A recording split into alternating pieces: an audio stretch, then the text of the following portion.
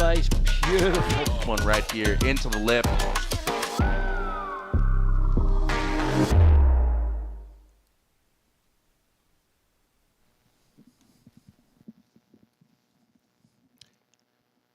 Good morning, buenos dias, and a very warm welcome once again to Surf City, El Salvador, as we look at La Bocana with clean lines out on the reef this morning. And already some good free surfing action going down. Competitors sharpening their blades, getting ready for another big deck competition here. The likes of, from the strong Hawaii team, Jackson Dorian represent. They've been blazing all event. The Unity's been on point. Here to talk you through this morning's action. Joining myself, Paul Evans, 88 world champ BL, Barton Lynch. Morning, mate.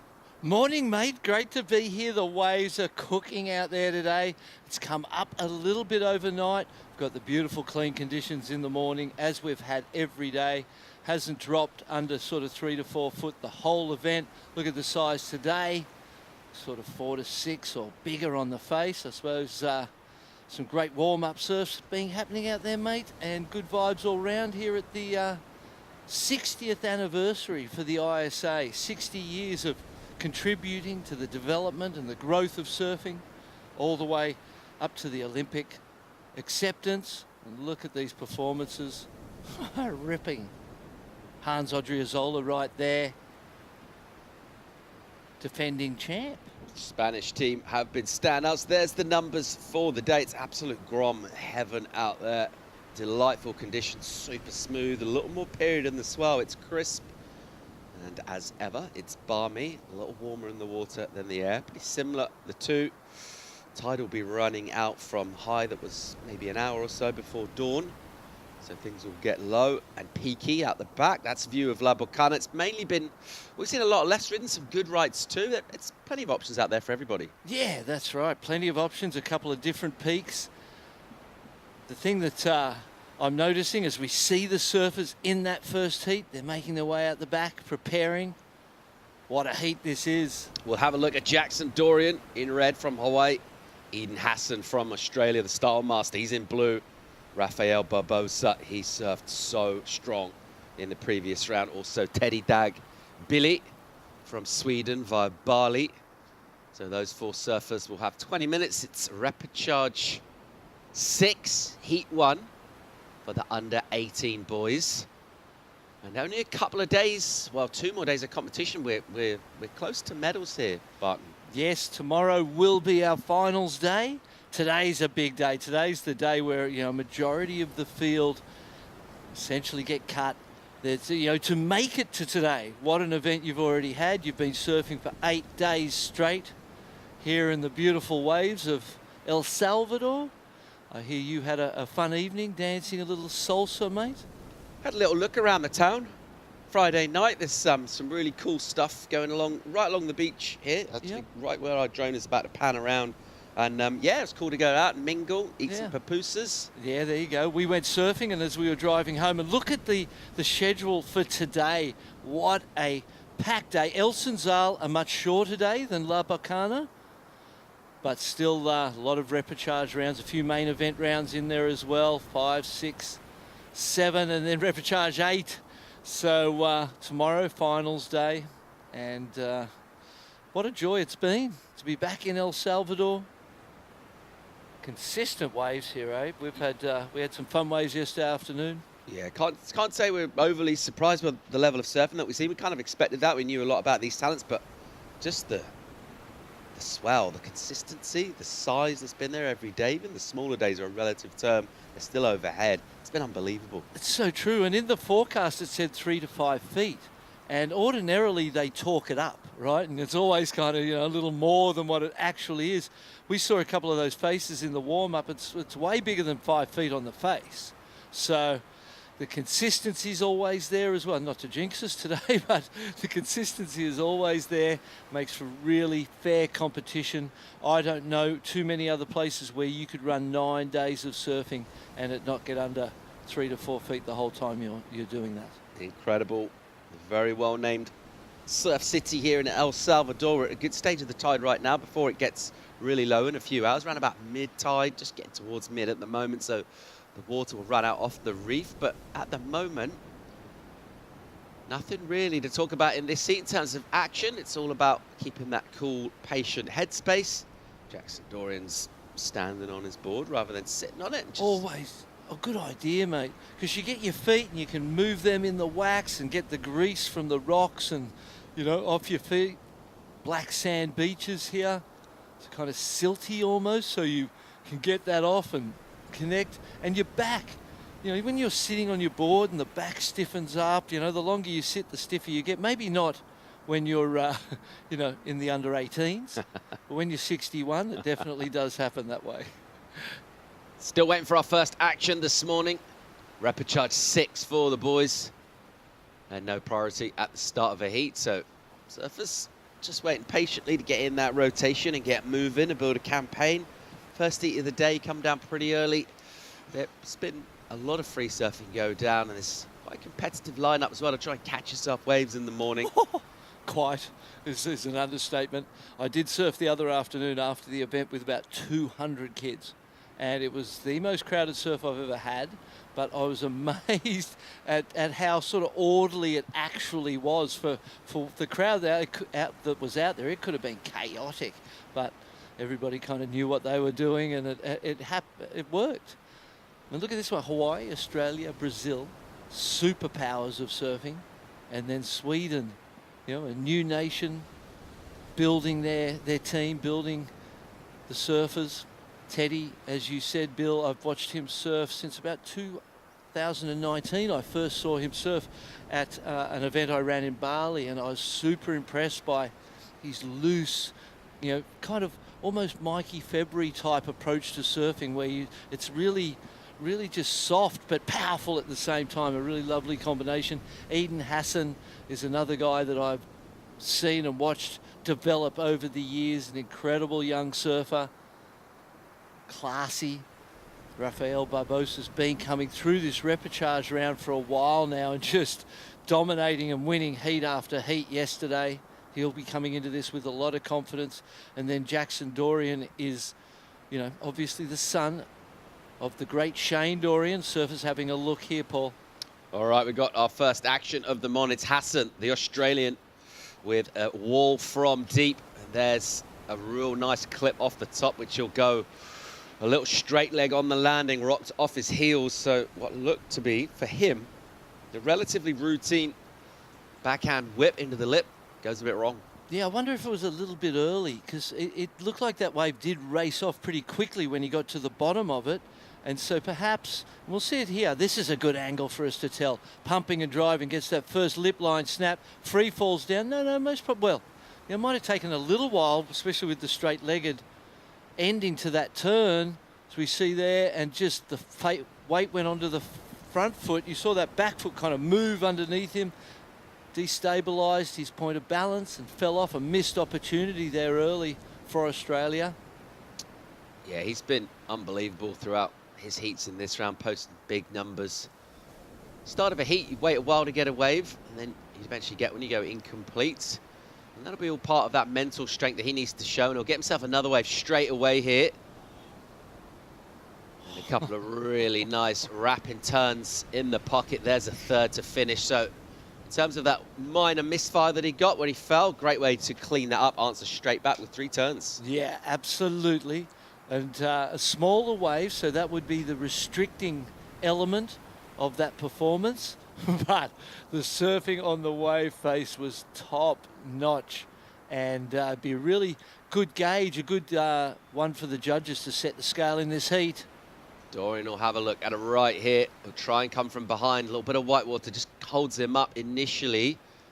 And now he'll get out on the face and he'll go above the lip and he'll stomp a really clean and high rotation. So a little held behind of that.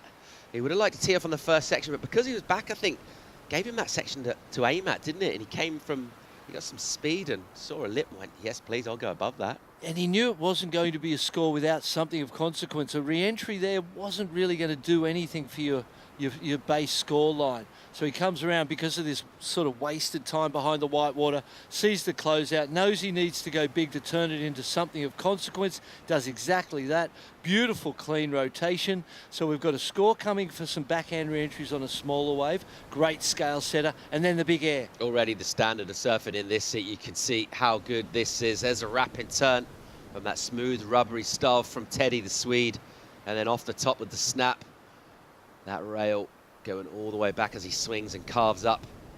A nice slash there in the pocket from him to finish. So backhand turns vertical from Australia, Hawaii, the air reverse, and then some nice carves and snaps on a runner on the forehand for Sweden. And bit of everything, it's ticking a lot of boxes. Yeah, and for coaching staff and surfers coming up later in later heats, a fantastic opportunity to see what the judges are feeling like today, what the trend might be, what they'll like to see. That was a beautiful quick turn in the lip, some carving arcs in there as well.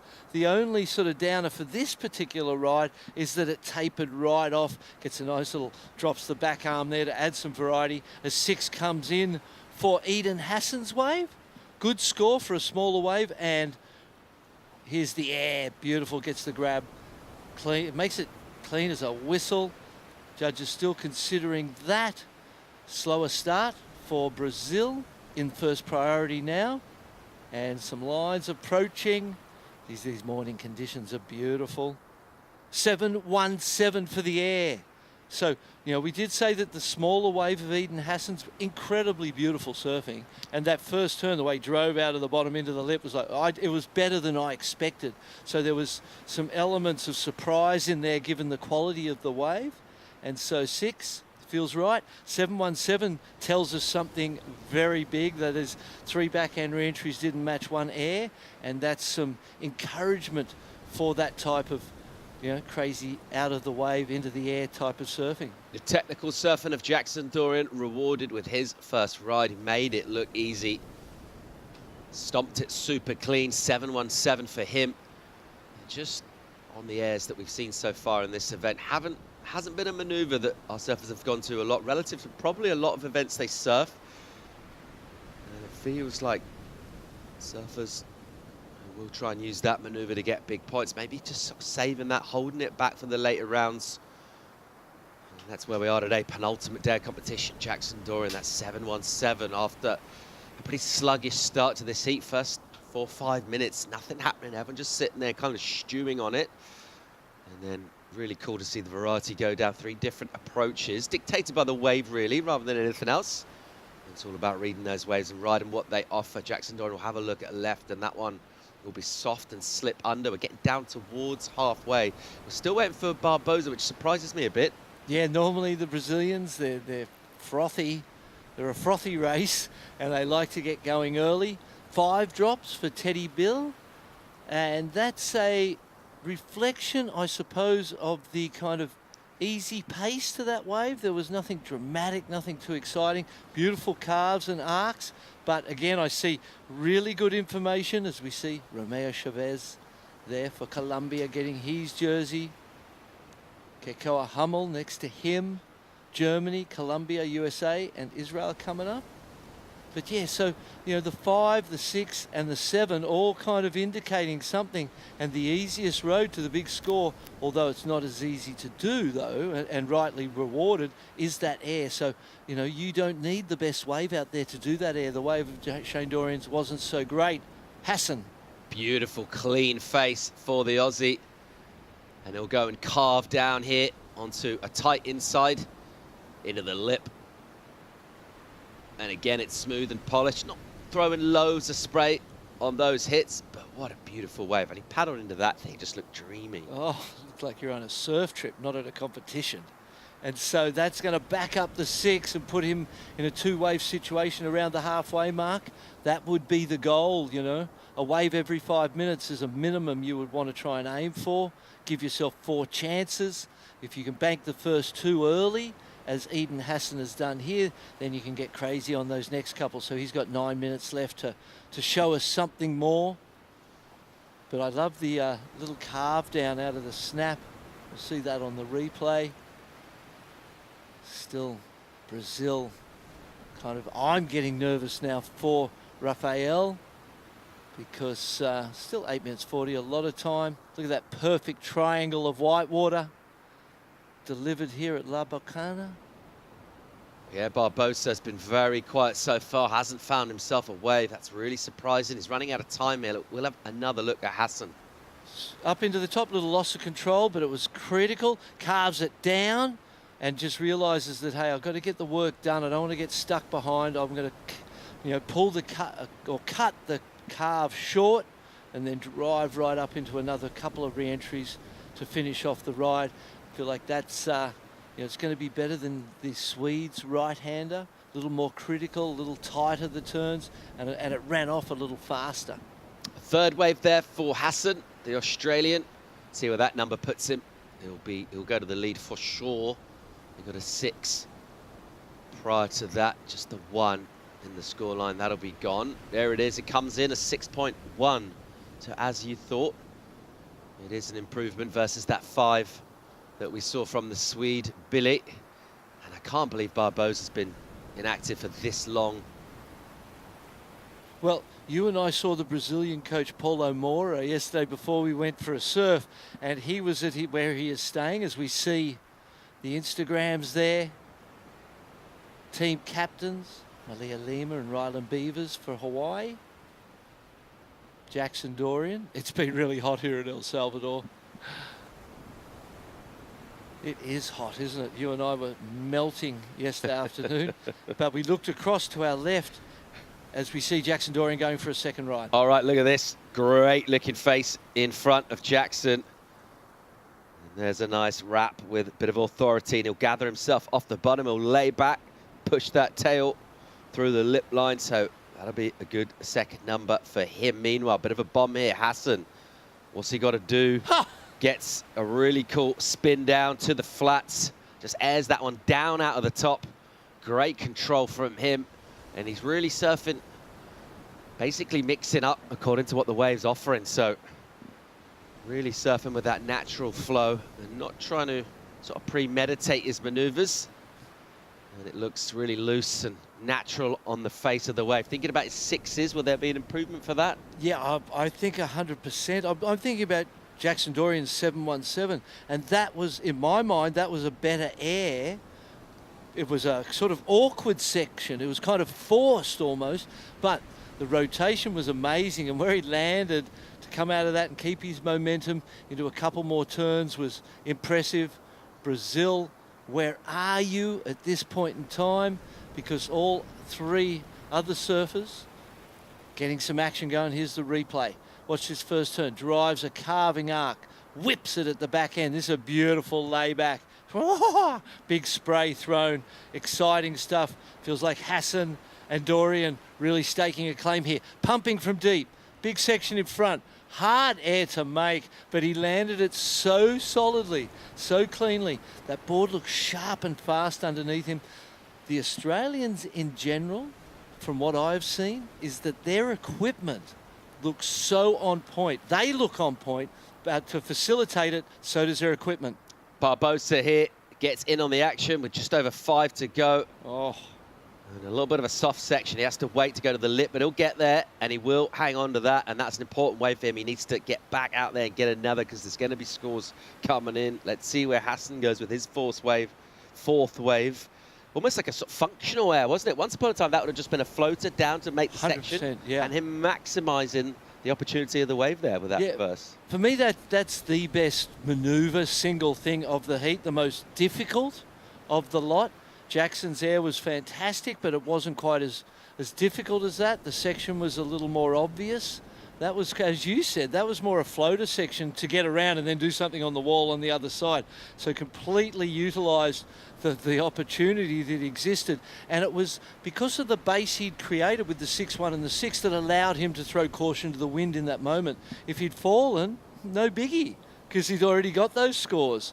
Jackson Dorian's going to get his second as well. There it is, a 6.53 for Jackson. So that's scoring better than either of the earlier ones of Eden Hassan.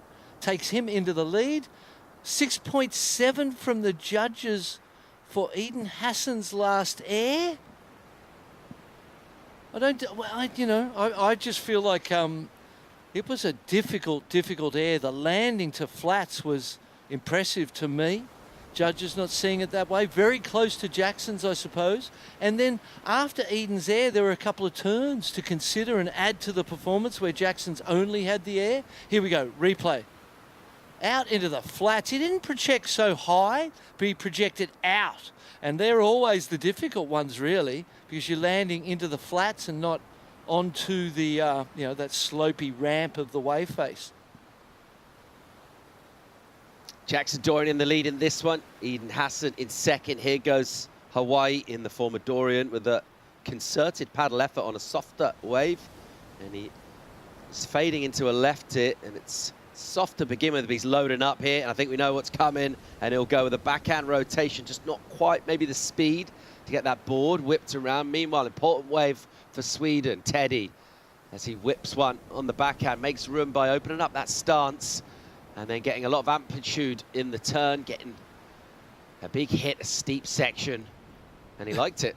And you know what's really quite interesting, I suppose, is the 4.57 of Rafael drops in. He waited all that time for the worst wave of the opening exchange, essentially a wave that doesn't factor in and count. He needs to get busy. He's got 2 minutes. He really needs 2 rides in that 2 minutes. This is an elimination round. So Sweden and Raphael claimed that 4.57 as well. So a little salesmanship there from Raphael, trying to boost that score up a little bit. Bit of salesmanship, but no one's buying, and he's having a shocker here. That wave was a quick in and out for him. He's in all sorts, needs an excellent number, under 2 to go, and I've actually been really surprised at how disinterested he was. Everyone was catching waves around him. Eden Hassan got 3-4 waves before Barbosa even really looked at going. Here goes the Australian. This is a great looking left. Look at this stuff. Whoa. Vertical surfing. There's that tail release, that clean, polished style as well. Smooth but aggressive. Another great wave for Eden. Yeah, and as the judges are considering Sweden's last ride, the backhand combination, here you go, Barbosa, real time. Belting this one now. That was nice. And that was good surfing from him. He needed that early on. Let's see where this puts him. That requirement's an 8.23. He'll get back in the lineup with a little bit of time. Will he have enough time? Yeah, that's right. Well, he's made it difficult for himself from the beginning. The interesting thing now with the backhand re-entry waves, 2-turn combinations for all 3 surfers. Sweden first. Teddy gets the first snap. Next turn's beautiful, clean. He loved it. I'm not sure that the judges are going to love it that much. I would keep thinking back to the 6.7 and go, well, backhand re-entry surely are trapped underneath the 6.7, the air of Eden Hassan's. But perhaps not, because we know how favoured this style of backhand surfing on the closeouts is. 3 comparisons of the exact same thing. A 5.07 drops in for Sweden. A 7.83 for 2 backhand turns for Eden Hassan. They were beauties. Live action Dorian here. Excuse me, now in second place, and here he goes, working this one over to an inside and putting a little sauce on the finish. Chucks the fins, blows out the tail. Yes. And he's having fun out there. So a great tussle between Hassan and Dorian, who've been entertaining and looked amazing in this. 7.83, the high score of the heat for Eden Hassan. Vertical surfing, steep turns with speed on a critical section. We're out of time here. Oh, broken board. Well, so Teddy, he rallied, but he got stuck in the 5s essentially. We are getting another number for that wave that he rode to break that board, but it looks like that'll add a little more misery to him if he is indeed eliminated. This is his last wave. He knows he's got to go to the air, so he had to try. Right idea, 4-5 drops for Dorian. That doesn't change anything. Looks like Hassan and Dorian are going to safely advance through. The 7.83, the 2 backhand turn combination is, you know, I've said it many a time, but that's the recipe, scoring more than a big air to the flats. So I don't know. Well, actually, I do know what's more difficult. The backhand re-entries have been done by Occhilupo, for example, at that level for 20, 30 years. The air, not so much the case. So interesting, but different ways to get to the same place. 5, 6, 7 drops for Brazil. Elite surfing there again from Eden Hassan, the Australian. He gets the win. An entertaining heat to kick things off. Jackson Dorian also showed us what he's got, which is plenty. Unfortunately, we'll lose Barbosa and Billa from the draw here. The top quality surfing is what it's going to take to keep going. A really exciting first heat. We'll be back with more live action. Under 18 Repechage will continue after the break.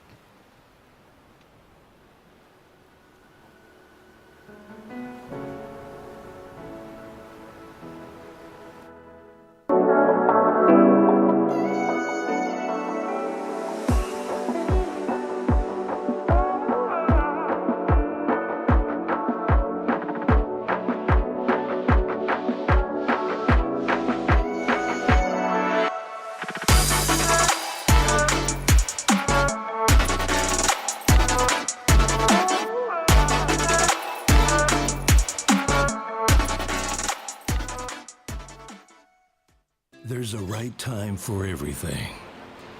A right time to learn. A right time to try. A right time to fall. There's a right time to find your wave. And there's a right place to enjoy your passion like nowhere else.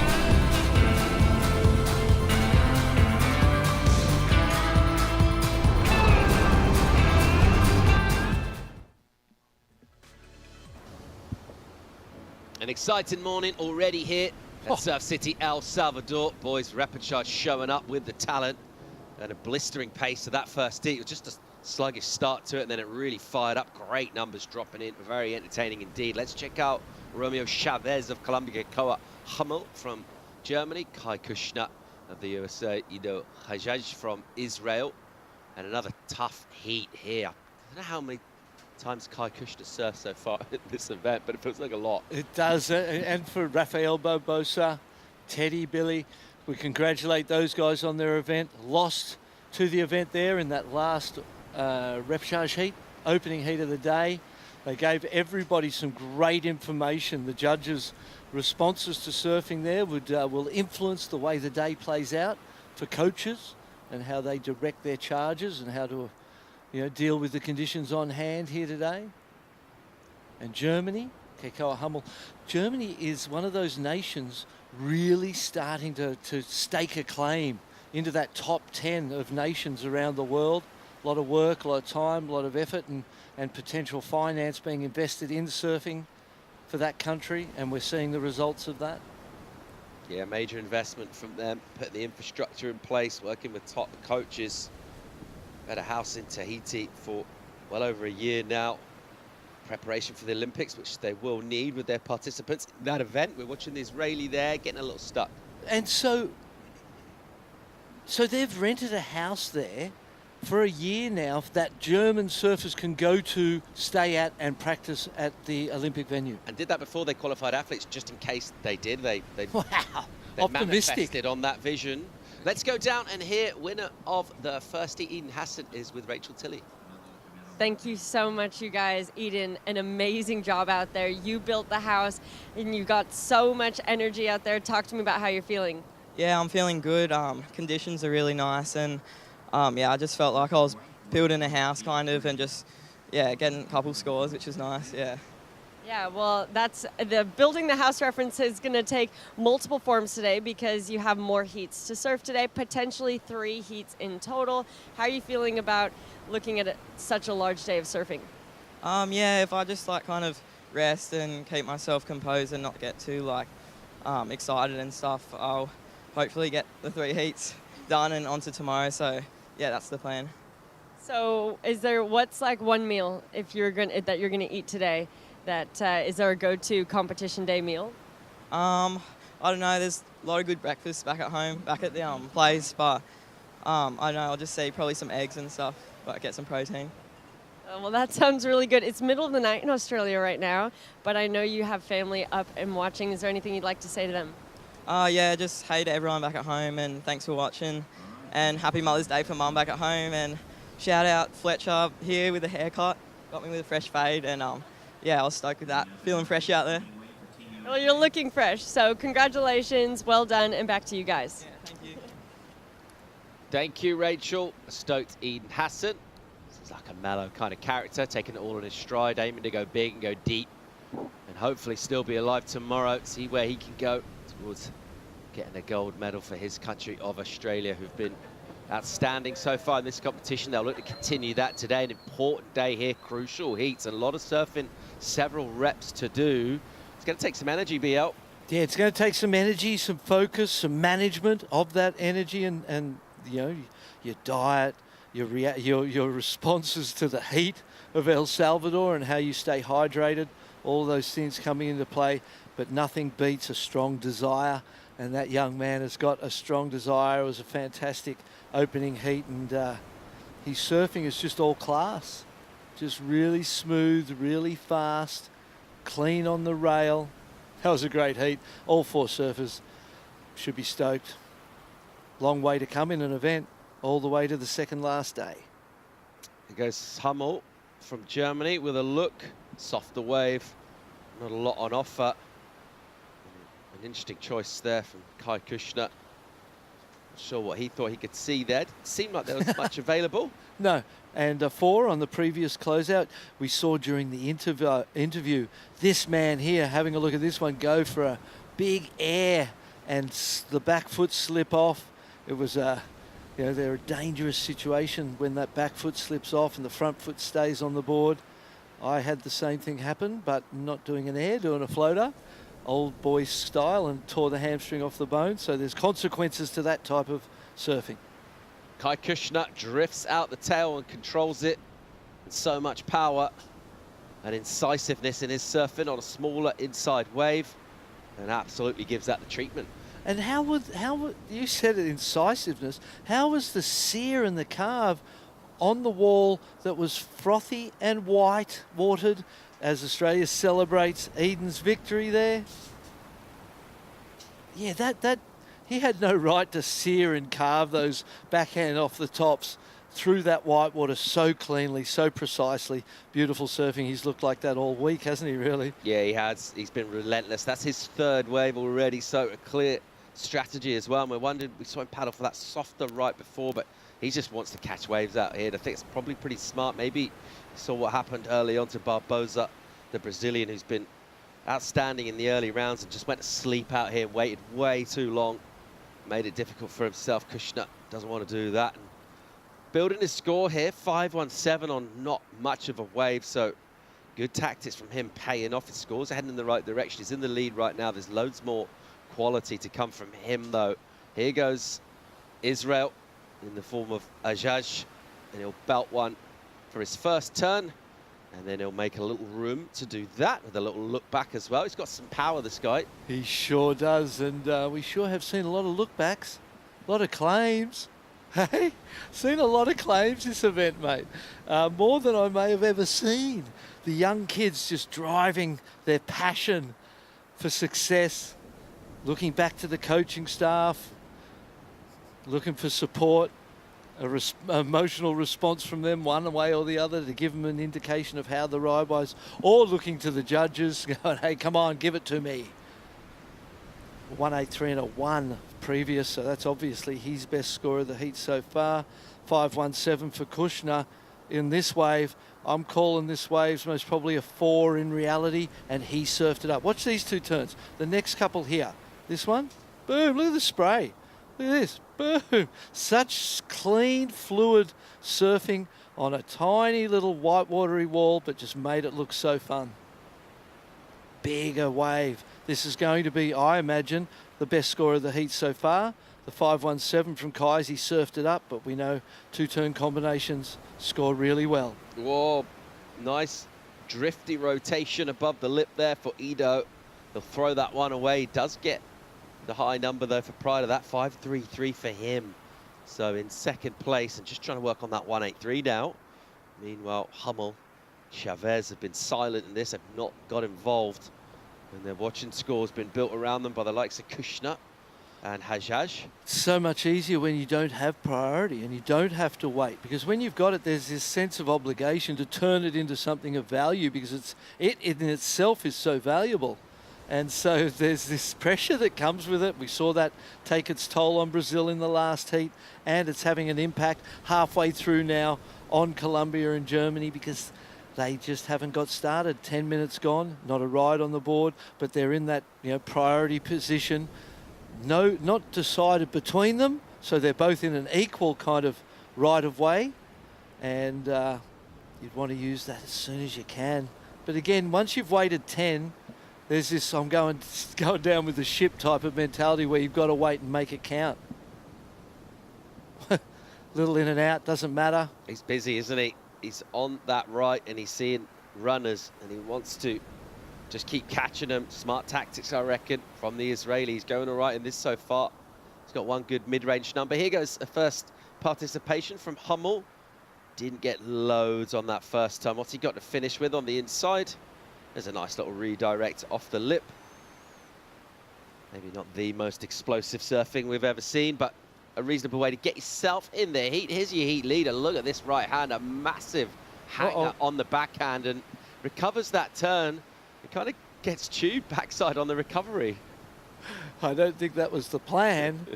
And unfortunately for Hummel, we'll see when the scores come through, but we saw in that opening heat of the day, waited so long, the Brazilian Rafael Barbosa, and got the lowest score of the opening exchange. So I feel like Keikoa's in a similar position now, where he waited all of that time but isn't going to get a score that's going to match One turn for Kai, big backhand turn, massive spray, super vertical. Where's that going to go with the judges?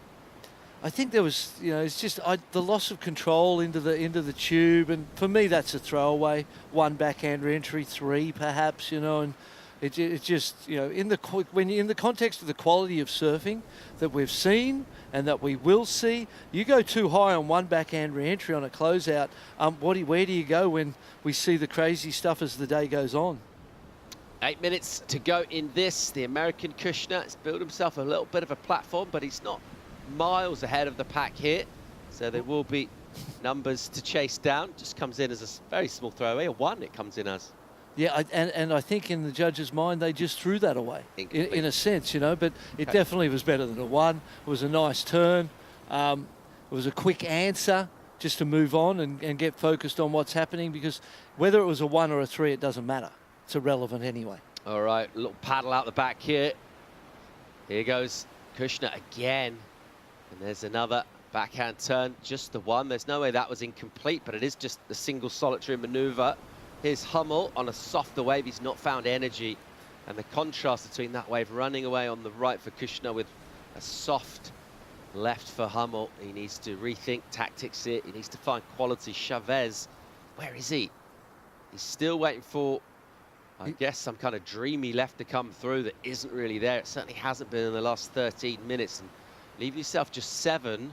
That's not going to be enough time. Yeah, it feels like they've identified where they thought the best waves were. They went, this is where the best waves are, sit here. Because he's in his own spot. And with the priority, good first turn into a cutback, couple of turns. Obviously, I don't feel like that's, threatening that 5 range that he needs to be in. 1 turn here for the backhand. That I don't feel like that's better than the 4 either. So situation will stay the same.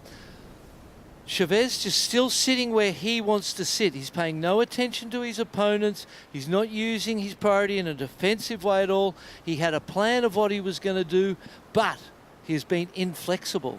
And he hasn't actually adapted to this heat and stuck to the idea and the plan. And at some point, you might go, hey, I did it in the free surf yesterday. I had my little plan. It wasn't working, so I just changed it completely. 180, and all of a sudden I got a bit of rhythm. So he needs to do something similar. He needs to find some rhythm. There's a set approaching. Yeah, Chavez being staunch with his tactics here, but you know what? There's not a lot of time left, 5:40, but to get second right now, he needs a 7, needs a couple of 3s, actually. This is very achievable numbers. Well said, mate. Here's a great right coming to where he's been sitting. Here we go, Romeo Chavez, Colombia. Good, look at this section. Goes a little safe on the first turn. And that puts his line just a wee bit off. He was slightly out in front of the steepest part of the wave. We'll clean it up in here. Oh, hold it. Really nice finish, which just goes wrong. And I just felt from the moment he drove that bottom turn a little bit out onto the face, he was out of rhythm with the wave the whole way. 100%. The first turn needed to square up and hit that lip. And hit the lip, complete it, waiting worthwhile. Maybe it was the best wave of the heat. He'd waited patiently in his position. Here's another wave coming into the position where he was sitting, so we can see why he was sitting there, going to the backhand, strategically sound, patient and strong in that sense, but then missed a couple opportunities with the completion in the first turn to turn that into a score of consequence, and the pressure was really showing. Hummel, super late takeoff. It kind of pierces through it. And a snap there to open up, and it's a similar kind of stuff. All of his waves have had this rhythm. There's been one pocket section to start off, and then it's slopey stuff. It's cutbacks through the inside. There's a bit of a lip, but by the time he gets there, because he knows he hasn't done loads of work, just tries to slightly overcook the finish, and he throws it away. 4.4 for the 1 backhand re-entry from Kai Kushner, almost like a balancing act from the one before. That seems, to me, a little high for 1 backhand re-entry. We know they love him, though. 3.63 comes in for Colombia, so they are obviously, they saw what we saw, the missed opportunities on that wave. That wave looked like an 8. And it was surfed down. And you know what I'm thinking? That we talked about how the earlier rides allow you to get loose later in the heat. We saw that in the first heat with Eden Hassan, right? In this, on a single wave, the first turn takes the pressure off and allows you to manage the backhand in the same way as two early rides allow you that. So what we saw from Colombia, he knew he missed the first one, and then he had to try and play catch-up and make up for it afterwards, put the pressure on him, he fell. Late takeoff here from Kushner. Here he goes. He's got a bomb here. Really nice. Look at the style and the speed from him as he whips that first turn, and then it goes slopey. So staying active, staying busy. Got a marginal improvement prior to that. 3 on the clock. Chavez's tactics of being super patient looked like it really paid off with that wave, but it just goes a little wrong for him. And now his requirement remains the same. We haven't had any significant additions to the score from the Israeli, who sits in second. So Romeo still only needs a 3-5-4. All right, this might change it though. Let's see what Ido can do here. Great looking opening section, and he'll wrap that one. And then having a look here as it gets steep, he'll go into the lip, bang. And again, just maybe trying to do a little too much. He needs to improve on a 183 to kind of make those requirements go up, and he tries to hit that inside section really hard. Ultimately, it goes wrong. Here's Chavez again. So Woo! Look at this wave, and that's Get it. a great hit. He just gets bounced off. Wow, Big disappointing. Yeah, it was a beautiful section. Kai Kushner for the last backhand re-entry and cutback drops a 5. So some big scores coming for some shorter rides on the backhand. Chavez now looking for the 398 for an advancing position. He had it 100% with the completion on that second turn. Great wave selection. It had the recipe, the judge's recipe for success. The 2 backhand turns, lined up the second one, hit it so high, but fell. I mean, in terms of his tactics, we were saying he's sort of looked like a genius. He's been sitting there, he's let his competitors go and surf, and they're getting 4s and 3s and throwaways, and he's been super patient. He's found 2 absolute bombs, but he's got them both wrong. Yeah, well, he did. He just got them wrong. The first one, he missed the first turn, put pressure on, fell at the end. That one, first turn was a wrap, but it was much better than the first wave wrap. Then the second backhand re-entry was gorgeous. It was tight. It was critical. Big scores were going to drop for that combination, and he fell again. And to your point about that first turn as well, if you hit it hard and hammer it, not only are you kind of full of confidence and you're active and you're like, okay, I'm on my way to a good score, but just in terms of the mechanics of a wave, when you go to that steep pot, BL, right in the pocket there, then that gives you that extra squirt back in. You get that little roll in for your next one. It just seems to set everything up. If you miss that and you go a little slopey, just kind of takes the momentum away, and it's really hard to recover from that mid-ride. And you know when you've done it. You know, they know when they've made a mistake. Small wave here. Kushner just looking to improve on a couple of 5s. I don't know what he sees in this one, but he knows his backhand re-entries have been scoring good for single turns. Saw that there were a couple in that, but that was too small a wave, I think, to influence his bottom line, surely. Really busy from the American Kai Kushner. He's catching loads of waves. He's had a lot of similar kind of stuff. So in terms of the energy, the application from him, absolutely faultless as he goes about this and giving it everything, loads of energy. He's well prepared for this heat, and he's been relentless, really. He's in double figures, just about. Been a low scoring heat by his standards compared to some of the numbers he's been dropping. Here goes Hummel, the German. Only needs a 4.34. Releases the fins, releases all of the surfboard, and it's an incomplete ride.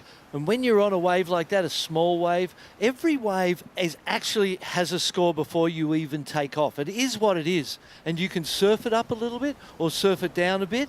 And when you're on a wave like those smaller ones they just caught, that's a 4. And your only chance of turning it into something of consequence is to surf it up. So we see the surfers really going for it. If you fall, it's not so bad as falling on a good one that has an 8 in it, you know. So, this heat's done. Surfers making their way in. Yeah, we're all wrapped up here. And the numbers for Kai Kushner as he just kept super busy. And another very well surfed heat from him. Just relentless here. And his busy approach, catching 8 waves. Also, the Israeli Ido caught a bunch of waves. Those 2 will advance. We'll keep it rolling with boys under 18 Repechage. When we come back from break, more live action from El Salvador. Stay tuned.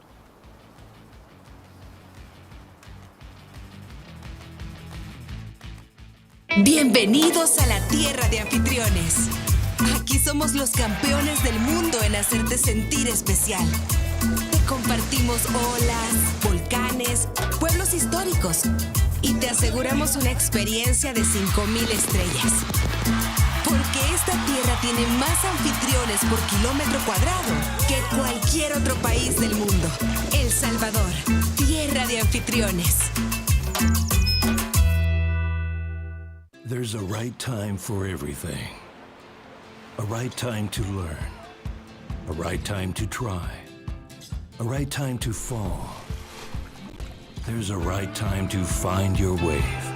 And there's a right place to enjoy your passion like nowhere else.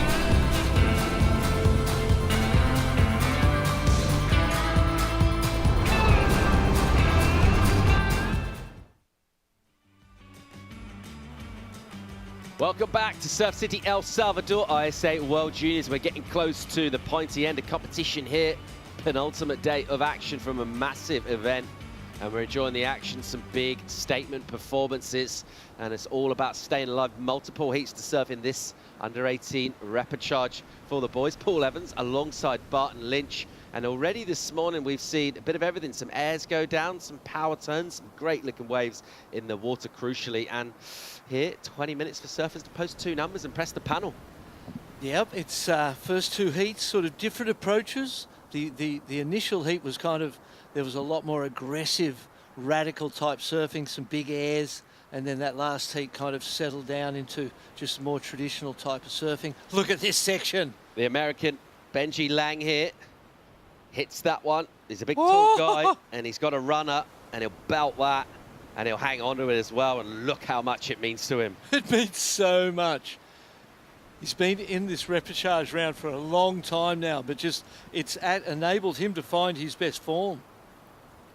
So out in the water from Canada, Nicholas Polishuk, also Lautaro Rojas from Argentina, Leo Apreda, he's represent Italy. You're having a look at Polishuk right here.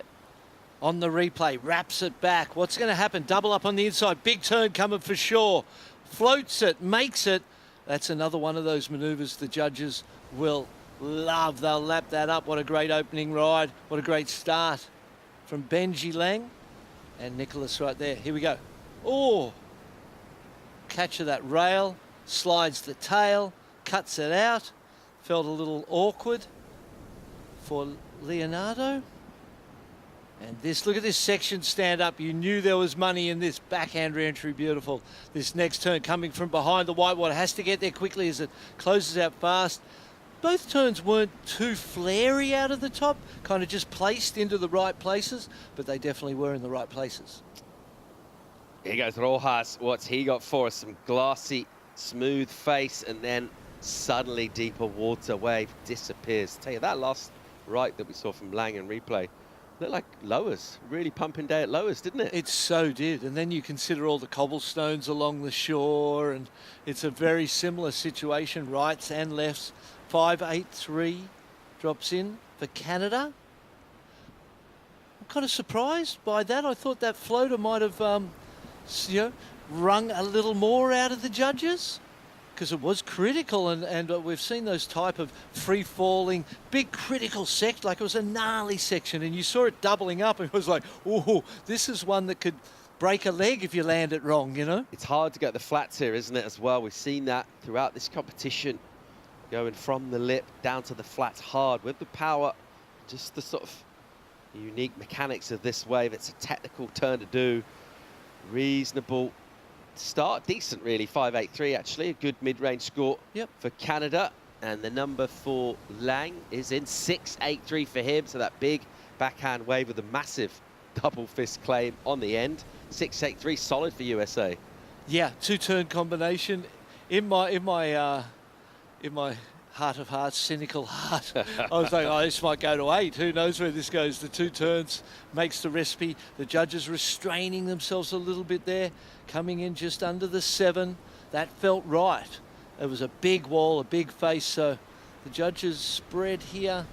And I suppose the size of that wall compared to the size of Nicholas's wave would validate the point between them.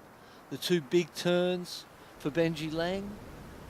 Really that float of being the critical part of the Canadians' wave. It was a beautiful floater as well, landed, critical section. So a good start for both those guys. Rojas on the prowl on the left. Having a look at a right, a Prada, the Italian. He's got a 317 in. He'll coil off the bottom and then wrap his first turn and just recover that quick because he's got a section speedy in front of him, into the lip and again. And had nice projection in that. He stayed super light on his feet, real spring in his step to make it look cool. Let's see where that goes. Yeah, that second turn was really, I mean, the last turn was really sort of surprising to me. First couple of turns, that second one, a little more in it, a little snappier, and then the way he projected up onto the lip and kind of wafted his way out and landed it. That was a nice ride for he. That'll kind of be in contention with the others. Polishuk's got some steep face to work with here. Opens up that body and then tags it. Really nice. The timing's so good there. And he's got power and he coils that body low, and then as he extends, you get that real dramatic visual effect. Here goes the lanky frame of Lang on a bomb. And it gets away from him there. Worth a try, you would say. I would say. I think it was, you know, he's got that 6.83, the best score. He wins the opening exchange, and that takes the pressure off with 13 minutes on the clock. You can have a go at things and really try and force a score out of a less than perfect wave. Scores for white and red being considered. Yeah, Polishuk's going to get the lead here, isn't he? Those two turns on that left-hander. The Canadian, he's been looking at those sections, been waiting for something to offer up, kind of similar to that first one. We had that steep double-up finish. It's hard to do it on that double-up. You can get one that runs with a bit more even energy, much easier to go through your repertoire. And put himself in position again on that left-hander. Saw a couple of big rights come through in that last heat. We saw one early in this one, the American Lang. A Prada gets a 5-6-7 for the three-turn combo on that slight insider on the right-hander. Let's go and get insights. Winner of the last heat, Team USA, once again with Rachel. Thank you so much, guys. Kai, congrats on your heat win. A really busy heat for you in terms of quantity of waves. Talk to me about that. Yeah, it was fun. I mean, I didn't expect to catch that many waves. It changed a lot of the conditions, so I just kind of stayed busy and yeah, it worked out. So, what are the changes that you felt from yesterday to today in the conditions? Just more power in the waves, so I just came unglued on a couple, but yeah, I'm adapting. So, yeah. And I know we were just talking about how there were no ice baths available this morning, but the ice baths have been crucial towards your entire campaign here. Yeah, I love them. They make me feel good. So, but if they don't have them, you just got to adapt and find another way to get ready. Well, it's kind of important in the heat here for sure. And is there anything you'd like to say back to your family at home? Oh, yeah, thanks to my parents for coming and everyone who supports me. Thank you.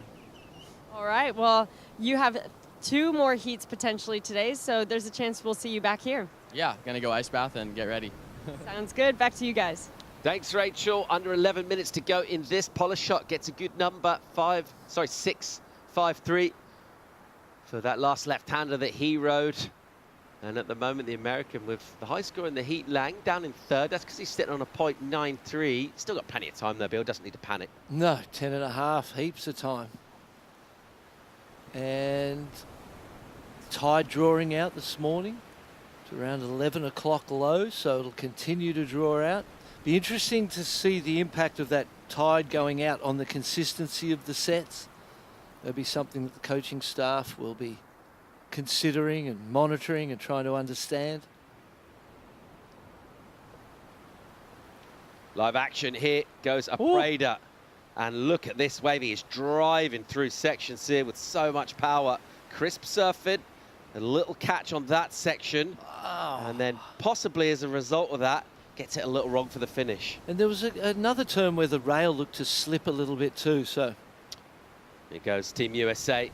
Lang working over a left, using the rail, and he'll go into the lip, just clip that. So he'll improve for sure on the 0.93. Only needs a 2.01 to threaten the Italian here, pending that last score to come in. And that's what that looked like. He knew that it was time to get a second score and just stake a claim in the heat, regardless of what it was. 3-turn combination, not going to be a massive score, but it was definitely the type of ride that's going to give you a score that you can keep and put pressure on your opponents. The Italians' wave, that was a bomb. That was an 8-point wave, you know, without it being ridden. Unfortunately, there was this loss of rail along the way that kind of affected my confidence in him. And then when he hit the last section, the same thing, it just blew out and didn't get to capitalise on what he was able to catch, what he was able to position himself for. Under 9 minutes remaining in this third heat of the day. It's under 18 repechage and several rounds to get through for our surfers here. You're doing the hard yards in repechage, you've got more heats to make, but it does offer surfers who do lose a chance to still go all the way for the gold medal. Great looking wave again. The Italian, his wave selection's been incredible. Look at this thing stretch out and it'll go with an, that was so nicely done. Beautiful style, big air reverse, wafty tail high, and the landing so clean, Barton. I loved it. It was the perfect thing for the moment. One, in terms of, you know, continuing to build your momentum. And he gets 727 even with the fall. So last wave for him, previous to last 727, and then he's got this one to drop a tail. He's right in this hit. Yeah, he has, and Benji Lang under a bit of pressure, but it feels like, well, the 683 is near matched by the 653 of Canada, isn't it? So it originally was the high score, and you thought to yourself, well, that's going to give him a leg up and give him a really great chance of qualifying. Let's see, first turn, hits the lip, horizontal line because he sees this section, throws it up, lands down in the flats. Soul Arch looks to the judges and goes, what? Give it to me. I love it. It was great surfing and a futuristic, difficult World Championship Tour level air there at the end. Numbers in for him, it's absolutely huge. 9.33 for Apreda, the Italian. So in 2 waves, he has posted 16.6 points in the space of about 60 seconds. Power turns on a left on the backhand that went incomplete, but the work done was good enough for the 727. And then right behind that, a bomb of a right, a big air reverse, stomped cleanly for 9.33. That's huge. Huge score.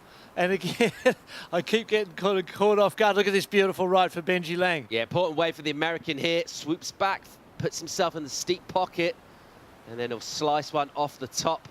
Not really going completely through the gears, and then hitting that hard and getting that maybe just a touch late. Didn't quite get the movement from the surfboard, and you can see he's frustrated. He's in third here, and he's up against it. He only needs a mid-range number, though, to threaten Polishuk. 5.33 is the ask. And a 4.67 on the previous one. Good scoring of that. It was a little bit sort of pedestrian by the heat standard. And that 9.3, the 7.27 surprises me first with the incompletion. I felt like there was, you know, we said the wave was an 8, and he nearly got what was in it out of it, even with the fall. And I think what we've seen now is the bigger the wave, the easier the road to the score. And that 9.33, I'm thinking about Eden Hassan's air that came in earlier at the 6.7. So, you know, 2.5 points difference. That was definitely better. And it had the first turn that was better. So you can see how it creeped up. And that 9.33 kind of changes the way people will look at the airs now. It kind of reinvigorates your ideas of what you should do to get the big scores. So I feel like that was... I like that judging because it is rewarding the risk. Yeah, big impact on the end of the wave to go with that big rotation. And crucially, of course, stick it. You're taking the risk. And that potentially means, you know, you surf it a little safe, go mid-range. It's a reasonable idea with 2 surfers advancing, but taking that risk and massively rewarded by the panel. So Italy will be loving this. Canada right now in second place. Combo for first, way back, but we'll take 2 surfers through. But bit of a surprise to see currently Benji Lang of the USA, who started strong in this. And he's still looking for just a mid-range number, but you've got to do it from 4th priority. Yeah, and, you know, 4:25 on the clock. Rojas as well, been a little bit slow in this one, only the 1 wave. Here he goes again, he needs this one. Here goes the Argentinian. Never quite been able to just get flow on that wave. It just looked sticky or something. Maybe the wave was softening up from takeoff. It was a steep entry and then it was just sloping away, and he looks well out of sorts here. The first thing I thought was not big enough. Not big enough from the start. You know, it was trapped by the size and poor wave selection, I suppose, from a priority situation where you've been waiting so long with it, and the pressure's mounting and the time's ticking. You go, I just got to catch something. And it was a mistake with wave selection. Takes him down. Benji Lang now up into second priority, so that enhances his situation or opportunities. Needs sets. That's the information. You've got to be on the biggest waves, and if you're on those biggest waves, it's not going to take that much. Couple big backhand re-entries. Nervous moments here. We've seen the vocal support from the USA. They're going to need to bring that. Will their team member on here in these final 3 minutes, if he's going to stay alive in competition? Lang needs to get a 5.53. And the particular point of notice is that Red has first priority. Second place first priority, third place second priority, and Nicholas has the opportunity to control what Benji does here. Benji's not going to go this one, which is to Nicholas's advantage. Rojas here on the backhand. That was Ooh. nice. Good clip off the top. Great pace. Tucks that back knee in. It looks really stylish. And then just tries to do a little too much on the closeout turn. The first one was great, but he's way back and he needs to go excellent. And Nicholas Polishuk just keeping an eye on Benji Lang. Benji looking to this. Nicholas doesn't bite. Goes, sure, have a go. See how you can go. Well, it might be a good one. It's going to stay tall. As we saw, pressure. Lang looking for 5.53, won't get that there, just throws it away on the first maneuver. And a good call from Polishuk to let him go. That one realised it was a softer wave. Meanwhile, your heat leader miles in front. He's gone huge. And his surfing is super impressive. Goes late to the lip then, just pulls that turn short enough to get the board back down underneath him and get a completion.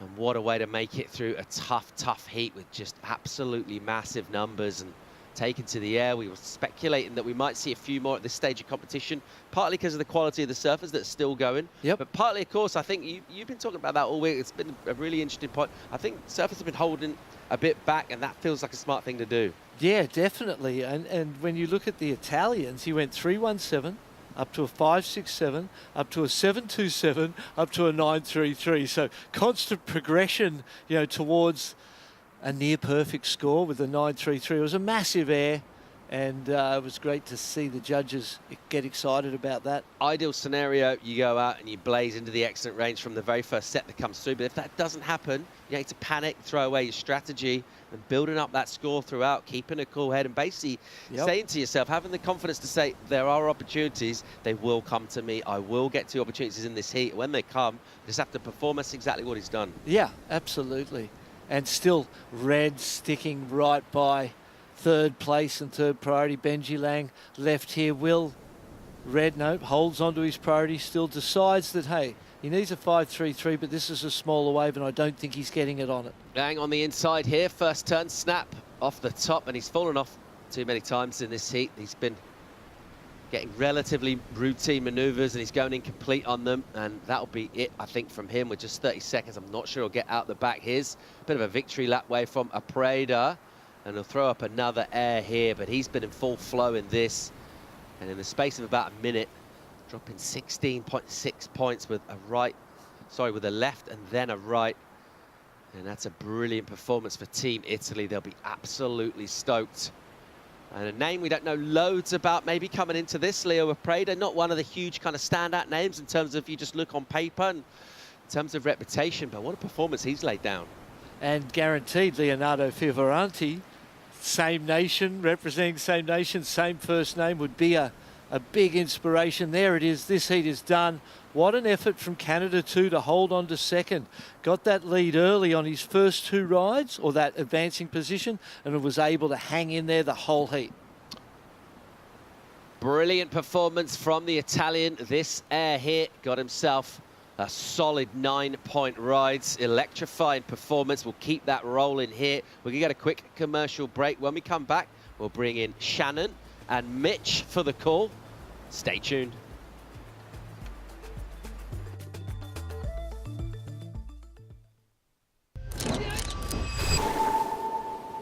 So depending on the side of the waves, it's super raw. You know, it just breaks like right on the dry reef, and it's super like intimidating. Nature, you gotta be careful, you know, you just can't take things for granted. You can feel the energy and it's really strong. It's probably one of the strongest places in the whole world and the whole French Polynesia.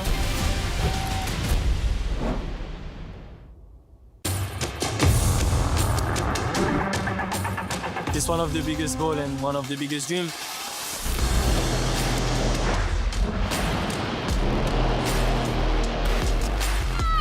It's been like an emotional roller coaster. I ask myself, what just happened? Is this real? Every athlete's dream is to, reach that gold medal. I'm on a mission, you know. I think that everything is possible. It's not over till it's over.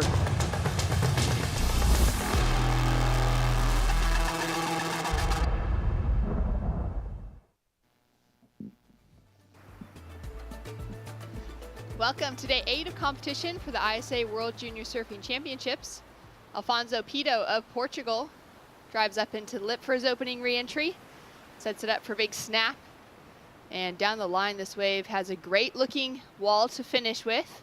He's going to open up on his first wave alongside of surfers Ty Murphy from New Zealand, Matias Canoto of Portugal. Ty now opening up on his second ride.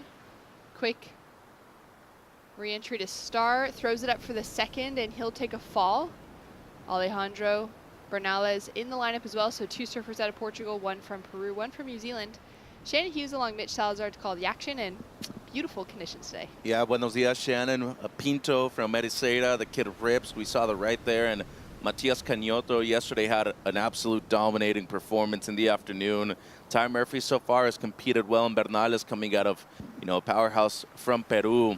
They're still expecting some big things from him, but right now, Repechage 6. This is a difficult round to make it out of. Then we're going into main round for the U18s as well here for the boys. It's a really important day given that we're just 1 day away from the finals, and if you're able to keep it in the main round as of right now, you only have to surf 2 extra heats after this, Shannon, so just a couple of heats away from the finals. Yeah, it's getting closer to that, but with the Repechage included, it still means we have quite a few heats to go. There we can see our water photographer, Sean Evans, just getting a ride back into the kind of the takeoff zone by the jet skis. Looks like there's a bit of water moving today, a few more currents. We were expecting that swell to start peaking again through the weekend, Mitch. Yeah, Kevin Wallace sent out the email yesterday. Should be peaking throughout this afternoon, too. Seems like conditions not only super fun, but a lot more consistent than yesterday. And I was, really stoked to see the offshore wind just blowing a little lightly this morning, because it seems like Bernales, he's looking at the right. Setting himself up for the opening snap. Throws a bit of spray, drives hard off the bottom into the second, really squares it up and wraps that tail around, finds the finishing as well. Just really trying to make sure he gets that ride out on top of the rocks. Yeah, and I've known Ale for many years now. I remember there were a few times that he came up and competed in the regional events in California, and I think because of those standout events that he had over there on the west coast of the U.S., he's been able to bring that experience back to El Peru, compete over there, dominate the regional events, and we're seeing him tackle the pro juniors now here at the ISA level, doing much better, and multiple-time member now, so Ale seems to be dropping what should be a mid-range score given the context of the heat. We've got a 6.17 as the highest score so far for Alfonso, that opener for our surfer in white for Portugal. And there we can see the Argentinian, Lautaro Rojas, just coming in to connect with his teammates. Unfortunately lost out in that last heat, put together the best performance that he could.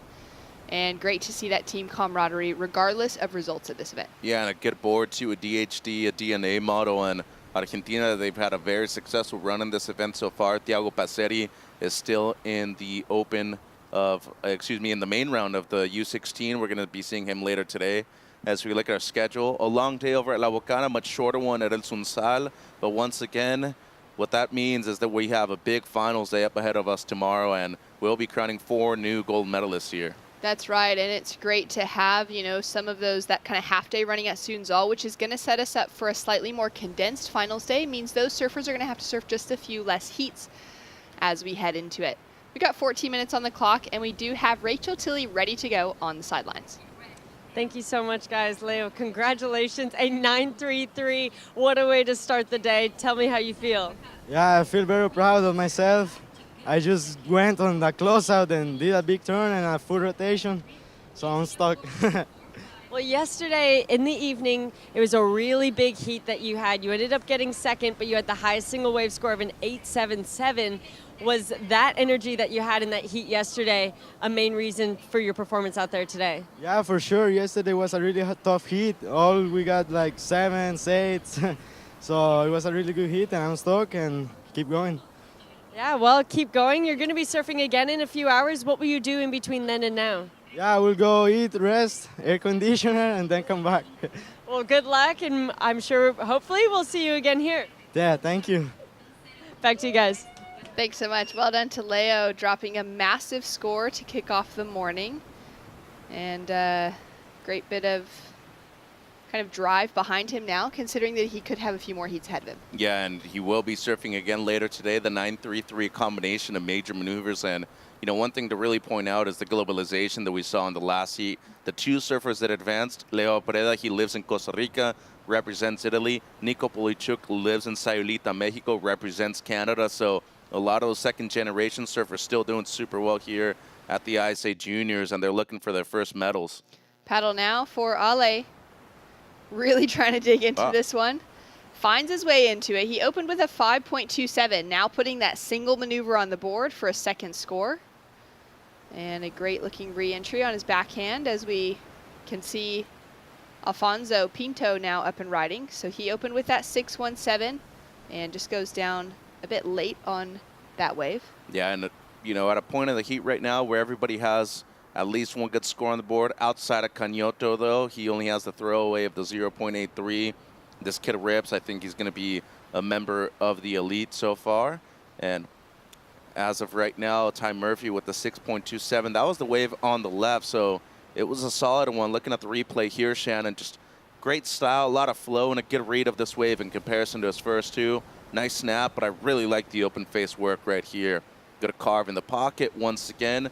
So it can get a bit repetitive, but he did what the wave allowed him to do. And in the end, to be able to move through these heats, you should be surfing these waves the way they should be surfed. As we look at Cañoto here on the right, great style, smooth, buttery, nice open face wrap right there, and then into the lip for the floater. And was able to add a few finishing touches right here, and that's what I'm talking about. He has the innate ability to generate speed off of the bottom turn like very few people have in this event. That should be, to me, the best score of the heat. Yeah, that was really beautiful surfing. Great to see that split peak between Ty and Matthias. Ty earning himself that 6.27 on the left. We'll see where Matthias's score drops in for the right. And Barton's been pretty excited about those rights through competition, especially as that swell's kind of decreased in size. This morning, with the wind being really light or kind of non-existent so far as well, it's keeping both sides really clean, which is great.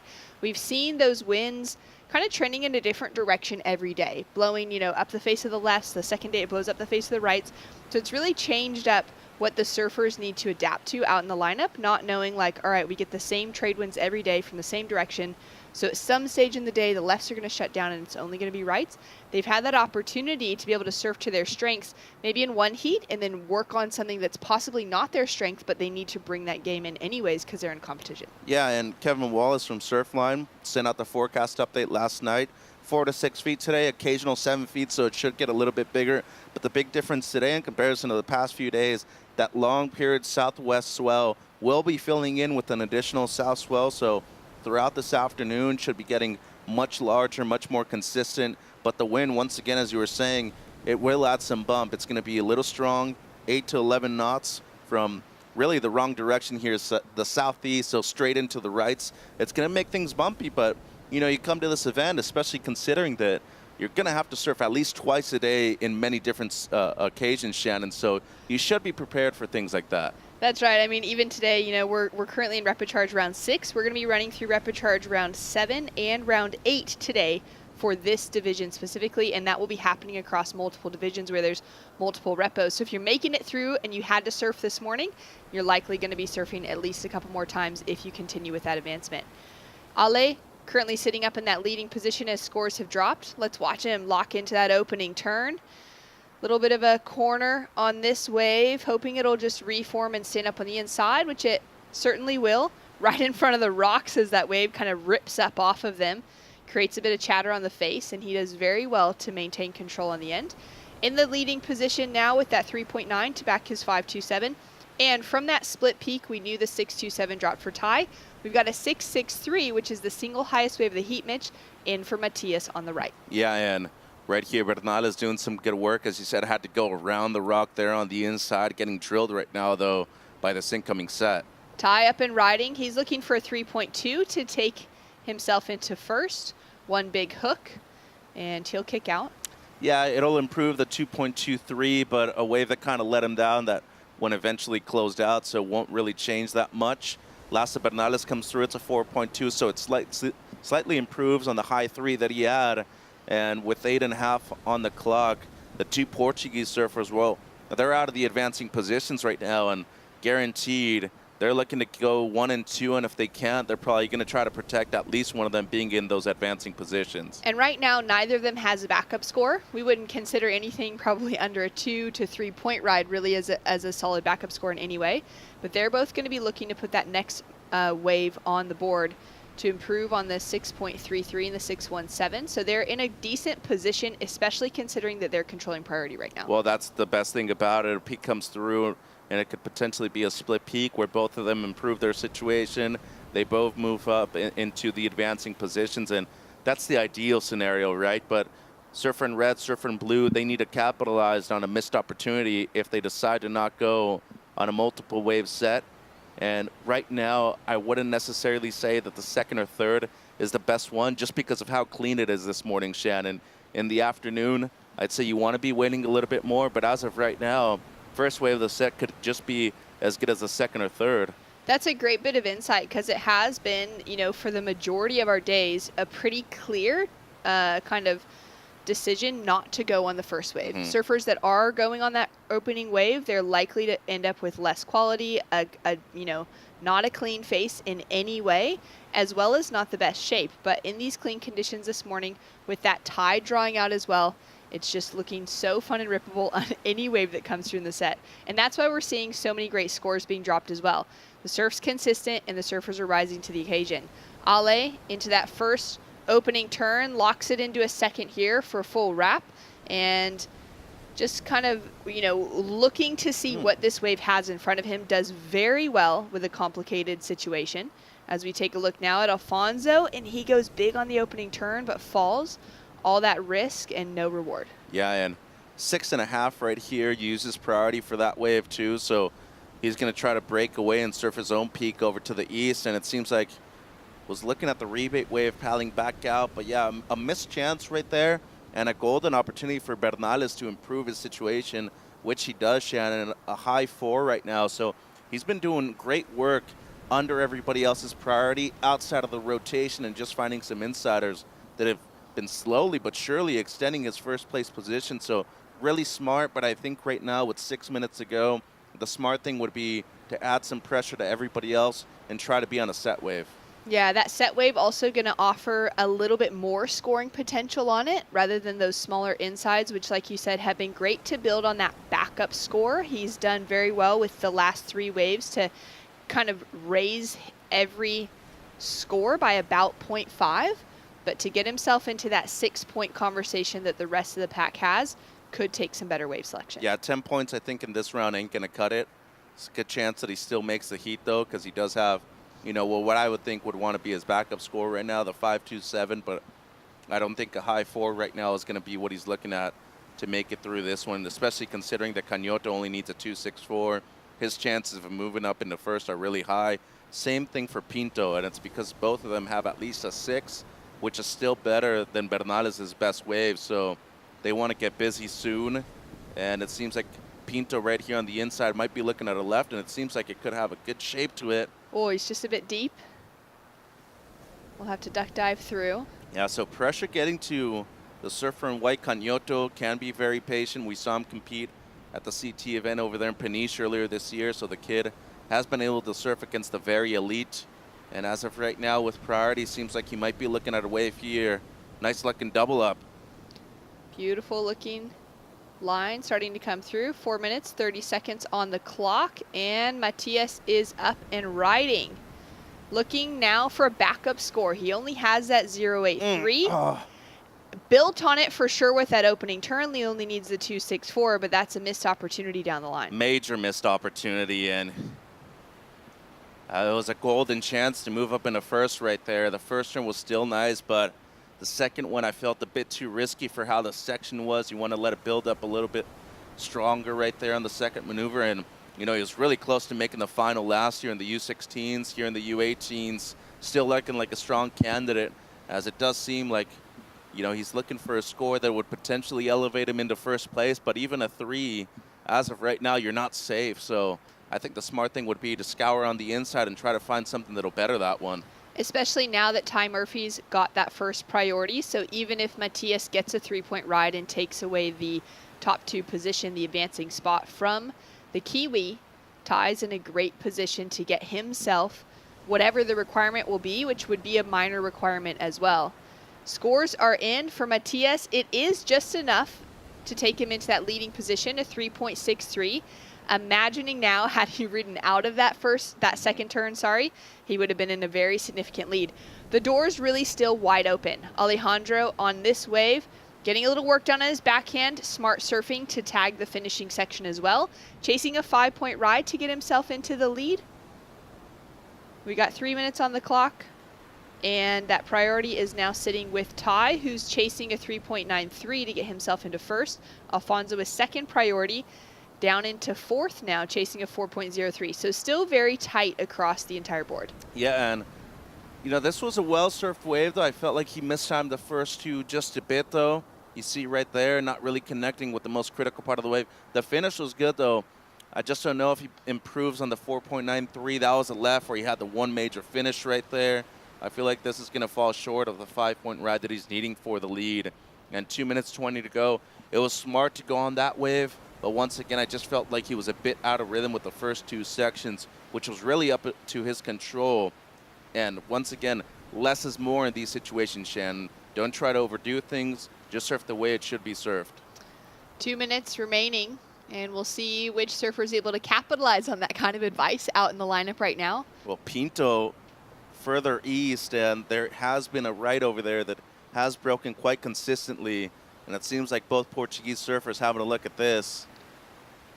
That 6.63 from Matias came from that right where Pinto is currently sitting, so we'll see if he gets another opportunity. But now Matias up and riding, looking to improve on a 3.63.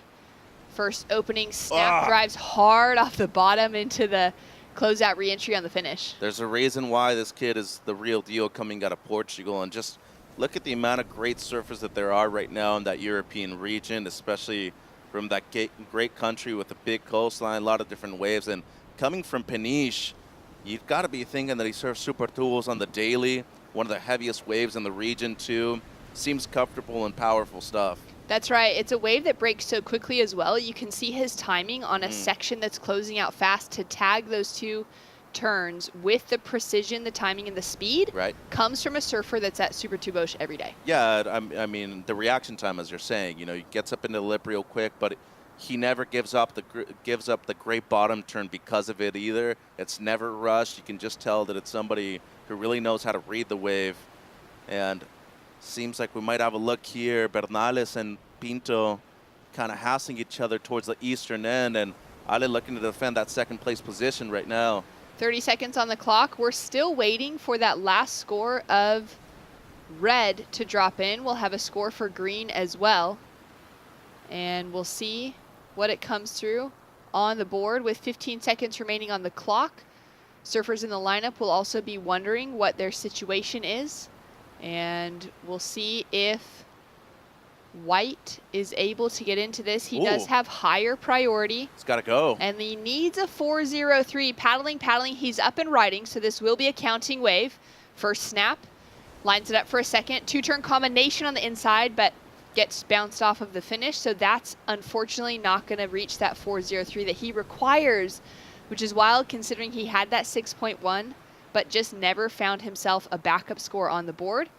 And we've got a paddle there for Matthias, but this heat is over. He's just going to have the opportunity to get himself to the inside. We've got scores that have dropped in. Alejandro stays in second, and Matthias drops in a 6.5 for his last wave, improves his heat lead, and the surfer out of Portugal, Canoto, will take away a victory.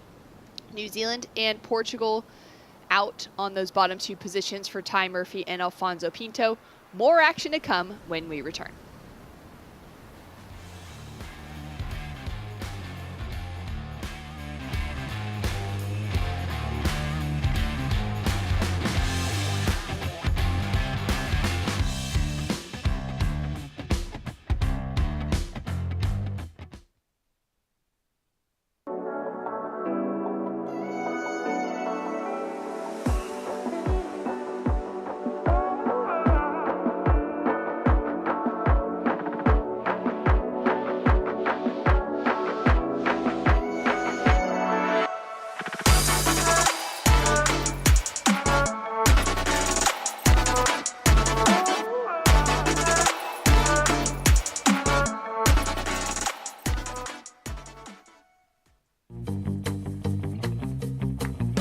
Consulta promociones.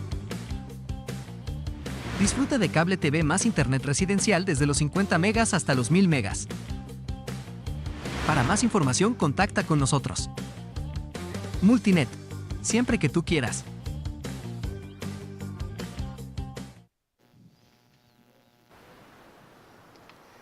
Oh, crazy situation unfolding as we come out of the break. Shannon Hughes alongside Mitch Salazar to call the action. We've just finished our round 6 repechage for the under 18 boys. We're straight into the main round, and off the buzzer, it looks like a potential for an interference. We'll see what happens with that one.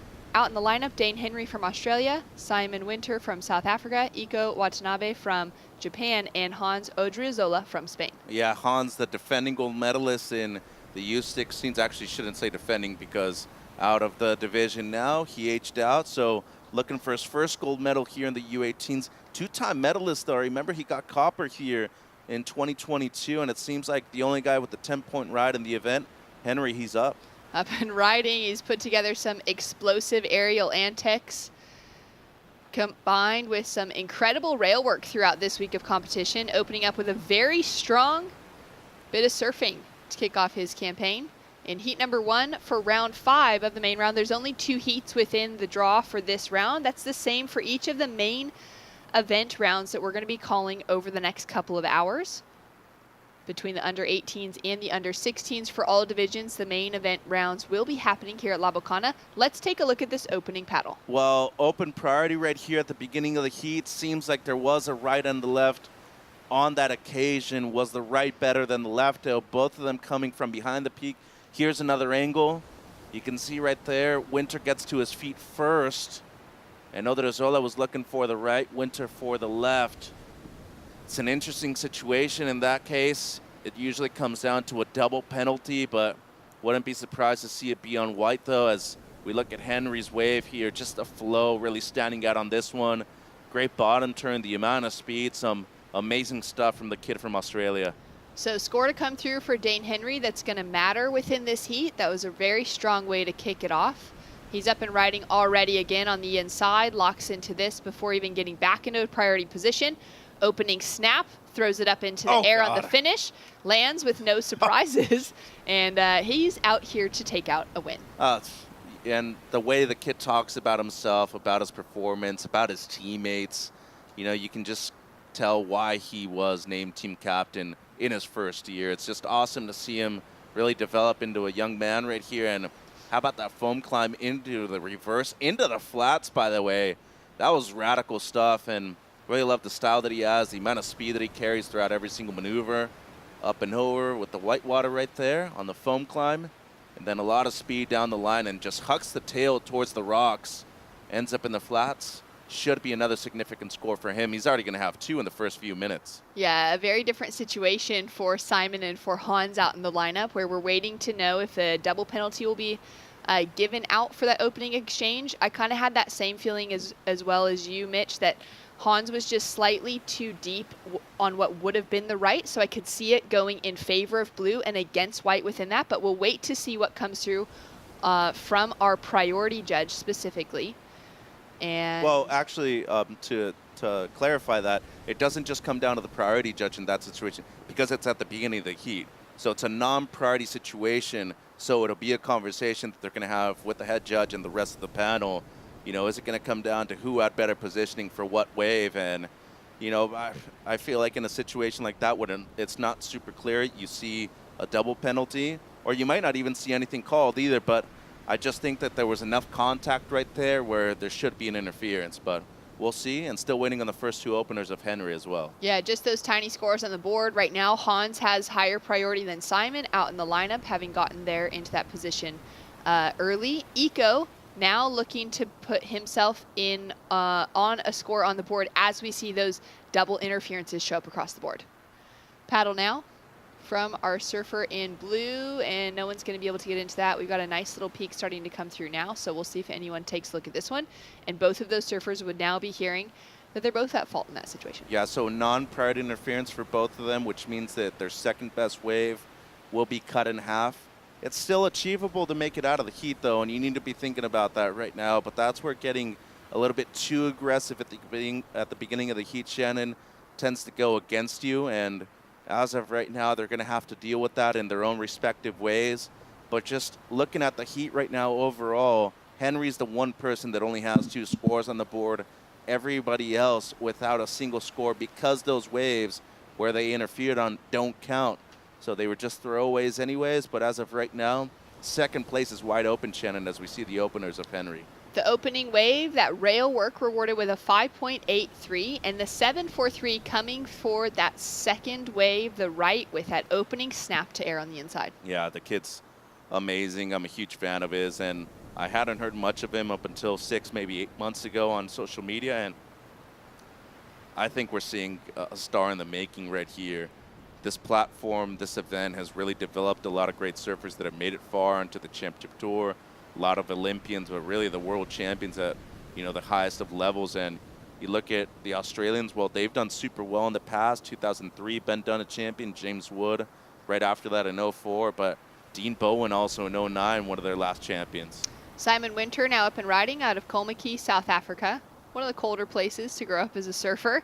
And he's going to answer back nearly strong on his first real ride on the board. Got that first turn, but falls on the air. And there's not a necessity to have to go that strong right now at this point of the heat. Nobody has a score on the board outside of red, so maybe just secure a wave, get your confidence back up, and you still have plenty of time, 13 minutes, to be able to get back into the conversation, as it's just a mid-range 2 right here for Winter. And, you know, it'll rattle a lot of people, but it'll really define why we see those people become champions towards the end of the event. But it just goes to show you the symbolism that this round has in terms of the overall results within the event, team-wise and individually, because you stay in the main rounds, you have to surf way less heats, and especially if you make it into finals day tomorrow, you're going to have to be surfing at least 3 times if you're in the Repechage. That's right. From a pacing conversation, we're in main round 5, means that each of these surfers have only surfed 4 heats up until this point. This will be their 5th. The surfers in the Repechage rounds would have surfed through mains and then fallen into repos as well. So they're looking at, 6, 7, maybe 8 heats by this stage of competition, with plenty more to go. And when we're talking about, really warm temperatures, it can be a lot to manage. Iko Watanabe up into the lip, had so much speed coming into that. Yeah, that was a tough section too, just not able to control coming out of it, which was a missed opportunity for him because he used priority and held it for a long time by going for that wave. Hans now opening up for his first turn, and just the single section. So now he's freed up, has to surf under everybody else's priority. Seems like he will be recovering third by beating Geeko out there. And just under 12 minutes, this is best case scenario right now for Henry. You went out there, you did your homework, you knew what to study. You went left first, then opted to go for the right and really attack with your aerial maneuverability, and as of right now, more than 13 points on the board. The smart thing here would really not to be even surfing in the back end of the heat, knowing that you're still in the lead. Maybe just have to use priority smartly here in the back end. Yeah, he's got everything working in his favor.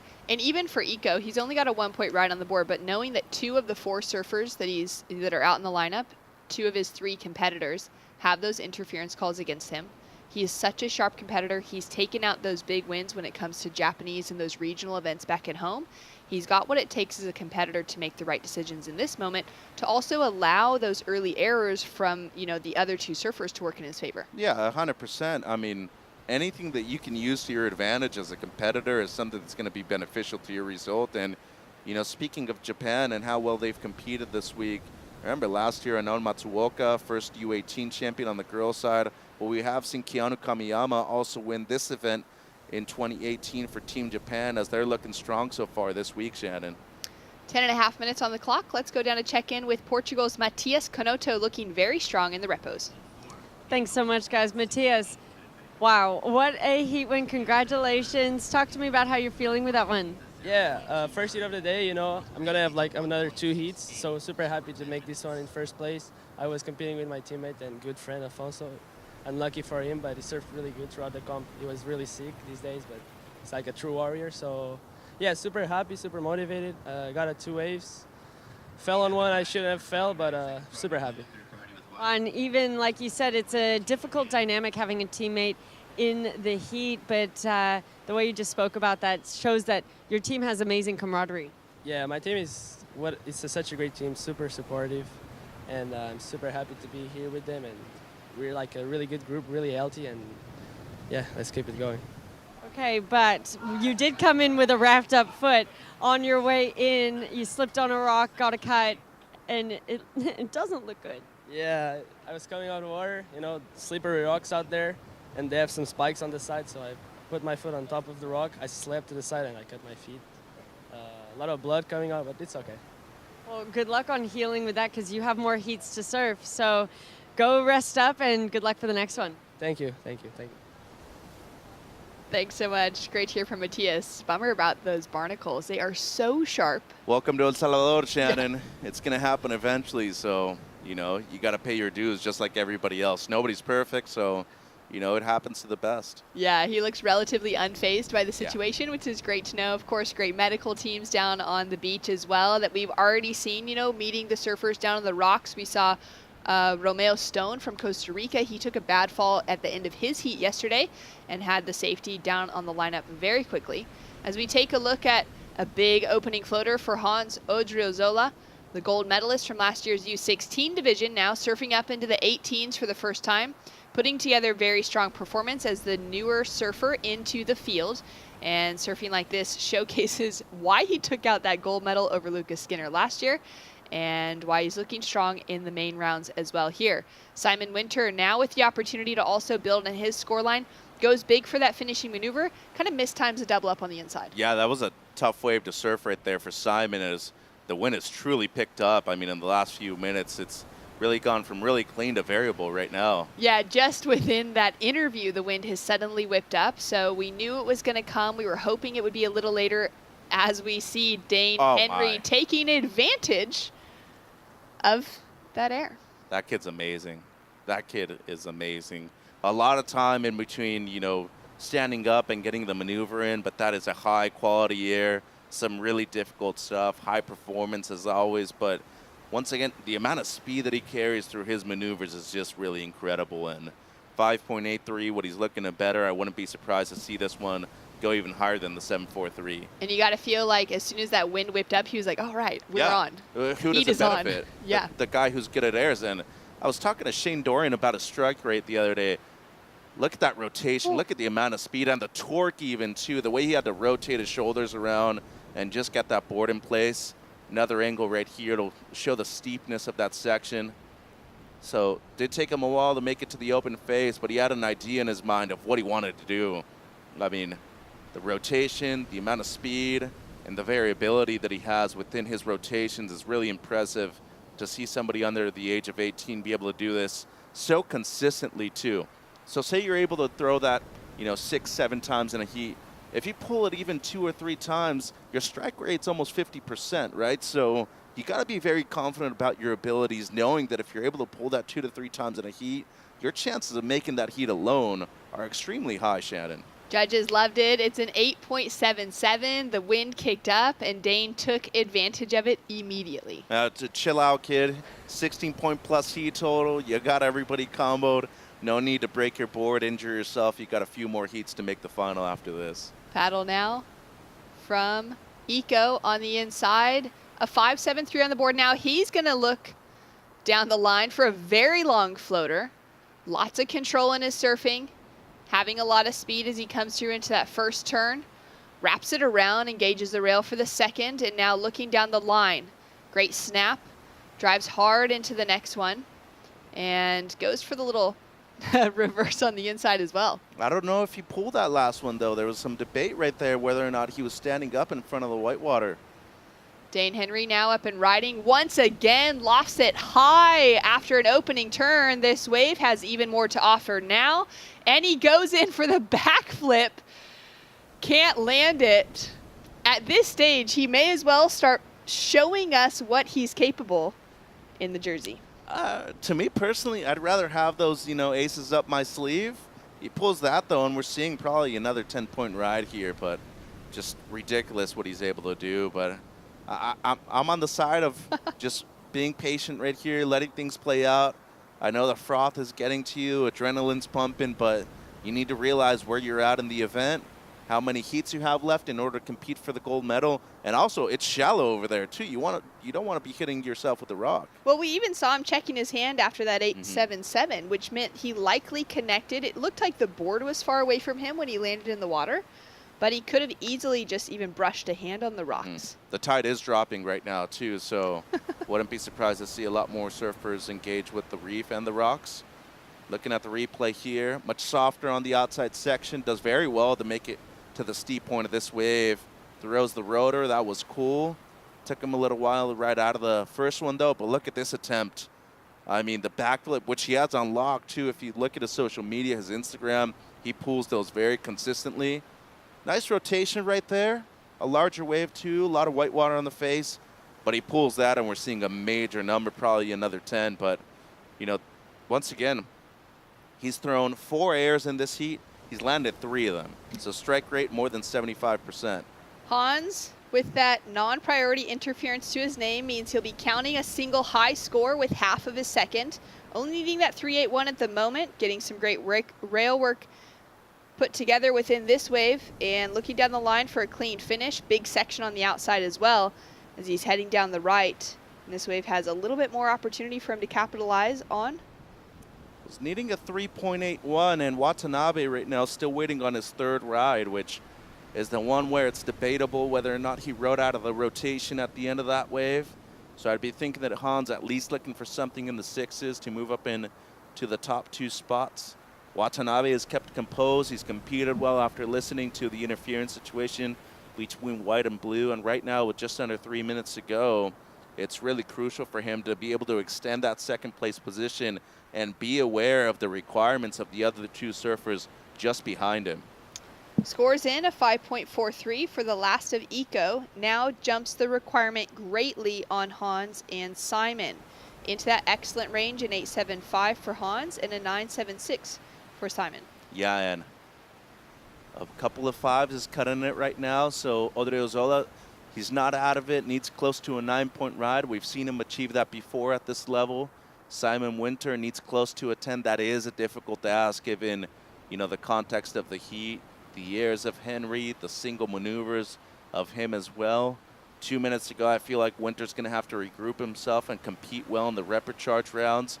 Odriozola, though, needs close to a 9. That's achievable by his standards. And needs to be on the right wave, though. That's right. Great reminder, though, that this is a non-elimination heat. So our bottom 2 surfers, with those early interferences on the board for Hans and Simon, if they don't take the advancing positions, they're going to have more opportunities in competition today. As we take a look at Hans up into the section, caught behind, does well to try and make it around. Nearly did, but that wave just continues to clam shut down the line. And we're waiting for that last score still to drop in for Dane. We've got a last score to drop in for Hans prior to this one. So he'll have 2 scores. That final wave isn't going to factor into his top 2, but we'll certainly see his second to last wave as his best. Yeah, and just speaking about the teams and overall what we've seen in terms of the dynamic, the energy from Team England to me is still one of the ones that stands out the most. But in terms of competitiveness and how well they've looked overall with their surfers, I just feel like Team Australia has fielded one of the best teams I've seen for them in many years. And, you know, it's been a little while since they've won the gold medal overall as a team. They look solid, though, and Fletcher Kelleher is still in the event in the next heat. Eco up and riding, powerful into the first section, but catches an outside rail, and he'll take a dive. He's currently in a combination situation to take away that leading position as Dan Henry has been on fire. Again, goes in for that opening air. Starting to kind of choreograph his waves at this stage of competition. Yeah, he looks solid. Just, you know, muscle memory, repetition, knowing where to place a certain maneuver too. Gonna move through with an excellent heat total, more than 16 points right here. One in the mid-excellent, 2 and 8.77 for an incredible combination of maneuvers right there. Or, excuse me, that was a single error. The 743 was the great combo of maneuvers, but you know, we would have seen him land that backflip, probably looking at a 10-point ride there for the kid in red. So going to take away a big win for Team Australia. And Team Japan also moving through with Iko Watanabe. Big performance by him. Score still to drop for that last wave of Hans. Second to last wave. So he's got 2 scores to come in. Currently chasing, though, that 8.75 as Iko did well to find himself with a second 5 on the board. If he hadn't capitalized on that last wave, it would be a much more challenging situation for him. As we take a look down the line now, Simon Winter also with a huge requirement on the board. That near 10-point ride would take him through with the advancement. Great surfing, though. I mean, really getting to showcase the way that he can read a wave, engage that rail, draw a nice line throughout an entire wave as well. Pumping and driving down the line now, looking to set himself up with some speed here on the finish, and does well to just continue you know, finding what this right has as he'll take it all the way into the shoreline. We've just got time running out within this heat as we see Dane Henry setting himself up down the line. He's going to look for one last air to finish things off with and makes that rotation so clean onto the face of the wave. Sets it up for a second little front side air. After the heat, though? Yeah. Yeah, so this wave won't count, but still a nice little breath of fresh air for Dane right there. And you know, to be perfectly fair, too, for Simon Winter, you don't make it out of the heat, but you end on a high note, too. Your best wave, you get something going in the last few minutes of the heat, so that's something that you need to take out of this heat and use in the next one, Shannon. Well, scores are in for those previous couple waves of Hans Odriozola. We were waiting for a 6.03 on the board, means he would still be chasing an 8.15, but regardless, with his top 2 waves and their total being still in that 10-point range, Iko Watanabe would have taken out that second place even without the interferences on the board. And a very impressive heat once again for Dane Henry of Australia. We've got a couple smaller scores on the board that didn't factor into his top 2, and we'll just appreciate some solid aerial antics to start out our morning. When we return, we're into the second heat for main event round 5 on the under 18 boys.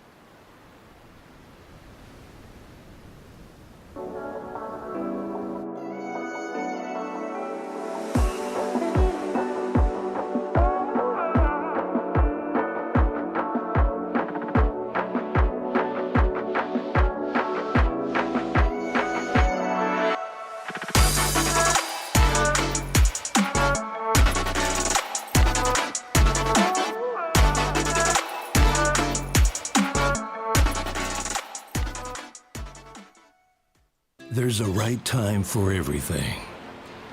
A right time to learn. A right time to try. A right time to fall. There's a right time to find your wave. And there's a right place to enjoy your passion like nowhere else.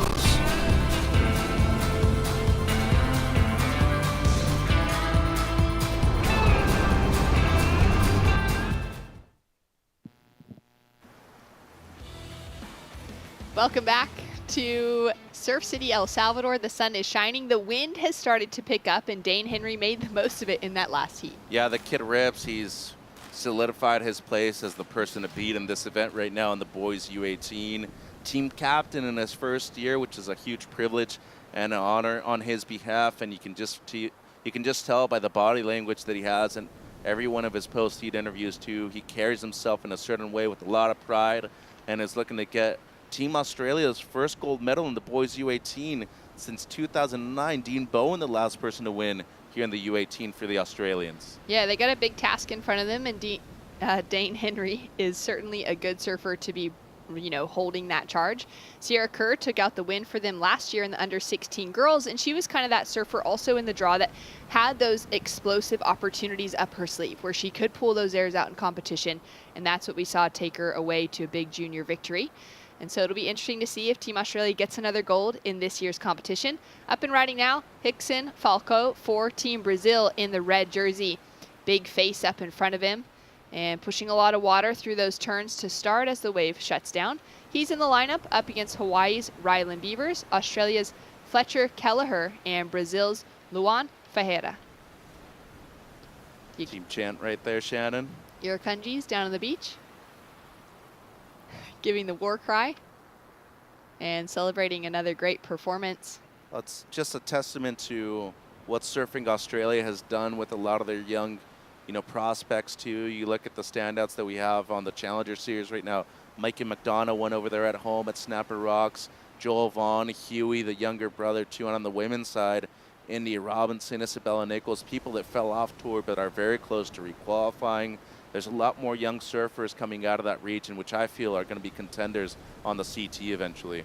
As we can see, those 4 surfers, Brazil, Hawaii, Australia, and Brazil in the lineup. We're getting more into that end of the draw where we're going to see multiple countries represented together. Yeah, ideally for Brazil, they'd like to go 1 and 2 in this heat. Falcao is an amazing surfer coming out of Saquarema, so Carioca himself, whereas Luan Ferreira, he's kind of been the guy under the radar so far this week.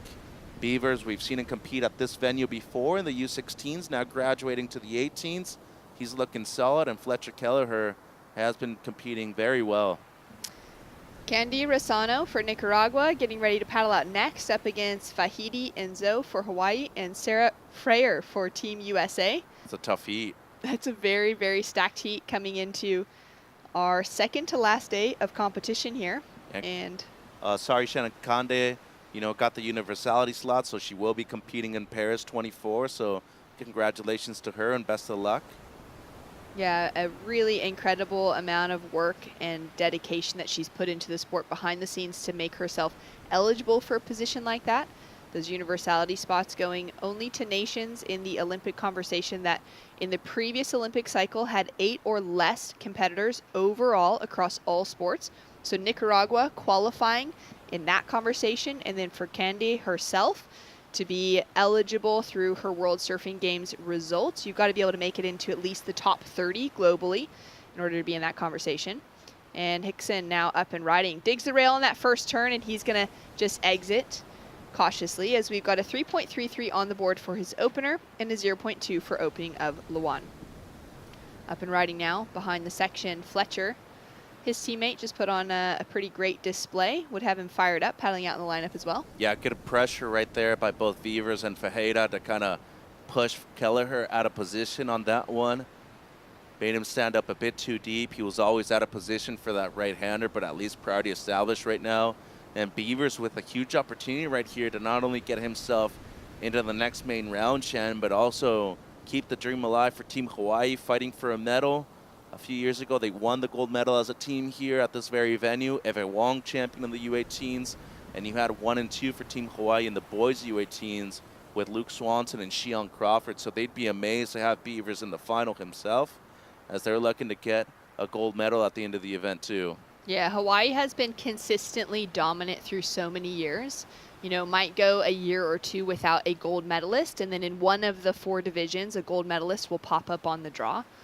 So it wouldn't be surprising to see them in that conversation yet again, especially considering the surfers that they have left in that main side of the draw. And consider that Vai Inso has also competed super well. Still only 16 years of age, a surfer from Honolulu, and I love not only the energy that Team Hawaii has brought with themselves too, but the dynamic that they have with their coaches Shane Dorian being one of them. I love the re-addition of Jason Shibata, who's always been a key member of the coaching staff for them, but especially including the parents and a lot of difficult conversations that the coaches have with the athletes too. It's really important for them to be able to get that knowledge as well, seeing how a lot of coaches and parents want to be the same one at the same time, so you can't necessarily have two minds speaking. You only want to have one, and you got to listen to the coach in the end. Yeah, it's an important role to, you know, kind of figure out where you sit in that conversation. And as we take a look now at Rylan up and riding for his opening turn, little slide of the tail as he locks it together for the second, driving down the line and looks to just pierce through those final two maneuvers a little late to the finish, so he won't be able to ride out complete. Yeah, did some work before the fall though. So in the context of the heat, only the 3.33 for Falcao right now being the high mark, I'd be thinking that this is going to be a little bit better than that. Beavers coming from the island of Kauai, so a lot of wind over there too. He's used to this. Up and riding now, Luan hooks it up into the lip for that opener. Sets himself here, just kind of stalling, reading this wave, now gaining so much speed as he drives down the line. Tries to connect with that lip to give him that good launch, but it just sent him too far straight out to the flats. Whenever the board just flips upside down like that, I'm always super scared. Don't want to engage with their fins like that, especially at that high of a speed. Get a work right here by Rylan, coming from behind this section. The extra little fade at the beginning of the ride too helped him with that. Nice little carve in the pocket too, and just look at that devil wind, Shannon. It has truly picked up in the last 15 or 20 minutes. So solid connection right there with the lip. As you said, it got here late, was trying to fit on the 2 for 1. So incomplete right there at the end, but should be the best score of the heat so far. The drone angle right here. Solid connection and wraps it back. So good variation within the first 2 turns alone, and then connects there and goes down on the 4th. So the experience of Beavers having competed here before really being noticed in this heat right now. Yeah, it's great to see those surfers that have had the experience capitalizing, but I'm surprised as well to see so many surfers in the draw, like a Dane Henry, or like a Taimana out of the New Zealand team, who unfortunately lost yesterday, that have never competed in this event, with the kind of nuances that an ISA World Junior title has to it, with the number of heats you're surfing, the fact that there's also repechage rounds to battle through, who are able to find that momentum. In comparison to those surfers that are here maybe year after year, that have that opportunity to hold also the weight of representing their country, the pride that that carries. Well, I think Australia has a bit of a dynamic that's different to most of the United States, Hawaii, because they've always had the board rider clubs battles, and at least you're able to experience somewhat of the same sensation as you would here at an ISA event. Luan driving down the line, sets that rail off the bottom turn and really pushes through. The top turn goes down on a heavy section. Yeah, just a slip right there. It seems like he might have caught a rail after that little chop. Still a strong turn right there on the backhand as the score comes through for Beavers, BOH. A 5.33 on the board now for the Hawaiian sets him up in that leading position. A much slower heat to start in this one than what we saw compared to our previous, as we take a look at the last opportunity for Luan. Well, you can feel what's on the line right here. Strong turn right there, deep bottom turn. Love the slide of the fins right there, and then that little chop just makes him catch his rail. Seems like everything is okay though, but you know, just for the one turn, I feel like he's gonna get highly rewarded with this one. Strong maneuver into the lip, as seems like Kelleher was looking left. Having a look there. He'll lose his second priority down into third priority now, which hands second to Rylan, and Hickson holding on to that first priority next to his name. We've got just under 10 minutes remaining on the clock. A 4.5 drops in for last of Luan, so that takes him into the lead. And Rylan Beavers for Hawaii pushes down into second. A big day of surfing ahead of us with many heats to run, but a really exceptional one that we just got to call. So fun to see Dane Henry taken to the air and away with another heat win. Yeah, that was an amazing heat by you, Dane. Your third excellent heat total of the event so far. What an incredible heat. Talk to me about that.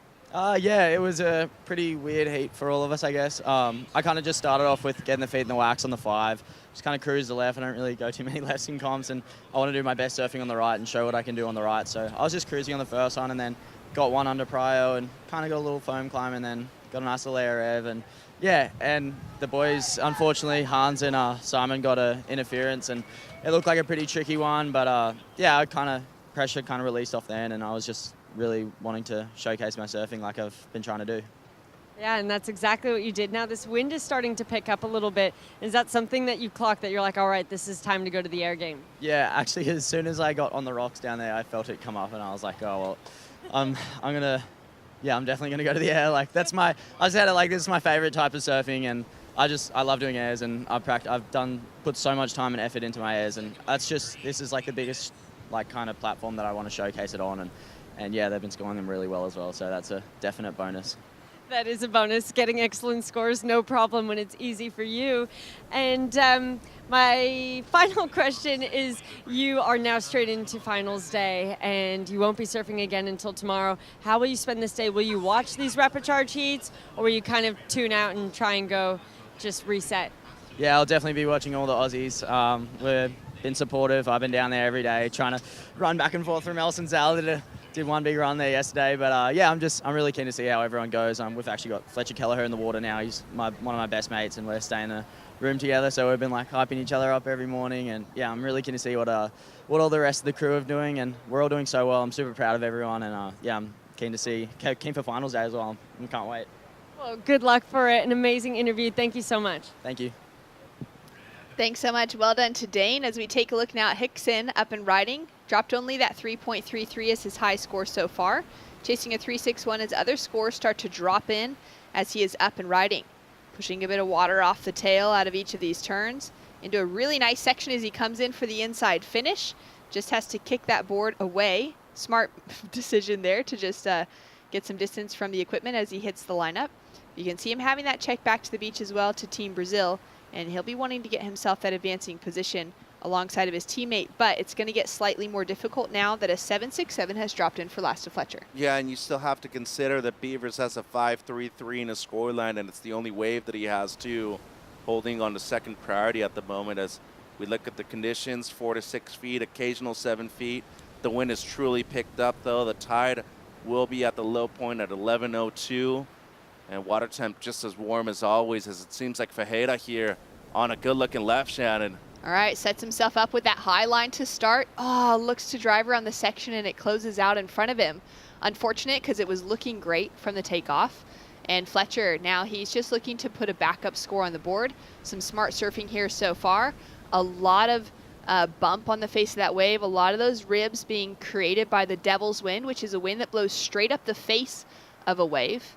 And there we can see him just tag the section to finish. Yeah, and he'll move up into first with this wave too. He's done an awesome job to get himself out of fourth after that initial fall on the first wave, the one that he got caught behind, and then rebounded with the 7.67, and this should be a decent little backup score for him too. With that last wave for Hickson, he goes from fourth into first, a 4.9 on the board, and he'll kick out quickly, looking to keep himself in a higher priority rotation. Although Rylan and Lewin are also sitting out the back, so Rylan now finds himself with first priority, only needing a 2.85, being patient in this heat so far with just the single wave on the board for the Hawaiian. And Luan right now needing the 3.68, but that's not considering Kelleher's score, which is about to drop right now. So both him and Beaver is going to be thinking they're going to need something at least in the sixes to position themselves well in second as we look at Ferreira here.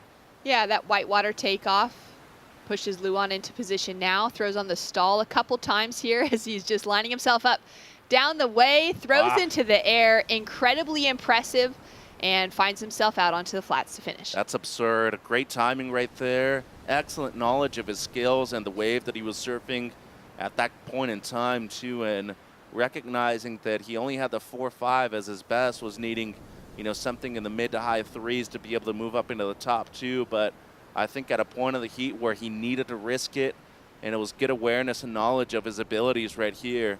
As you said, the whitewater takeoff takes him a little while to get to his feet, has a setup carve, but after that he recognizes that this wind will be allowing his board to stay glued to his feet. Look at the rotation right here. Good pop and protection down the line. Little inverted too, and it's always easier on the backhand to stay glued to your board because you're always moving yourself down the line. Rather, when you're going on your forehand, you're usually going backwards. So great awareness. Yeah, a great breakdown, Mitch, as a 7-point ride has landed for last of the Brazilian. And at the moment, it is the two Brazilians in the lead, though Fletcher has a score to drop and only needs that 0.56 to make a difference. So we could see that battle for second becoming that much more challenging. Fletcher's last score drops a 4.33, so he launches back into the lead. With all scores locked, it's currently Australia in first, Brazil's Luan Ferreira in second with a 7 and a 4.5, and then Rickson Falcão, the other Brazilian, sitting in third now with second priority to his name, chasing a 6.61, and Ryland Beavers of Hawaii needing a 6.18. Yeah, and within the last 12 years, Brazil has had 4 different champions here in the U18s. Mateus Navarro in 2012, Luan Wood in 2014. You have Wesley Dantas, who won in the Azores in 2016. And, of course, last year when we were in Rio, Ain Kainala was able to defend that spot in a really competitive final, too, which eventually awarded Team Brazil the overall gold medal, too. And don't forget about Ryland Beavers in this. He needs a 6.18. Has held on to priority for a good amount of time and only has the 5.33 at the moment as his best. So seems like Ferreira is going to go and be right next to Kelleher. But Falcão also needing a mid-6. Heat's not over for him. It seems like Beavers, though, is going to have a chance here. Yeah, this looks like it could have some good shape. Ryland's not going to have a look at it. And getting a look from a different angle as well, we can see that it's actually a lot smaller. It's going to break way on the inside. From that drone angle, it gets really exciting because you see those lines standing up. You're like, all right, it's going to be a great set. Yeah. And then suddenly everyone just decides, nope. Eventually, you got to trust your knowledge and your experience, right, in situations like these. 2 minutes to go. You got to be thinking around the 90-second mark he's going to make a move, as seems like Ferreira was interested, but Beavers has a lot of experience in waves like this, especially at lower trestles for U.S. champs. Only a minute 40 on the clock for him, though. Yeah, not much time in favor of the Hawaiian. Again, this is a non-elimination heat, so bottom 2 surfers will head to repos later today. Top 2 surfers, as Rachel pointed out during the interview, will not have to surf again until tomorrow. Advancing through into the main rounds means they're that much closer to being in that grand final, just a heat or 2 away in competition tomorrow. So a great advantage to those surfers who are taking those top 2 positions to then find themselves into a supporting role rather than holding on to that pressure of managing their time, their energy today, Ooh. as well as wanting to support the crew as we see some action in the lineup. Hustle, Ryland, you're there. Oh, you might have a shot at this one, Shannon. 1 minute on the clock, and Ryland sitting with first priority. He's not going to get into it. Down the line, it looks like everyone's going to take a skip on that wave. Wow, so the good experience of Team Australia right here. Kelleher, who had the throwaway at the beginning, rebounded with the 2 waves in consecutive fashion, and then Ferreira with the great awareness of having to go for the air right there, drops a 7. Both surfers who are 1 and 2 right now in this heat into the double digits. Not necessarily the highest scoring heat, but a really well-structured one by both the surfer in green and in white as we're seeing a wave come through 20 seconds. Ryland's on the paddle. I mean, at this stage, it feels very surprising that he's only got the single wave. He hasn't even tried to take off on anything besides that 5.33. 10 seconds remaining on the clock. Is there going to be enough time for him to get into position for this wave? Is he going to be too deep on it anyways? And will he be able to paddle in and stand up on time? He's going to have to duck dive it with 4 seconds remaining. A paddle now for Rickson. I would say he's up after the buzzer, and there you can see Luan, his teammate, paddling out as well. Rickson goes in just for the air on the finish, but that wave wasn't going to count because it was after the buzzer. And what an unfortunate timing for the ocean to just be a few seconds too late. Either way, Ryland finding himself so deep as that giant set came through. Yeah, a nice heat, though, by both Kelleher and Ferreira. They were able to adapt to the conditions on the fly, whereas, you know, Beavers a bit more selective after the 5-3. Still surfed that wave well, though. We're going to see in the repechage. Same thing for Falcão, but at least Brazil gets one through. Well, back-to-back wins for the Irukandjis. Australia's Fletcher Kelleher with the win. When we return, we're switching into our girls under-18s division. It's the main round, round number 5. Each of these surfers has been on fire through the event. We'll see who comes out on top. Paul and Barton on the call.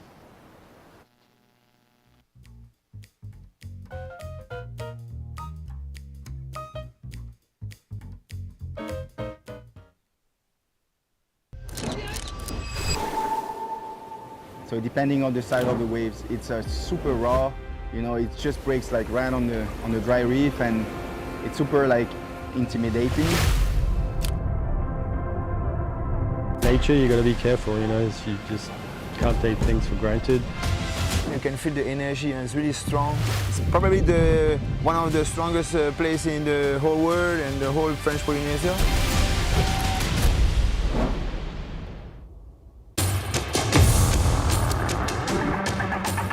It's one of the biggest goals and one of the biggest dreams.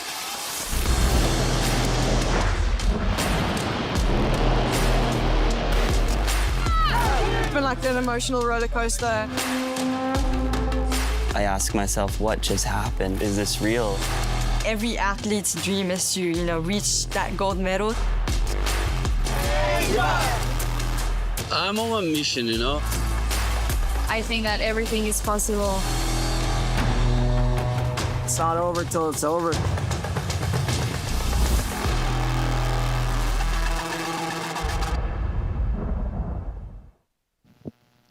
Welcome back, ISA World Juniors. Surf City, El Salvador plays host. As we'll keep rolling here and check out the first heat, round 5, under 18 girls in live action. Sarah Freya working over a left-hander with a little angle bending out to sea generally, not ideal. Here's Vaiti Inso for way. Backhand from her with a bit of meat on it. Here she goes. This one's motoring down the line. Nice steep section. Digs that rail in. And again, keeping the pace up through here. Really well-timed hit off the top from her and squares up once again. Great rhythm, continuing a bomb of a wave all the way through to the inside. We're expecting a good number for that. I'm Paul Evans, joined by BL, Barton Lynch. What a wave that was for the Hawaiian. Beautiful start, graceful, elegant surfing, but radical at the same time. And mate, you're some kind of a world champion yourself. I just saw you mow a pupusa faster than any human's ever eaten a pupusa. Here we go, Vaihiti, just waiting patiently, and it stands up. Look at the size of the wall, big set wave. And consecutive carves back into the pocket, just so beautiful in her approach, in her technique, and that was great wave selection to start. So there's one score on the board. Takes the pressure off when you can get it in those opening moments. If it comes through to the inside, nothing really connected with the lip, more just carves out of the top, but beautiful surfing, and will be the benchmark for this heat and for all other rides to be compared to. Rosano snaps back into the pocket. I've heard that she's an Olympian. Got the universality place, snaps out of the top there, finishes on the inside, so a good start for her. 4 points drop for that one. Live action here, the American Freya, what she got, looking down the line, waiting patiently off the bottom. Puts a turn up into the lip, didn't quite crack it, but it's a nice redirect, gets plenty more of that though, so the second turn really strong. And then right behind her, Rosano drops a bomb on the backhand. Tried to drive around a section, that ran away. Number in for Inso, 6.33, solid for her. That right-hander ran all the way. She gave it several cracks, great pace to her surfing.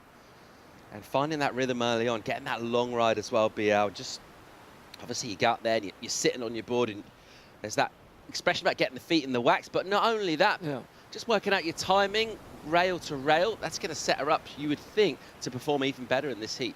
Yeah, for sure, and you could it was a paced performance, wasn't it? There was no sort of aggressive attacking, with ambition. It was just she knew she was on a good wave. She wanted to get the score out of it. Perhaps it was almost surfed down a little bit in the wave's potential, but it was banked, and a bank score's way better than something when being on a bomb, as we see Zoe Zeitz there getting ready for her next heat. Tia Sobrowski and Yang Suchi, what a heat that is. The future of surfing right there for sure. Yeah, great looking matchup, that one. The next generation of talent, young talent as well. Plenty of years left ahead of them in this under 18 division. And for Vaihiti, there's most probably some points left on that wave, really. I feel like it was one of the better, bigger, taller, longer rides we've seen. Here's a left to back it up. Yeah, here she goes. Another bomb for her. So a wave selection's been on point. First turn off the top and then into this bowl here. She'll hit this and arrives at the lip with not a lot of room to move and just timed that one pretty well. Didn't try to do too much in terms of just putting a second score on the board. That would have been a big area to go down on the inside. So absolutely not going conservative, but just making sure she got the turn done. Yeah, first 2 rides, bank those 2, complete them.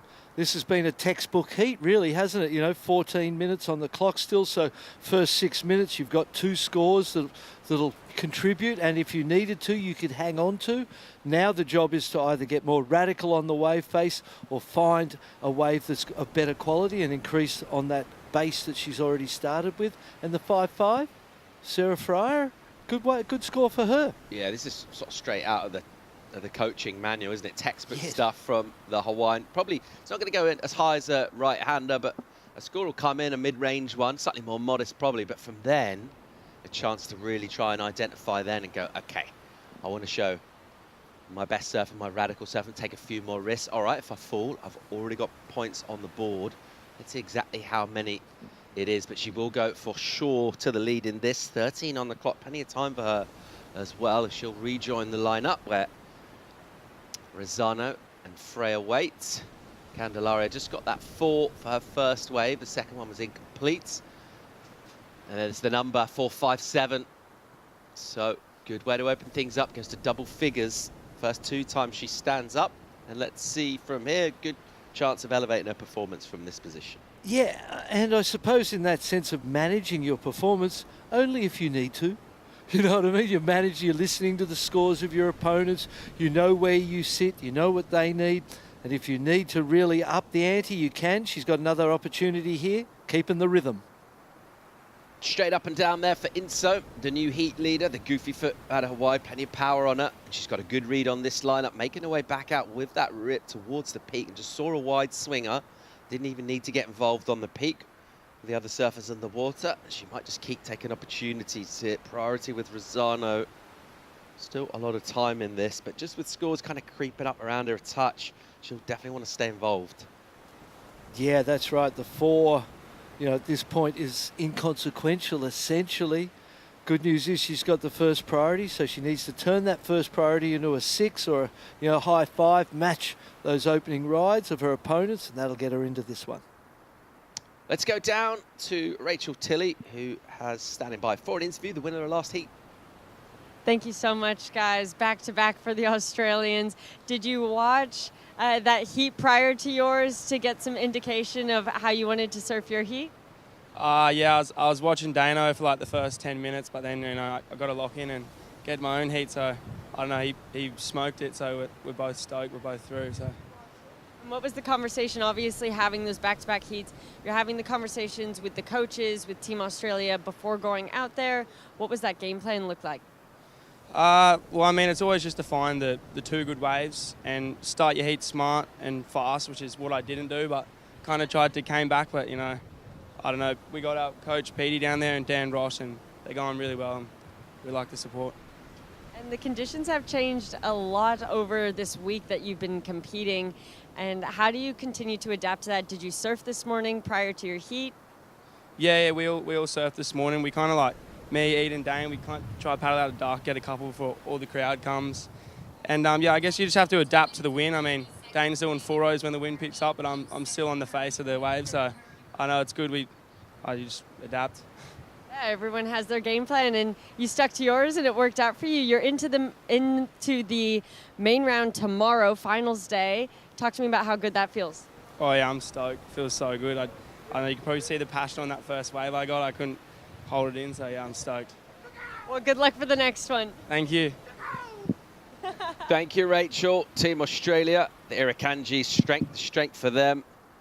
BL, obviously, Australian surfing, something that you know lots and lots about. And compared to the very lofty heights going back, 70s, 80s, 90s, 2000s, it's been a little while where, in terms of on the men's side, certainly, in terms of world titles, more recently, names like Jack Robinson, obviously Ethan Ewing. Mm-hmm. But is this where the rebirth starts down here in the juniors? It looks like the team here, the quality of the surfing, the way they're competing, how well they're coached, just in terms of the resources that have gone in and all the preparation, it looks like a very bright future indeed for the Aussies. Oh, this is the most professional and talented looking team we've seen from Australia in a long time. This morning alone we've seen Eden Hassan, Dane Henry and Fletcher Kelleher all win their heats in handsome form, just ripping. And I've known all of those three that we just mentioned for quite some time now. They've all competed in my blast-off event over the years. I've had a lot to do with all three of those kids. And it's so great to see them achieve and realise the potential. And honestly, what we're seeing this week is beyond a lot of what I saw in them as young kids. Eden Hassan, I always saw his potential. Fletcher worked with a good friend of mine, Bo Mitchell, who was my understudy in the coach Bowie, and then he went into coaching and kind of helped him with his program, and he's done great work with Fletcher. And I honestly believe they are the team to beat. I would think on all of what we've seen in the first 7 days, I think most of us, as commentators and people watching this would agree that Australia have been the standout team so far. And in terms of, that elite level on the men, we've been talking about, obviously the phenomenon has been the rise of the Brazilian song, but of course that has to come at the expense of someone. They're taking positions, titles, events that were being won by other nations, and it feels like it has come at the expense of Australia. How are they going about getting that back? Is it by being more like the Brazilians, or are they kind of sticking to their style of doing it and kind of almost waiting for surfing to come back? Because it is cyclical. Well, it's a generational, cyclical, 100%. Candelaria having a look on the inside, using her first priority on what is a second priority, actually. Oh, no, third priority. So that would explain that wave. Because you're looking at that going, really? You're going to catch this at this point in time? The 4, the 0.5, not really improving on much there. So in third priority, getting desperate and trying to find something with 7 to go. But I think what you find in Australia is that they have the infrastructure in terms of high performance centres, coaching staff. Here we go, Sarah Fryer. USA ripping in on the forehand, a set-up turn. This is steep here. Here's the lip, bang. Very nice. Gets the board free of the lip. So rather than just sticking it in the lip and getting pinged back down to the flats, she actually kind of liberates the board, which makes it look loose and nimble and pretty cool. Improving on the 2-point ride, consolidating on the second place, looking for a 5-4-1 to go to the lead. I'm not sure that it goes that high, but still a good ride. And so, Australia has amazing government support and infrastructure in place. And what I think you see is that, there's no, as the replay comes in, we'll get back to that, drives off the bottom, snaps back to the pocket, pumping, waiting for this to stand up. And as you said, into the lip, nice, clean timing, beautifully surfed. And will be a second score. And so everything is there for Australia to succeed. But what have happened sometimes as Vahiti takes off on this one, bumpy looking left, very similar to an earlier ride that she had with the 2 turns. Looked like the earlier ride might have been even a bit bigger wave. Came in as a 4.57. That's most probably quite a similar score to that. But when you've got, there's no substitute for desire. You can have all the science, all the technology, all of that stuff that you want. But without that mongrel desire, the determination to succeed. And you and I surfed last night with the Venezuelan team. And talk about hunger, talk about mongrel. We were just like priority boys as they all paddled around us and caught a gazillion waves. But there was hunger and determination to create something with their lives using surfing. And we see that around the world in developing nations. That was the success of Brazil.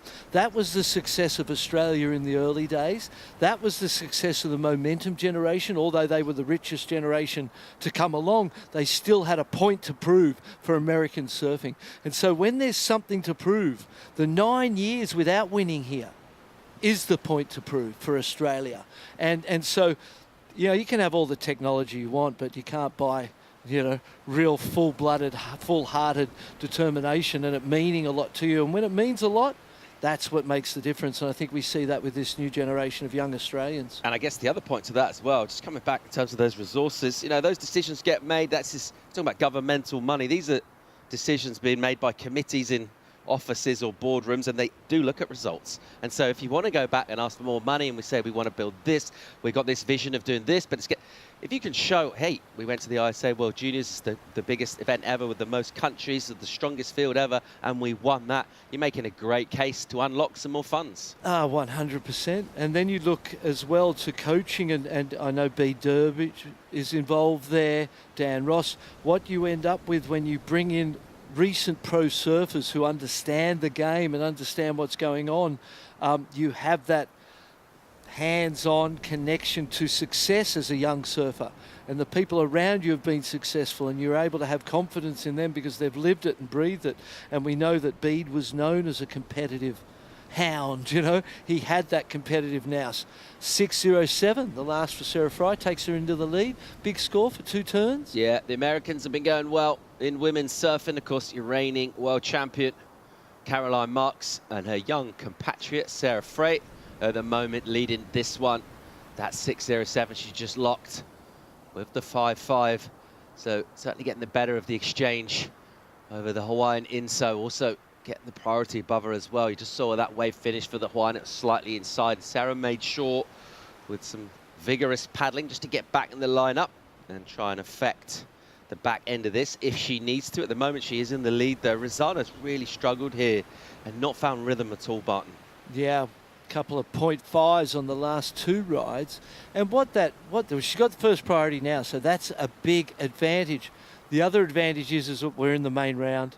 A loss here sends you to the repechage. Not such a bad thing as we see Sarah on a big set wave. Yeah, bomb this one. Deals with a bit of chatter, deals with it pretty well, and then controlling that board.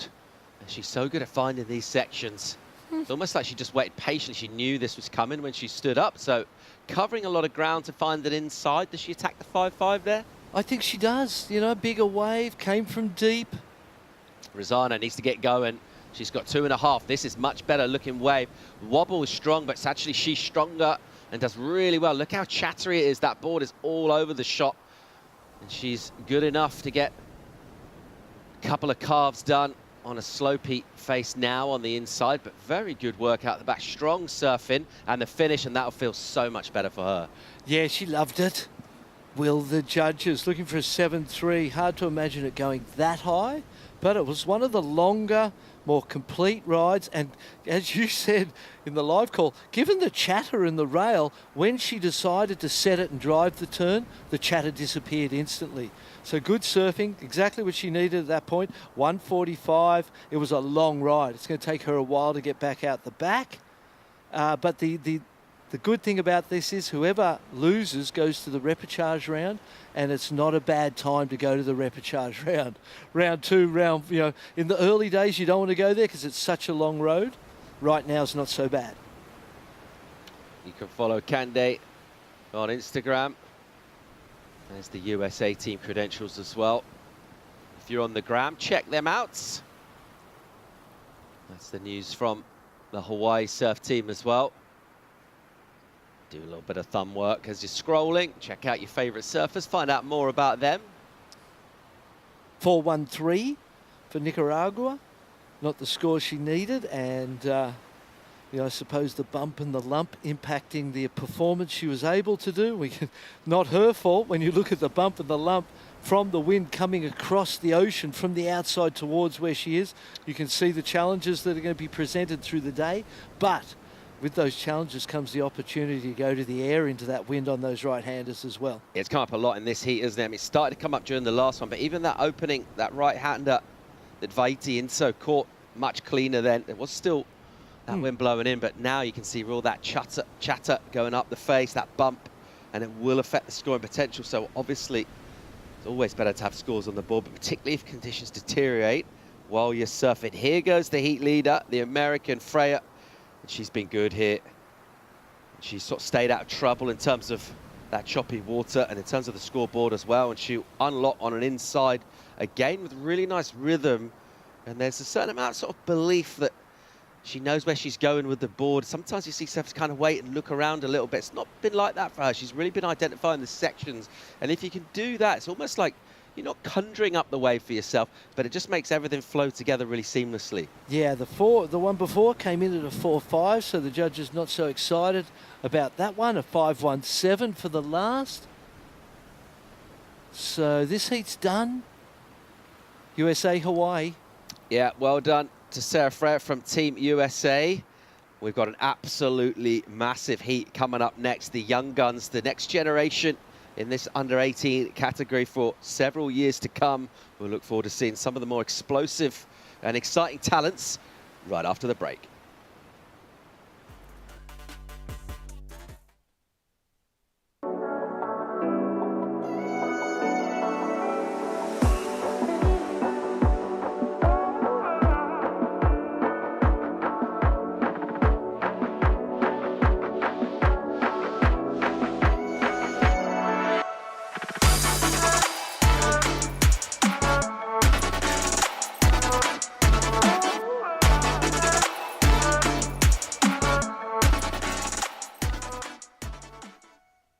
There's a right time for everything.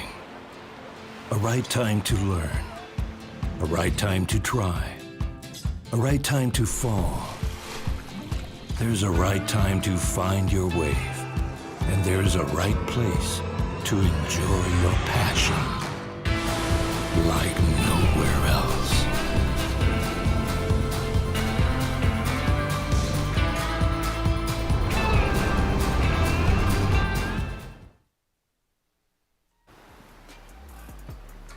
Welcome back to live coverage of the ISA World Juniors La Bocana. At Surf City is our venue, our principal podium. We're having a look at three outstanding young talents from a bit of a geographical spread as well. Zoe Zietz, represent Netherlands, comes from Kauai. We're going to see Tia Zabrowski of France via Tahiti with heritage there and an unbelievable surfer for just 13 years old. Also Yang Xixi of China, who's heading to the Olympic Games. And we can't say enough, BL, how massive that is for China. It's incredible for China, and all three of these ladies, you said they're superstars of the future. Girls 18, so all surfing, up a category, doing double duty in divisions. So it's been a massive week. All right, here goes Yang. She's got loads of power. She's got a solid face to deal with. And just got a bit confused there. She just went a bit lateral at the lip, didn't she? And that's a turn we've seen her do so well and so successfully. She's good at matching the power of the lip with her own, but early action incomplete for her. Yeah, 0.83, throwaway score. Tia out the back, paddling with a bit of interest, positional paddling for a right. She'll let that go, actually, as does Zoe Zietz. Well left, looked like a closeout. Maybe there was one big turn on that right-hander, but early days, so you want to try and find something a little more open than that one. So we will, of course, see Yang Xixi heading to Tahiti for the Paralympics. That's coming up in a couple of months' time. And what a massive moment for that young woman. I reckon she'll be well prepared for that. It's been, she had a couple of months now to start getting ready, but ultimately, you can go and free surf over there and try and get your waves, but add in the competitive pressure, you add in the factor about the wave and the nature of it. It's quite a daunting task. Daunting's not the word. Terrifying might be more like the word for it. It really is a death-defying wave, a daredevil wave. It's going to show the world surfing in a light that hopefully they will grasp how radical and difficult and challenging this sport is. And for all of the competitors, doesn't matter who you are, going there comes with consequence. And then you imagine you're a young Chinese girl representing your nation. It's a big responsibility. Here she goes. Look at that drive. She gets off the bottom. And then finding a section here and a layback from her. So using that power and just surfing to the potential of the wave, really. Wasn't loads on offer. It's a bit slopey and stretched out, but she did well to get there in the lip. And nice action for that last turn. First sort of finished, completed ride. Bit of a settler after the fall on the previous. And she pulled that last turn a little short, didn't get right up into the lip. Just chose a more conservative line in favour of completing it. I actually like that idea. I think that was the right way to approach that situation in this heat. 4 minutes gone, get some kind of a score.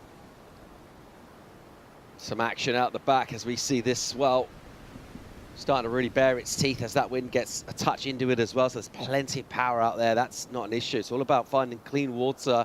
Here goes Zabrowski out of France, off the bottom. And even the set-up turn displaces loads of water. Surfing is so mature for 13 years of age. It's incredible, really, to think she's competing U18 as well as under 16s and makes a bit of room for herself. Wanted a bit more of a finish, never really, just in terms of her body language there, committing to go hard on the inside. Yeah, it was surfed quite softly, wasn't it? Sort of gentle turns, not any seriously focused aggression in any moment of it. The inside little section gave her her most critical turn and then got a clean cutout. So it was complete. It was a starter. And, you know, so far this heat really hasn't shown too much. Be interesting to see. We could see Zoe Zietz taking off on the right-hander. There's the Nicaragua squad just commiserating with Rosano. She finished third in that, but she got a repechage, so she's still going in the event. Yeah, and as I said in the live call, not a bad time to go to the repechage. All right, here we go. We talked about the bump. And Zoe Zietz, she's a great surfer, but she's pretty light in terms of her stature, and those bumps are powerful. She just gets rocked off. Let's go down and hear from Team USA. Sarah Freya is with Rachel Tilley. Yeah, and Sarah is so excited. Congratulations. Tell me how you're feeling. Oh my gosh, I'm so excited. This is my first finals day. This is my third and last ISA now, so I'm super happy to make it this far, and yeah, I just want to keep making heats. Well, how important was that to make it through to finals day through that main round? Yeah, for sure. It's super tricky. Everyone is ripping, but just you surf so many less heats to make it, and it's just like it saves you so much energy, and it's a lifesaver. So what's the difference from the last ISAs that you've surfed that you haven't made it to finals day to this one in particular? What is the difference in your familiarity with the event and the work that you've put in behind the scenes? Yeah, for sure. I came here in 2022, so I was already a little familiar with the breaks, and I just was working hard and putting the time and just believing in myself and getting a better mental aspect, and yeah. When you say working hard and putting in the time, more specifically, what does that look like? Training on land a few times a week, surfing twice a day, just watching surfing, just everything that you can do. Well, you clearly have been putting that work in, and it is showing. You're into finals day in that main round. Good luck for the next one. Thank you so much. Thanks, Rachel. Well done, Sarah. 13 minutes on the clock here. Second heat around 5. Yang Siki, the 4.83. That jam to finishing section. Good mid-range number for her. Yeah. And the judges, you know, restraining themselves. Here's that earlier right. Zoe Zietz, a carve at the start. Gets into the lip there. There's more time for some big turns. Oh, gets stuck at the top. The wave disjointed with a wind rib running through it. Judges still considering this one. Feels like it's most probably the best wave of the heat so far. We talked about the surfing just being a little softer, a little more sort of pedestrian, just working a way through. This is the best turn. Snaps it quite aggressively. Gets the cutout before the dry rocks. And there's the score for that one. Yeah, 4.83 in first. So identical numbers, different ways of doing it. Multiple turns on the left versus that short two-turn combo on the right for Sishi. Gives them an identical score. It is the surfer out of China at the moment leading this one. And expect to see a lot more from her. How cool would it be to have surfer from China on the championship tour in a couple of years? Well, there's, oh, here we go. Live action. Meanwhile, here she goes, driving down the line. Looking to unload here. Sets up. Throwing plenty of water and now into the lip a bit more. So just changing that rhythm, which always looks impressive. And on a slopey wave, it looks hard to surf out there. It does. Did pretty well to kind of make the best of that wave. Yeah, I agree. It looks really difficult. The wind, you know, we're kind of heading towards the bottom of the tide.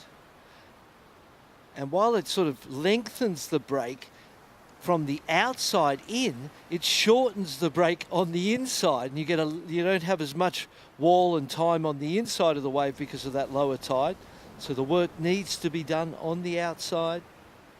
Zoe Zeitz, a 4-1-0. So that score not far off her opponent. So the opening exchange is all very tight. What happens here with the Chinese surfer's wave? Will it be the best wave of the heat so far? Bigger size set, wasn't it? The first turn was up into the lip, quite critical. And she looks strong on the backhand. The wide stance, gets down low, drives through the turns. There's a sense of power and authority in her backhand. Just 15 years old, Yang. So still plenty of years ahead of her in the juniors to compete and improve.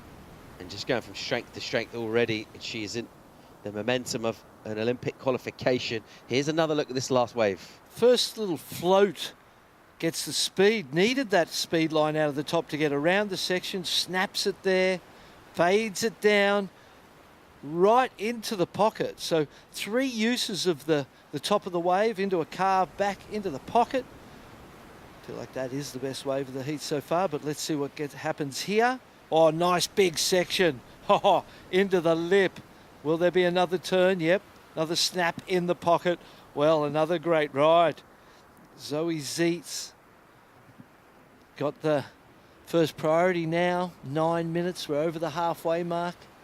And 2 scores to drop for first and second in this heat that are going to put even more pressure on the young surfer representing the Netherlands. Waiting for number coming for last to blue. That right-hander, Zabrowski. But just even that one turn showing us what she can do. And at just 13 years old, it's almost inconceivable to think that she wouldn't get on the CT. She looks like a big, big start for France. Siki Yang going down. Yeah, that was a kind of messy fall. Feet slipped, landed on the backside on the board. 4-8-3. Across the board for both Yang Suchi. Yes, so Zabrowski. You made a good point there. So actually, Yang is a first name. You say that first. Yes, I believe so. Yang Suchi. I've got a friend who lives in China, and he reached out. And when we were in Puerto Rico for the World Surfing Games, and laid that out for me. So Yang. There's the score. 2 great scores. Yeah. She'll drop the second because Zabrowski goes first. 6-8-3 for her. And the 5-5 in for Yang. So right now, Zoe Zeitz, bit of work to do here. 8 on the clock. She's just got that 4-1 in, and then a small number of a throwaway. She's not had loads of rhythm in this. You just compare to the amount of time even just spent on the surfboard riding waves compared with the other 2, and she'll need to fire up a bit. Yeah, the 6-8-3 was great. We knew that was going to be the best wave of the heat when we saw that first turn into the second snap. The 5-5, feel like the scale and where this heat has been set up by our judges has been done perfectly. And Zoe Zeitz, the advantage of first priority, but you want to use it now because she needs 2 rides essentially. I was going to ask you, how long is she going to sit with it for? That was my next question. Yeah, no, you want to get going. You want to look at it as a 2-wave mission at this point in time. Although it's achievable as 1, you don't know how long that's going to be. Zabrowski here, backhand, steep section, nice redirect, loads of spray without having to put loads of body in, a bit more in that one, and it was a crisp, radical turn. And on the bottom, she looked like she was recovering, looking down the line. Goes down and she'll be annoyed with that. Yeah, that was an unusual fall. The hard work had been done, but I suppose there was a loss of concentration. The mind wandered into the future rather than paying attention to where she was on the wave. I don't really feel like that will improve on the 4-8-3, but again, the 4-8-3 is just kind of cruisy surfing. If she completed that without the fall, I think she would have improved on that 4-8-3. There's a chance still, though, just due to the critical natures of the changes of direction. Zoe Zeitz still with priority. She's waited to use it, and she'll go here on a left. Here she goes into this first section. A bit of a wobble first of all, and now she'll wait and get some steep water, giving that one a bit of a whip. And then here, nice looking inside runner. It's steep, and she whips that board up again. and onto the inside for a finish. It's nicely put together. If you had been ultra critical, which our panel will, maybe could have been a little tighter in the pocket, Barton. Yeah, but I suppose at this point in time, that's what she needed to do. Get the completion, get multiple turns. Great wave selection, the way it just kept standing up for her, letting her tee off on it. We'll look at the replay, puts that hand down, throws the arms. There was a wind rib that ran through that wave that made it difficult to read, and you can see consistent wind ribs, but here it starts to stand up a little more, another carve back to the pocket, just waiting at the bottom. And I suppose where that bottom turn happened meant that she was further out on the face as a byproduct. Got to straighten that descent down the wave face a little so that you can get squarer in the pocket. A little catch of the rail that sort of slowed things down out of the top there, but not too much. Into a final turn, close out. Going to be her best wave for sure, and the sort of ride she needs to match those 4.83s, you imagine. Perhaps it's better than those and puts her in a solid position with 5 seconds to go. 5 minutes to go, sorry. Only needing the one score. Yeah, let's see where the judges go. It's going to set the heat up here. She's definitely entered the conversation. Yep. Probably, maybe a slightly smaller wave, probably the wave that stayed the steepest for the longest. We've had steep sections just sort of come and disappear, but that one just ran and ran. And if we compare it to the 4.83 of Tia Zabrowski's, while Tia looked a little smoother perhaps in the surfing, it wasn't as critical really. There we see the venue, Tiopo. Look at the mountains in the background. What a place that is, magical place. For the Olympic Games, going to be such an interesting thing. Such a great moment for surfing in general. Judges still thinking, having a long, hard think about that last ride. It's going to have a big influence on the way these last 4 minutes play out. So we know that Yang Sishi's going. BL going? Yeah, I'm commentating. Sick. Yes. How good's that? But we'll be in Paris at the Olympic Broadcast Centre. So, yeah, that's not quite as good, is it? But, I got to commentate the Tokyo Olympics. We did that from the Olympic Broadcast Centre in Tokyo.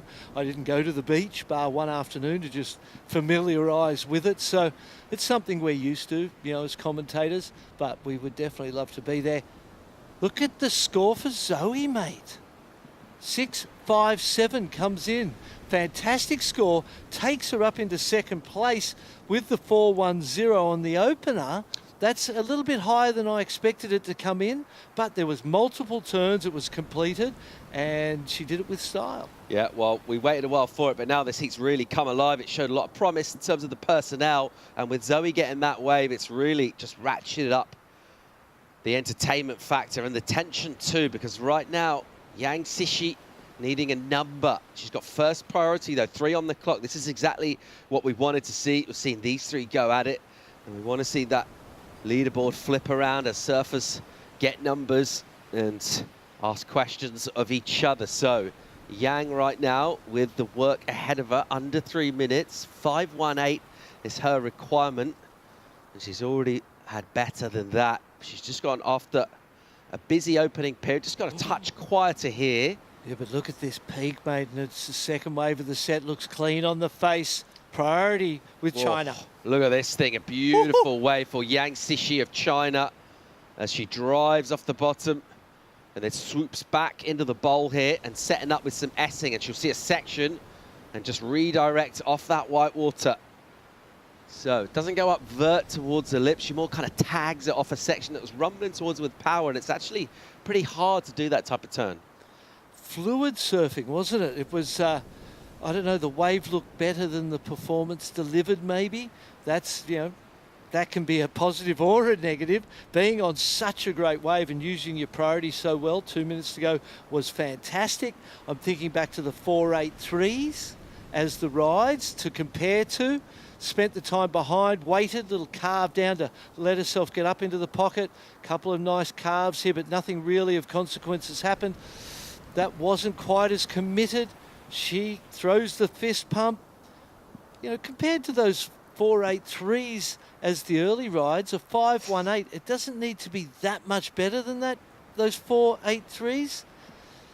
but I don't know if it actually was. The wave definitely was, but where she ended up being able to turn and the lines that she chose were a little conservative, and it'll be interesting to see whether she gets punished, so to speak, by the judges for that conservative line. There was a point in time, though, where you're on such a good wave that you don't want to blow it. You don't want to do something silly, and she didn't. Number in for her. It's a 5.13, so it comes in just under, in terms of the requirement, 0.05. Wow. So a little more commitment on any one of those turns, a little more aggression on the last one. The score was in the wave.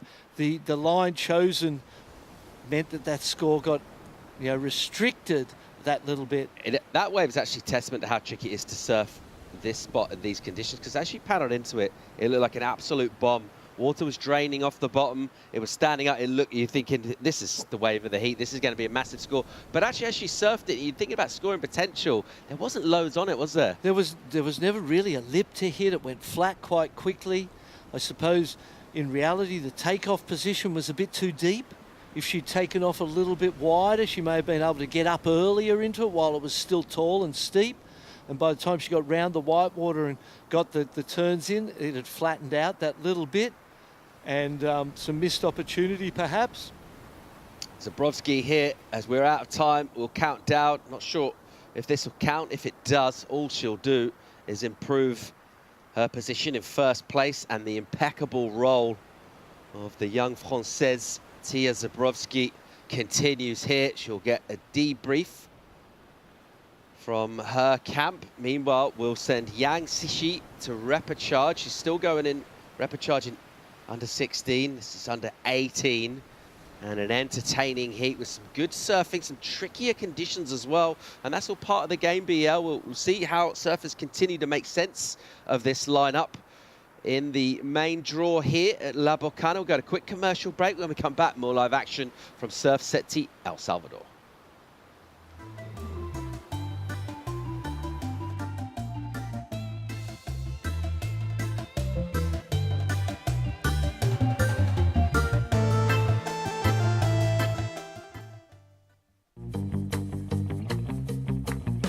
Consulta promociones.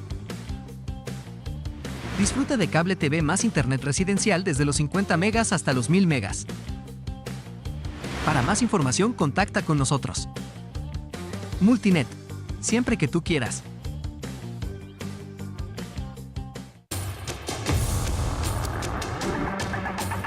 It's one of the biggest goals and one of the biggest dreams.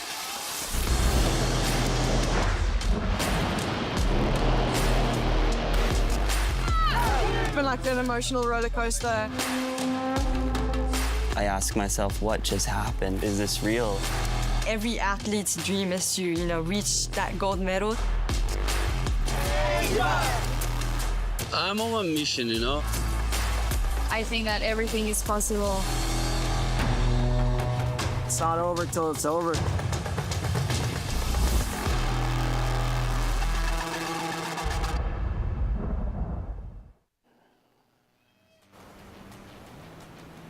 Under 16 boys hit the water, round 5 of the main draw, and an absolute banger of a heat taken to the water. Romeo Chavez, Colombia, Maverick Wilson from Australia, Lucas Skinner from England in live action. Also the South African Rory Dace. Here goes Skinner, first turn, super vert and crisp. Loads of drive on the bottom, but that chatter that we've been talking about from this wind that's whipping across just grabs hold of the board and he loses his edge. He just leant over too far, tried to force the situation. And I can understand that because he looked so authoritative on the first turn.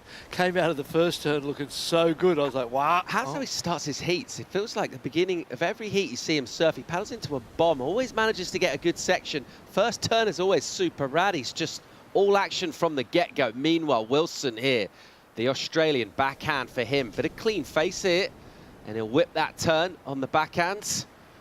And a quick look around and a finish as that one slopes away. So the completion for Maverick, got a bit more surfing done. That one fierce turn from Lucas Skinner. What a heat this is. Yeah, this is a great heat. Rory Dace, the South African. Here's the replay of Lucas Skinner, first turn.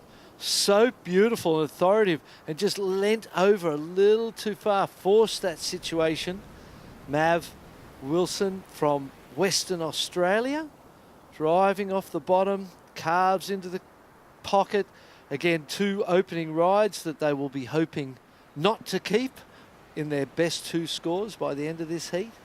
And lines out to sea, plenty of waves keep coming. Yeah, we just want ultra consistent waves if possible, please, for this one, because there's so much talent out in the water. Chavez has been ripping through this event, and that's why he's still in the main draw here. All of these surfers have been incredible. Rory Dace as well, the South African, part of that strong squad from SA. Let's see what he does out here. It's a tough matchup, and I think there'll be a lot of people watching on to see these performances and see exactly where this one goes. Obviously, we're not going to lose anyone here. There still is the Repechage round available, but let's see where one of our pre-event favourites, Lucas Skinner from England, goes with his next ride to see if he can put some dominance on this early on. That's what he's been doing throughout this event. Waves out the back. Number for him, 4-5, just for that one turn. So actually gets the better of the exchange. Maverick, a 3-6-7.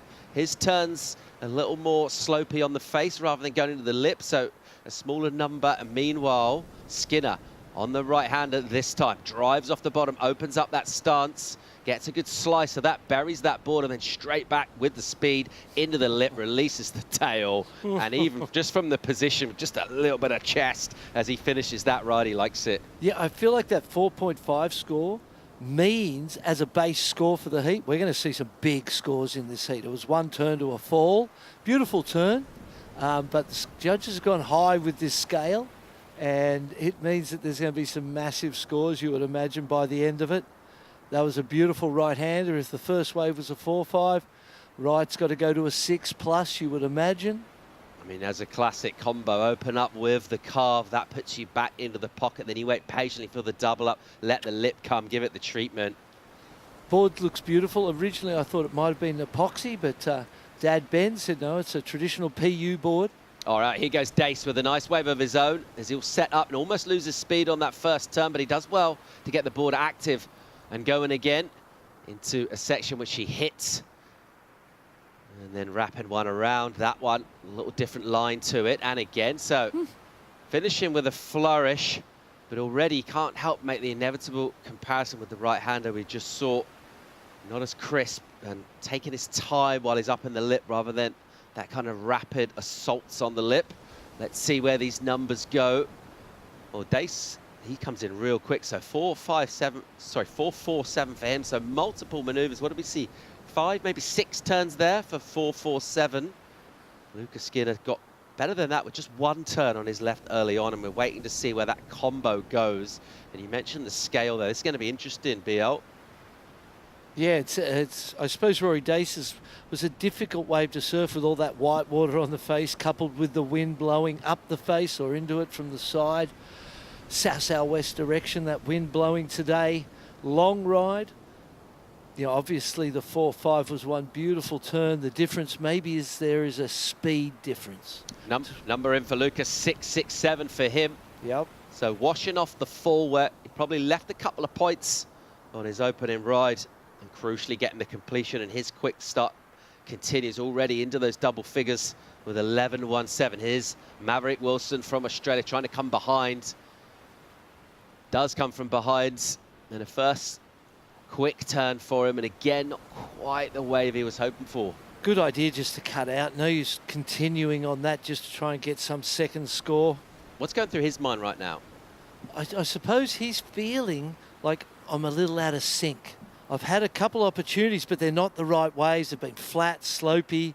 I've been stuck behind, and you're just trying to find that rhythm, that where you feel like you're in sync. Obviously, loads of time left for him, but just, you know, the initial kind of exchanges in the heat, you're obviously going to kind of gauge where you're at. And yeah, that's kind of what I was thinking as well. You're just thinking, all right, okay, so far, not feeling it yet. But keep going, keep working. Yeah, as opposed to Lucas Skinner, who would be feeling like, well, I haven't done my best surfing yet, but the judges are feeling it, and I'm feeling it, and this foundation's been set, you know, easily for Lucas. It's not, you know, he's runner-up from the 2023 under-16s in this division in Rio de Janeiro to Hans Odriozola, was a standout throughout the whole event, perhaps peaked a little early, Here's the replay. Drives from behind the whitewater. Carves out of the lip.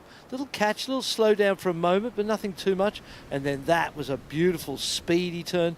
He just looks like he's going faster. And the faster you go, the better it looks. Chavez, this is the 407. 2 turns on the outside, flares the tail, jumps quickly. And Rory Daces drives off the bottom. See, out of the top, it looked a little laboured, the board. Didn't really sear and squirt out of the top with speed. Foam climb there. Comes off the bottom nice and deep. Drifts the tail out of the top. Another one here, similar type of turn. A lot of work, but perhaps the speed influencing the excitement factor for the judges. Yeah, definitely. It's nice technical surfing, but he's going half the speed of Lucas Skinner there. And you can't help but just compare the two, particularly when you see 2 rights, one after the other, and you feel that certainly would affect the score. Just didn't quite have the excitement that we saw from Lucas Skinner, who leads this heat. And as second priority currently, it's Chavez with Pryor. Want to make a move. I like the Lucas Chavez. I think he's got plenty of that X factor. I think he can make kind of late decisions in turns. Sometimes when a surfer's off the bottom, you kind of feel like you know what's coming. With Chavez, I think he's got the ability to mix it up, as does this guy, Get Lucas ready. Skinner. You know what's coming here. Here he goes. He'll go for an attempt on the forehand air reverse, which will just be a throwaway from him. Expect to see a little bit more of that. In the meantime, let's go down and hear from the winner of the last heat. Is standing by with Rachel Tilley. All right, guys, we're actually in lieu of an interview with Tia Zabrowski. She's getting ready already for her next heat. I'm here with the Hijas del Mar, Daughters of the Sea. This is Suri, the leader of this amazing program. Talk to me about what this program is. So this program is created for Salvadorians, kids, in Playa El Sonte, for they can have access to surf because they deserve it, you know. We have a good condition, we have a good waves, and they don't have the opportunities. So we get donations of surfboards and bikinis and everything so they can go and surf. So we have like every Sunday meetings with the kids. That's incredible. And so every Sunday you meet with all of these girls, they come together, they have the opportunity to build community and friendship. What do those Sundays look like in your activities? Oh, so fun. They go skating, they go surfing, and after that we go and swim in the river. I mean, like a very community family. Like, it's like they actually congrats me for Mothers of the Day yesterday. I don't have kids, I have just these ones. So they are my Daughters of the Sea. I absolutely love that. Well, you can see the energy of all of them around this event. They are so beautiful, and you are doing an amazing job. Is there anything you'd like to say out to the broadcast on behalf of Hijas del Mar? Well, thank you for all the people that donate already, and we're gonna be here in El Salvador, like expecting more this surf community grow more and more be more accessible for Salvadorians be in the water. Well, thank you so much for joining us. And girls, if you guys want to wave to the camera and...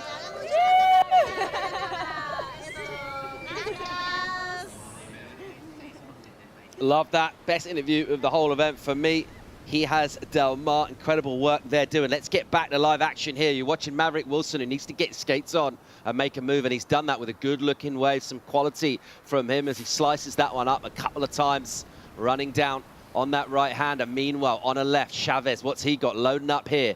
You go into the lip, loads of spray, and then gathers the bottom turn and carving hard in the pocket. This one will keep providing sections, jams that one with a layback flick off the top, and again, snap in. So multiple turns. He's put loads into this ride, and he's not done yet, and belts it for a finish too. So a good exchange, really firing up there. We saw Skinner get a good right with a technical finish that went complete at the ends, and then waves from Wilson and Chavez to come in for scores.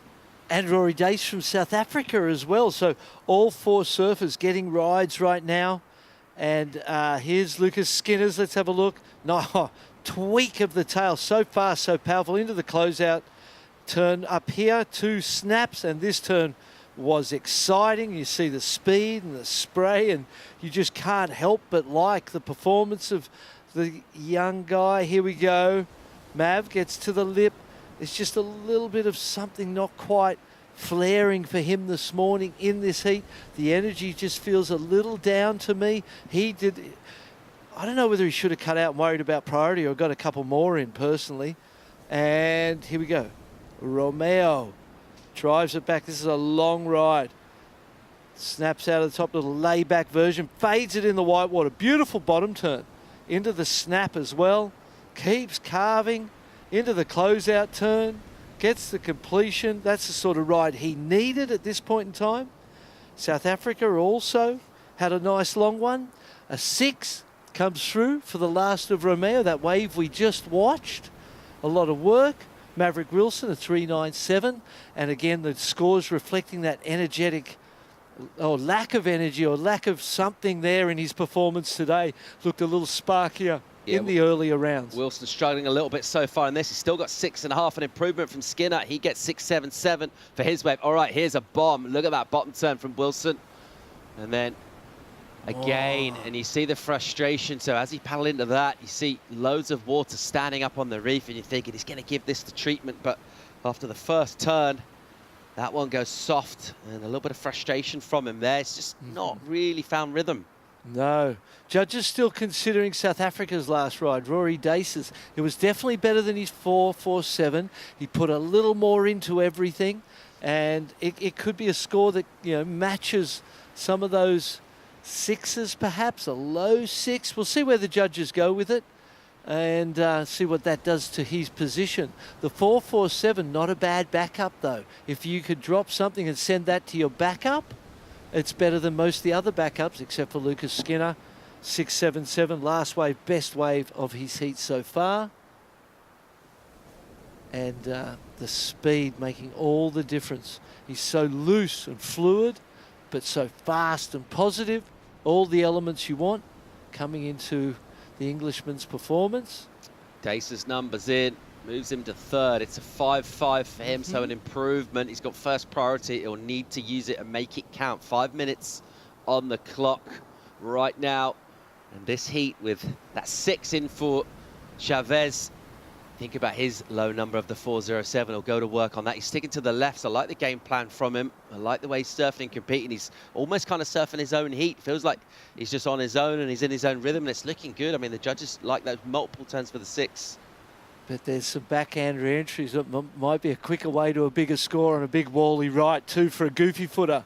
Although Maverick Wilson, it hasn't worked for him, has it? That's the point I was going to make. That, you know, if there's 3 surfers going right, there aren't that many quality waves. There's a lot of them that are shouldering off. Those are the waves that Wilson has caught. So now he'll go left. Look at this section. This looks good for him. Off the bottom and into the lip. So gives that one much more of a hit. And just as he tries to recover it, goes over the rail and down. So Maverick Wilson, by his own standards, couple of 3s. A little bit of a shocker for him so far. The good news is 6.1, the requirement for him. He could easily get that with a bit of quality surfing, and he's still got time. We'll get back to the lineup with about 3.5, Barton. Do you think that little movement that Benny Skinner's got there with his English flag represents some information? It was a deliberate movement. I don't know you'd be doing it just to get the flag flying. It looked like it was somewhat of a message. If you see this thing going in this way or that way, you know, this means this or that. But it's been a solid performance from Skinner. He's looked great from the start. Fell on the opening ride. Still got a good score for the first backhand re-entry. And there is a speedy, sharp, loose look to his surfing that's undeniably great. I mean, if it was a signal, you saw Lucas look back and he just sort of stayed exactly where it was. Maybe it just meant stay there. Hey, Dad, I've got it. So Lucas in the lead in this one with second priority as well, and a bit of a margin as well. He's got nearly 3.5 points on everybody else. He'll look to improve that too. We saw that one big rotation attempt. He loves doing them. It's such a strength for him, and I think he's got loads more of those airs. Well, I'm glad he hasn't been relying on them. In Rio, yeah, I was watching his heats, and every heat was won with air reverses, pretty much, because he had them on lock, and he was just, the waves suited them, and bang, bang, bang. And at a point, you go, just stop. Just do some turns, stop, you know, like, depressurize that situation, let the judges see some other stuff. And this event feels like a much more measured performance from Lucas Skinner. In contrast to Dane Henry, say, for example, who we've seen all kinds of airs from already. And it's going to, we expect that now from him. Lucas Skinner has had a different approach to this event to the one in Rio in December. And so I feel like this is a better way to approach finals day.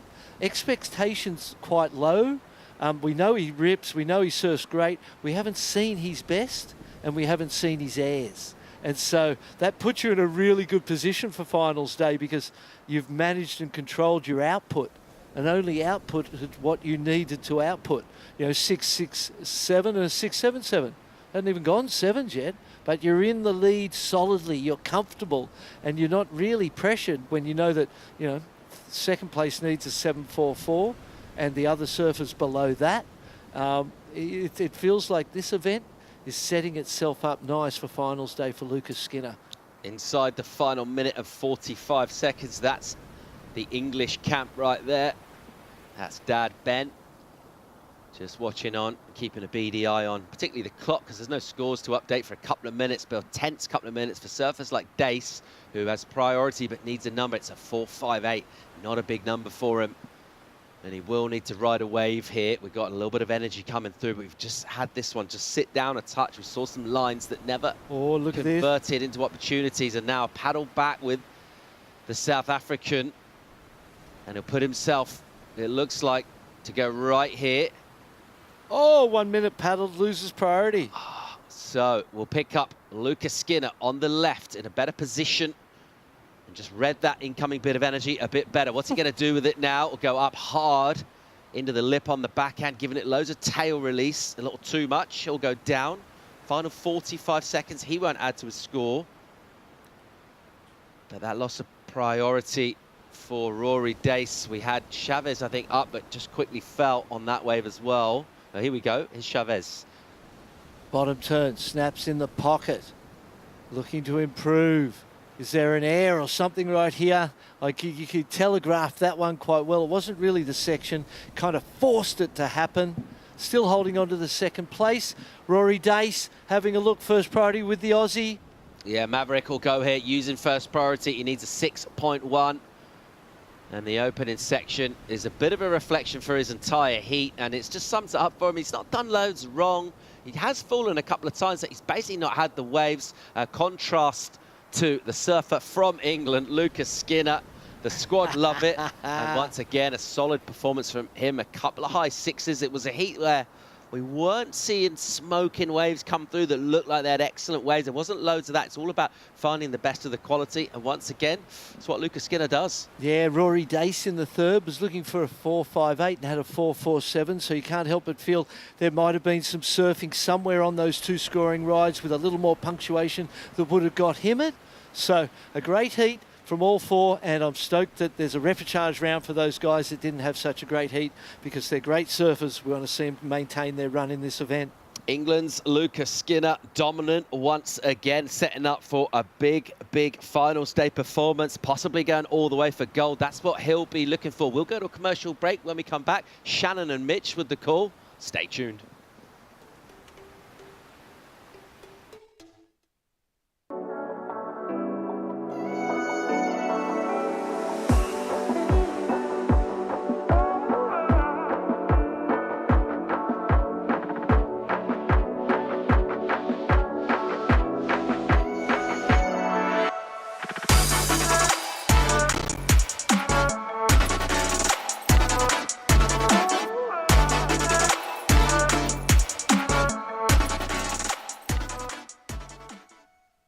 There's a right time for everything. A right time to learn. A right time to try. A right time to fall. There's a right time to find your wave. And there's a right place to enjoy your passion like nowhere else.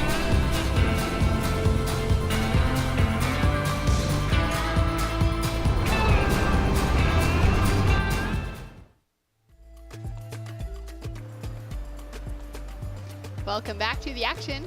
Lucas Skinner for Team England, taking out another heat win here at the World Junior Surfing Championships with the ISA. He's been very consistent throughout his performances and holding it together again with pretty challenging conditions out there now that the wind is truly blowing up the face of the waves and creating a little bit more chatter out in the lineup. Shannon Hughes in the booth alongside Mitch Salazar to call the action for this next heat. Yeah, another great one here in round 5. So in the main still, and Alexis Owen from New Zealand has been competing super well. He's up and running again. From Dunedin on the South Island, just catches the rail on that first carve. He'll kick out. Still early days, so that's all right. Yeah, that's oh, sorry, Shannon. Just not the body language that you want to have in the first few minutes right there. He already has a throwaway score. Is going to have another one, but you don't want to keep that continuing in the next 18 minutes of this heat. Ocean Lancaster in the lineup for Australia, Tiago Passeri for Argentina, and Dylan Donegan for Spain up against the Kiwi and Alexis Owen. And you can see all those flags blowing on the shoreline. A great representation of the 54 nations here, but also a great indicator of when that wind starts to puff. Yeah, and it showed up early this morning. It wasn't necessarily forecasted to become that early here at La Bocana. Here's Owen once again. All right, so getting a little more rhythm under his board, under his feet on this next opportunity. Catches the rail on the inside again, but regains his control, and he'll finish out on the inside. Better way to get that ball rolling. And the lone Kiwi still in the main round here for the boys U16. So solid result individually, massive for the team overall too. And, you know, is going to be posting the best score of the heat with this last one. That's right. His teammate, Alani Morse, on the girls' side is still battling through the repechage round. So a couple of them still in the draw as we near finals day. Main round, meaning that top 2 surfers will advance through until competition tomorrow. They won't need to paddle out again today. Bottom 2 surfers will still have the chance for repos, and they'll be looking to prepare themselves for more heats throughout this afternoon. So a busy day of competition ahead of us. We're looking to finish the contest around 3:40, which more realistically will probably be about 4 p.m. by the time we have a few of those kind of quiet moments in between heats as scores and tabulations get finished. And we've now got that 5-point ride on the board for Alexis. Sets him up well in given the context of the heat now. No, well, and not just the context of the heat, but of the round too, since we saw the wind really pick up this morning. That is a solid backup wave, even might be, you know, your best if you're really critical. But a couple of 5s out there right now, that's a solid heat. And, you know, we just saw Lucas Skinner move through once again. He's a heat away from the grand final. He's looking solid to be a gold medalist here. Only his 2nd time surfing in the ISA, and he's, you know, to me, really proved that he's a standout within his division. And I feel like we're going to have only our 2nd British surfer on the championship tour within a matter of years. Yeah, I couldn't agree more. I think it's going to be just, you know, quickly rising. And great to see Lucas finding that rhythm. Nearly walked away with that gold medal last year, and it was an incredible battle between him and Hans Odriozola for the final gold. As we take a look now at Tiago behind the section for the Argentinian. Sets himself up coming out of it with a lot of control and whips into that speed, that rail work, throws it into the air on the finish. Yeah, and maybe a necessary right there at the end from the get-go. He was playing catch-up with that opening section, so kind of a mishap right there for Passeri. But out of, you know, the 4 surfers that are out there, only Owen has the 1 solid score so far, which is the 5-point ride. Something less than a 2 right here for Tiago, so really no harm, no foul. Dylan Donegan coming out of the Canary Islands, he surfed great. Older brother Connor, also an amazing surfer. But Ocean Lancaster from Newcastle, Australia, has competed very well, and, you know, he's kind of been in the shadow of both of the U18 surfers, Fletcher Kelleher and also Dane Henry. But this guy's the real deal too. As we take a look at the replay here for that 5-point ride from Alexis. It was a well-surfed wave and a good rebound after the 2 quick ones right at the beginning of the heat.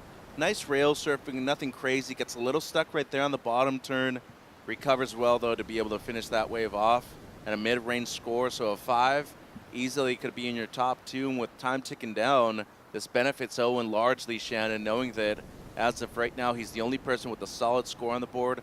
Everybody else looking to really capitalize on the first opportunity. And even with those 2 quick in and outs, you know, the 0.87 and the 0.5 for Alexis, it set him up in that rhythm within the water straight away to just be on the hunt for waves, noting that it's going to be a little bit harder to find that perfect wave in a heat like this when the conditions have deteriorated. And creating opportunity takes, you know, having some paddles, having a look at a few different waves, as we can see a little overhead view of Team England.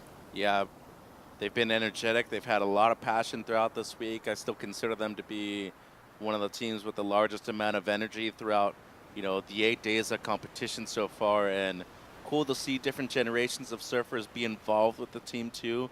Emily Curry has been one of their coaches so far. Ben Skinner, can't say enough good things about him, one of the top longboarders in the world. But Lucas, once again, kind of the unofficial team captain. He's really, really been the example to follow all week long. And I feel like come finals day tomorrow, he has a good chance of winning his first gold. That's right. He's been on a really nice roll throughout competition, and even as that last heat became more challenging with the conditions and it wasn't the biggest scores that he dropped through competition, it was just that consistency of being the best surfer in the lineup in that 20 minutes that took him out to. I'm glad you bring that up, because as a coach, you want to be realistic with your athletes and you want to inform them key information. Courtney was speaking about giving certain surfers specific information based off of their needs and maybe even their skills. But what you don't want to do out there as a competitor, and especially as a good surfer, you don't want to over froth. Tell yourself the truth. Note that it's difficult. The waves are fun, yes, but you shouldn't go out there expecting to get 2.8s every single time. The Newcastle local, Ocean Lancaster, up and riding on his first snap to start, drives through the second one, and looking down the line now as he puts a great two-turn combination on to finish. Newcastle producing so many high talented surfers across the years, many competing on the championship tour level, getting into that Olympic conversation as well, as we see Tiago Passeri on his backhand. Excellent first turn, sets it up to go a little too big on the second. And Dylan Donegan now, he's up and riding on his opening ride. Great bit of rail work, some variety thrown in with the second maneuver as well. And this wave's going to give him a great corner pocket to finish with. And even one last opportunity to jam a final turn in front of the rocks. Down to 11 minutes remaining on the clock. Scores to drop in now from a really important exchange as we're nearing the back half of this heat. In the previous heat, we saw another consistent result from Lucas Skinner.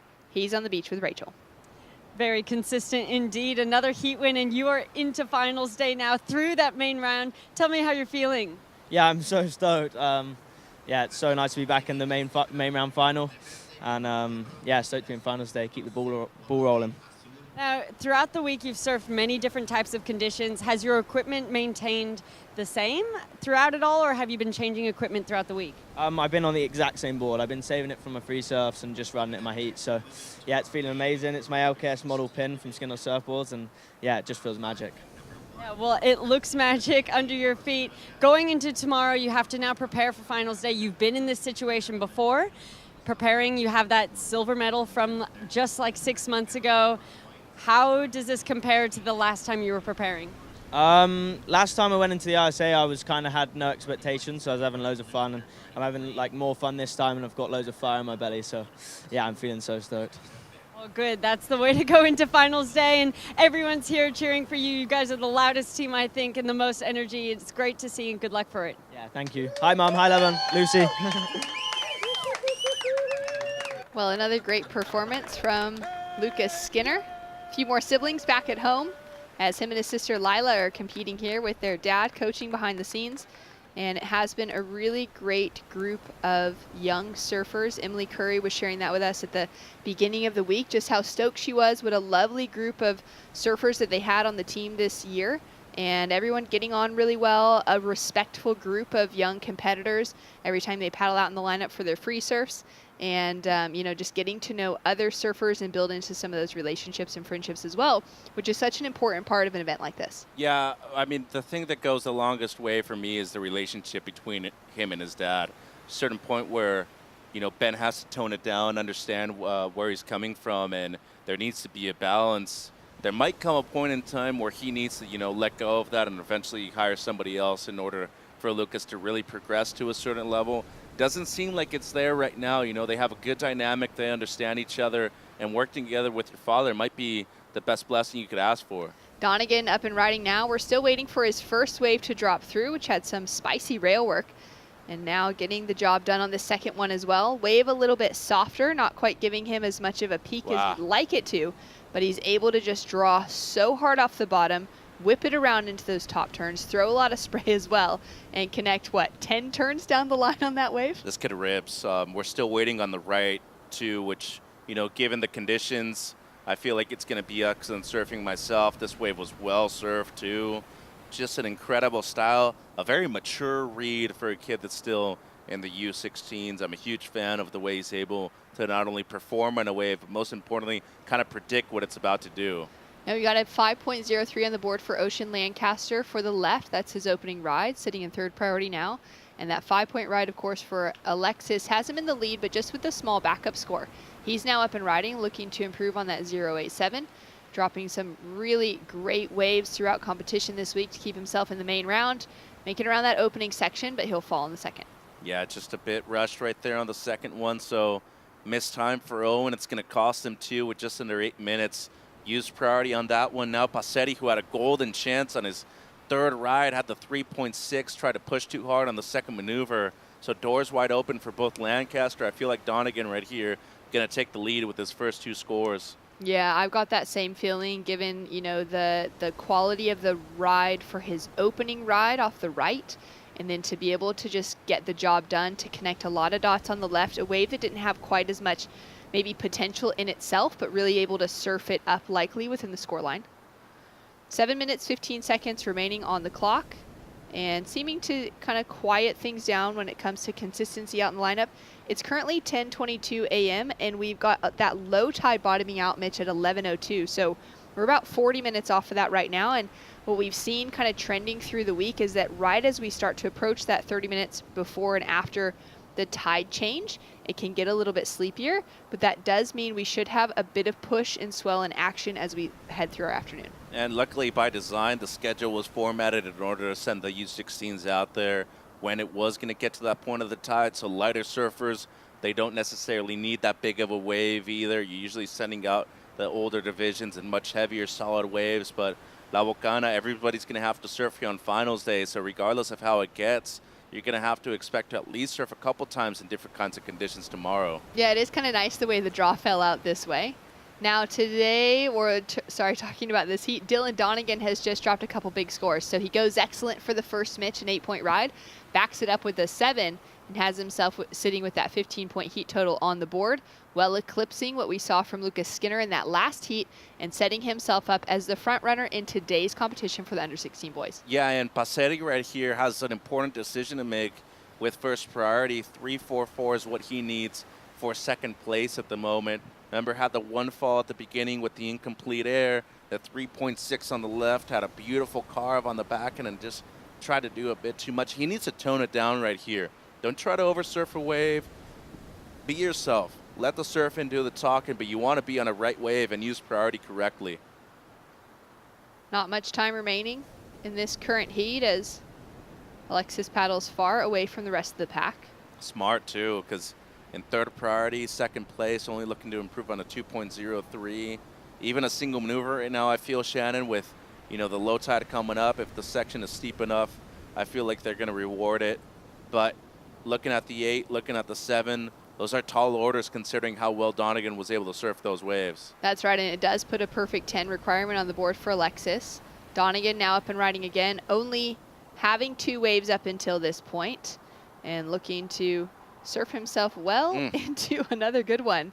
That opening section was kind of hollow as he made his way through it and then had a couple great turns to find after that. He is feeling so stoked right now, nearly rode straight over that giant boulder. Well, imagine you have 3 waves, 3 different opportunities, and you've capitalized on all of them, surfed them to perfection, an 8, a 7, and probably another big score right here too with the great combo on the outside. Good looking set now on the outside section. Tiago takes off in the whitewater, makes the appearance straight up to his feet as he locks into that first carve. Kind of has to have 2 points to it as he's driving and pumping down the line now. Snap and gaining as much momentum as he can to add in that bit of variety and aerial antics into the finishing maneuver. He'll go down though incomplete as Alexis will be stoked. Chasing just the 2.03, was looking for an opportunity there to improve his backup score, but is not going to be able to find it. Kicking out early will hand him priority as we're coming down to the final 5 minutes. Yeah, and first place is out of reach for everybody. An 8, a 7, likelihood that Donegan is going to improve right here. So set up for second place. Lancaster with priority needs only a 2 at this moment, although we are waiting on the last of Passetti, but it's not enough though, 2.57. So if you're Ocean right here, you've already waited long enough for your second score, had the 5.03 on a relatively small wave too. There wasn't any crazy on that mid-range score for him. So I think that the smart move would just be try to get a wave similar to that, which would mean that Alexis would also need another 5, and Thiago would be needing at least something in the upper 6s. That's a tall ask right now. Yeah, there's a lot of variables coming into the final few minutes, some big requirements, or not necessarily so big, but the potential for those requirements to jump greatly. Given that there isn't really a backup score yet for Alexis, just that 2-point ride, he'll need to replace in order to secure himself with that advancing position in the top 2 to avoid a repechage round surf later today. Alexis now up and riding down the beach. So again, he's looking to improve on that 2. Into the first turn, throws a lot of spray, sets himself up in a nice seamless line off the bottom turn into that second wrap, finds a third, and he'll kick out as that wave softens. So he'll be improving his backup score. Yeah, by a lot too, a 2.03 on the other one. This should be at least 1.5 points better, I would think, than that one. And you're mentioning before the thoughts that Dylan's last wave could even improve his situation. It does with a 7.83. So those rights providing some huge scores this morning as Thiago is just kind of caught out of position a couple times on his takeoffs.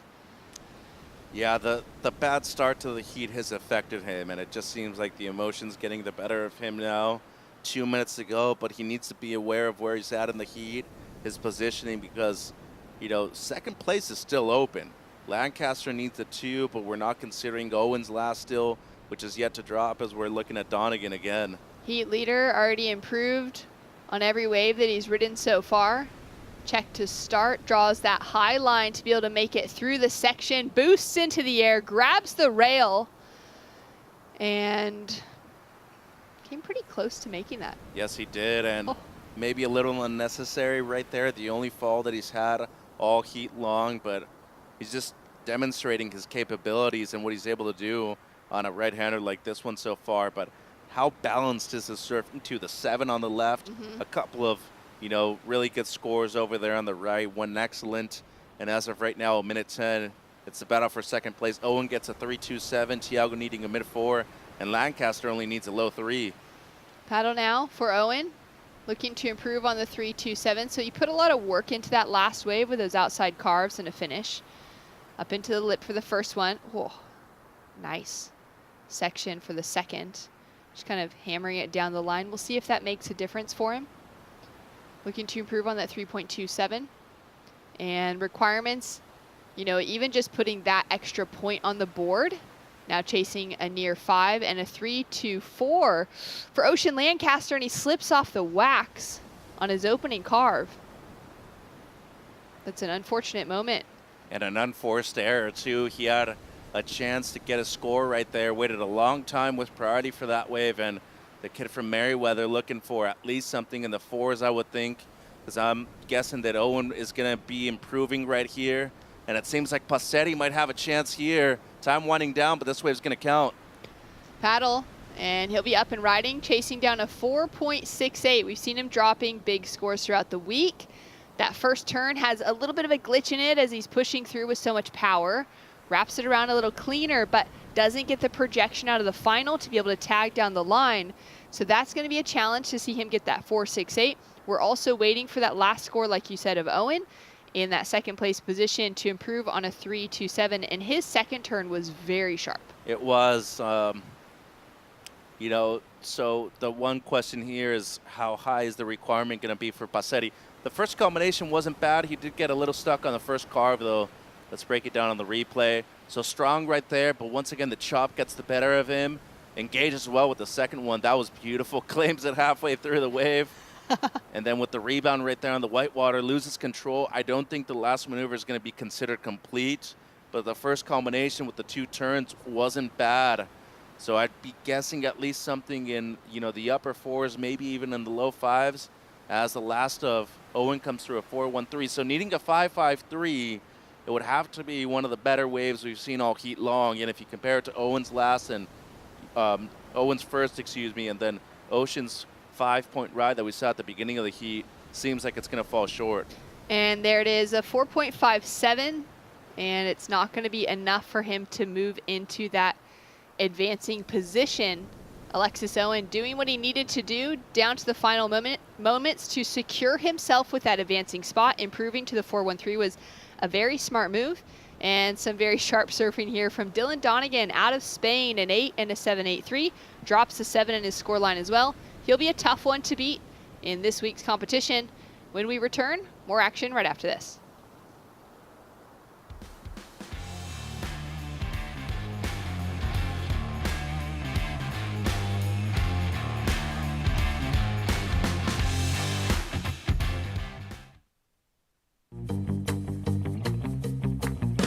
Consulta promociones.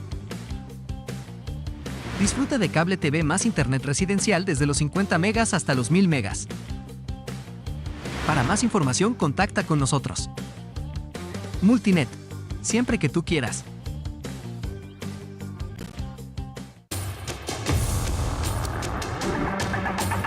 It's one of the biggest goals and one of the biggest dreams.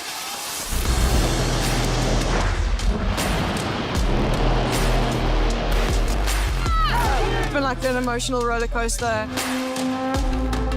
I ask myself, what just happened? Is this real? Every athlete's dream is to, reach that gold medal. I'm on a mission, you know. I think that everything is possible. It's not over till it's over.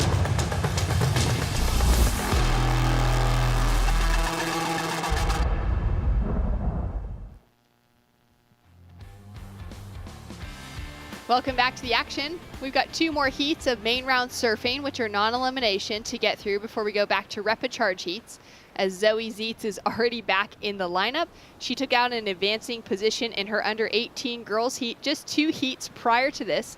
So quick turnaround, likely had a cold glass of water, maybe a banana, and she's back out there ready to compete alongside Ziggy McKenzie for Australia, Luis Lapront from South Africa, and Remy Fiore from South Africa. So 2 Safas out in the lineup, up against 2 surfers who have been dropping solid scores throughout the entire event in Ziggy and Zoe, as we take a look at the opening wave here from Ziggy McKenzie. Yeah, Ziggy Aloha looks good on the forehand right here. Was splitting her time between Indo and the Gold Coast, and it seems like focusing on the Gold Coast right now has really elevated her game on the right-handers. Opens up with a decent score. Zoe Zietz just a throwaway for her, but really impressed with what Zoe's been doing in terms of managing her energy for both rounds and both divisions. Impressive stuff for the youngster from Kauai. Yeah, it's pretty amazing. You know, we had a lot of surfers coming into the opening days of competition that were surfing between the 2 divisions. Almost 20 surfers, I think, from the boys' side and from the girls' side in total. And of them, it's really been on the girls' side that Zoe Zietz, Tia Zabrowski, and Young Soo Chi were able to put themselves into the real quality end of competition. As we take a look at Luis Lapront on her backhand, and just hits that foam, holds on to some control, and she's looking down the line now to put on a nice clean finish. Her older brother, Luke, has also been competing in the event this week, so the Lapront family feeling pretty proud back at home right now. Yeah, from Scottsboro, just outside of Durban, so a great area to come from. I know they surf a really good right-hander year-round, but especially in the wintertime, it gets quite good over there. Luke was really close to qualifying for the Challenger Series too, by the way, but you know, I feel like South Africa has a lot to prove right here. Surprise Mafumolo had a couple of great heats. We've seen Rory Dace also in the event. You know, Vincent in the U18s, he lost that earlier. He's going to be in the repechage, but overall, a good performance by the team. Seems like Lulu's going to drop the best score of the heat here. Yeah, it was a great opening exchange for her. As we take a look now at Remy, her teammate, up and riding. She'll carve back into the section to start. And looking down the line, this wave starts to bowl up in front of her, and she commits to a big section. Yeah, maybe a bit too much right there for the finish. Tried to push a little too hard, given how steep it was, too. You want to snap under the lip right now rather than try to go through it due to that, you know, strong onshore wind that we're seeing. But Remy Ferry, coming out of, you know, Cape Town, has been living in a caravan with her mom, wants to continue doing that once she graduates herself, too, and, you know, kind of explore things on her own. As we look at a couple teams right there, Netherlands, Canada, a couple surfers coming up for them. Osha Green about to hit the water for the Canadian team. Yeah, a lot of support down on the beach. Nice opportunity to just sit down, take a rest before they'll be up on their feet in support. Zoe Zietz out in the lineup right now with just that 0.5 to start. And now Ziggy looking to improve on the 2.83. One single forehand hit could do that. That was sick. Really committed right there. It's a tough section too, especially with all the rebound there was coming from different sides too. You know, at the low tide right now, at the lowest point of the tide too during the day. So it's not easy to really navigate the water coming out of a maneuver like that. Good job for Zegiloha. 15 minutes remaining on the clock. 20 minutes across all heats running today, which is a nice thing. We saw that introduction of 20-minute heats into the later repechage rounds yesterday outside the 15 minutes, giving everybody those extra few minutes to be able to, you know, try and get more so a few waves at the end of their heat than at the beginning. And we did see a few of those surfers, you know, making use of that back end, those final 5 minutes to get their advancing and even leading positions yesterday. As we take a look now at Zoe, first big wrap, couple pumps off the bottom for the surfer out of Kauai, representing the Netherlands, coming from a strong surfing family in the Zietz family. Yeah, Uncle Sebastian, many years on the Championship Tour. Victory, too, over there in WA in Margaret River in 2016. But both Zoe and her older brother, Oliver, longtime members of the ISA. As waiting on a couple of scores now, it seems like Zegiloha gets a 5 on her second one, Shannon. There we go. Sets her up into that leading position. And Mitch, you were, you know, referencing earlier on the conversation of board riders clubs across Australia. Yeah. It's something that's been running for such a long time there. It's just part of the local community, really, as being involved in a local board riders club.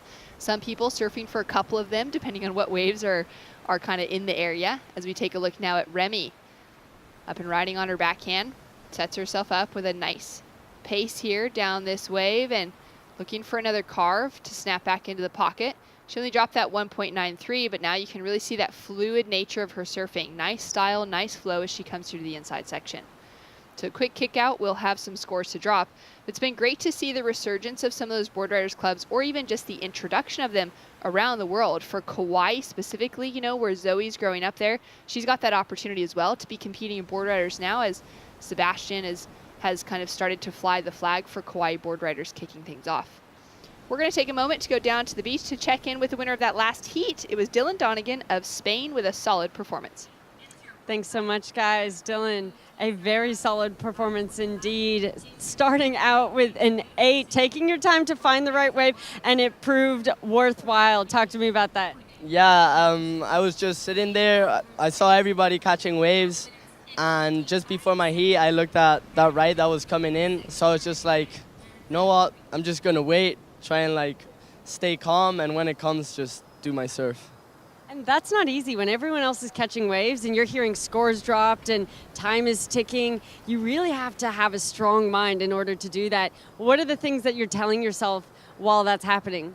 Yeah, it went past like the 12-minute mark, and I was already like, I have to catch something, I have to catch something. I was just like, you know, there's gonna get, a wave is gonna come. So I was just saying that, just wait and stay calm and just do my thing, yeah. Well, that's a huge amount of confidence that you know once the wave comes, you're going to be able to surf it to the maximum, and that's exactly what you did. Now, preparing for tomorrow, you're in the main round still, and it's finals day tomorrow. What are your expectations of the day? Of course, we're looking at those medals, and how will you manage those expectations? Yeah, of course, there's like, you're thinking about the medals, but I'm just trying to keep it simple, just try and won this heat, now try and win the next heat, and yeah, just try and maintain that positive energy in all my team, all the supporters back home, and yeah, just do my best. Perfect answer. With all those supporters back home, would you like to say anything to them? Yeah, nada, gracias a todos por el apoyo, por todos los mensajes que me habéis estado mandando esta semana, y nada, ahora mañana finals day y a darlo todo. Thank you so much, and good luck for tomorrow. Thanks so much. Well done to Dylan. Great performance. Nice thought process on pacing himself through, you know, just taking a finals day conversation or even event in that, you know, kind of cliched one heat at a time. It's really a smart way to approach things, especially when you're just a couple heats away from the medal round. Yeah, and, you know, you need to make one heat. You're going to be competing for gold. It's smart to be able to do that. And as I said before, and I think many people have said, within this event, there's times where you need to settle for second. And if you're in an advancing position, the smart thing is just to defend that place. Once you're in the final, everything's for the lead, right? Everything's always for that one place.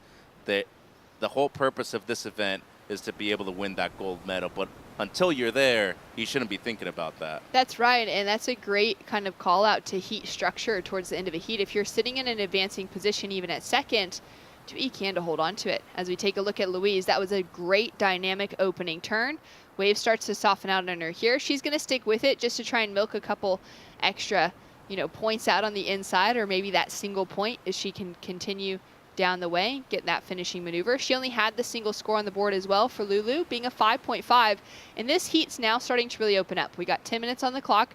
At the moment, it's the South African Remy Fiore sitting in that leading position with a 4.77 and a 3.3. We've got a score to drop for last of Louise, which will better the 2.33 she's chasing, and will be taking away that position from Ziggy McKenzie. Ziggy's got that 5 on the board, and Zoe's now got that 5.33. So fairly evenly matched across the board as we come into the back half. Yeah, Faria on her last 2 rides has had 2 moments where she would have been able to extend those scores by a good amount. The 4.77, which was really the one strong turn on the backhand, which would have been capitalized with the one closeout reentry, the 3.33 on the left. Another wave that I felt could have been, a little bit elevated too if she would have been able to finish the wave.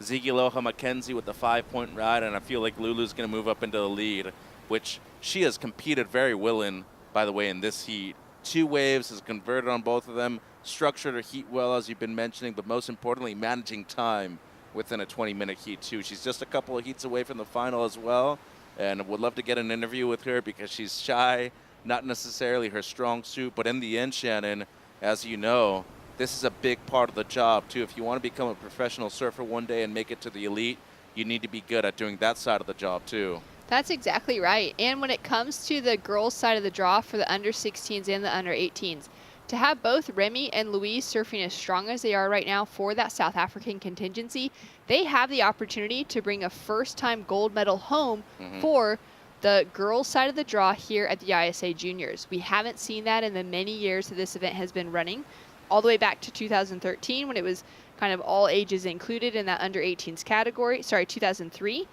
Up until 2013 when the under-16s division was then introduced in and we kind of split up that field to open more opportunity across the board. We have yet to see a South African girl take out a gold medal, and these two have been putting together very strong campaigns to get their name in that mix this week. Yeah, Balmy's made the final before. I remember that. We've seen Davey Bowen on the men's side on the U18. I remember make the final 1 year too over there in Peru, and Vasco Ribeiro for the Portuguese men also super close to winning the U18. But Portugal, another country that hasn't necessarily done super well within the context of individuality here at the ISA, whereas we're looking at our Dutch surfer in green. She also has a chance to be the first Dutch surfer to get a medal. It would be so incredibly exciting for the Dutch surfing squad. And she just comes undone on the finishing maneuver, but they've been putting in some great work behind the scenes, searching out that talent, those surfers that can represent their nation that maybe aren't living there in Holland at the moment, but have that family connection, and to be able to have the Zeets siblings competing for them in the juniors has been really instrumental, and we're going to see a long future ahead as more of that development comes out of Holland, similar to what we've seen from that German squad through the years. Yeah, and I think Zoe right here only needing a 2.77 should be getting the score to move up into second. Has surfed a smart heat too, but was looking to really get her best wave on that last finish right there as we look at Ziggy here. Setting herself up down the line, snap to start, only looking for a 3.1. Can't hold on to the finishing maneuver. And we've got a couple scores dropping in. Let's track with live action for a moment. White has a look, decides not to go. And we got a 5.93 now on the board for Lulu Laprant. Sets herself up in that leading position. Well executed. The best heat surfed so far because it's just her 2 waves that are counting. And she's been able to improve on both of them, starting strong. We got a 4.37 on the board for the backup of Zoe. A 3.33 for Remy has been sitting there for a while.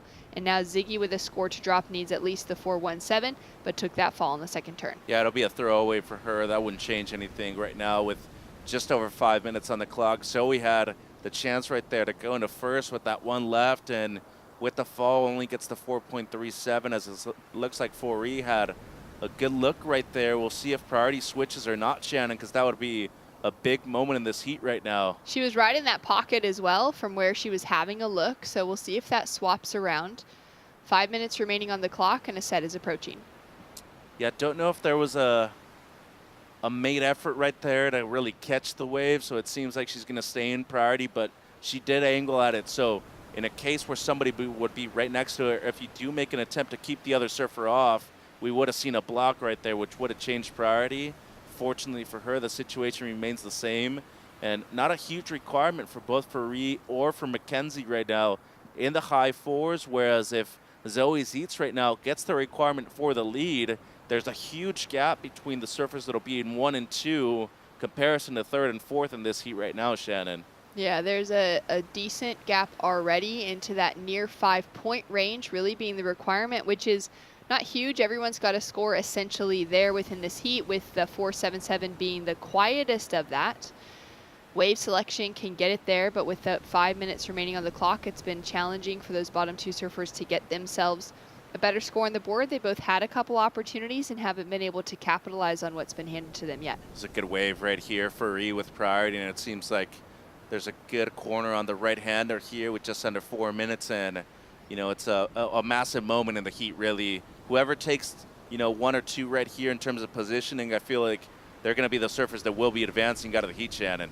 Well, that wave broke so far out, it's going to take out the rest of the pack. Ziggy on the paddle back out in 4th priority. Lucks into the shoulder, gets those 2 snaps back into the section. Not a whole lot of big scoring potential on there, but she could be improving on the 3.2. Yeah, I mean, even if she does improve on the 3.2, though, it's not the 4.71. So if that's not the case, it's still a missed opportunity for you. 3 minutes, and you know, Ziggy Aloha Mackenzie, a name that I hadn't necessarily heard up until she won the trials over there on the Gold Coast for the event at Snapper. Big opportunity for her. Eventually had a wave star heat, though, in the Challenger Series, but competing here for Team Australia, she understands, you know, the amount of honor that there is just competing here for the team. Wants to be advancing into her first final and her first event, too. As Fari still with priority, but I feel like Zeitz might have a look at the left here, Shannon. Could have a little split peak, and everyone sort of eyes it off, decides not to go. Still time, 2.5 minutes on the clock, as Ziggy on the inside section is just going to lock into this one again. Catches a rail coming out of that first opening snap. Redeems herself, though, with a clean second, and looking now for the finish. The combination on the end being very sharp, only needing that 4.71. Like you said, the surfer who has had a lot of recent success, literally within the last, well, maybe not 10 days, because we're almost 10 days into this event. Yeah. But in the last couple of weeks on the Challenger Series, to be able to win a trial like that against her peers, some of those that are, you know, older and more experienced, some of those in that same age range as well, and then get the opportunity to compete on her largest stage up until that moment. Now with her back against the wall and needing to put a score down to take an advancing position to avoid repos, that was some well-surfed waves on the inside. Yeah, and Zeitz right here with a chance. Seems like there's a left right here. Don't know if she's going to get to the corner in time. With 1:40 on the clock, Shannon, I'm thinking that Ziggy Aloha Mackenzie, she's going to be getting the score. I'm kind of wondering, Mitch, what are your thoughts on positioning now? Because these bigger sets, they've been so slopey on the corners, and they've actually been breaking so far out that it's caught that outside pack pretty much on the head. Zoe is now going to turn and go on this one in the whitewater. Quick snap back. This wave being really flat, it's maybe going to line up for her here on the inside. We can see it just starting to grow and get a little bit steeper. It's going to give her a nice section to tag, but she's not going to be able to complete it, chasing that 5.45. And it seems like Ziggy being under 4th priority in that last 3 minutes really worked in her favor to help her avoid those bigger waves and actually luck into a decent scoring potential on the inside. Now Remy up and riding, was holding on to priority for such a long time in the back half of that heat and is unable to use it to her advantage. She would now be needing a 6-point ride as Ziggy Mackenzie dropped a 5.77 for that last ride. Yeah, and that's not the score for white there, neither the one for green. It's a 3.03 for Zoe. A wave that just let her down. She did break away from Lulu Lepron, who had been covering her at that point of the heat, but just a wave that never stood up, never really offered a critical section, And good work by Ziggy Aloha Mackenzie. She broke away, was able to find basically her own peak. Had 2 waves in a row with opportunities, the 3.2, the 2.73, but it set her up for success. Got the 5.77 with a great 2 for 1 at the end, Shannon. She's going to be moving through in second. And such a smart heat for our leader, Lulu Laprant. This will only be her 3rd ride, now up and riding just as that buzzer will start to sound, but she doesn't need it for a score. She opened up with a 5, built to a 5.93. Now she's just putting together a structured wave as she comes through on the inside section. And it seems like we might get the opportunity to finally hear from her in a post-heat interview. Yeah, well, when I spoke to her earlier this week, she was like, make it quick, make it short. I'm very nervous, but, you know, as I said before, this is a huge part of the job. You need to be able to market yourself a certain way, too. And, you know, perfectly honest, this is the best I've seen Lulu Laprant surf before in a jersey, so props to her. She's moving through. Yeah, big improvements within her surfing, doing a great job here at the World Championships, and she's going to be on her way to finals day tomorrow, as well as Ziggy Mackenzie holding on to it with that final wave into finals day tomorrow. We've got more action to come when we return into our second heat for the under 16 girls main round 5.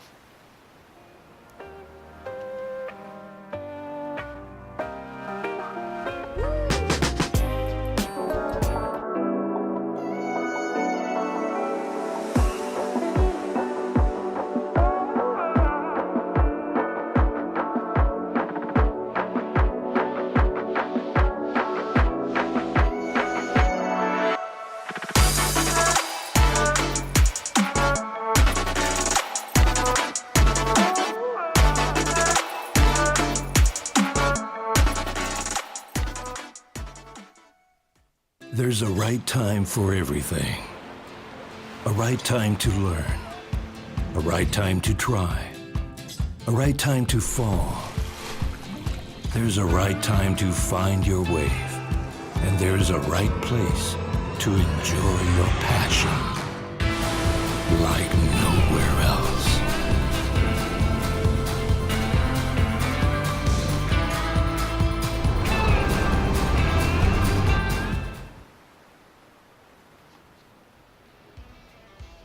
Welcome back to the action here for the ISA World Junior Surfing Championships. It's day 8 of 9 of competition, and we're very close to finding out who our finalists will be.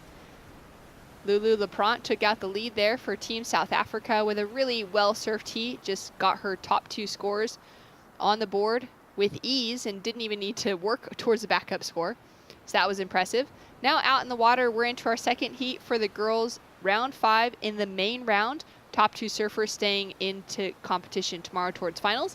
And the bottom 2 will have repechage rounds later today. Shannon Hughes alongside Mitch Salvador for the call. And Mitch, we got Tia Zabrowski from France, Osha Green from Canada, Eden Walla from USA, and Arisa Ishii out of Japan. This is such a stacked heat coming into today. Yeah, this could easily be the final. We're looking at 4 surfers who haven't lost within the event yet. Zabrowski has dominated, you know, both of her rounds really in the U18s and the U16s, and speaking of her, up and riding. Up and riding already, taking that advancing top 2 position earlier on in the under 18s. Now looking to put some scores together here in the under 16s as she just has that quick kick in and out to start. Yes, it'll be a small score, you know, given what we saw in the previous heat, but Eden Walla, finalist last year over there in Rio de Janeiro. Osha Green had a good performance also in that event over there, and just barely snuck by in her previous heat where she broke her leash, had to come all the way in and paddled back out with a few minutes and still made it through as we're looking at Eden here. Here we go with the paddle. Eden's been surfing so sharp out of San Clemente, California. Has a wave fairly similar to this in lower trestles as one of her home breaks. And she's been making La Bocana look pretty easy throughout today. Does it once again for her opening ride. That is a perfectly surfed wave. To me, it's excellent surfing. I think we're going to see the biggest number of this round for the girls U16. Excellent stuff right there for Eden Walla. Yeah, lower trestles is one of them. I also think this wave resembles T Street a lot, quite a bit, given that it does break a bit further on the outside. There's a lot of reverb and a lot of backwash that you have to manage too. But Eden, part of San Clemente Board Riders, here with her whole family, including younger brother Zion, who is a great surfer himself. She's going to post a big score here. Let's take another look at it. Appreciate some great surfing to start the heat. It's the tempo for me, Shannon. Really good pace on this one. Excellent read into the lip for the second one for Walla. Great read with the carve right there. Into the lip for the finish, and easily the most critical turn, too, as the score's in, and it's an excellent one. An 8.17 to open up for Eden Walla. She'll be feeling so happy and content as she heads back into the lineup, looks to put herself into that priority rotation. We get a 2.83 for the opener of Tia Zabrowski, and for Osha and Arisa, just those quick throwaway scores. What's it like, Mitch, when you're in a heat like this? You got a lot on the line because it's the World Junior Championships. You're hoping to make finals day, and right off the buzzer, you hear that your competitors dropped an excellent score. It adds extra pressure, that's for sure, but I was one of those people that try to always focus on myself. As I've mentioned before, you want to be aware of what's happening within the heat, but I just don't feel in the context of my situation, it should affect me too much. I still have my surfing. I have my time to manage. Everybody else needs to worry about themselves, and I need to give them something extra to worry about too. Great perspective to have out there to be able to keep that personal focus and recognize the quality out there, that there's, you know, waves with big scoring potential. I will say and this, noting though, that Shannon. you can do it as well. Oh, sorry. I will say this. It changes depending on how many surfers are within a heat, though. If it's, you know, a head-to-head matchup, obviously I'm worried a bit. But in a 4-person heat, 3-person heat where 2 people are advancing, I know my chances. Right, because you're not going up necessarily for advancement against that person with an excellent score. Right. The odds are still, you can still In work your them within your favor, for sure. 14 minutes remaining on the clock, and a big day of surfing ahead of us. We're just going to be finishing out our main event. We had the under 18 boys and girls, and then the under 16 boys and girls, which has been exciting to see. Once again, those surfers that have been on a bit of a roll throughout this event have taken out a few advancements through their first 4 heats to make it into today's competition.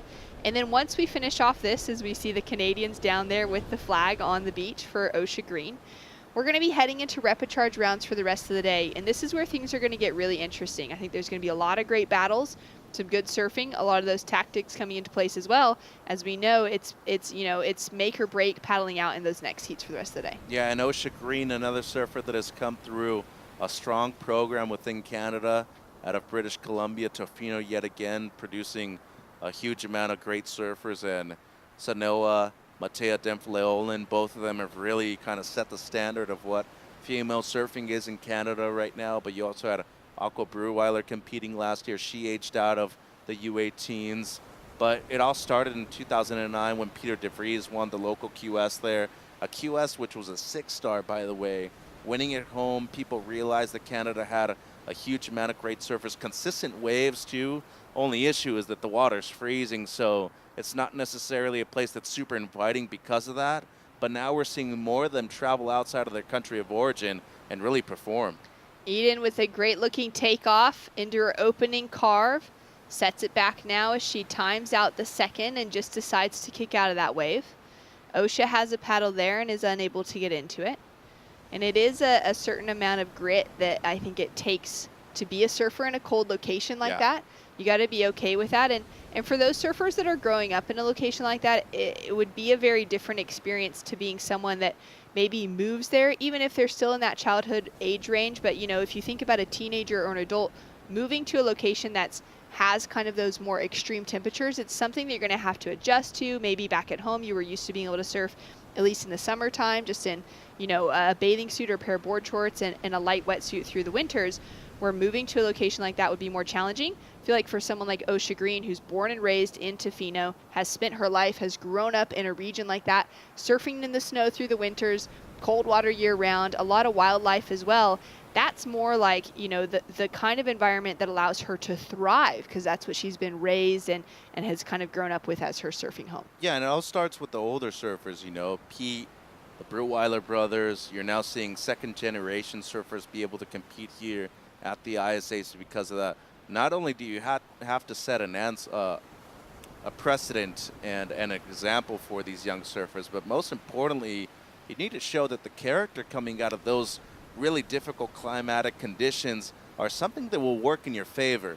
Imagine going from a 5'4" basically year-round to surfing in an event with trunks. That should benefit you more than anybody else in the context of being able to free yourself up. So I would think that Osha's really proud of that and really stoked to be competing here in trunks. Arisa now up and riding out of Chiba in Japan. Setting herself up now for the second turn. She's got a lot of power within her surfing. She's got that ability to be taking out a big advancement here. Just needs to find herself on the right wave. As we see Tia Zabrowski tag this section and makes it out of what should have been a slightly more difficult finish. Makes it look so simple. Yeah, it did get hung up though out of that opening turn, so that'll keep the score down. Still a major moment in this heat. And with 9 minutes having gone by already, seems like Walla's going to be on her third ride. Up and riding now. So she dropped a 3.6 for her last, which puts a big requirement on second. Gets a little caught on that first turn and throws so much spray off the second and the third down the line. Looking for the finish now. Very strong surfing from the young San Clemente local. This wave to me is better than the first one. Team USA, they're stoked. She has surfed an excellent heat so far, Shannon, and big performer for them last year. She made the final in the U16s. Still very young. I see her a lot back home in Southern California, and she even wins U18 divisions every now and then too. We're looking at somebody who has really been able to relish within the opportunity of seeing people like Sori Lindblad, Alyssa Spencer come through the USA Surfing program, and now herself maybe become a champion in the next few days. Even less than 48 hours now, Shannon. Yeah, that's right. We're so close to crowning those champions. Around midday tomorrow. It's 11 o'clock here, so just over 24 hours away from a moment to know who will be walking away with those gold medals. And some impressive surfing out in the lineup right now. We've got scores to drop across the board. It was the young South African in Lulu Laprant who was able to take out an advancing position into finals day. She's with Rachel Tilley. That's right. She's straight into finals day. Congratulations. Tell me how you felt about that heat. Oh, well, it's just a matter of what wave you catch. I wasn't really on the right waves, but I surfed it to the best of my ability, so I got the scores and I got through. I'm so stoked. Well, you did an amazing to make what looks like tricky conditions out there look really nice, really smooth and controlled. But you had another teammate of South Africa out there. How do you manage that dynamic between having a team and what was that strategy going out there? Well, we're roommates in the same team. We're friends. It's hard to go up against your friend, but we just blocked all that away and focused on the heat and our surfing, and whoever had the best wave got through. Well, that's the perfect mentality, you know, and there's more chances because you guys are both in the main round, so she stays alive in the event as well. Now, getting prepared for tomorrow, what are the things you're going to do this afternoon? Well, I'm going to go for a free surf as I do every other day, and just, it's like every other day, you know. Perfect. Well, that's what you need to do, right? You can't be thinking about pressure. You keep it light and free, and I'm sure you're going to do amazing tomorrow. Good luck for it. Thank you so much. Is there anything you'd like to say back to your family at home? Thanks, guys, for watching. Tune in for my next one. Love you guys. They absolutely will. I already know it. Back to you guys. Thanks so much. As we take a look now at Osha on her forehand, she needs to get the job done on the finishing section of this wave, and she will pull it off. Chasing a 7.4 now, Mitch, as scores has dropped across the board. Eden Walla with a 9.17 for her last wave, betters the 8.17 and puts a second excellent score on the board. Tia Zabrowski now with a 5.07 on as well. So she's sitting in a combination situation to take away the lead. And the 4.9 requirement on the board for Arisa out of Japan is within her reach should she get the right wave. Now with Osha having a score to drop as well, it's going to really iron out what surfers will be looking at for that second place position. Yeah, and Tia only looking to improve on a 2.83 as her second best ride. Interested to see where this score goes for Osha Green. If she's able to at least match the 5 that Tia has right now, she's in a good spot to advance out of the heat. Eden Walla, though, with a monster performance, Wow. 17-point plus. She can basically just sit on the sidelines right now and wait for the rest of the heat to develop. As I said before, the talent that she's been able to not only see coming up through the rankings throughout USA Surfing, but surf with on a regular basis, just straight up and vertical on those last 2 turns. Excellent surfing, no doubt, but in the mid to upper excellent range. And the consistency of a lot of these waves that we're seeing be surfed by Eden Walla should be the most impressive thing. How many surfers under the age of 15 are you able to see surf 2 waves like that in a matter of minutes?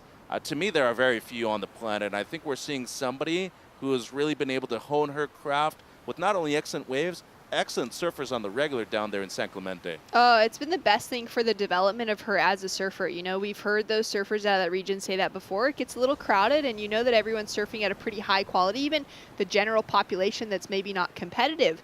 But to be able to have some of the greats of surfing, to have those world champions from that community, to have so many others that are on their way and have that desire and goal to win world titles one day, for Eden paddling out and competing, not competing, well, free surfing against them, and kind of those competitive natures as it does get quite crowded. But it's been such a great thing for her to develop and to watch the growth of other surfers around her and to push herself as well.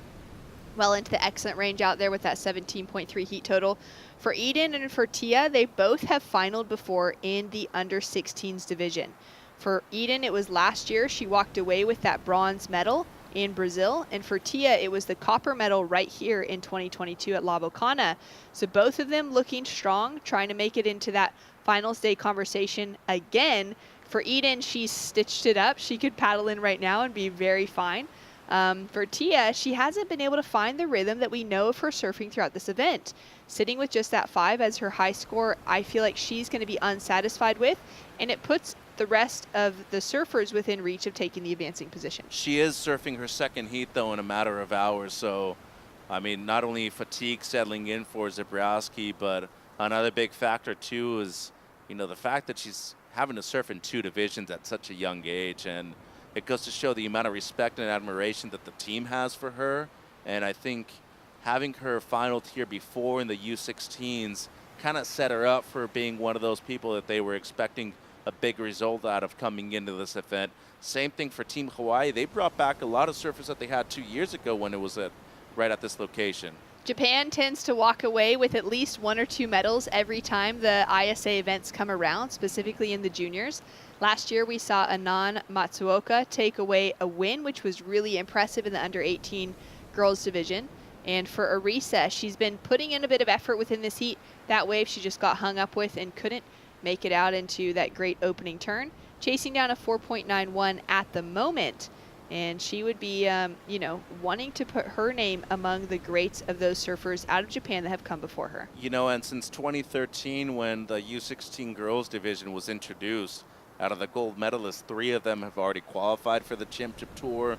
One of them has become a world champion already at the WSL level. That's Caroline Marks, who won in the Azores in 2016. The next year, she qualified for the CT. In 2018, she was Rookie of the Year, too. Well, that's also like a young Caitlin Simmers, you know, took out that win in 2018 for the under 16 girls division. A couple years down the line, found herself qualified for the championship tour and decided not to take it.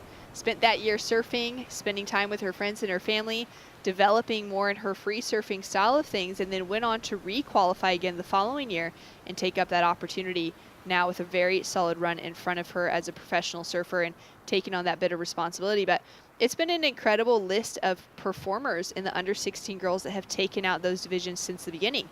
Even Mahina Maeda and Summer Macedo out of Hawaii for those early 2 years, 2013, 14, and 15, for Mahina to get those back-to-back wins off the start would have been really exciting for her. And then names like Alyssa Spencer, Noah Clapp for Germany, Aaron Brooks of Canada, and Sierra Kerr to take out the win last year for Australia. The level of performance continuing to get pushed by the young women who are setting the standard, the gold standard of what good surfing in this age division looks like globally. As we take a look now at Arisa, on her forehand, this is the moment she's been waiting for. Couple quick carves and she'll have to kick out. Yeah, that wasn't the wave that she was needing. And right now, Osha got a 3.93 on her last.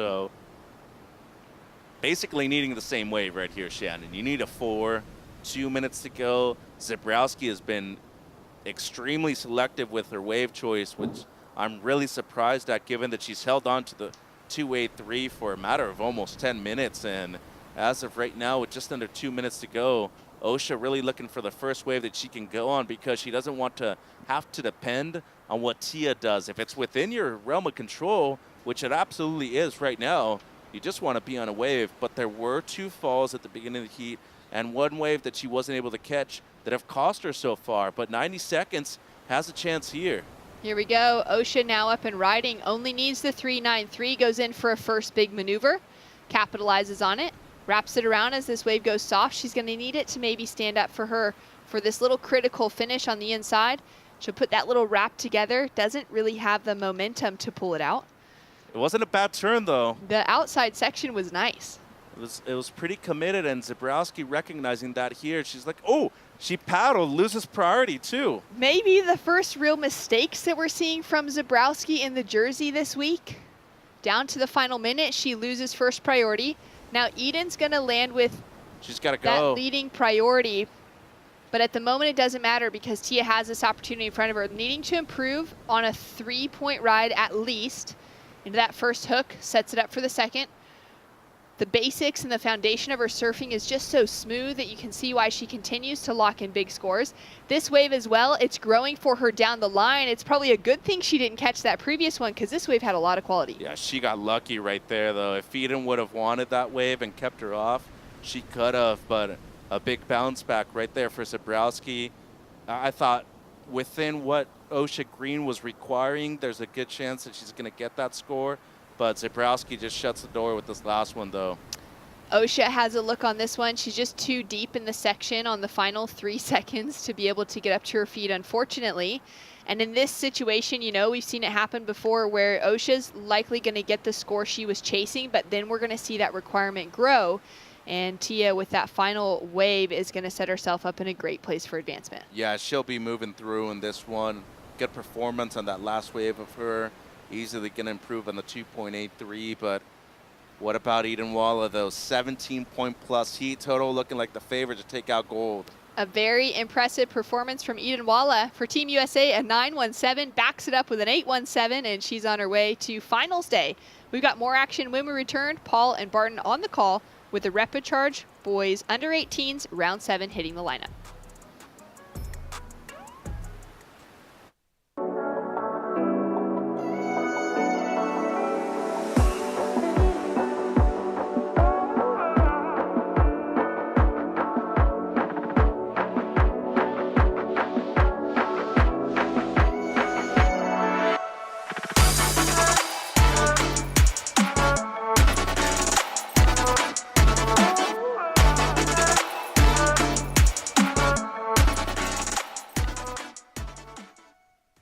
There's a right time for everything.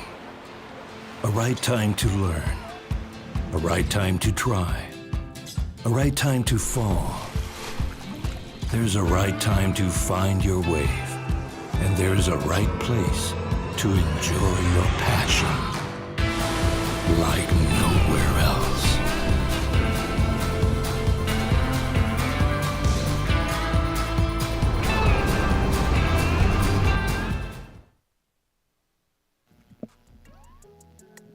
We're keeping it rolling here at the ISA World Junior Surf City, El Salvador.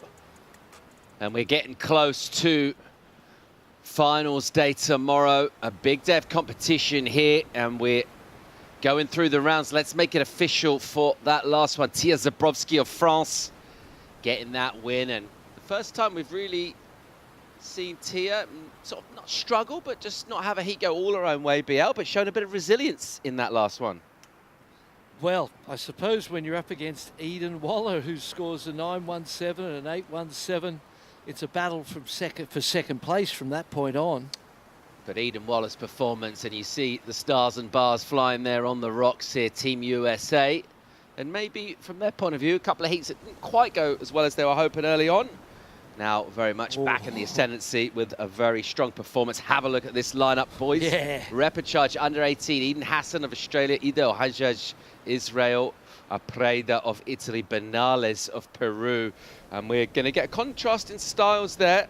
You think of that Hassan smooth approach with the speed and the polish. Yep. Power from Ido, the Israeli. Yep. Both natural footers.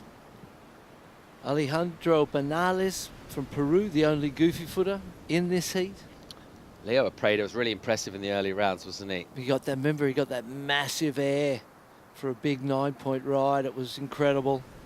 So we know he's got that to deliver if he needs to turn to it. That was main round in the U16. This is Repechage U18, and this is that pathway that we've been talking about to the final, that you can go all the way from Repechage, but it takes several more heats. Maybe you've got to surf 4, maybe 5 more times, something like that. It's always going to be hard at any venue, but particularly here, dealing with the heat and dealing with the quality surfers in the water, it's a much trickier route, but it is possible to do.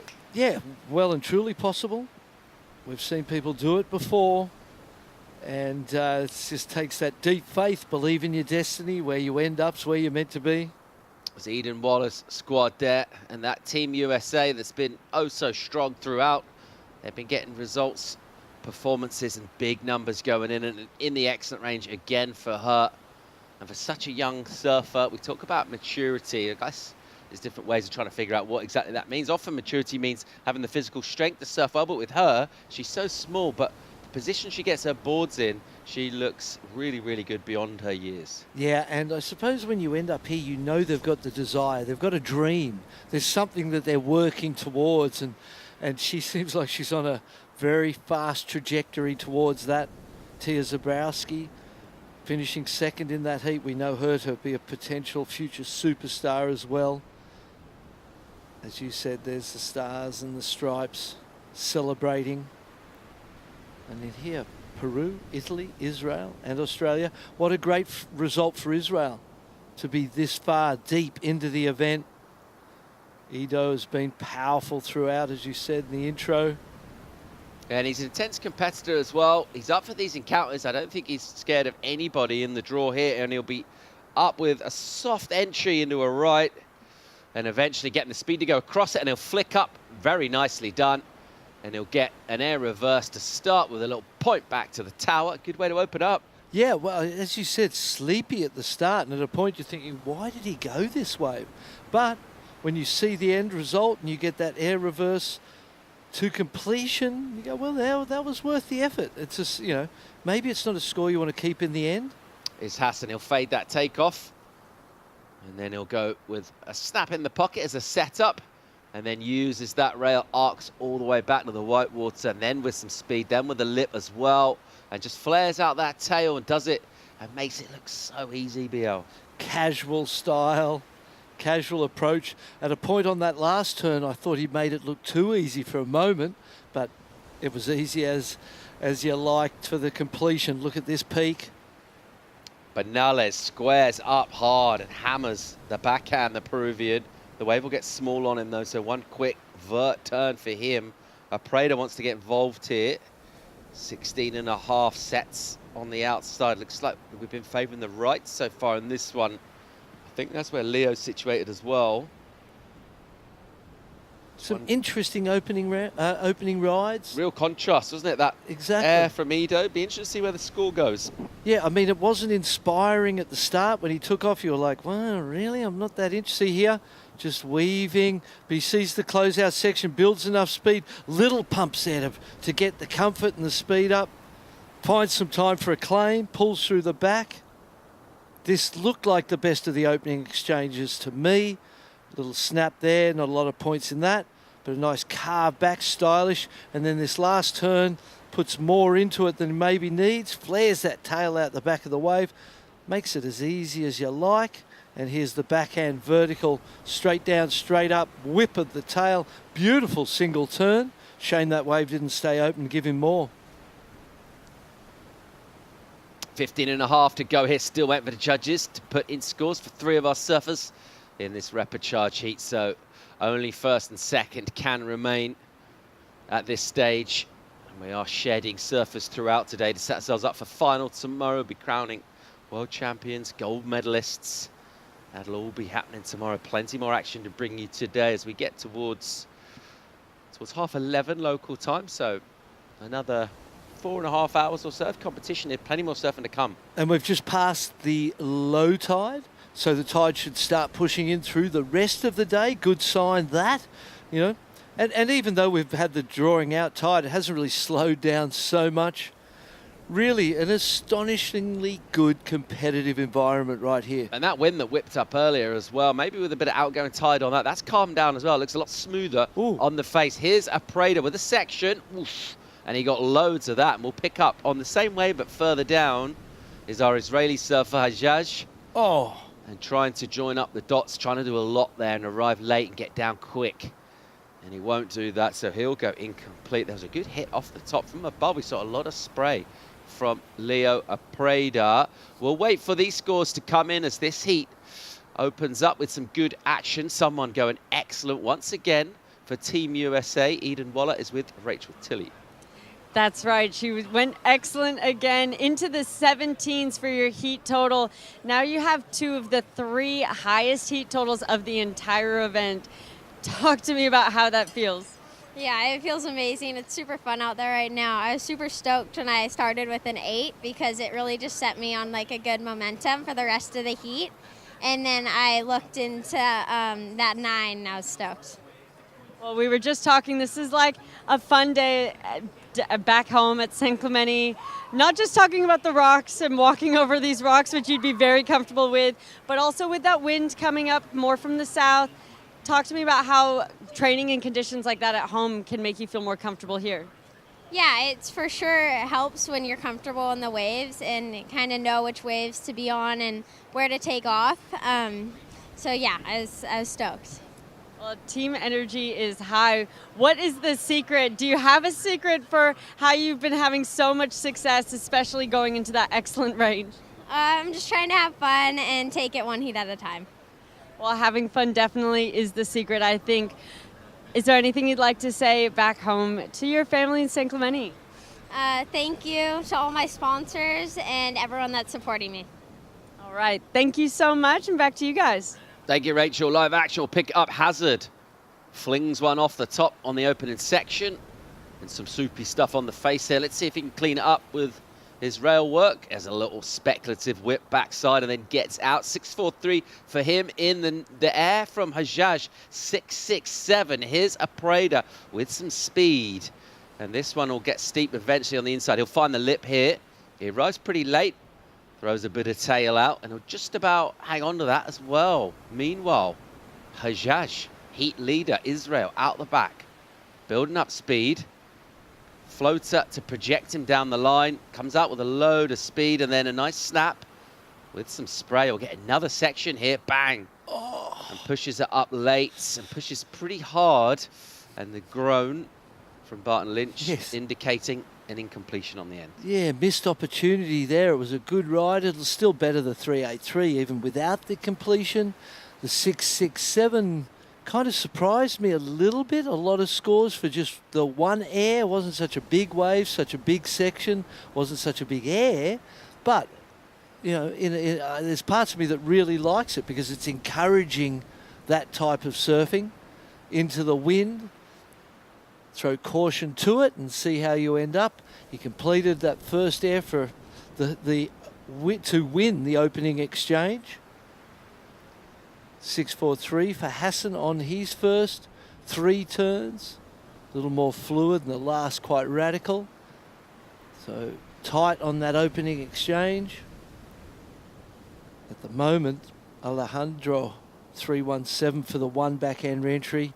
Saw him fall during the interview as well at the bottom of a left-hander. Little face plant, so halfway mark essentially of this heat. So time to get going for Peru.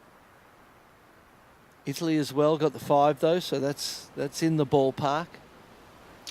Of a backup score, I suppose, rather than a keeper first wave score. Yeah, good point. 10:20 to go in this. Already seen that real contrast in styles between our surfers in first and second.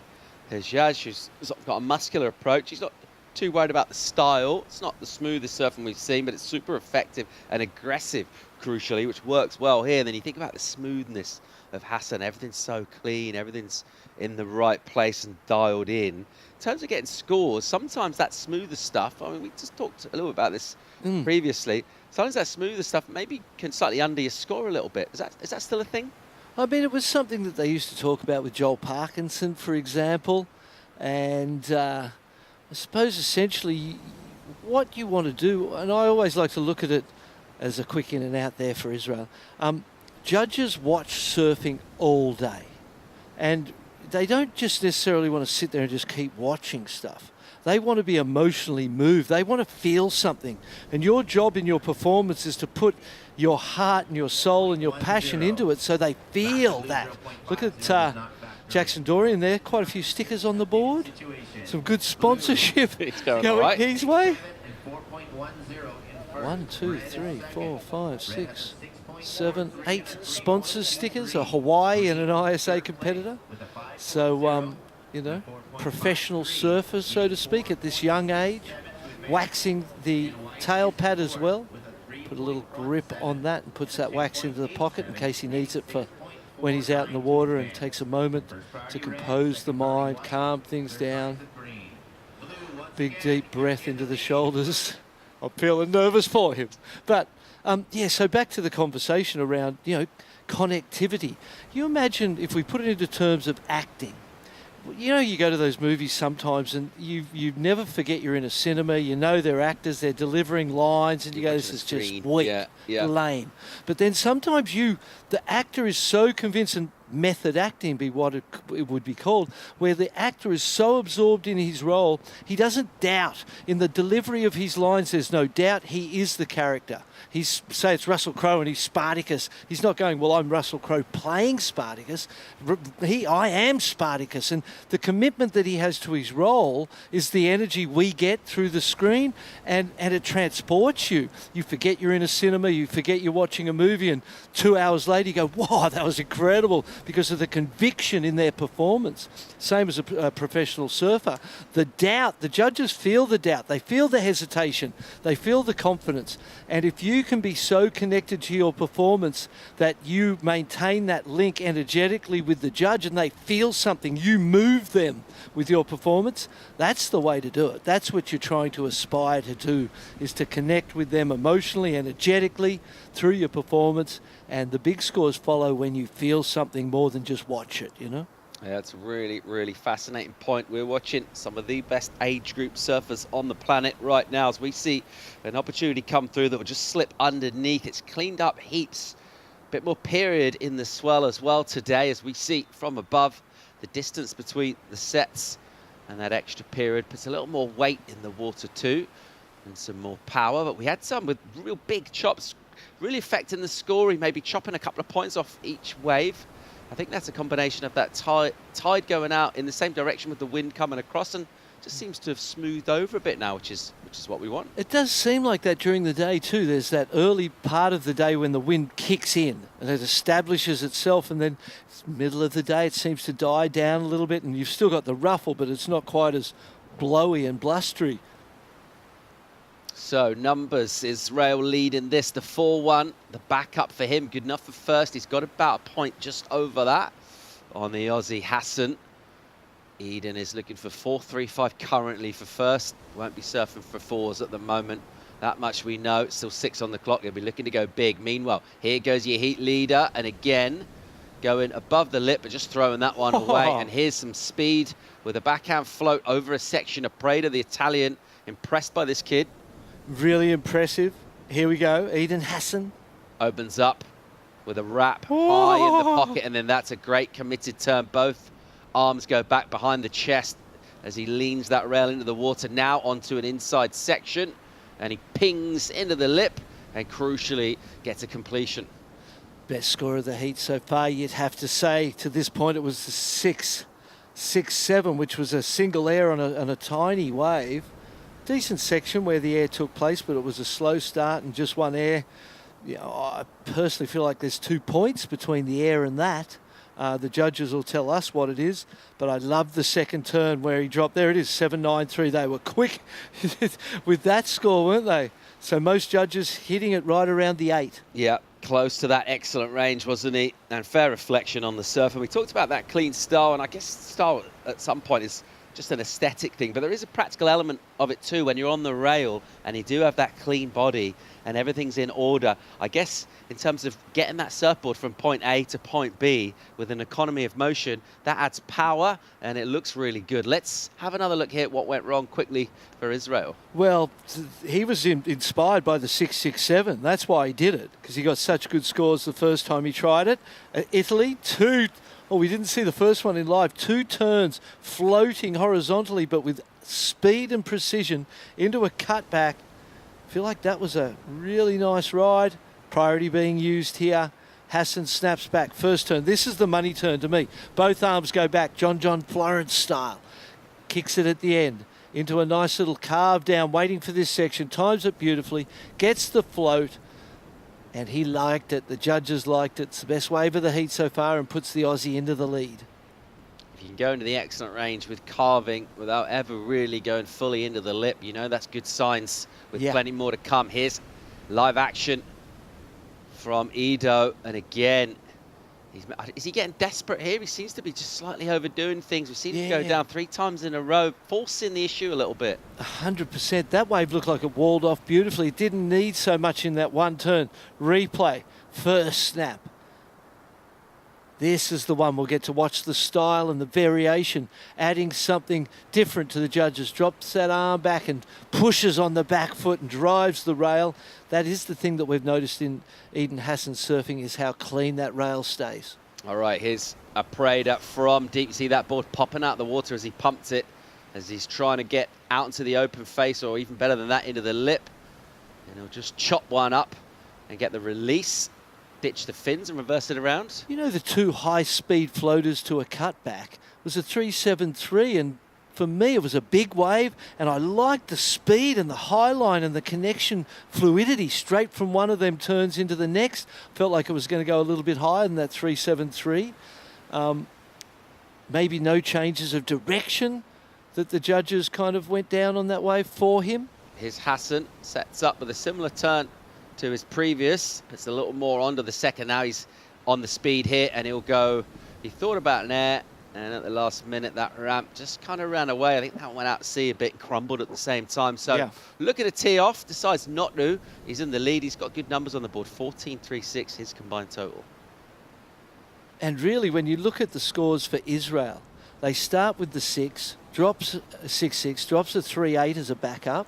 Then a 4.1 improves on that. But since then, a 0.5, a 1 and a 1.03. So 3 rides since establishing his base two-wave score that haven't gone anywhere. And you said it, it feels a little rattled, and it doesn't. If you're on a good wave, you don't need to overforce it. You just need to connect with it beautifully, as Eden Hassan did on that big one. So for Israel, Ido needs to just calm it down, breathe. He's in second priority now. Alejandro Benales really needs, he hasn't really got started. 1 minute 40.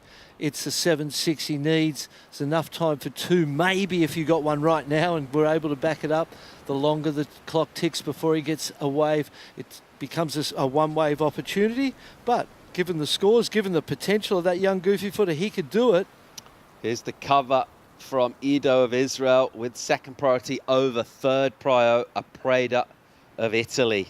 And that is why Ido is sticking real close. He's probably maybe a few centimetres away from grabbing the leash of the Italian, but he's paddling pretty close behind him, and he'll try and control things. And just to reiterate, if you do have a better priority, you want to stay wider than the surfer you got priority over, so that if they do decide the wave, you can make the decision afterwards whether you go or not. Or underneath them, wider or underneath, depending on the conditions. But you want to have more time. You want them to make the decision first. And when they make the decision, you can react. If you're outside, say Blue was outside, he'd have to make the decision first, and then Green's kind of dictating a little bit. So, yeah, the positioning perfect right now. And really, you want to stay, you know, it only takes a foot or 2 of distance to be able to sneak away and make something happen. 30 seconds on the clock. I don't think Hajjaj is going to allow that to happen right here. A big moment for Israel to get through this repechage heat. 3rd and 4th will be lost to the event. But good event for them. The last wave coming into the heat here, 15 on the clock. Who's on it? Priorities with Benales. He is motoring towards this thing.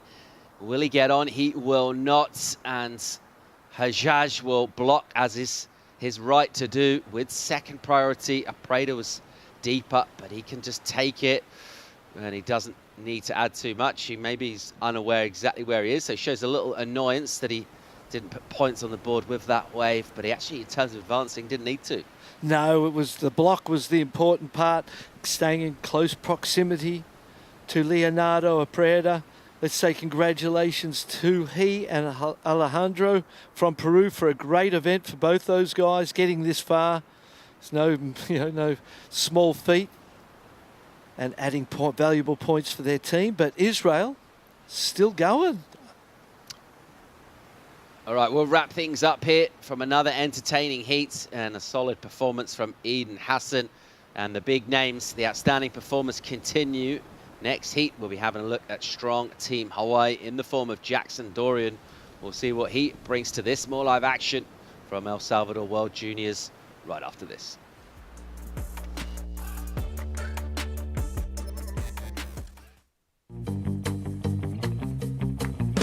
Consulta promociones. Disfruta de cable TV más internet residencial desde los 50 megas hasta los 1000 megas. Para más información, contacta con nosotros. Multinet, siempre que tú quieras. Bienvenidos a la tierra de anfitriones. Aquí somos los campeones del mundo en hacerte sentir especial. Te compartimos olas, volcanes, pueblos históricos y te aseguramos una experiencia de 5000 estrellas. Porque esta tierra tiene más anfitriones por kilómetro cuadrado que cualquier otro país del mundo. El Salvador, tierra de anfitriones.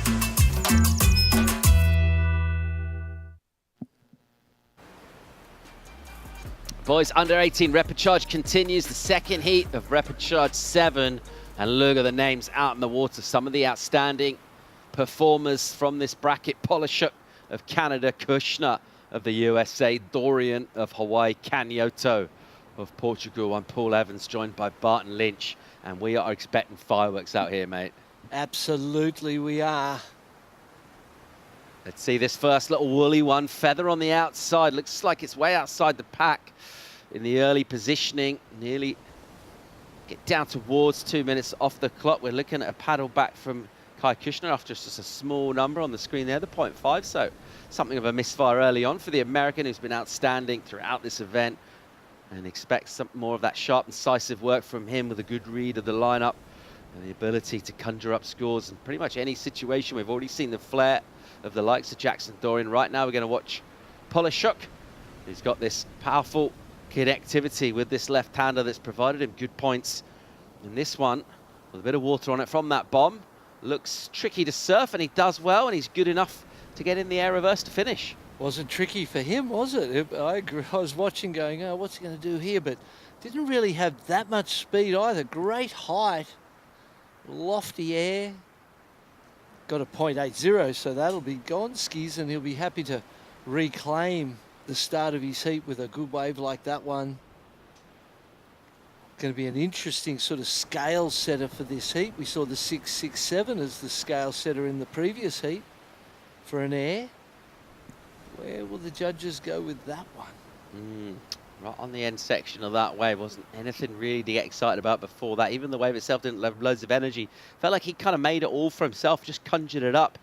And that's something that we've seen from him throughout this event, actually. He's been really good in terms of particularly sticking with waves as well. Sometimes you see the wave go a bit slopey on the takeoff, and kind of naturally as a surfer start to think about maybe kicking out and getting out. But I've seen Polishuk numerous times really get his score on the end of that wave. Well, just staying with it. I think you're obliged to just milk everything out of it. Obviously, if your opponent's there and there's the opportunity to get a paddle battle victory over them and maintain a priority, that's an important time to cut out. There's a score, 6 points for that ride. So first score of consequence, and gives him one that he could keep at the end. Build some confidence. And a bit slower at the start of this heat. Yeah, I mean, that's great. That's a really good score for that wave. Very innocuous looking wave. We've seen bombs come through. Think about what we saw, that clean water, the big steep walls in that last heat. And it's just a sloppy wave, and you're thinking, There's not a load going here. Okay, get yourself a 3 or a 4 or something. Gets himself a 6 with his flare on the end, and I think that's the sort of confidence he's going to need, and particularly the points he's going to need, because this is going to be tough when it fires up. Will it do so now with Kushner, the very highly rated American? Backhand from him. Look at this steep section. And a rare mistake. Leant over, you know, the fact he leant so far off his board meant he got up on the toes, lost contact with the heels and just slid out underneath him. Interesting to see the positioning from Polishuk there, so quite a long way on the inside. He's hunting those runners on the left, BL. Yeah, he was way inside, too inside for that good set wave that nobody gets on the outside. So looking to tap into this section and get 2 quick waves and maybe just apply some real scoreboard pressure early on in this while everyone else is still feeling it out. Here's a big one that will just fold all the way from the outside. We'll bring in that water as we come off this low tide, and we're getting towards mid-tide in an hour and a half or so. That tends to be kind of premium in terms of the amount of water we want on the reef. Low tide, can get a bit stretched out. High can get a little wobbly. That mid-tide seems like the right moment of the day. Just right. Yeah, it is, isn't it? Yeah, in between. Balanced moment in the tide. Jackson Dorian sitting patiently, waiting, as is Matias Canhoto, representing Portugal. Neither of those guys with a ride yet. No, a bit of a hole in terms of the swell in this one. This is a relatively extended lull for El Salvador, where things seem to be so consistent. Waves just here we go. And just as we say that, thick lines out of Pacific. Let's have a look here. Where's positioning after a few minutes? Kind of cut adrift in the lineup for our surfers. Who's going? Kushner, it looks like, on the right. On the left, this is Polishuk. And we'll find him here going into the lip and releasing that tail and trying to do that quite late in the turn. He sort of hit it first and then tried to get the release, and it went a bit wrong. Yeah, it was desperate, wasn't it? Ran off really fast. All right, Matias Canhoto here. Here he goes. Surfer out of Peniche, Portugal. And a whip to start. He'll tuck that back knee in and do some work with the rail, and never particularly been super interested in terms of his physical commitment to that wave, just kind of cruising through it. Yeah, almost when he missed that first turn, it got a little bit wide of the lip and wrapped it around. There was almost like at that point he went, I missed the opportunity to go big on the first turn. First turn big, managed the middle, big finish, great. You know, you create out of that, you create a first impression that gets the judges on board with you.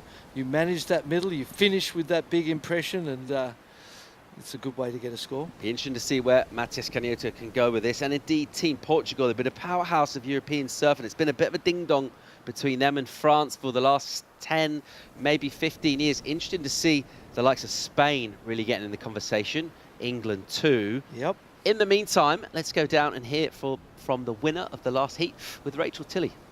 Thank you so much, guys. Congratulations. Another heat win today. Back on the winner's class. How does that feel? Yeah, it feels good. Got 3 heats today and got 2 out of 3, so I'm looking for one more. Yeah, so how do you manage that energy and maintain your mental composure heat on heat, especially when you're at the beginning of the day and you're looking at such a big schedule?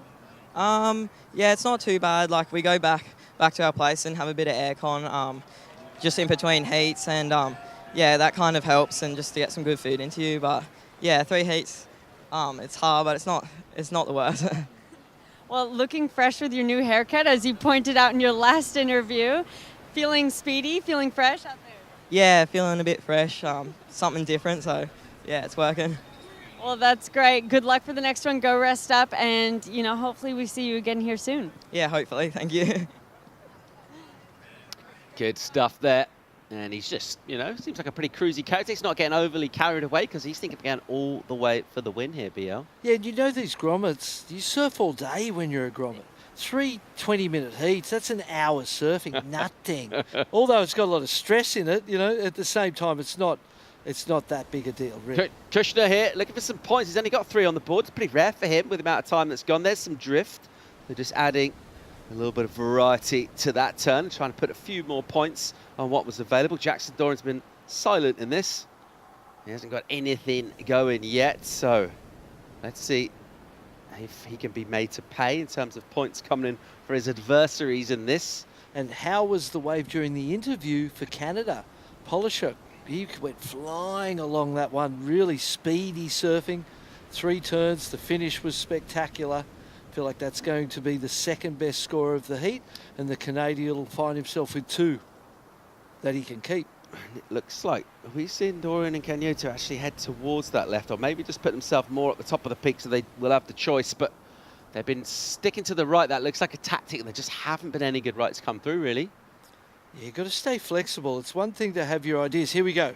All right, live action and full flow. Polishuk, he's absolutely flying. That's great. Really, really good. And he'll get another go here into that one. And he'll put that down as well. Brilliant surfing from the Canadian. He absolutely loves it. How's the speed through that? I absolutely loved it too. That final turn he had no right to create such a good scoring opportunity out of the final turn. He has got an incredibly speedy board under feet, amazing technique that's maximising that speed, and that 3-turn combination is going to be a big score in my mind. He's won the first half of the heat by a country mile. He's been way out in front. He's going faster than everyone. He's hitting it harder. He's found much more quality waves. Sticking to that left-hander. Everyone else has been a bit more ambiguous, looking at the right, maybe some less. He's like, nah, I'm hanging even maybe a touch wider on that left to get that second bowl, potentially. Here's a good-looking right, though, and here's an entry into hostilities from Jackson Dorian. And as we've so often seen with surfers who wait forever to get a wave, when one comes, first turn goes wrong for Jackson. It's the burden of waiting, of priority, of being in the box seat to get any wave you want. It comes with a pressure. Here we go. Kushner uses prio. Oh my goodness gracious. Doesn't use it very well. You know, and I feel like we're starting to see, 6, 7 heats in, and you imagine you're in Repechage 7, you potentially have surfed 8 heats, and it's hard to keep the spark bright and shining for that long. Feels like I've seen Kushner make more mistakes in this heat so far than all of the rest of the event put together. He has been almost flawless throughout this competition. He's been brilliant. Right here, whether it's fatigue, whether it's concentration, maybe just a little out of sorts with conditions. He's going all right in terms of his position. He's in second, but you'd expect him to capitalise on opportunities like that. Trying to make amends for the fall. Jackson Dorian here, whipping first turn. Now he's got a section. What's he got for us here? He's shown some interest in this, and he'll go with a beautiful tail high grabbed air reverse. There's a little look round as well. He took a little while to emerge from the whitewater. The air scored for him big in a previous heat, and another banger finish there for Jackson Dorian. Yeah, Polishuk got a 6.73 on his previous ride during the interview, and I think he's going to improve on that. The 6 might be dropped and create a good lead. Jackson Dorian, that was kind of the exact surfing he had to do. We know that, look, you can't even see him because he's down on that wide right where he has been free surfing in the afternoons and mornings. This is the replay. Let's see the first turn. Pumps out a little wide. Just a nice little short wrap. Punchy little one. High lines it into this section. How high does he get? Nice air. Lands in the white water. You think for a minute, oh, he hasn't made it, but he did. Where will the judges go on that one? Yeah, that looked really big. Lands it to the nose pick, disappears in the explosion, and the technical surfing is so good from Jackson Dorian. That's going to be a massive number for him.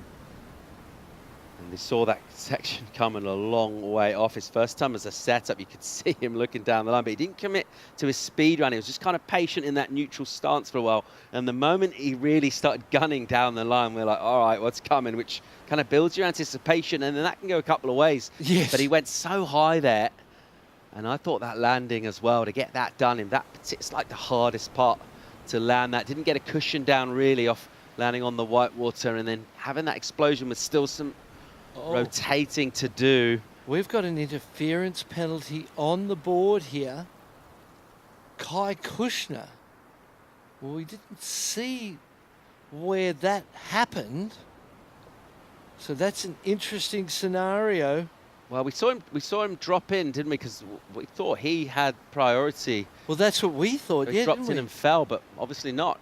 Maybe he didn't have the priority, but he thought there was enough distance between he and the guy inside, and the guy inside was never going to make it, which might be the case.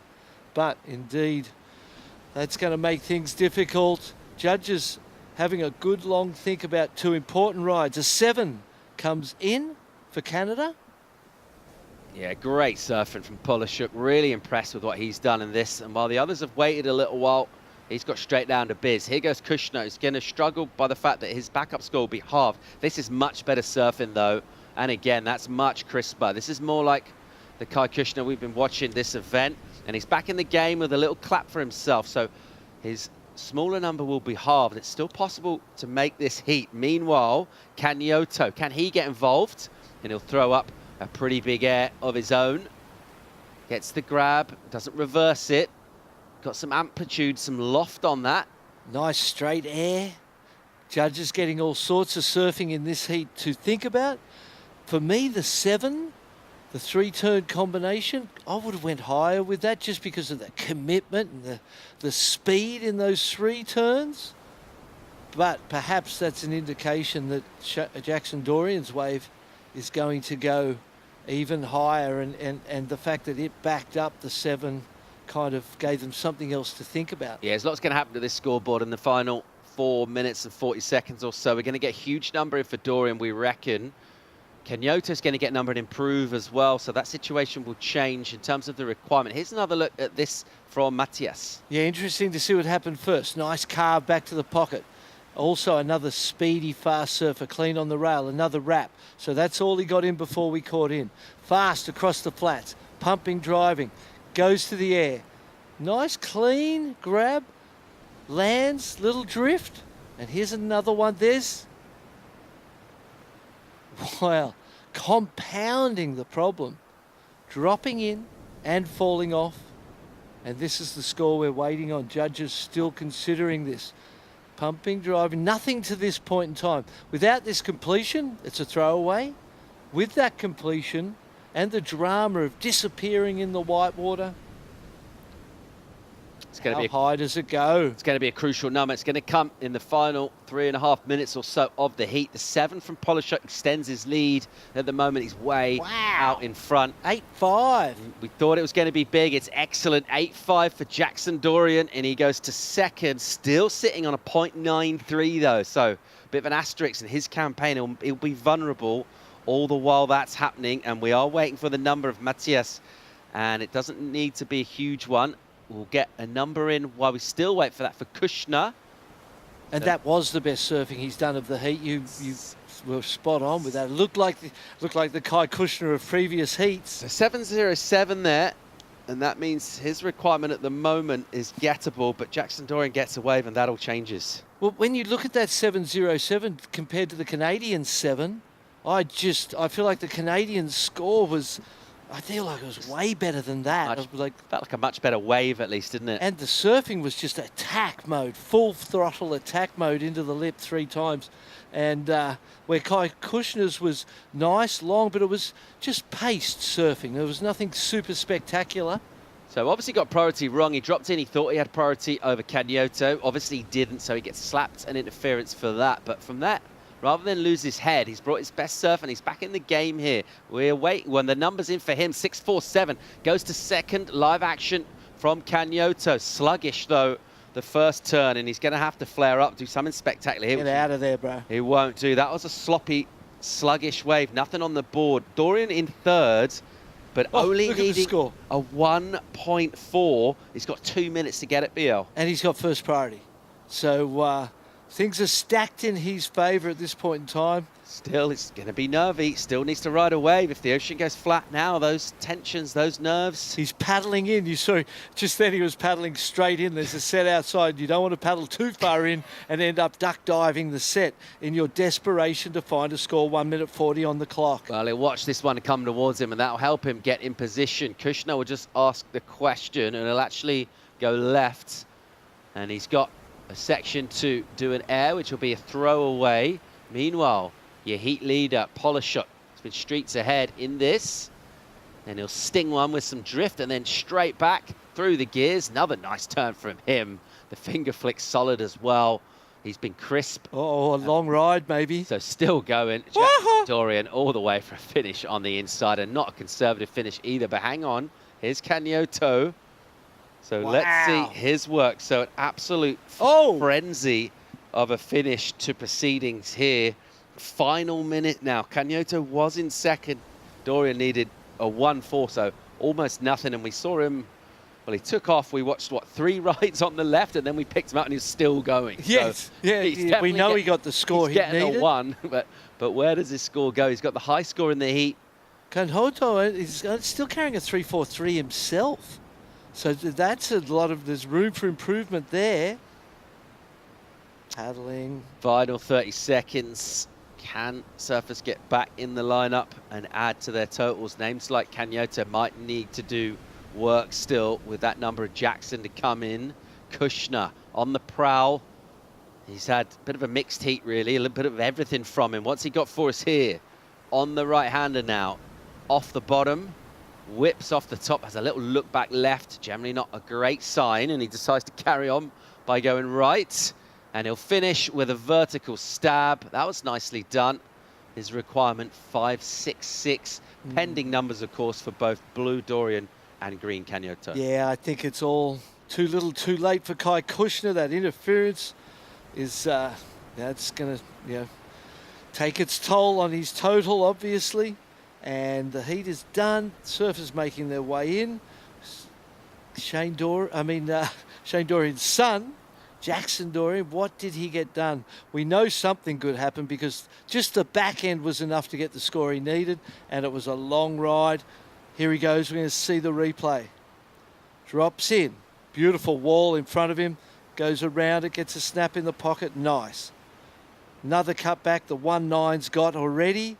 That goes quite small and kind of sleepy, but stands up on the inside. This is where we picked it up. Snap.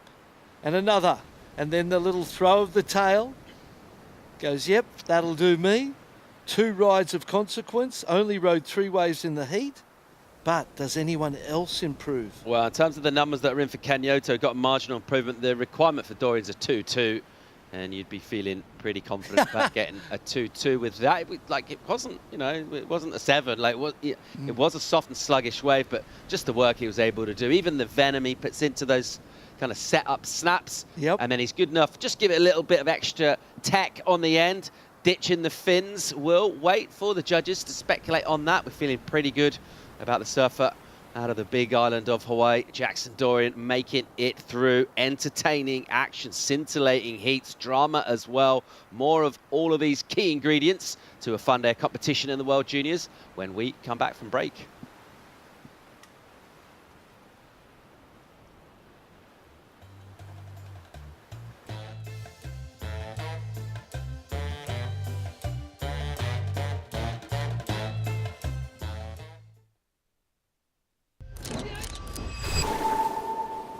So depending on the size of the waves, it's super raw. It just breaks like right on the dry reef, and it's super intimidating. Nature, you got to be careful. You just can't take things for granted. You can feel the energy, and it's really strong. It's probably one of the strongest places in the whole world and the whole French Polynesia.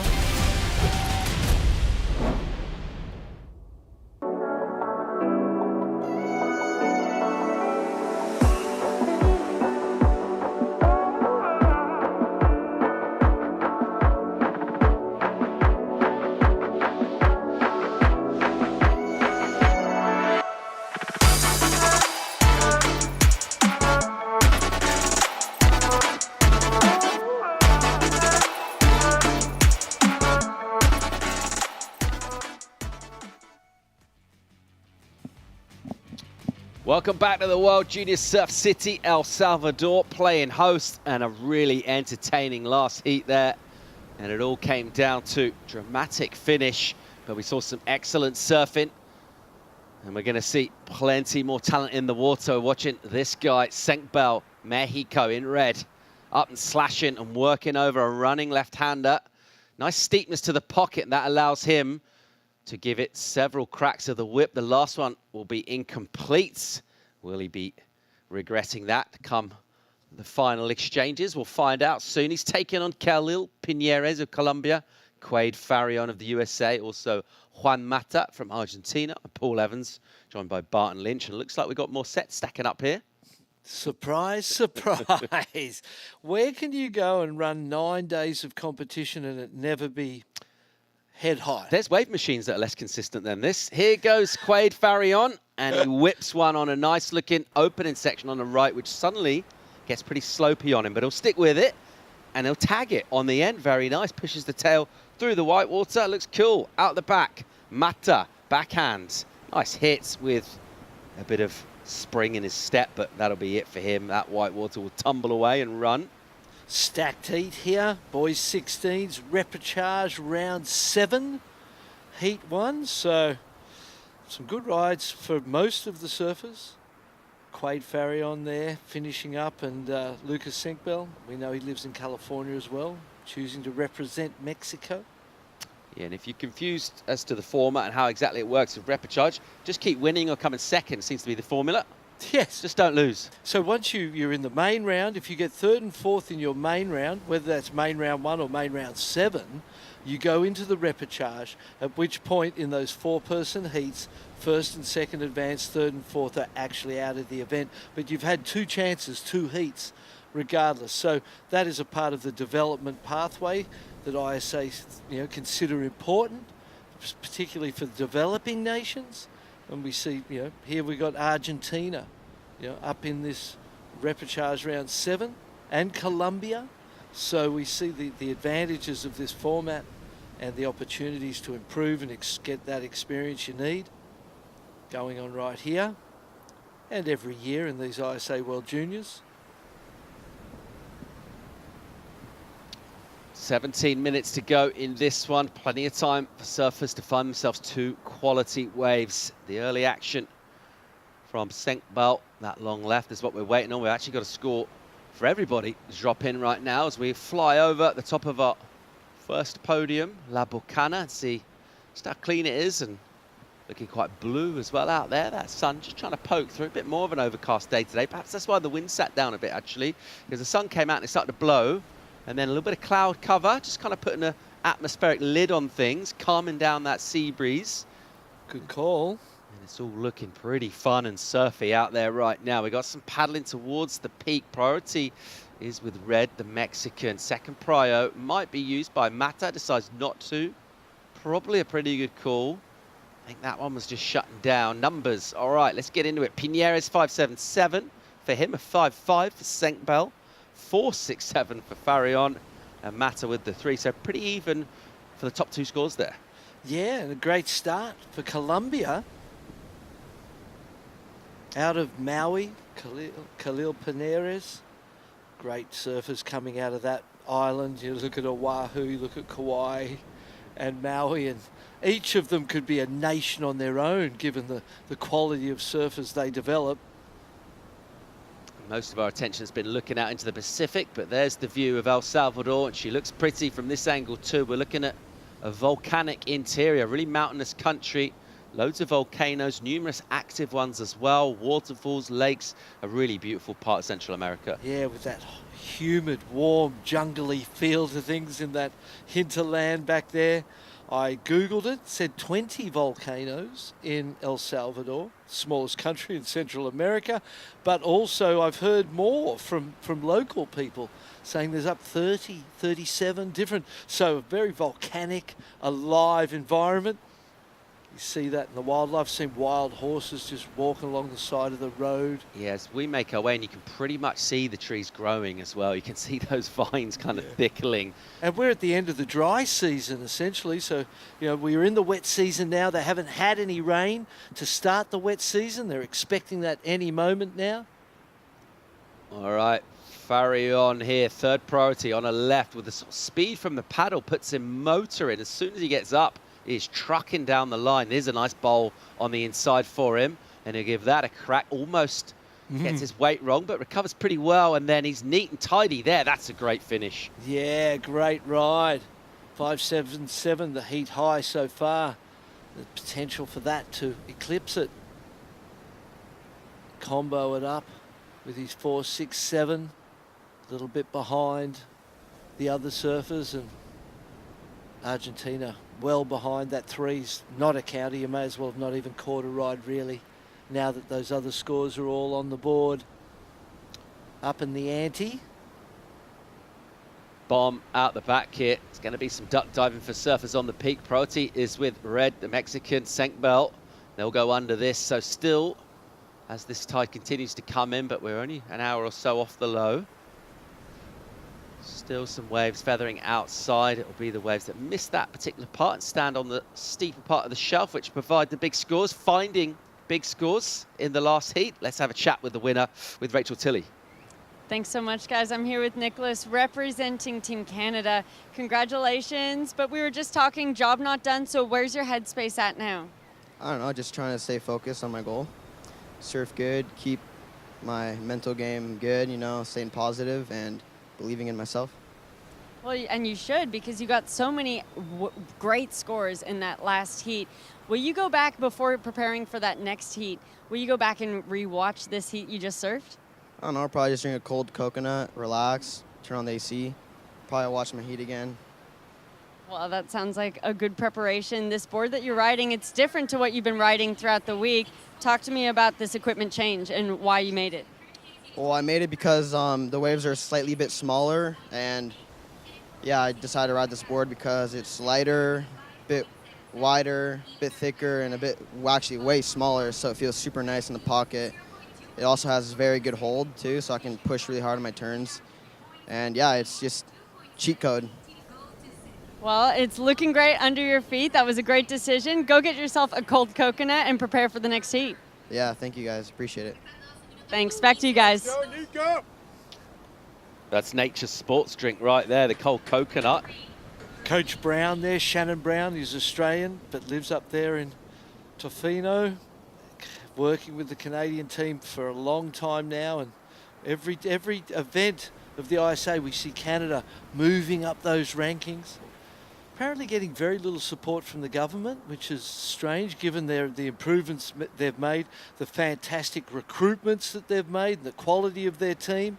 They need to be supported because they're potential powerhouse of the future. Getting there fast too, second score in. Yeah, good number for Farion, isn't it? 6.33 for him. We knew he was going to go to first. It was just a question of how much he'll go in terms of his points, and 11 for him so far in this heat. A strong start for the American, and a long wave that offered him loads of opportunity. He had third priority, but what he had was a bit of distance.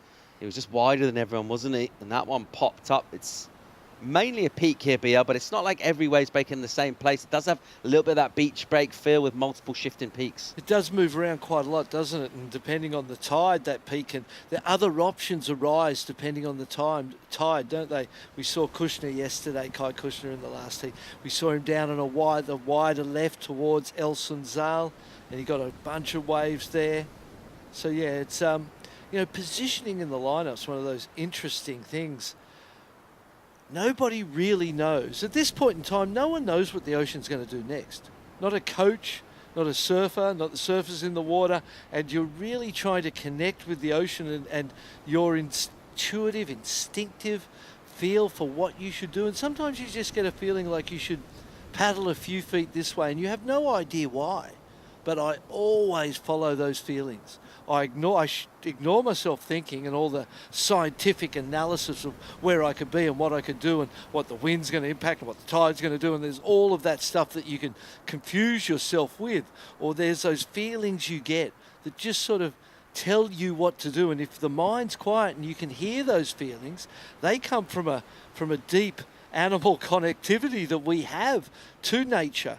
And so that's a hard-earned skill that takes confidence and faith to be able to follow those feelings. Senkbelt with priority uses it. Good whipping turn, the speed on that.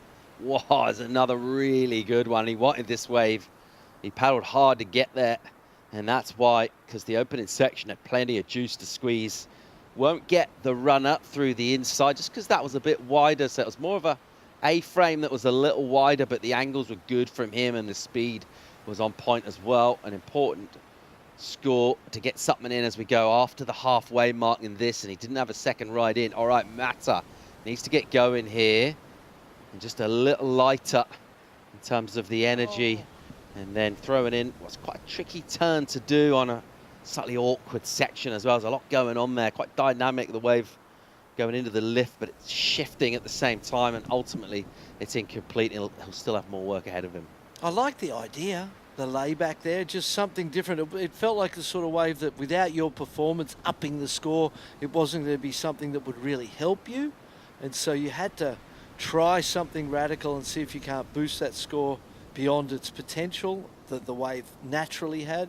And sometimes you come unstuck. Speaking of that, like, relationship and almost that sixth sense with reading the ocean, I mean, invaluable, obviously, for competing in surfing. What kind of names down the years? Who do we associate with having that real intuitive sense? They just go somewhere, almost makes a wave appear. Tom Curran would be the name that comes straight to mind for me. I remember sitting in heats with him. I had a heat with him in Japan where I was sitting where everyone had sat all day, and I'd had, it was best 4 waves back then, and I'd had like 4 6s, and he was sitting in a spot where a wave had not broken all day. Nothing had broken there. I'm thinking, like, what's he doing? This is fantastic. He's off his head. I've got him, mate. What is he doing? He's tripping. and the next thing you know, something pops up, breaks, he gets a 10, and all of a sudden, overtakes me in no time. So he really was so good at that. Pinares. Whoa, great looking wave for Khalil here. Check this. Love the way he chops down that fade to make room for a driving bottom turn deep and hard off the bottom. Wow. He'll get a clip as well on the inside. Nice rhythm. He is so good. Such a natural surfer, this kid. He's still young and little, but what a brilliantly surfed left-hander. So smooth. A couple of moments where I kind of went, oh, he's stuck in the white water, but it actually worked to his advantage. It never ran off. It just, the sections came to him rather than him having to go to them. And it was just beautiful surfing. It's going to, combo up with that 5.77 that he got on his first ride with a 5.87. So there you are. It's a couple of high fives into second place. Very well done.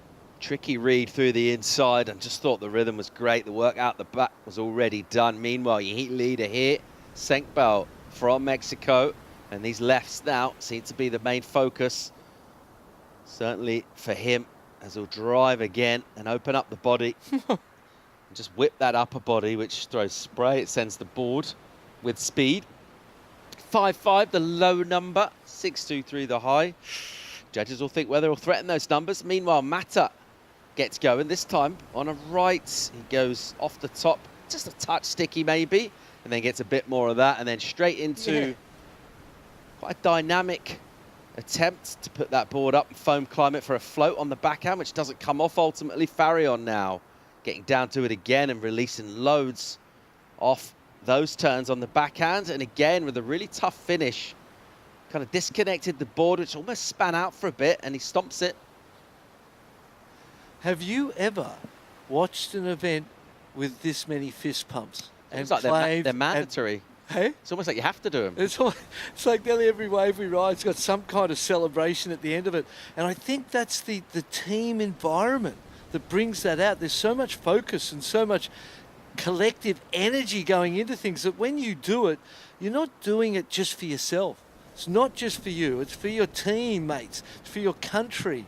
There's so much riding on it that we see that emotion coming out, and it's a real show. It's a celebration of every moment. Pinares here, smooth on the outside section, and patient notably as he'll wait for this runner through here. Now it'll get nice and steep, and he'll need to go big, and that's great. Very well done indeed. So extending that whole body out, really, really risky when your board gets that far away from you on that steep section.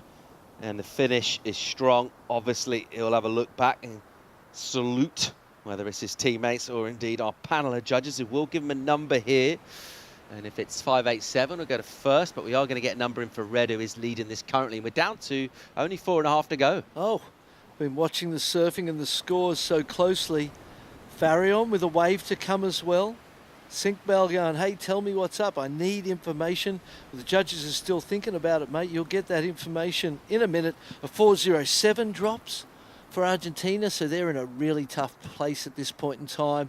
and really not a score to match anything above it. So really it's the starting point again, and you're going, okay, I've got 4 minutes to get 2 waves. Look how close those numbers are. First to third is 0.73 yeah. between them. It's so evenly poised. They've all surfed really, really well.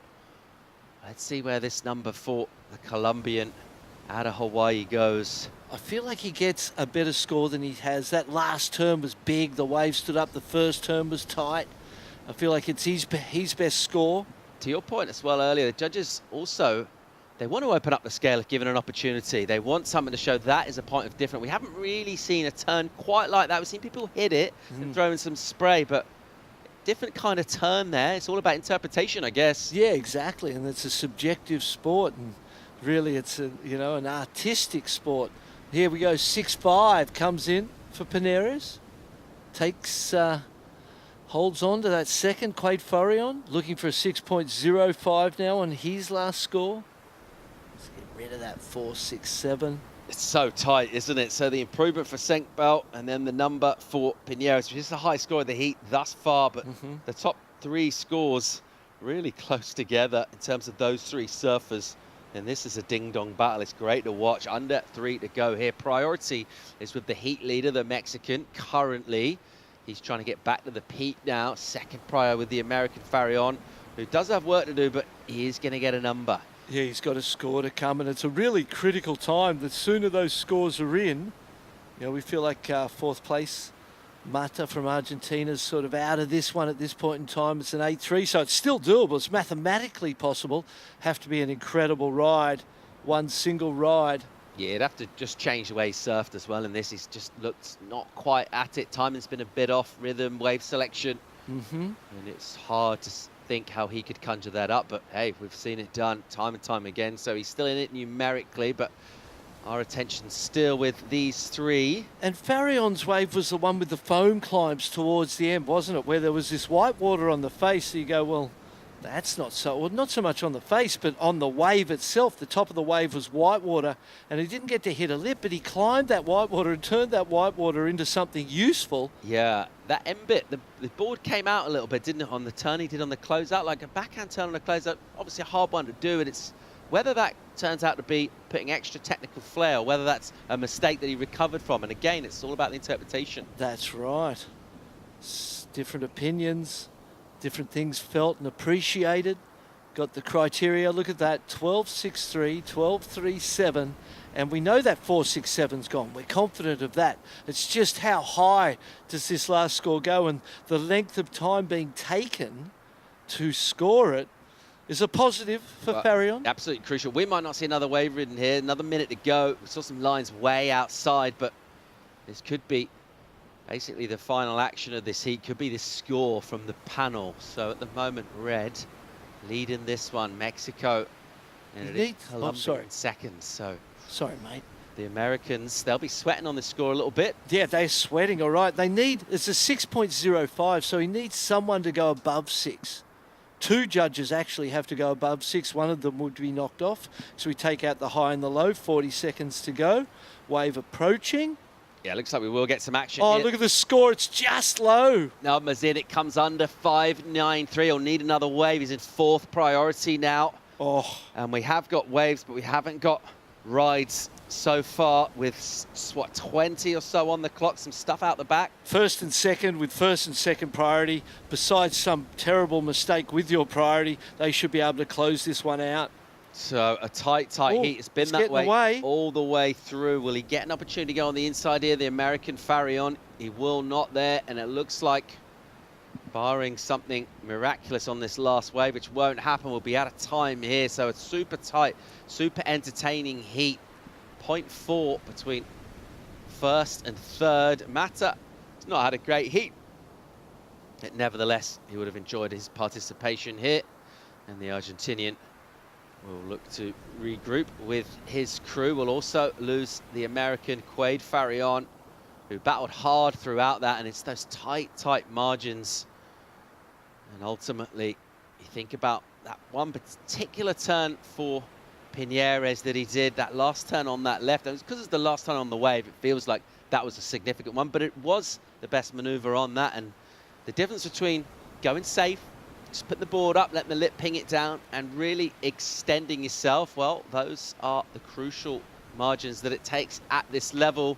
We'll keep rolling with the action here. It's been a really enjoyable heat to call. Tide's filling in, coming up to the best part of the tide in terms of conditions. We're going to go to commercial break. When we come back in, Shannon Hughes, Mitch Salazar to talk you through it. We'll be right back.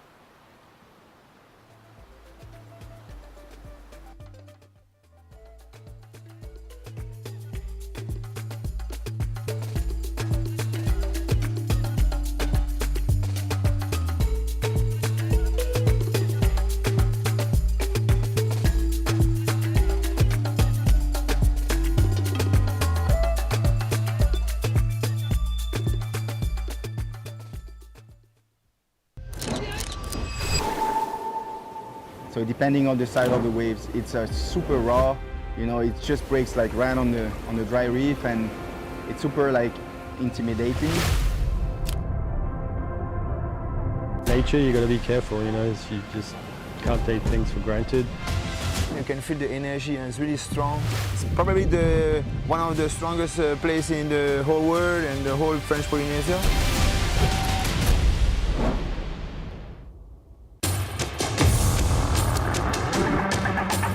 It's one of the biggest goals and one of the biggest dreams.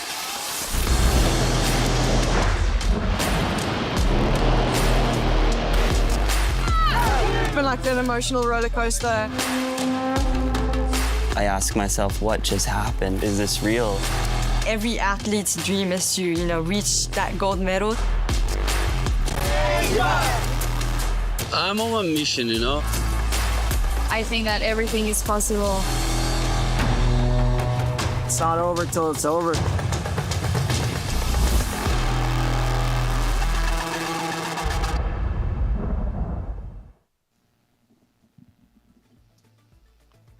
Welcome back to day 8 of competition here for the ISA World Junior Surfing Championships.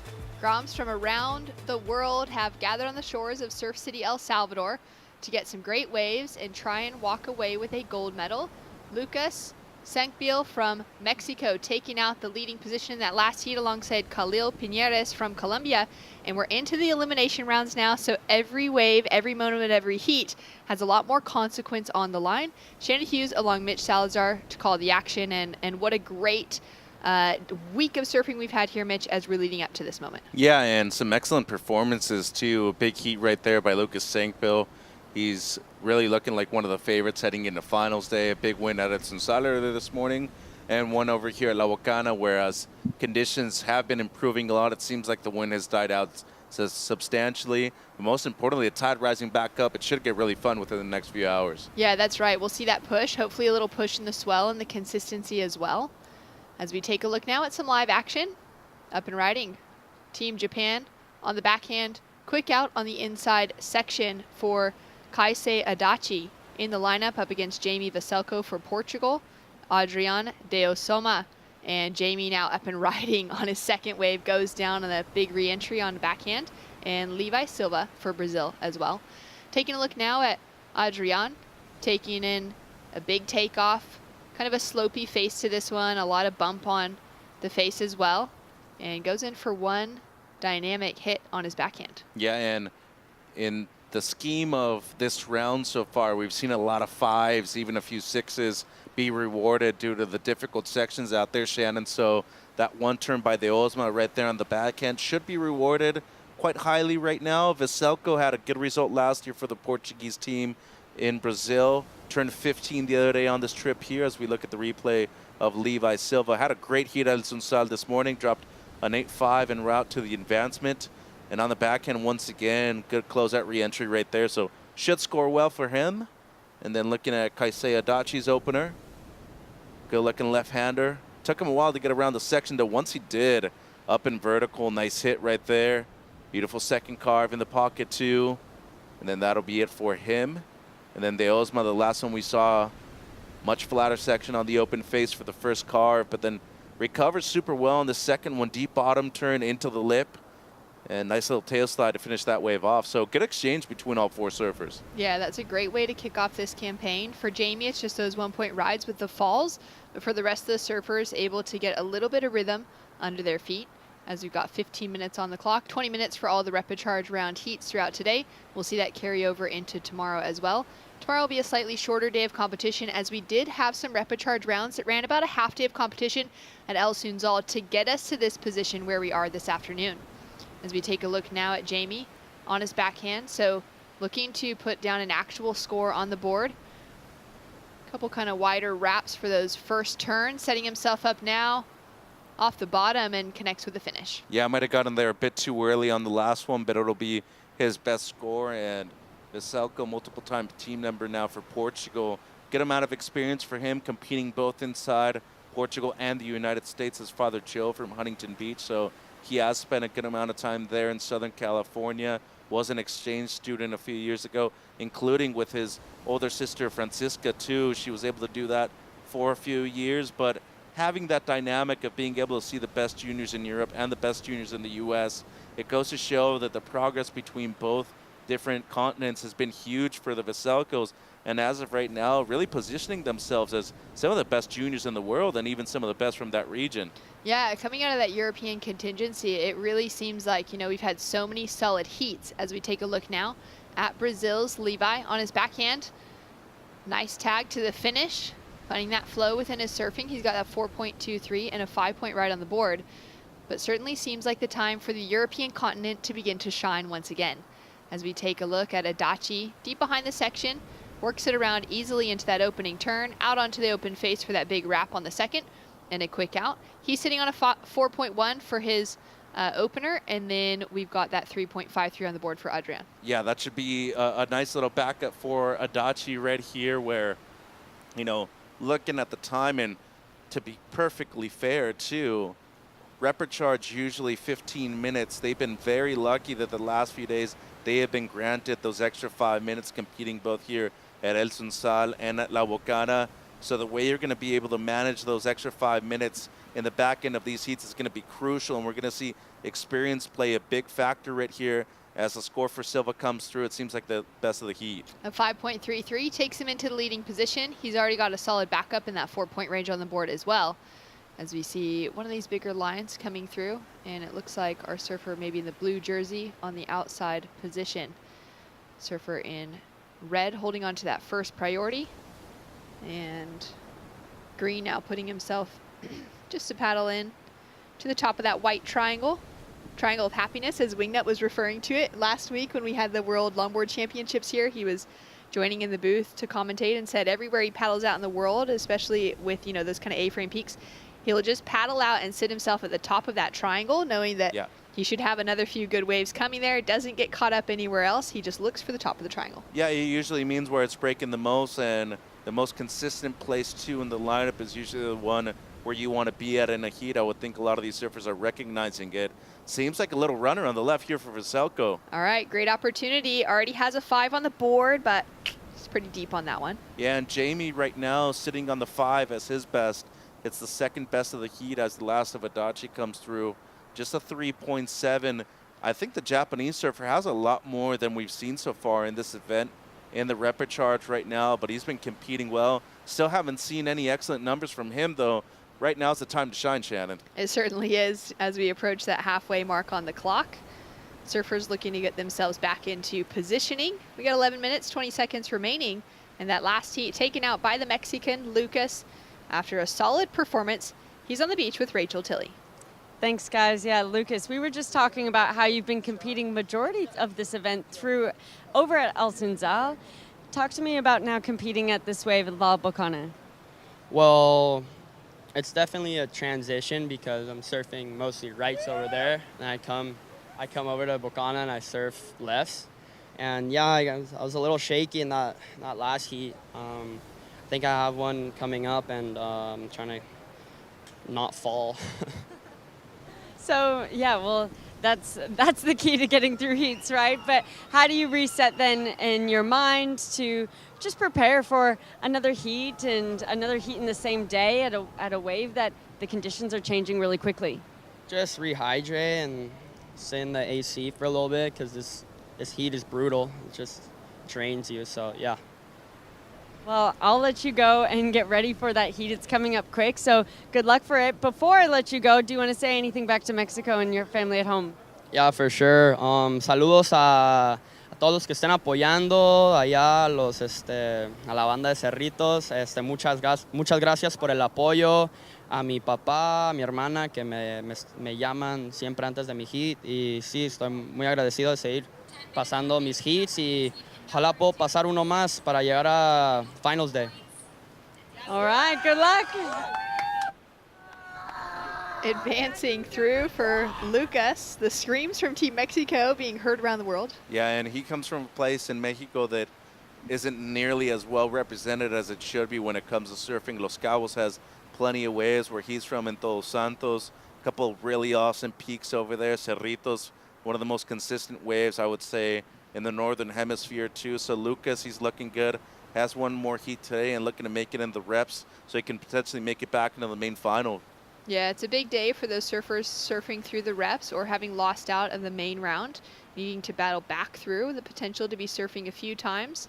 And it's pretty sunny out there today. There's a little bit more of that kind of heat. Thankfully, that breeze did kick up, which is not so great for the surfers, but great for anybody on the beach in support, cheering them on with just that little extra layer of coolness when we get a nice sea breeze. Great looking wave approaching here, and we'll see a split peak. Tracking now with Adachi for Japan. He's sitting up in second. Successful on that opening maneuver, sets himself up for a second as well. And he's looking for a 5-4-6 to take the to take that leading spot. Yeah, and I think he's going to get it right here with that combo. Really strong surfing, much larger wave too. A bit mistimed on the last one, but did super well just to be able to get into the lip. It was a much larger wave too. You can already see the increase in size this afternoon right here. The swell still hasn't peaked. And the best thing about today, Shannon, is that we have multiple swell directions in the water, mostly a south out there, but as you can see, that west really being able to split the peak well out here at La Bocana. And can you explain for us, the benefits of having that combo swell? Well, the main thing is that the left is going to be equally as good as the right, where, so far this week, the right has definitely been the standout wave. The more consistent wave is usually the left, though. But as we've seen throughout today so far, the left standing up just as much as we've seen on the right, which really hasn't been the case all week long. The left tends to be a bit slopier out here. Levi now up and riding, still holding on to that leading position as he drives through his opening carve.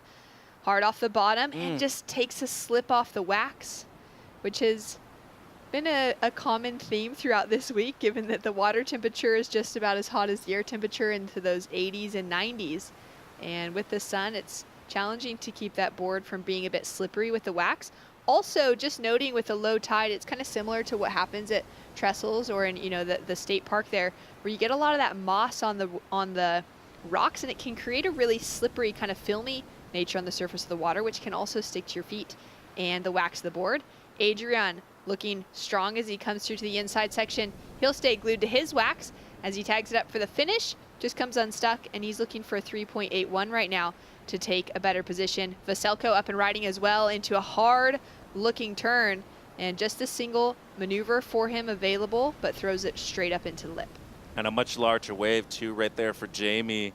De Osma should be getting the 3.81, but we're waiting on the score for Adachi. That would move him up into first if he gets the mid-5.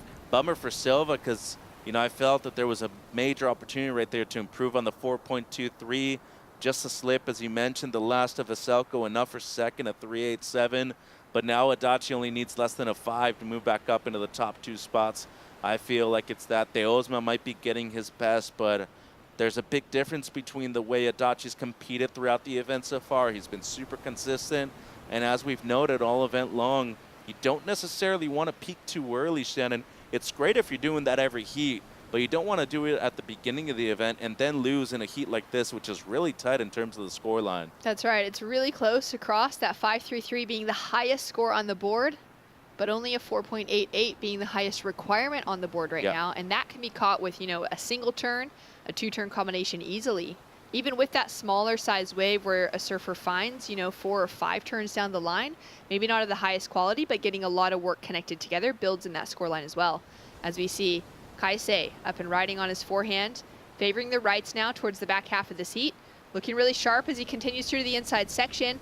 and manages to maintain some control in a really frothy part of the wave, which can be so hard because you get those air pockets that develop in the foam, and it's really challenging to keep the board in that fluid line when you got so many air pockets. Yeah, and you know, only looking to improve on the 4.1. There's a possibility he does that right there. Still waiting on the last score of the Osma. It seems like it comes through and it won't improve.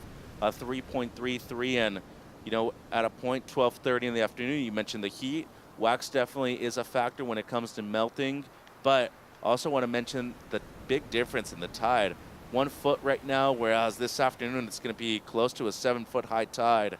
As we look at the last of Adachi right here. A little late to the party on the first one. Recovers well with that turn in the pocket though.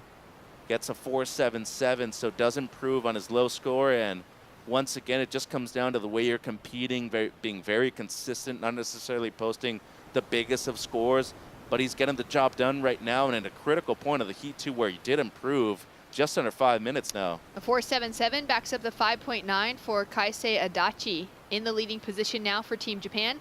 Levi Silva for Brazil pushed into second, chasing a mid-range 5. And then Jamie and Adrian looking for a 4.57 and now a 5.6. Sorry, 5.56 is the highest requirement on the board for the Peruvian. As Levi has an opportunity here now to gain in that second place position, chasing a 5.35 to take the lead.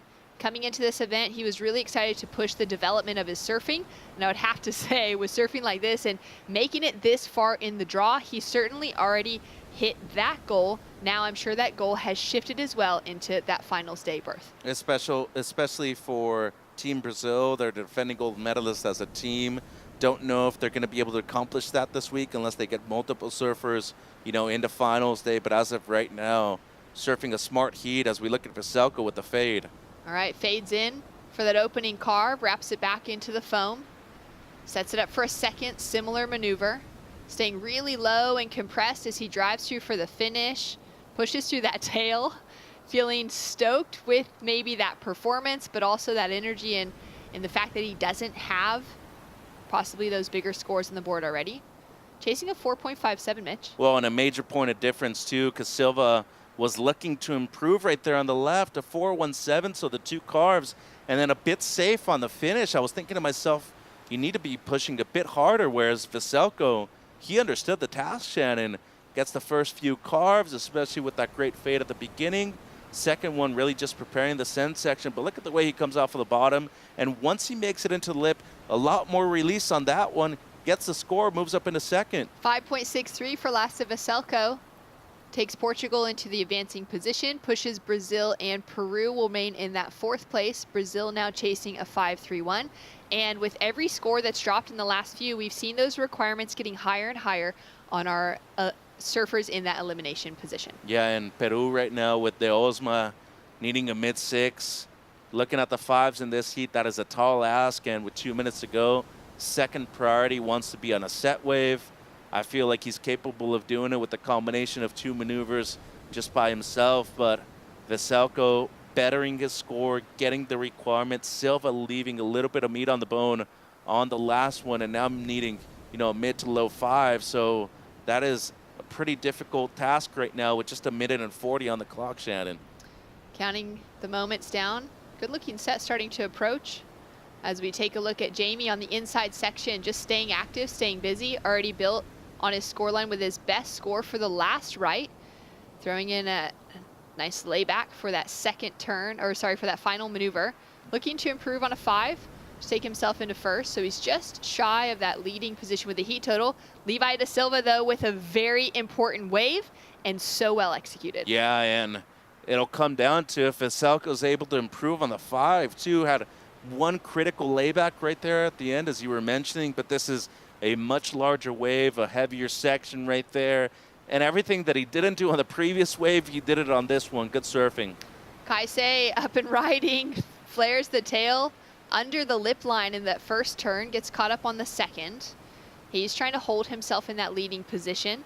45 seconds on the clock, and right now he should be fairly safe, except for the fact that we've got a score to drop for Levi Silva, a 5.31, and Jamie Veselko is looking so extremely hungry right now.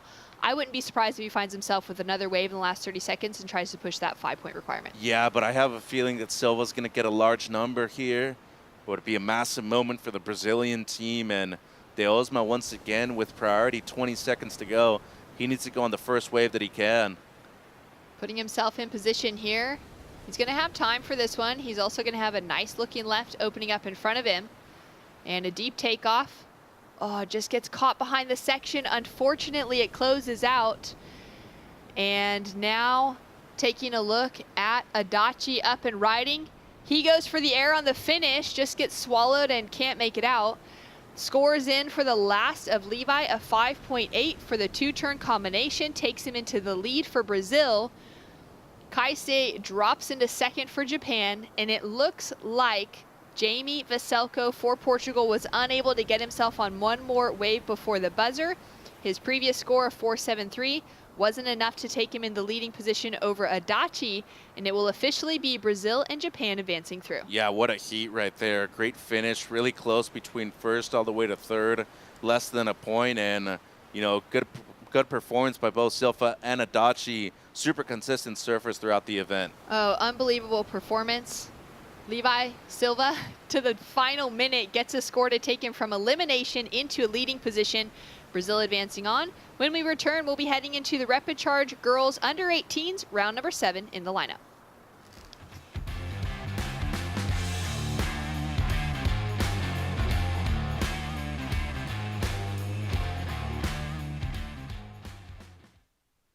There's a right time for everything. A right time to learn.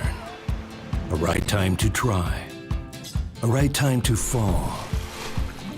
There's a right time to find your wave. And there's a right place to enjoy your passion like nowhere else.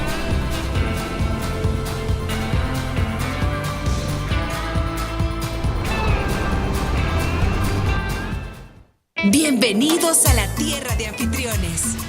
Aquí somos los campeones del mundo en hacerte sentir especial.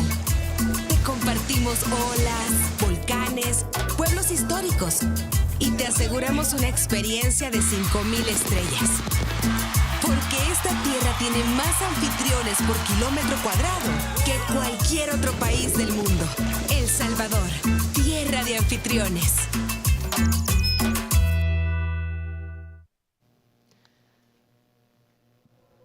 Welcome back to the action here in Surf City, El Salvador for the ISA World Junior Surfing Championships.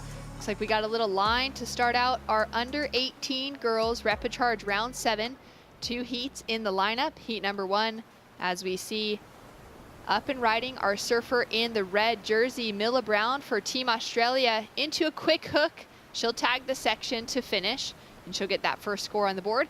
Competing up against Rachel Aguero from Costa Rica and her teammate Willow Hardy, a fellow Australian. Yeah, it should be a good heat. Time management changes the way you're able to compete out there in a much larger area too, and a big difference competing here in comparison to El Sunsal. We're going to see how all 3 girls are able to compete right here, Shannon. That's right, as we can see Willow putting herself into position here. Having a little look for the left. It's going to be a smaller one. There might be a better size set up just behind it.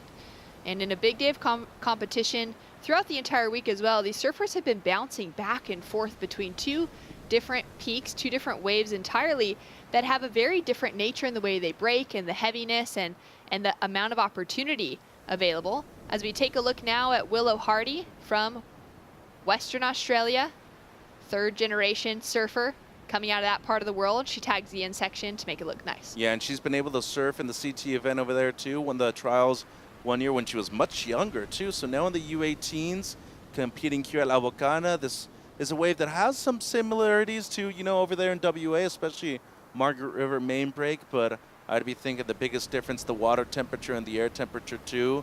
She looks comfortable though. Yeah, she's looking really sharp out here at La Bocana.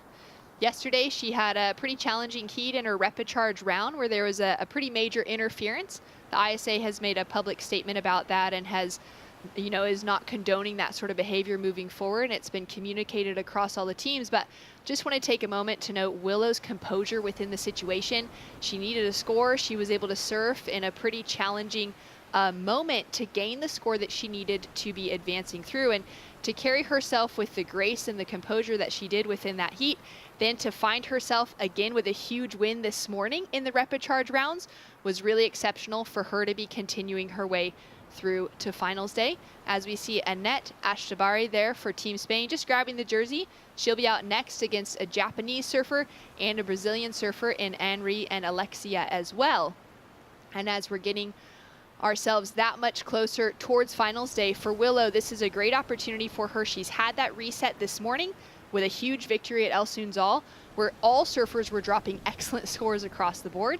And now she's in that opportunity to continue that momentum, to be able to wipe off yesterday's experience and to carry herself forward with some pretty good sets on the horizon here at La Bocana. Yeah, and already dropped a 4.83 in the process too. Agüero from Costa Rica, she's been a multiple-time competitor here at the ISA, I believe in one of her last years competing here in the U18. So for Team Costa Rica, not only being able to have a surfer really close to making the final, it's a huge momentum shift for them too, as you know, they're going through different generations of surfers right now, no longer with Leilani McGonigal, a couple other surfers aging out. So they definitely need some more people to stand up and really elevate their performances here. That's right, and for Rachel, she's 18. This will be her final year, as Willow's now up and riding again. Already dropped that 4.83, hucks it up into the lip for that opening maneuver, drives through the section on the second, and as she continues down the line, she finds a solid finish. Will she get the ride out of that? It was a little bit questionable just on that final moment, but a very great wave selection on the paddle back out. Yeah, that was an awesome wave, and it's a testament to what the swell's doing out there right now. That left looks really fun, but you still need to be selecting the right ones. There's a lot of them that are slopey at the beginning, then they stand up real quick on the inside, and Agüero so far still hasn't been able to get a wave on the board and actually paddled for one too, so misuses priority, and now Milla Brown with a golden opportunity to extend her second place with a 3.67. Going to be interesting to see whether they determine that last turn complete or not for Hardy, though. Well, scores to come through for that last wave of Willow. We've got Milla Brown sitting in first priority, and that last heat had a great battle back and forth to take away the lead. It was the Brazilian Levi Silva coming out on top. He's down with Rachel Tilley. It was a great battle for first place. Levi, you took the win. The day before finals day tends to be the most nerve-wracking and the most with anticipation because everyone's wanting to make it to that finals day. How are you and your team handling that process and that pressure? Foi uma batalha grande pelo primeiro lugar. É uma pressão grande antes de chegar no Final Days. Como você lida com essa pressão para chegar no último dia? Estou muito feliz de ter passado minha bateria em primeiro. Queria agradecer ao time Brasil pela torcida, pelo apoio. Foi importante para mim estar passando bateria para chegar no Finals Day. Se Deus quiser, vai dar tudo certo. Vou chegar na final e vamos tentar levar o título para casa. Valeu. He's very happy. Thanks for Team Brazil. It's very important to make good in the heat and go to the final days, and he's confident to win the contest. Well, I love that confidence coming out of you. Having another heat to surf coming up, how do you prepare for that? Você tem uma nova bateria vindo aí, como você vai se preparar para ela? Espero passar essa bateria. Estou confiante, quero passar mais um round e vamos para cima. Valeu. He wanted to make this heat. He wanted to make another round, and he going harder in this heat. Well, now you can celebrate that win and feel happy and relaxed with that job done and on to the next one. Is there anything you'd like to say back to Brazil in Portuguese? Você tá feliz, celebrando mais uma vitória. Você quer falar alguma coisa em português? Não. Fala em português, cara. Queria agradecer ao time Brasil, a minha família tá torcendo. Estou muito feliz. Quero agradecer meus patrocinadores, ao tio Luiz e o Paulo Kid, pela ajuda, pelos treinos, e o Paulo Moura. Valeu. All right, thanks so much.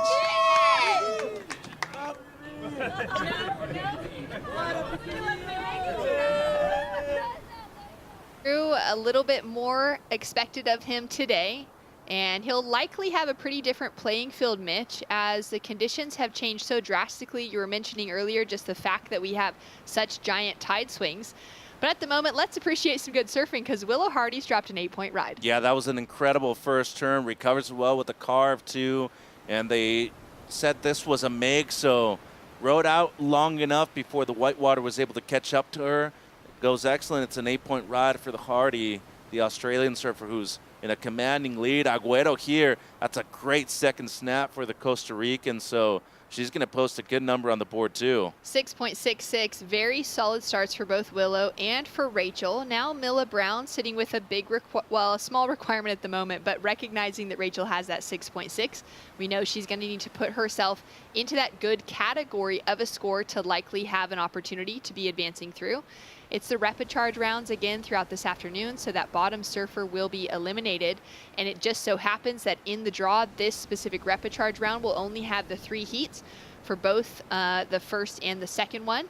And so the odds are slightly more in your favor of taking an advancing position. Yeah, and you got to recognize that before you paddle out. Surfing Australia, they do a great job with their coaching staff. Dan Ross, one of the OGs when it comes to competing, doing both well on the QS and on the championship tour. He's one of the coaches here for the Australian team this week, and it just seems like the plans that they've had according to the surfers and the conditions have always been accurate. And as of right now, Hardy dropping the 8, has close to a 5 as the backup right now. Brown basically surfing the other side of the peak, so she's by herself, which is really beneficial to her. Bad thing is that she has to deal with this surfer in blue. That's right. Rachel now up and riding on a second look, and this wave is starting to just pitch out in front of her. I like the way that she kind of dragged the hand for a moment, hoping to hook it up. But that was going to be a heavy section, especially with it still being such low tide. As the tide begins to push, that section right there, Mitch, really turns alive. Yeah, it's one that you have to time well, though. If not, you're getting knocked off. Milla Brown now up and riding. Like you said, just surfing out on her own peak. Nice to see a bit of distance between the surfers and looking to luck into some great wave selection to be able to perform.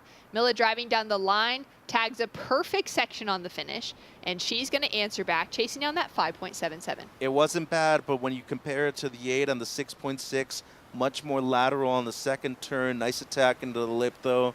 So to me, it'll be her best ride, but Agüero looking to back up the 6.6, gets a high 2 right here. 9 minutes to go, and if you're Willow Hardy right now, too, you want to be very smart on the way you're able to back up the 8, looking to improve on the 4.83. And once again, I feel like the left has really turned on. Look at the 2 best scores of the heat so far, Shannon. We're looking at the 8, the 6.6, and the 2 previous heats, too. We've seen most of the best waves come from the left, whereas before, we'd seen the right play in so much when it came to anything better than a 5. So as of right now, I feel like that south-southwest swell really doing big things out here at La Bocana. That's right. It's really changing the playing field. That wind has backed off just a little bit from how strong it puffed up around 8:45 this morning, but it's still playing a factor on the face of some of those rights more specifically, but that swell direction just changing up the way the lineup looks here at La Bocana once again. Tends to be the case returning year after year with the ISAs, and it's pretty nice to be able to get a repetitive location on events like this because surfers get to know that location. They get to have that opportunity to feel at home. For someone like Willow, who's competed for the Australian team before here in El Salvador, it's that great opportunity to return to the shores of somewhere where hopefully you've had a good result in the past and you're able to repeat. And different divisions too, which I think is major for her. It's showing the evolution, the maturity, and most importantly, the fact that they keep trusting her and getting good results too. So in the repechage, yes, but look at how far she's made it just for these rounds alone. Into round 7 here in the reps, you have a chance to make the final in what seems to be one of your most competitive years too in terms of making the team. So props to her for just sticking in there. Same for Agüero, as you mentioned, last year's surfer from Costa Rica, doing super well. Not a ton of surfers left in the draw for them. So she's really been flying the flag for the Central American country. Yeah, and she's doing an excellent job out in the lineup right now. Having taken out a few big wins back in 2021, specifically the Opens and the Juniors Central American Championships, which as a junior to take out that open division, no matter what event you're surfing in, you're surfing against surfers with likely more experience, with that, that adulthood to their surfing as well is a challenging thing. And so for Rachel, she's had results like that in the past. Now putting together some of her best results here at the Junior Championships is going to have her feeling really good as she's graduating out into that Opens group, into that World Surfing Games conversation come next year. Yeah, and she's had a lot of people to look up to. Look at the people that have come before her just within the country alone. The McGonigal siblings, Lisbeth Vindas, who's been an excellent competitor for Costa Rica in the past at major events. Analí Gomez, Dominique Barona, 2 Latin American standouts, or might as well just be saying, Spanish-speaking surfers too, because you consider what the Brazilians have been able to do for Latin America. They've always been on the podium, especially in the last 10 to 15 years. But as of right now, we're seeing a shift in development throughout the younger generations. Australia's always had that, so they've been a superpower for 30-plus years, but most importantly, they're keeping up the consistency with everything else that's happened so far throughout the world. Look at it on the Challenger Series. Look at it on the Championship Tour. Unity is the way to go, and without that unity, they wouldn't have been able to have the success that they've had so far. That's right. It really has been a great development for them to bring in the Irukandji's team. Once surfing was included in the Olympics, they were then able to bring in a surfing team into their Olympic squads overall. And each of the Olympic squads in Australia get given a name. For the Irukandjis, for their surfing team, named after a jellyfish with a pretty deadly sting, as we take a look at Willow going up to try and bring her own sting into this heat. She's already done that with an 8-point ride on the board. And importantly for Milla, she dropped in that 5.33 for her last right. It didn't quite get her that top 2 position, but it did chip away at the requirement and put her into a decent a decent conversation behind that 6.6 of Rachel. Yeah, and Agüero right here seems like she's going to look and try to defend second place by moving closer towards Milla on the right. Agüero surfed good on the backhand so far, but look at how consistent the lefts are. I'm really surprised that with this amount of time remaining and how low of a backup score that she has, she's opting to go and surf right next to Milla Brown. Given she does have higher priority, but to me it's a bit surprising knowing that she has capabilities of going excellent or higher if she's able to get the right wave. Maybe she's recognized that at certain points of the day it has gotten a bit inconsistent, but I do feel like having a 2.83 as her backup score, that is still something you need to improve on right now, Shannon. That's right. As soon as she does improve on that, it's going to put Milla in a position where she's going to need to rely very heavily on wave selection to get herself a big score.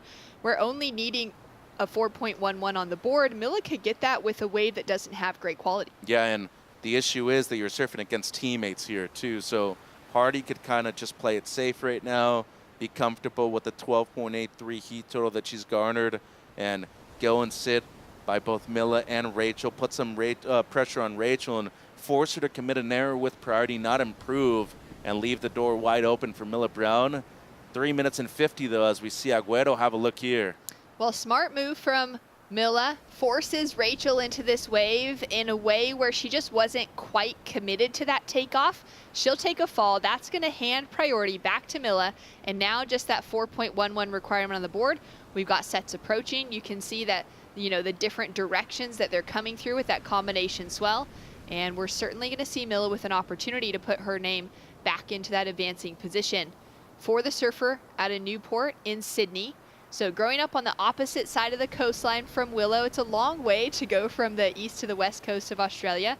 It takes about a 4 or 5 hour flight, and a lot of distance between those two. But the development, like you've been speaking about with the Australian team, is so sharp, and those nationals, those junior events all across the different states into those national events have these surfers traveling so much and getting to know their teammates already from other sides of the coastline without really too much effort within it, because just in their calendar years competing as juniors without even maybe being in those pro events just yet, where we see, wild cards being earned by someone like Willow, they have that opportunity to grow together as a pack at a young age, which is really awesome to see.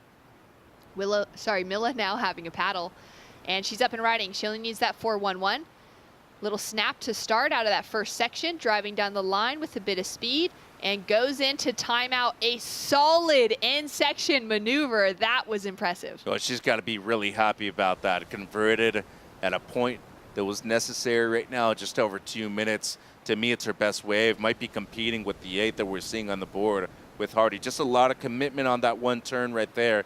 But once again, she was opened up right here because Agüero went and followed her without backing up the 6.6. Nice little setup, but look at the second one. Just a lot of commitment. Deeper bottom turn once she gets into the lip. Slide of the fins right there too. Get some hang time. And really beautiful surfing right there from Milla Brown. She's going to be getting the score, no doubt. She will certainly be getting the score, and she'll be taking away that second place position from Rachel. Now, with good sportsmanship, Willow and Milla have the opportunity to try and get themselves that advancing position as Rachel finds herself in third. And Milla just dropped in a 7.83 for her last wave. She takes first over Willow. Willow does have first priority, and sitting down the line is a pretty smart decision from her because she'll be able to kind of have a look at anything that Rachel may want and be able to pull that trigger down the way. As we've got 1 minute, 5 seconds remaining on the clock, and this heat has just flipped itself on the head. Yeah, I'm kind of speechless, to be honest. You mentioned her winning the Open in 2021 over there in Central America. Last year's surfer for Team Costa Rica. You should be smarter than this. I mean, at 2.83 as your backup, you're going and sitting on the other surfer with 6 minutes on the clock still. That's way too large of an amount of time in order for you to go over and block that second place, especially considering that you're surfing against two people from the same nation too. You knew this was something that was a possibility, and with 35 seconds to go, needing a score, which is almost the same thing that she requires as her best wave, with second priority, not the best case scenario that she was looking for. Yeah, a couple mistakes, unfortunately, for Rachel as we come down to the back end of this heat has found her in that third place position. A surfer that's represented Costa Rica a couple times, 2019 and 2022, as well for the ISAs, both in Huntington and here in El Salvador. She now finds herself chasing a really solid score, a 6.24 to get the advancing position. She's already surfed to that quality in this specific heat, but it's going to be unlikely she gets the opportunity to get up and riding before the buzzer sounds, and they'll both be standing up. It looked like it was after the buzzer would have timed out. They're still going to surf out. In those moments too, you're just all in. You've got to stand up and go. As we see Willow feeling stoked and stylish as she comes through to the inside section, she'll just tag the finish, and she'll take out that second place position behind her teammate in Milla Brown, and the Irukandjis are well on their way to securing a team's gold medal. That's huge. I mean, getting both surfers through in the Repechage into one more heat, and having Milla Brown with a great performance, Willow Hardy getting the 8 and then getting a quick backup of the 4.83. Massive statement right there from the Aussies. And a great performance from Rachel. That 6.66 was a really solid score for her to lock in early in the heat. She'll be looking to readjust things, paddling out for her future heats as she joins the team for Costa Rica on the shoreline. Milla Brown, with an opportunity in the final couple minutes, secures herself a 7.83 to take away the win. And when we return, more action out in the lineup. 3 more women in this under 18s round trying to avoid elimination.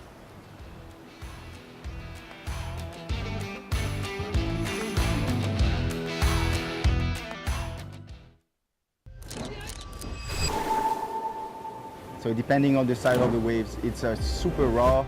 You know, it just breaks like right on the dry reef, and it's super like intimidating. Nature, you got to be careful. You know, you just can't take things for granted. You can feel the energy, and it's really strong. It's probably one of the strongest places in the whole world and the whole French Polynesia.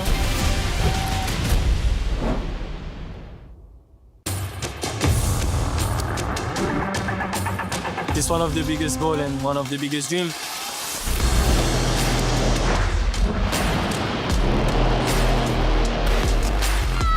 It's been like an emotional roller coaster. I ask myself, what just happened? Is this real? Every athlete's dream is to, reach that gold medal. I'm on a mission, I think that everything is possible. It's not over till it's over.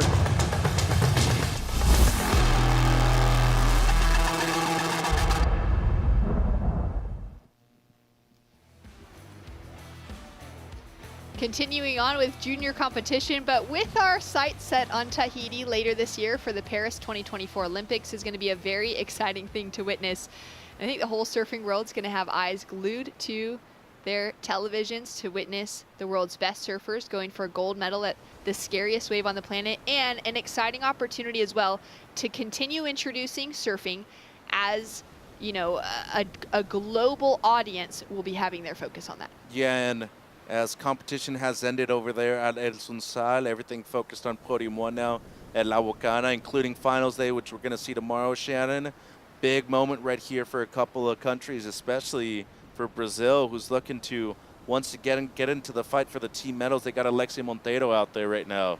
Annette Estevari up and riding for Spain for her opening ride. Dropped a 5-point ride for this one. Yeah, it's a good, solid opener for Annette. And a decent finish right there for the surfer out of Spain. So going to be on the board as the best of the heat so far. And she's had a spectacular 6 to 7 months in the past year or so. I mean, did super well at this event last year in the U16s, has graduated into the U18s now. 5th place finish at the WSL World Junior Championship. Was really close to qualifying for the Challenger Series too.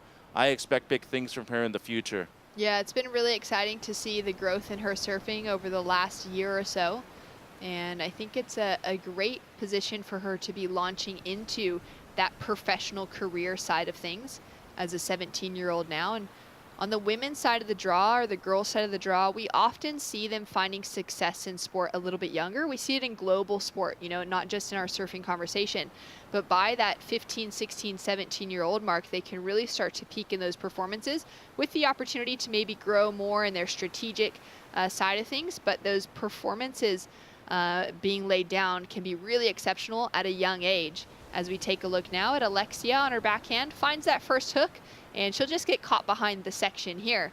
So I wouldn't be surprised if we see Annette in that conversation trying to qualify herself for, say, the Olympics or the Championship Tour in no time at all. As we take a look at her now up and riding, driving around that opening bottom turn, sets herself up with kind of a small first turn, a little wider on the second, and now letting this wave stand tall for a nice finish. Wow, that was impressive right there, the way she was able to get some speed out of a flat section and just hit the lip for the last re-entry. So within the first 4 minutes, she's already going to have, I would think, close to 10 points right here on the board. And Monteiro also with the beautiful line too, gets a 2.83 on her second ride, as Matsuno holding down priority on the outside, Shannon. 15 minutes on the clock, and Henri sitting out at backline, holding on to priority for Team Japan. A team that continues to put in great work behind the scenes with Junya, one of their coaches, on the ground for so many of their events. Yeah, Junior, the team manager too, has actually lived in Central America before, so does speak Spanish, which I think for them is huge, traveling to El Salvador for many years in a row, and having the experience of being the team manager for the Open team too has been massive. Kanoa Igarashi, multiple-time finalist at this venue. We've seen Rari Naba do super well. He qualified for the Olympics a few years ago at this spot too. So Japan, well prepared, well trained, and as always, with great technique and composure, Shannon. That's right, and from their women's field, thinking of Olympians like Amuro Suzuki, the bronze medalist from Tokyo 2020, and Mahina Maeda in that conversation as well. Shino Matsuda advancing into qualification for this year's Paris 2024 Olympics.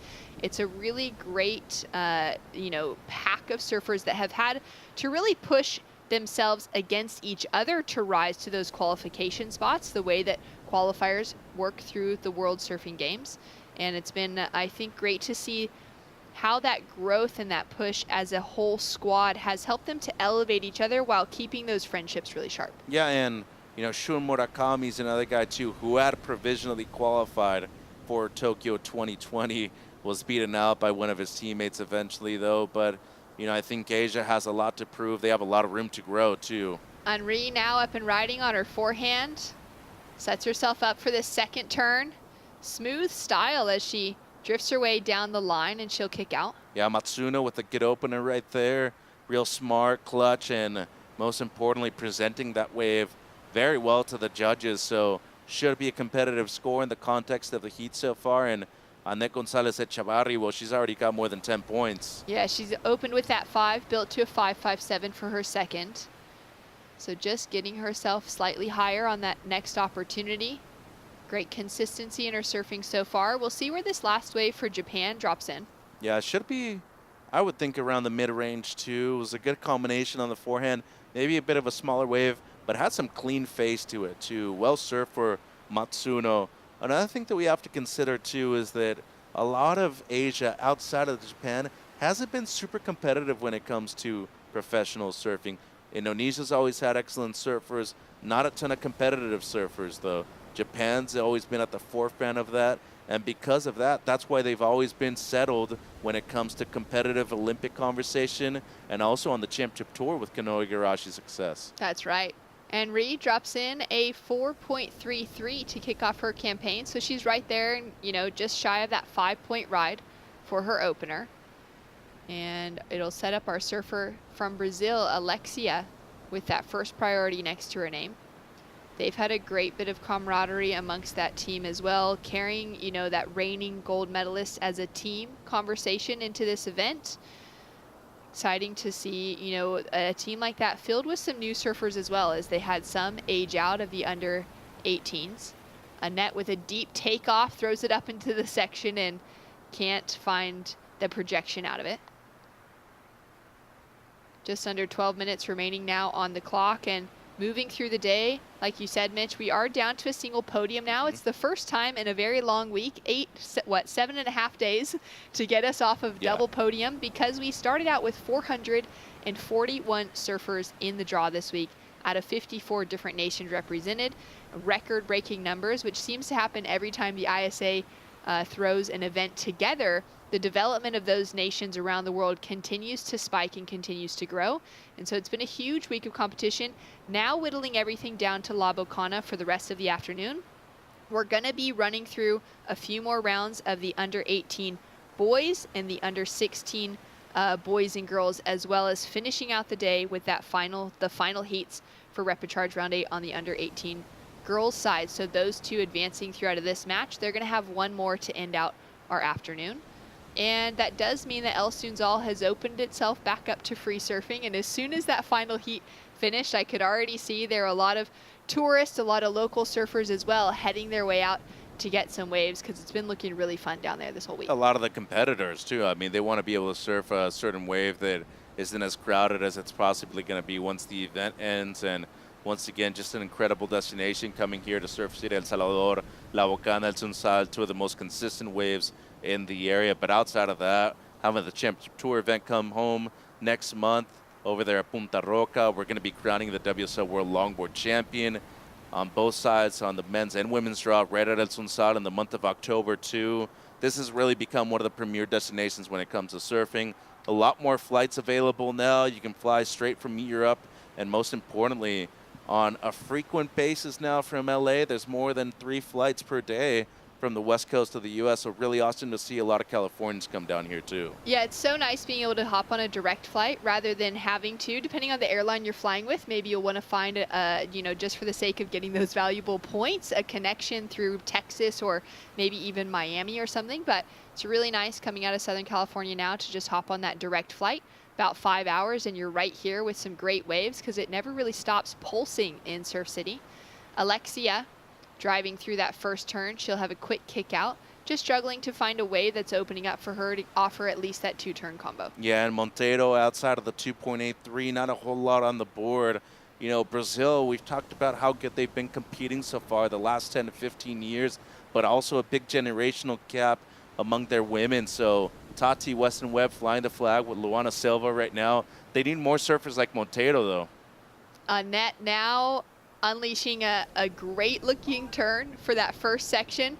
Sets herself up here for the second, trying to push a little bit hard, wanting to improve on the 5-point rides that she has. Yeah, the section really just never had the answer that she was looking for in terms of the resistance right there. For the second maneuver, pushes a bit too hard, slides the fins out the back, won't be improving the 5, I'm thinking.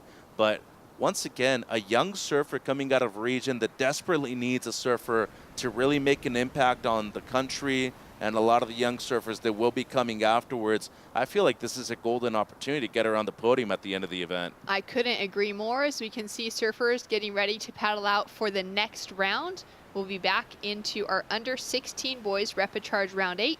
2 heats in there, and Team Hawaii feeling stoked as Ryland's getting ready to hit the lineup. Yeah, and Jackson Dorian too, so teammates going to have to do well right there to compete not only against each other, but with each other too.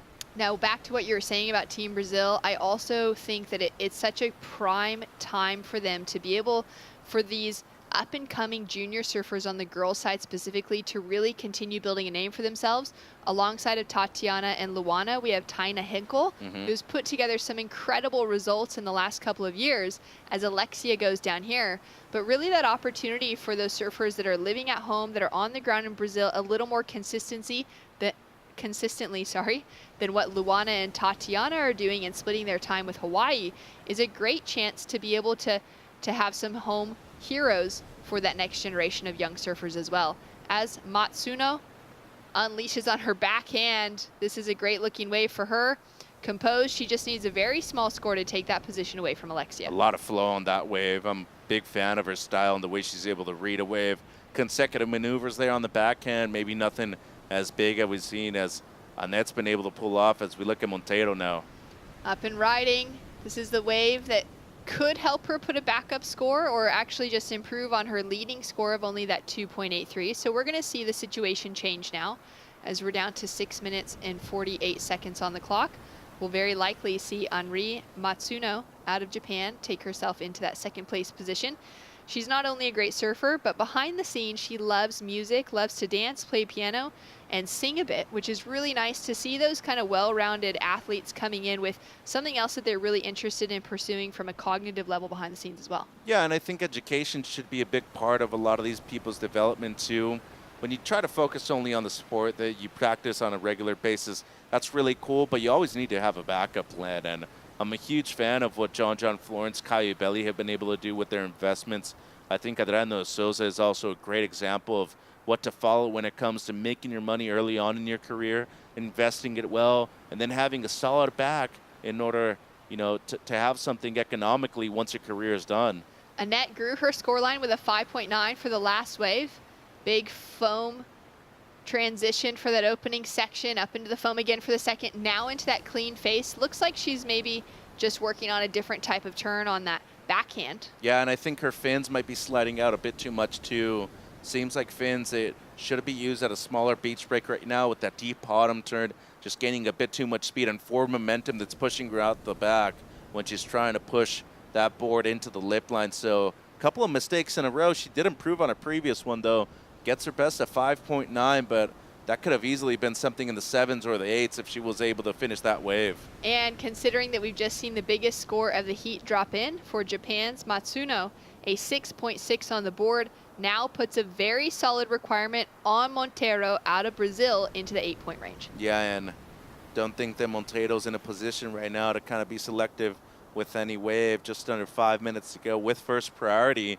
And on the most easterly peak out here, right here, Shannon, and looking at the left. Paddling into this one, looking for a giant score at the moment. She's got time, though, to work 2 scores back on the board. Finds that first turn, places it for the second. This will be her best score, without a doubt, getting those 3 turns together and finding that opportunity to reset now. And the perfect answer right there for Monteiro right now. Needing an 8, splitting it up between 2 waves. A good score right there for the Brazilian surfer in the green jersey. Well, we've waited a few minutes. Let's go down to the beach to check in with Rachel Tilley after a solid performance in that last heat with the winner. Thank you so much. Congratulations on your heat win. Now, you've had majority of your heats down at Sunzal. This was only your second heat at La Bocana. Talk to me about switching over to, you were at Sunzal this morning and then moved over here. So talk to me about how this day has been so far for you. It's been pretty tiring, but 1 heat to go, so just got to keep pushing through. But Sunzal's like a pretty fun ride, but it's like world's longest paddle out after every wave. It's like a 6-minute paddle out, and it's so tiring. But out here, it's like you get one, you back out the back in like 3 minutes max, and it's just heaps more consistent out the front. So stoked to be back at Bocana. So with everything that you just said, that actually changes your heat strategy entirely. So what were the things that you were looking at specifically before this heat at Bocana to, switch your mindset out of a strategy that you'd be implementing at Sunzal? At Sunzao, it's like try get your first score as quick as you can, otherwise it'll be really hard to get it back up. And out here you can kind of wait a bit longer because you know that one good one will come no matter how long you wait. And yeah, it's just heaps more consistent out the front so you can be more patient. Well, you have, like you said, one more to go and finals day tomorrow. So good luck for that next one. Is there anything you'd like to say back to Australia at home? I'm not sure if my sisters are awake, but just hi to them and my grandma. And yeah, thanks for watching. All right, good luck for the next one. Thank you. Thanks so much. Great performance from Milla. Down to the final minutes in that heat for her to walk away with a victory over her own teammate with Willow. They'll be advancing through into the next round later on. And we see Anne-Marie on a really fast-looking wave. Yeah, a wave that never really offered up any scoring potential for her.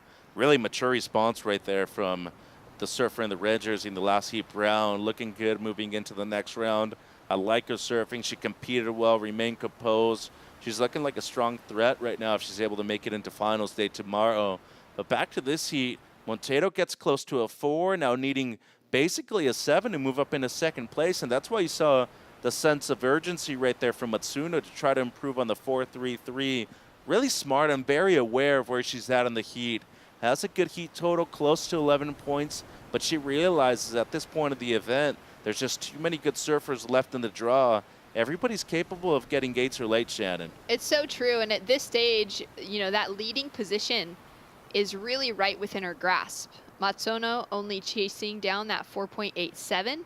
And so if she gets on the right wave, she could easily be taking that leading spot away from Annette, who's had multiple opportunities now to try and really put a bigger score into that, say, 7-point range on the board, and just hasn't quite been able to on those finishing sections. Alexia now up and riding. Dropped that 3.97 for her last wave, which was her best. That was a challenging opening turn, and she's ridden out of it. Now looking to time out the finish as well. She's starting to bring herself back into this with a 4-minute heat on her hands. Yeah, I don't think it's the 7 that she's needing, though, but a nice effort. Had the claim to go along with it right there at the end, too, and it seems like she's going to call it a heat right here with just over a minute to go. So going to come down to the last wave of Monteiro.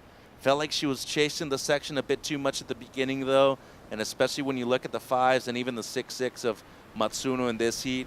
A little bit of a larger wave, but never really got up and crispy into the section right there, so I feel like it's going to fall short. Yeah, it's going to have to be well and truly the best wave of the heat as well to take her into that advancing position.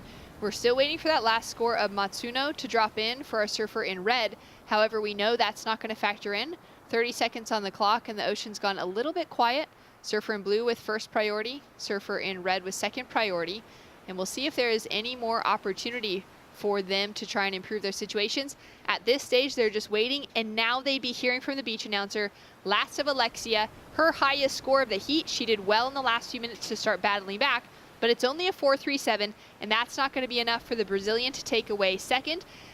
I'm sure, I guarantee you that Henri for Team Japan noticed that Alexia's paddled her way in, and she's going to be safe in that second place position now as the timer runs out. Yeah, and Annette Gonzalez Echevarri with a huge performance right here, 11.47 heat total, couple of 5s in her scoreline, super active. She caught 6 waves within 20 minutes, and if we haven't seen a champion in the girls U18 division come from Spain before, her sister Dianita was always a great representative, but she to me is looking like one of the key performers as of today. Has one more heat to go, but I feel like if she makes it to the gold medal match, she could easily be a gold medalist here. There's all that potential as we're rounding ourselves towards finals day. By this time tomorrow, we'll probably know who our champions are. More action to come when we return as we see Japan and Spain take the advancing positions. When we return, Paul Evans alongside Barton Lynch for the call.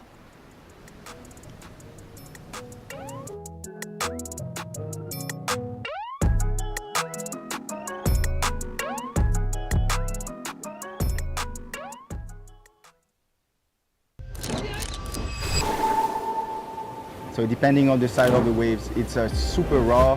You know, it just breaks like right on the dry reef, and it's super like intimidating. Nature, you got to be careful. You know, you just can't take things for granted. You can feel the energy, and it's really strong. It's probably one of the strongest places in the whole world and the whole French Polynesia.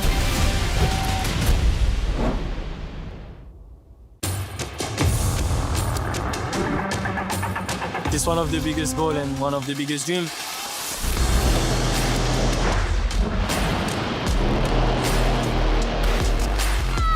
It's been like an emotional roller coaster.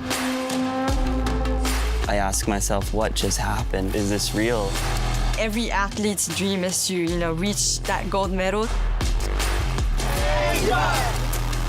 I'm on a mission, I think that everything is possible. It's not over till it's over.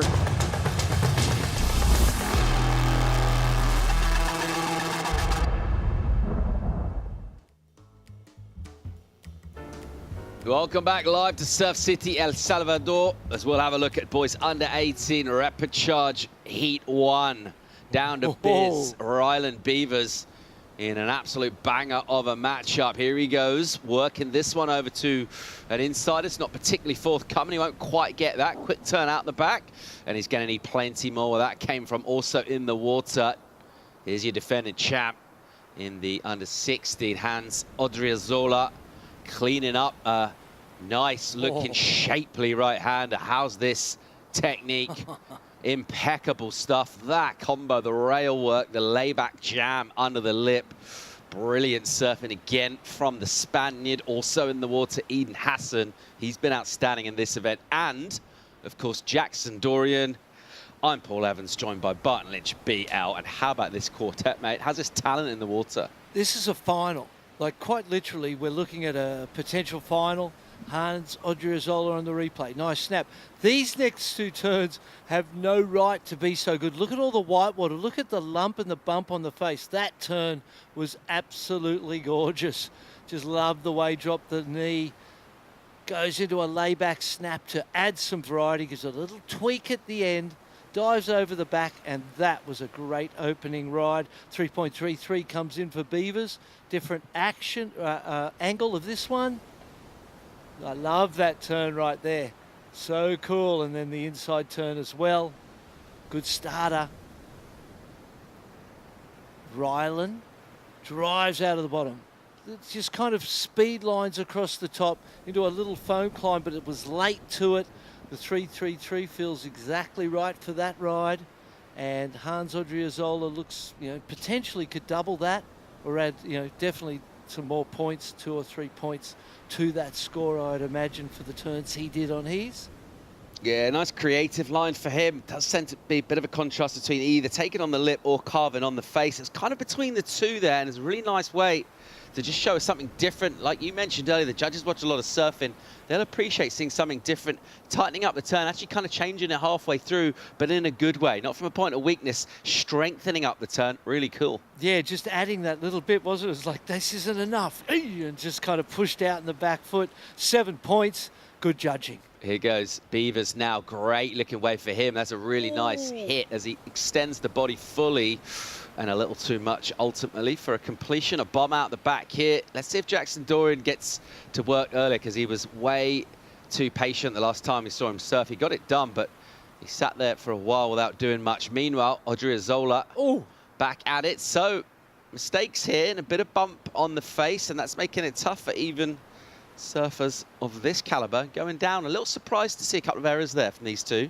Yeah, well, they had the start. They just wanted to keep building, and they had the opportunity to do so. So a missed chance there, because it would be completely different if they were paddling back out, and Ryland potentially with that one big backhand turn could have got a 5 perhaps with a completion. It's actually kind of quite confronting to realise that in 15 minutes time we'll have lost from the under 18s 2 of these 4, because all of them worthy champions, as you said. Oh, 100%. We saw Jackson Dorian in the last heat take to the air to salvage advancement through that heat, and then got a last second ride to kind of consolidate. But the air was really what created the foundation. There's what we've been doing today. Elson Zyle, well and truly finished. And repechage after repechage after repechage as we whittle our way through and give everybody 2 chances, worth the effort. And you look back, see the white building there in the foreground? That building was constructed for surfing events and stays here, and is otherwise used the whole boardwalk, the shade, the cabanas, uses community assets off the back of the surfing contest. Beavers now. Quick chop to snap. Bang into the lip and mixes it. And again, cool flare in those turns. And some nice flex off the bottom as he'll sting out the tail again. And go up, down a little runner section for a flick off. Beavers with that 3-3-3 in. And a 1 as well. Good chance of improving on the 3 there. Oh, great chance of improving. Put the house on it, I would say. And what a great ride to get without the priority, more to the point. I feel like anyone would have been happy with that wave, really. It was a smaller wave, but the way it kept standing up and delivering opportunities. And how many times have we seen surfers get those running rights and then get a wave on their way back as they get a wide one that surfers on the peak aren't able to access? So staying in motion, important. Let's have another look. First turn, carves it back, waits for it to stand up. It does so really nicely. Gets a vertical hit, another lip hit, and drifts the tail a little bit into a layback snap. 4 turns into the completion. Definitely his best ride. Going to be interesting. There it is, 6-3-3 without the priority. Great move. So going to the lead for the time being. Beavers in this. Very much doubt he'll be sitting on that 3 still, though, with his total. So that's just half of his work done so far. Meanwhile, Dorian getting involved on not a great-looking opening section. It's sluggish, and his manoeuvre selection is just an opening slash. That's a lot more like it as he swings the axe at the lip. Gets some good spray, pushes the back foot. And not really clean water in front of him, but able just to kind of hang in and kind of dig out that section. Yeah, he saw something in there. At takeoff, I was with you. I was like, what is he doing on this one? Will it be restricted in its potential scoring by the size of the wave? It wasn't a big wave. It was a really lovely last turn. So that was well done. I don't see it being the 6-3-3, say, for example, of Ryland's. Possible reaction there to what happened in the last heat. There's already, when he paddled into that, was already 13 minutes gone in this, and maybe just didn't want to be left stranded, particularly with surfers like this, putting up numbers. Here's Odriozola. Oh! Ouch. So foot slipping off. We talked about how difficult it is to keep that wax on the board. It just... Is he okay? Looks like he's paddling good, but it definitely, ordinarily in those slips, you'll see the hands come in front of the face.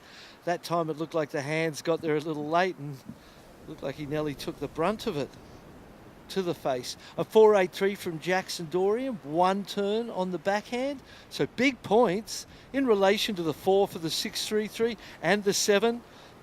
Getting some advantage there from the judges. Hassan in on the action here, hangs up his turn and almost gets it done. But just because of the amount of time he was stuck in the lip, then he looked like he'd ridden out, but actually on the bottom, it will ultimately be an incompletion. Yeah, definitely. And a weird warble in the lip of that one for Eden. Okay, Hans busy again here, opens up, sends a bit of spray towards Jackson Dorian, who's paddling out, and then cracks one into the lip, just kind of clicking that, showing us some nice variety already.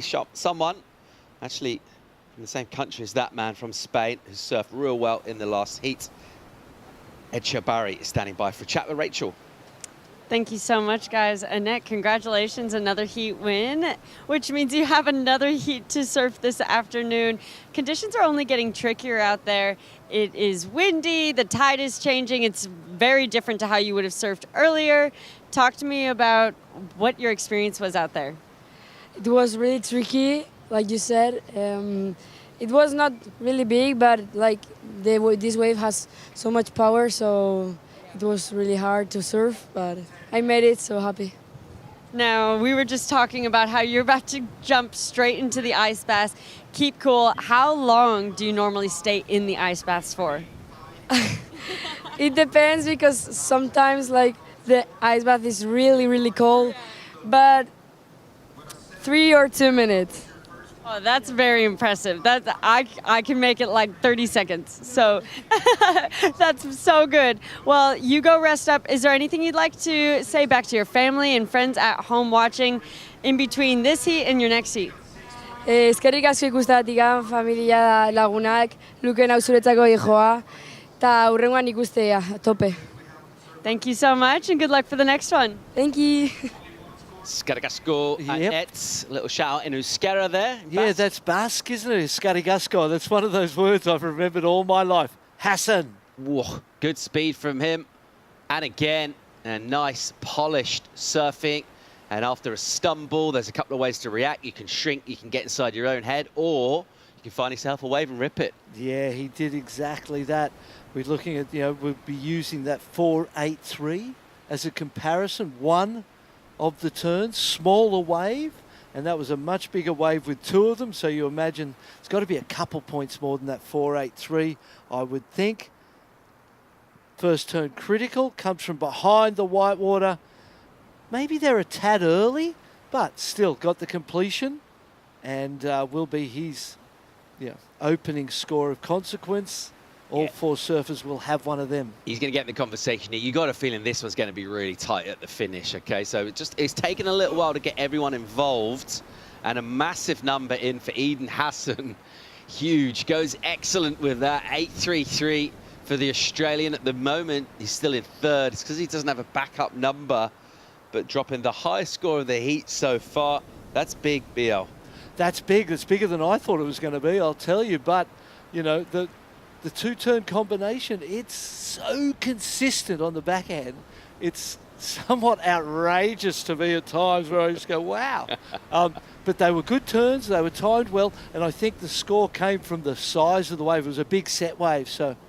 Yeah, I mean, we talk quite often, particularly in smaller waves, how on the backhand you can get more vert. So in a way, it's easier in a sense to put your board up more vertically, and yet we've consistently seen from the panel, you can't argue the consistency, they love backhand surfing. Doing some right now is Ryland Beavers. Here he goes, sort of tumbling down the line. Sections drop all around him and unable to go and change his line into anything like a bottom turn. To go back up at the lip. The man of the moment in the excellent numbers, Hassan, will go again here, and he'll just try and keep that torch burning as he'll go into a first turn in the pocket, and then bringing that down with so much flow and smoothness. Little double pump on the bottom turn puts him in the lip, and again, that's going to be solid for him. Yeah, it's beautiful surfing. That was clean and fluid, and the speed was there consistently throughout. The 8.33 was a bigger wave. So you've got to imagine it was twice the size, maybe. So you've got to imagine that the size of the wave is a really, really critical factor in the scoring of every ride. The bigger the wave and the bigger the face, the bigger the turns are able to be. And then, time again, we see that that's where the big scores come from. Understanding it, surfing to this format, to what the judges want to see, giving them what they want to see. This is a good heat. Here goes Odriozola on a bomb with a load of rumble. And that whitewater is bouncy. And he suddenly went big out the bat and then completely flat. You see that just disappeared. So even if he hadn't fallen off then, there was no real manoeuvre to do. Maybe a quick foam climb it would have been. I doubt it would have added.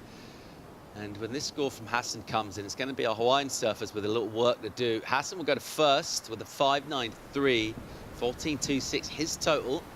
After something of a quiet start, all of a sudden we've got 5.5 minutes. And we're looking at the likes of Beavers chasing a 6 and Jackson chasing a 7.5 out here. Yeah, tight heat. Both first and second with two scores now.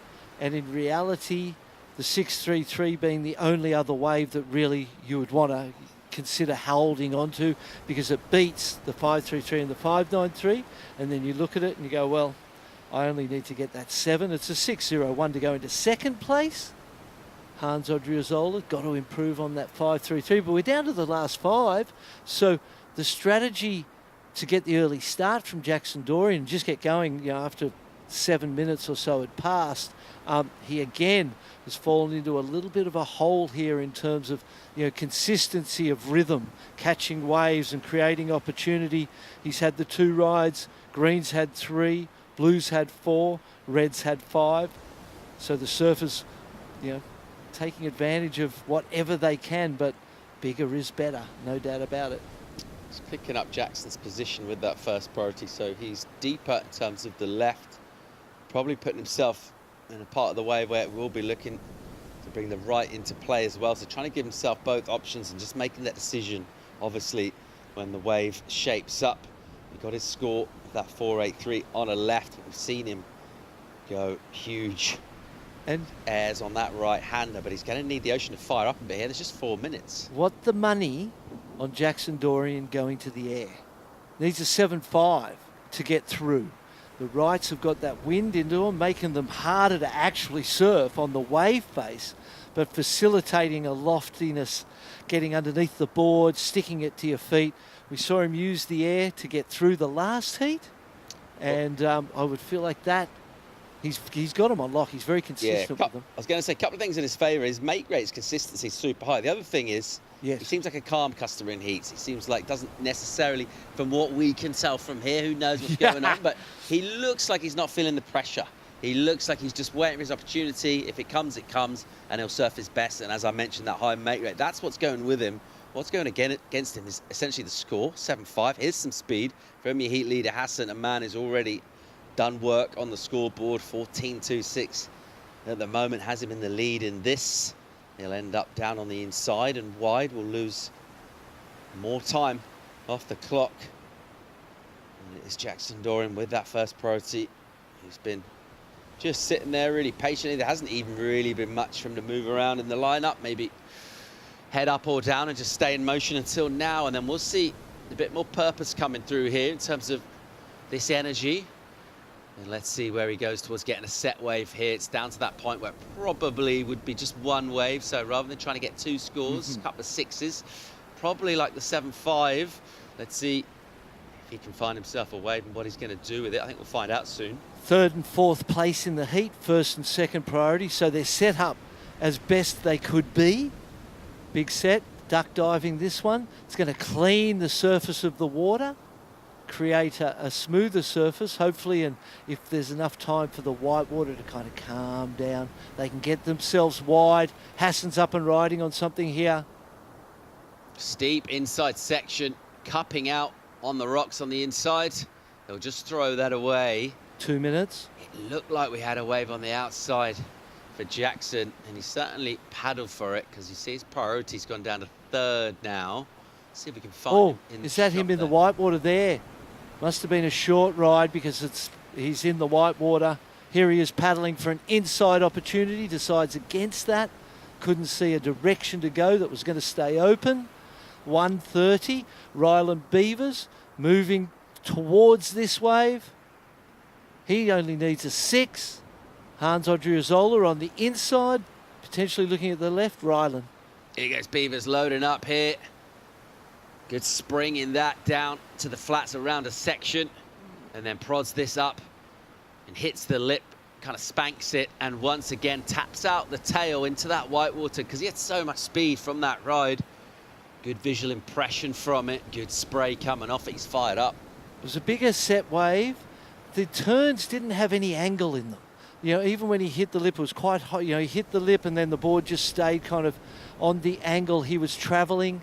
I didn't feel like it was that spectacular, but the replays sometimes show you a different perspective. Pumping, I thought he was going to the air right there. Floater, comes around this section, just kind of tags it, little drift in the tail, but nothing too aggressive and radical because it's a pretty critical moment in this event for Ryland Beavers. It's potentially a 6. Thinking back to the 5.93 of Eden Hassan, the left-hander, smaller wave, but very smoothly and powerfully surfed.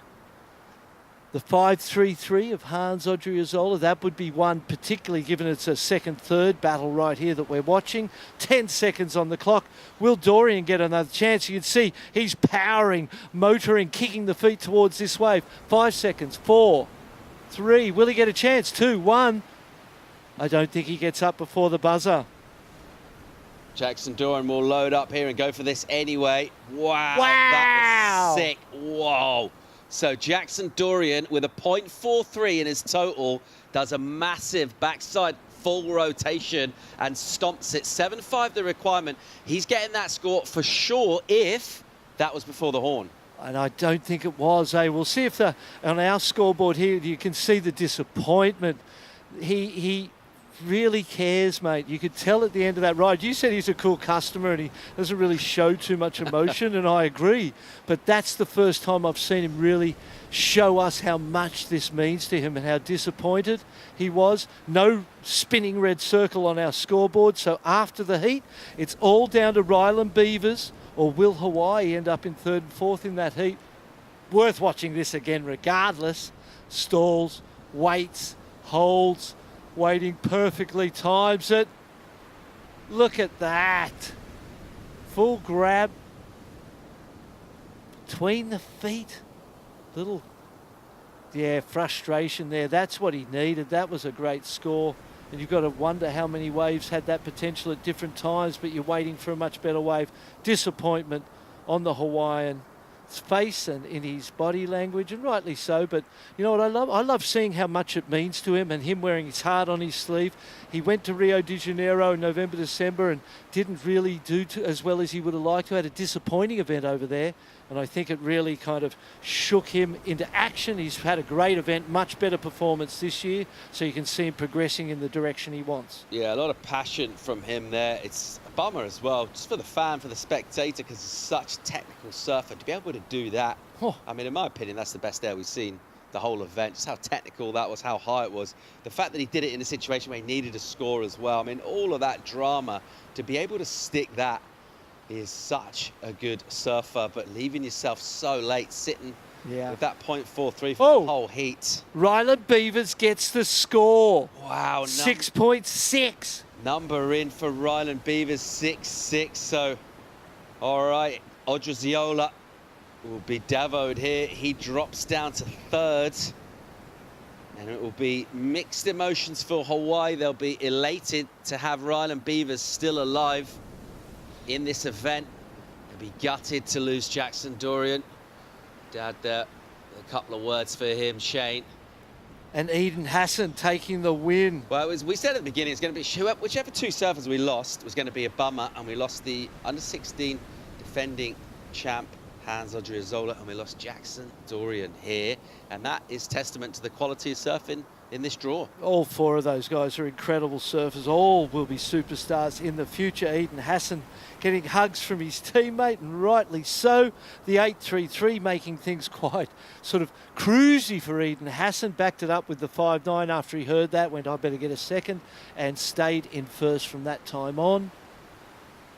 Disappointment for Spain and Hawaii, but the consolation prize for Hawaii with Ryland Beavers getting that last-minute ride and getting the score he needed. Eden Hassan's role here will continue in El Salvador. We'll watch the Australians in a huddle. We've got a quick commercial break and we'll keep rolling here. More live action from boys under 18. Repechage Heat 2 coming at you right after the break.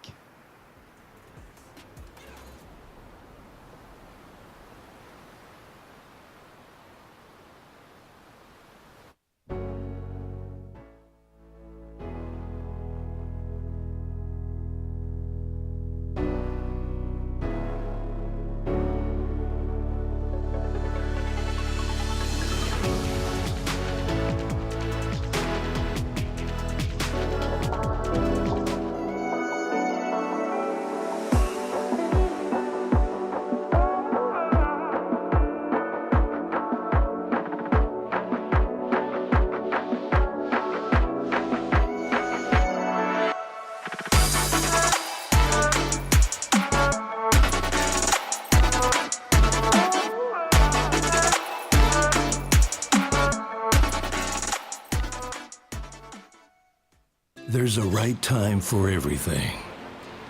A right time to learn. A right time to try. A right time to fall.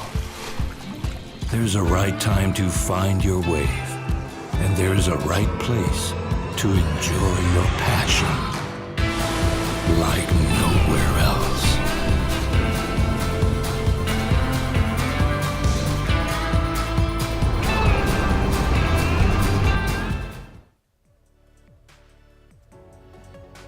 Welcome back to Surf City, El Salvador. Let's keep rolling here. Brand new quartet in the water representing the surfing nations of Israel, Brazil, South Africa and Canada.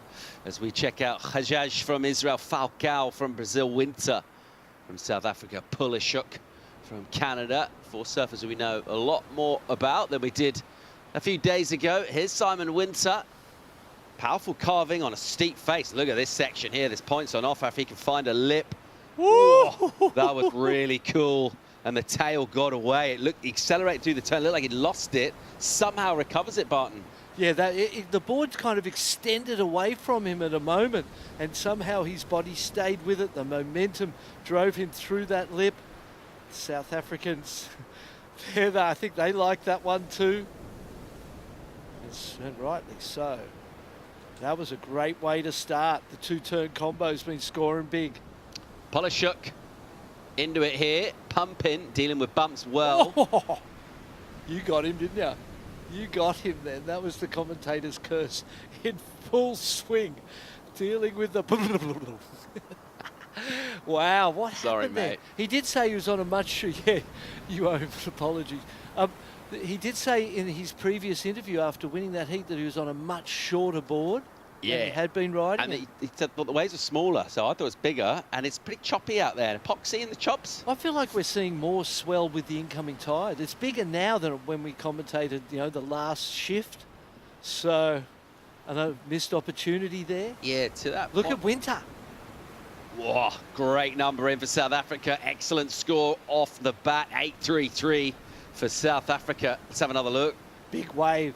Drives the first turn, nice back. A little tweak at the end for that extra bit of points. Watch this. Hits it. The board accelerates across that lip and drops away from underneath him. And he just manages to compress and stay with it. Spectacular last turn. Judges loved it too. 8.33. Polishuk here. Let's see how he goes on this.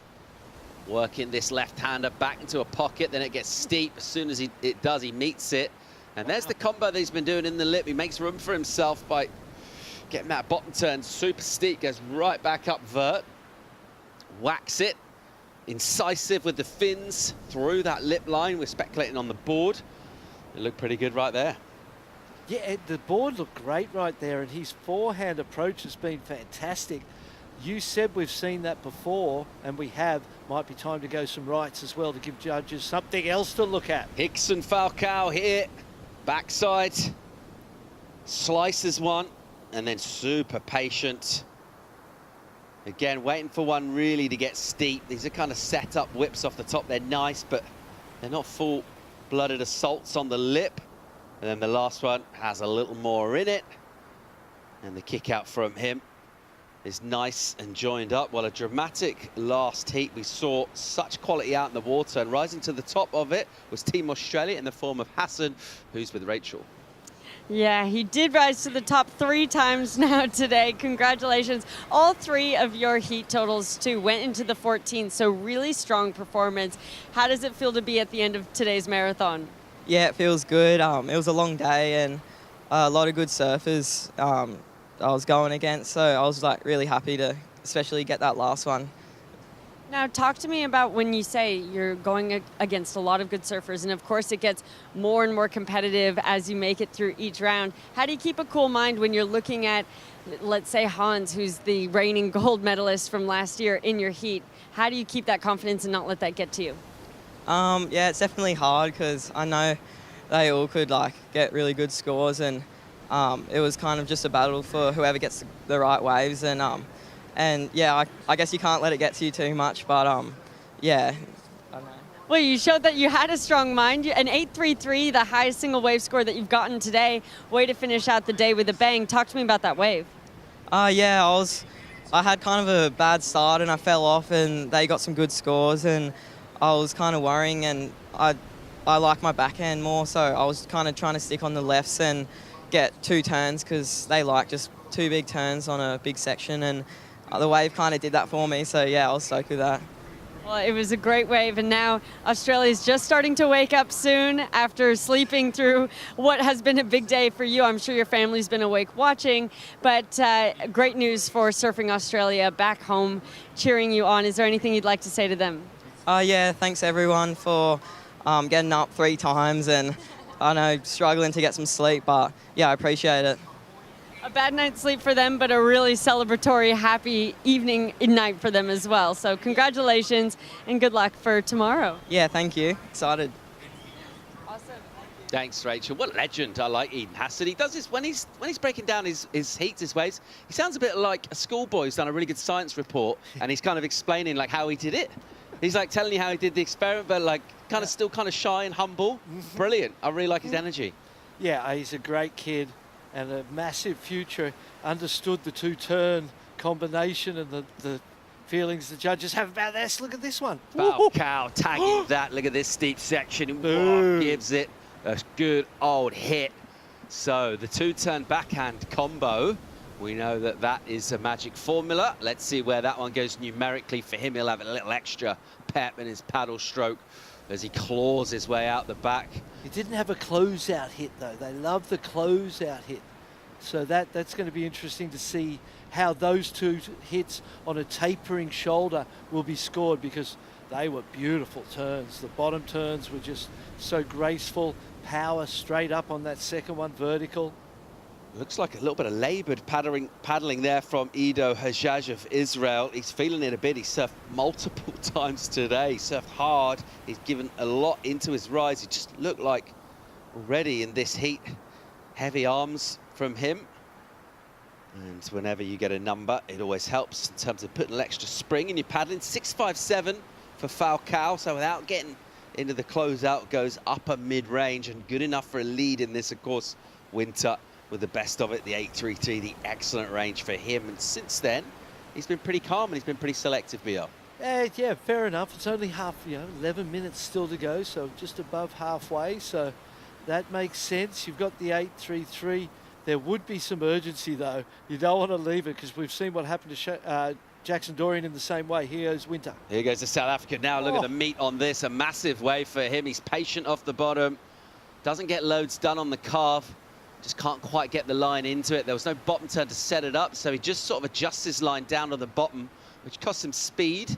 He's gone a long way here, and he will get a little runner to try and put a little extra on this. Whatever it is, it will all count towards his total for now. Anyway, this is just his second ride, and a finish down the ends with a little bit of spark to get the judges a bit excited for a finish, but he went a long way for whatever the points return turns out to be. Yeah, well, and at least it'll, even if it's a 4, you combo it up with the 8 and you're at 2 6s. So either way, it'll be valuable when you combine it. But again, he's still got 10 minutes, so he's got a lot of time to improve. If he had cut out of that earlier, it was just going to be a throwaway. So I like the commitment to the length of ride. Judges may not like it as much, but how far he's gone? Yeah, it's a long ride. All the way down to that second peak. He's almost exited Surf City here. He'll have a long paddle back to the peak, 9.5 on the clock. You'll find out his number at some point during that paddle back, you'd think. Still a bit of duck diving for him to do on the inside before he gets into that current, and hopefully gets himself back out to continue his campaign here. A couple of 6s for the Brazilian Falcao at the moment. Good enough for the lead. Numbers in pretty quick, 3.57. So a reasonable number. A weird wave. It was a big one. It was a bomb. Big ones aren't always best. Here's some energy from Ido, the Israeli. Nice authoritative snap off the top and then into the lip, and ultimately getting bounced off. Didn't have much room there and just tried to fit that one in, which is the right idea. Yeah. It's not quite the execution. No choice really there. He had to turn mid-face and try and climb. Had a couple of falls during the interview. We saw him fall on the end of a long one. That came in as a 3.3, so I think that might have, in a sense, hurt his confidence a little bit. Sometimes, there's times you hear the scores from the judges. You've finished your wave, a score pops into your head. You've got an idea of what you think it is. You're paddling back out. If you get more than what you thought, it's an energy boost.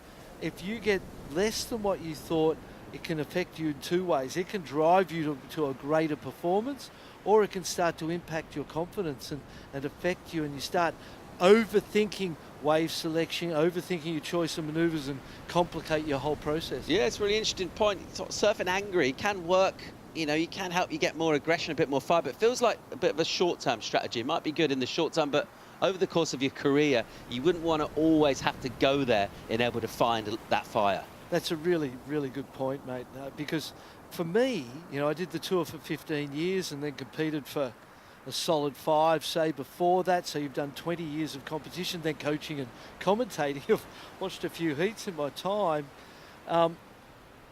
You need to actually stay consistent. And there were times in my career where I've won and lost every way. I've won heats when I felt terrible, and I've lost heats when I felt terrible, and I've won heats when I felt great, and won heats when I felt terrible. And you get to the point where you go, it doesn't matter how you feel. You know what I mean? It doesn't matter the emotion in the moment as long as it's real. It's true, you know, it's how you are in that moment. You can do it all different ways, as we see the 833 on the replay and that acceleration out of that lip line, closeout move into the claim. We need a claim video out of this event because there's been some fantastic ones. Beautiful round whip. Here's this verdict. That bottom turn, top turn combo was as good as they get. That was so clean, crisp. The vertical re-entry set up by the bottom turn. And so in the end, you accept however you are, however you're feeling, whatever situation you're in, whatever the circumstance around you, and you know you can still win. But you don't really have that concept in mind until you've gone through all the wins and losses. And you're always trying to find the same thing that worked before. But when it worked in completely different scenario with completely different stimuli, and it's a completely different thing. So the hunting of a consistent approach to a heat and a consistent way to preparation really kind of shows a lack of confidence, because you're trying to find something rather than just be, and whatever it is good enough. Live action, here goes Israel. Repechage slash off the top. Bang. Whoa, nice. That was cool. And he goes over with a big rotation. He hit the lip with speed and just launched, almost like extended his turn above the lip, reversed it around. Now loading up with loads of speed. Canada, Polishuk, what's he got here? That was a great turn. Buries the border, then straight in off the bottom, throws up hands and makes that impressive as he just puts a little shoulder into that too, or quite a lot actually. And judges with a couple of scores to come in here. Well, we're not confused about whether he wants it or not. Here we go. All right, Winter on the backhand, gathers himself as this one pushes slopey, and it goes from real steep with a lot of power to just a small section. Can't quite join it up. And got a 357 on that super long right. So that's, you know, that shows, you know, the recipe clearly right there. And that wave, you know, again, it's not going to be what he wants. And he's still got 5 minutes to get something else. Third and fourth place struggling a little bit to find their momentum. The 5.33's handy. But as soon as Simon Winter improves on that 3.57, if he improves on that 3.57, it'll push that ask up. So Rickson paddled, didn't cash away because no one else is in the lineup. First priority remains with him. And he's just ridden the two ways, couple of sixes at the moment. Good enough for the lead. 4.5 on the clock, and crucial number to come in for Polishuk. It's been very quiet in this. The very quick throwaway, then the 5.33. That wave, his last one, an important one. Let's see where Winter's number goes as well. And see where this puts her. Also, a score to come in for Ido. Looking forward to seeing that air on the replay and sort of evaluating how critical it was. In real time, it felt really good. Here's the replay of green. How's the energy and power? There's a little catch on this first turn that's going to take some points off it. Right there, you see that catch of the rail, lost some rhythm. That turn was electric. Look at the power, the energy. I love that throw of the arms in the cutback. We know he wants it. Hungry, hungry surfing. It's sleeve wearing the heart on the sleeve there. And here's the air. Drops down. First snap, speed line snap to get the speed into the section. Throws it, lands it beautifully. Clean as a whistle, 8.07 for the judges. All right, we're game on here. We've got another excellent score. This time it locks in for the Israeli. Here goes Rickson Falcao on a bomb of a right. Doesn't quite get the first turn, but look at this. What are we going to see? Oh, thought it was going to go a big rotation there, but just arrives a little late, and that is a missed opportunity. That was a great looking wave. Meanwhile, Winter now on the left, also with a bit of steepness. First snap is quick, and then coils into the bottom turn. A little soft and tentative on the second maneuver, but it is a completion. This is getting tight. Yeah, that 8 for Ido has really tightened this up. He's only looking for a 3.84 to go into the second place. Still waiting for Polishuk to come in as well with his number. 6.58 at the moment is the number that he needs to jump up and threaten Simon Winter. Super tight heat. It's going to come down, you think, when these scores are all in, these last, well, it'll be a couple of minutes by the time it comes in. It'll be crucial. Priority will be telling as well. It is Ido from Israel and Nicholas from Canada, the 1-2 currently. We'll wait for those numbers to drop at that 8.07 for Ido. And well deserved, really. Comboed up that first snap, set himself up. Really cool drift on that air reverse. Got the connection as he landed. It was kind of nicely paced, and even the landing felt pretty smooth rather than one that is abrupt. And then he kind of scratches to recover. He kind of flowed out of it, which is always good. That's why it was excellent. 2 on the clock right now. Looking for a big face. Hickson been going to the backhand. We know he's got airs. Feel like it's time to show the judges one of those. If you advance without using them, all the better. But he's vulnerable now with those 6s. You know, those 6s when you compare to the 8s. Here we go. 5.33, the last of this guy. Not enough. Polishuk loads up, goes down the stairs in terms of bumps, and then he'll throw that one away. So not what he was after. He was going for something massive. It wasn't really on. I think that wave was stretching away as well, and that's why he pushed hard. He might just about get back in the lineup, but he's going to need to get a wriggle on here. He's going to have to duck dive a couple of lines and try and get out there from, well, it'll be 4th priority, you would think, at best, when he gets out there, if he is able to get out on time. And that's going to be a tough ask to find that 6.5. Ido Hajjaj with an 8.07 is still looking for a number. First priority needs a 3.84. He's got 1 minute, BL. Flat 4 with the priority. Everything's in, the ball's in his court, as they say. He's ready. He's wide. Look, he's looking at this one. He's moving in. 4-point ride. You know, he most probably could have had a 4-point ride already with completions on a couple of those other waves as well. I saw a bit of splashing go on there. It looked like he paddled for that wave. 30 seconds. Couldn't find himself in position for it. Oh, he moves. Oh, he's got to go this, really, you would think. But what is it? Where can he go? What is the opportunity? Paddling. Here goes Hajjaj looking for a 3.84. Opens up with the first turn. There's not much on it's not enough. And he's still going over the rocks here, just desperately trying. He'll throw up a claim, but it's more of a question than an answer, I feel, that claim. And I don't think that'll be anywhere near the number. Shows the desperation. That was a plea, wasn't it? Come on, please. The 3.33 before was better than that, I feel like. So we don't see him improving. Time is up. The Brazilian holding on to the lead. Simon Winter, great heat for South Africa as well. Yeah, close. Interesting to see surfers with 8s and 3s. But just the way the numbers crunch, it is the South African with the superior 8, the superior 3 that gets through in 2nd place. So 2 excellent scores in that heat, but neither of those surfers getting the win. That goes to Hickson Falcao, who just rode 3 waves in the whole heat. 2 of them are mid-range 6s, and that was good enough for the win. And it'll be disappointment to bow out of this stage. Ultimately, I think when he reflects on his campaign and how he's represented his team and his country, surfed brilliantly here, he's competed well. Yep. And Israeli surfing on the up. We know a lot about what Brazil can do, and this guy, Falcao, will be deadly. He'll look to come back for finals day. We've got a quick commercial break. When we come back, more big names in the under-16 boys. We'll be right back.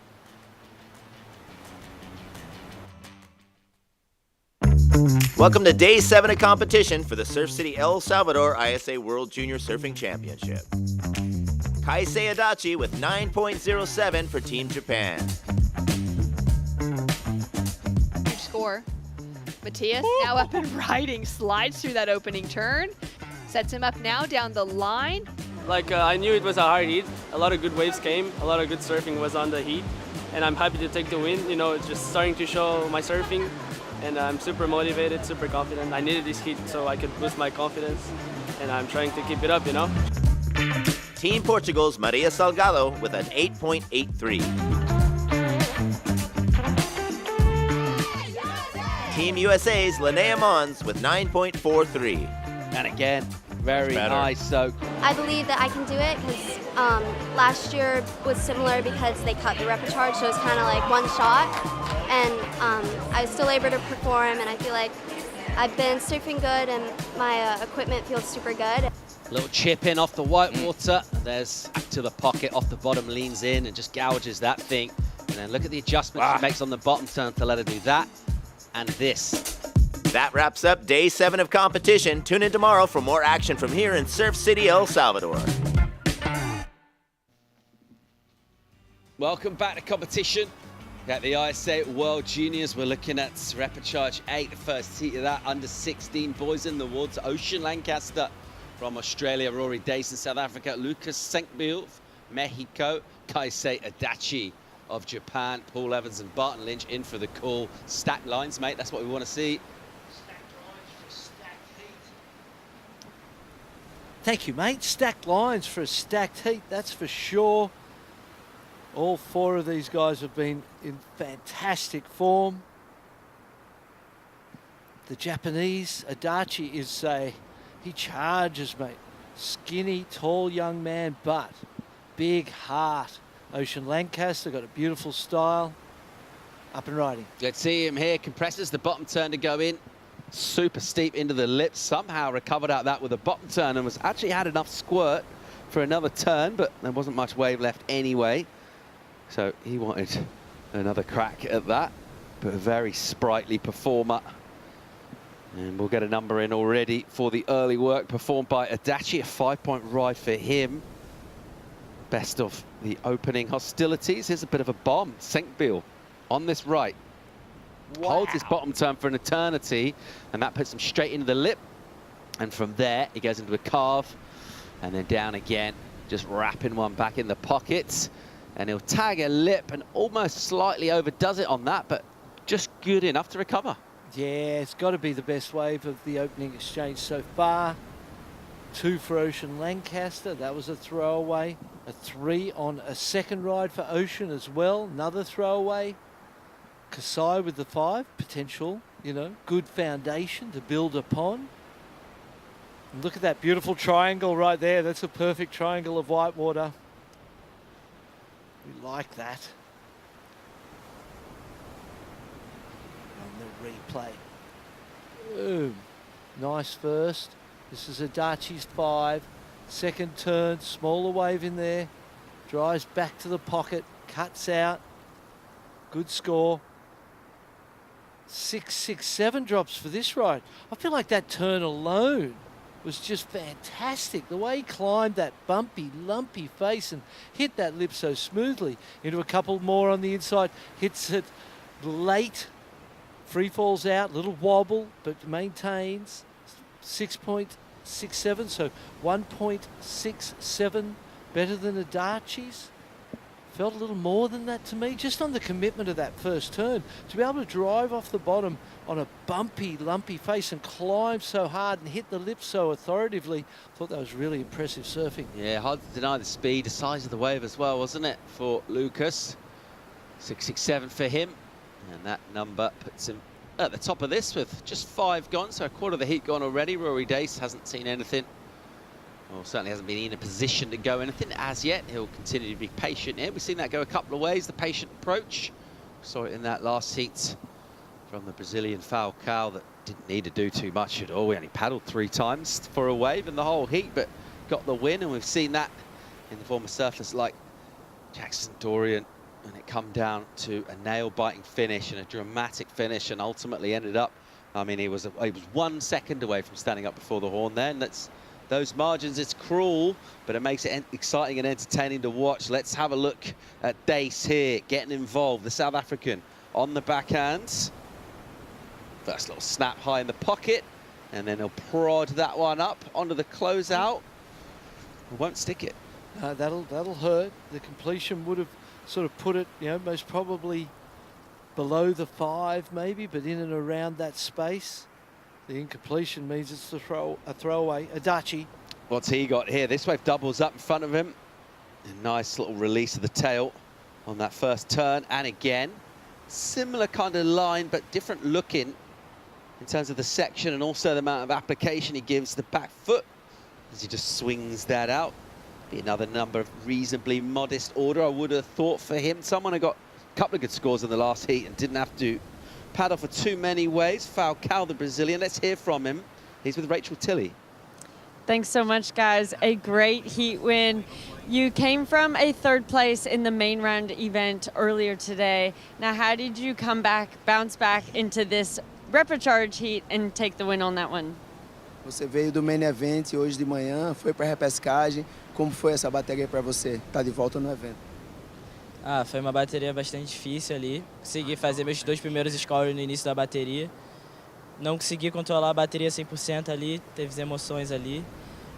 Mas deu tudo certo, o xadrez foi feito. Eu tô pronto pro game, tô pronto para as baterias. E cada vez me sentindo melhor e espero fazer uma bateria 100% que ainda eu acho que eu não fiz. Mas é isso, vamos pro Finals Day. It was a hard hit. He did his best. He constructed a 2 good score in the beginning, and then play a little chess. And he doesn't made his best surf yet, but it will come. Tomorrow is the time to do it. So through to Finals Day tomorrow, what will you eat for dinner tonight to prepare in your mind for Finals Day? Amanhã é o dia de fazer o teu melhor, tá? O que você vai comer no jantar para se preparar para amanhã? Um hambúrguer com certeza, a carnezinha para deixar forte e uma sobremesa se Paulo deixar. Hamburger, you're gonna eat a meat to get a little strong, and a dessert if I allowed. Well, he won. I think you should allow it. So into Finals Day, is there anything you'd like to say back to Brazil and all your friends and family? É dia das finais amanhã. O que você quer falar em português aí pro Brasil? Queria agradecer a todo mundo que está na torcida. Foi um dia difícil, foi um dia corrido. Queria dizer que amo todos vocês que torcem por mim, torcem pela minha carreira. Esse é um evento bem importante e amanhã com certeza vou conseguir mostrar meu máximo. Valeu, galera. Thank you so much. Back to you guys. Thanks, Rachel. Brigson Falcao, you giving him pudding, BL? You letting him have puds? Oh, I'm letting him have dessert for sure. Just beautiful backhand surfing. And I loved a few things in the interview. First, saying that he hadn't done his best surfing in the event so far, but it will come. A complete faith, and that's something that I always thought. Peaking at the right time is everything in competition, and it takes faith. You've got to believe, and some people need to do their best surfing to feel good about their chances. Better if you don't do your best surfing, you're still advancing, and it's yet to come, and hopefully it comes at the right time. What about between heats as well, playing chess? I think he was saying he played chess in the lineup in terms of managing the opponents. That was the other thing I liked, was that I got my first 2 scores and I played a little chess. I was like, sweet. Exactly, mate. That's the game. 10.5 in this. Someone with a reasonably strong opening gambit. He's got his pawns in an attack formation. Is the Japanese Adachi. As we look at Passeri, he surfs with a lot of fire and passion. He had a tough heat. He got a number right towards the final seconds of it earlier on, and he's back still alive here. And he's getting his game face on there. Who else is doing work in this one? We're still waiting for a second score of the Mexican Senkbil. He's got the high number 667, but nothing as a backup, so half the heat gone.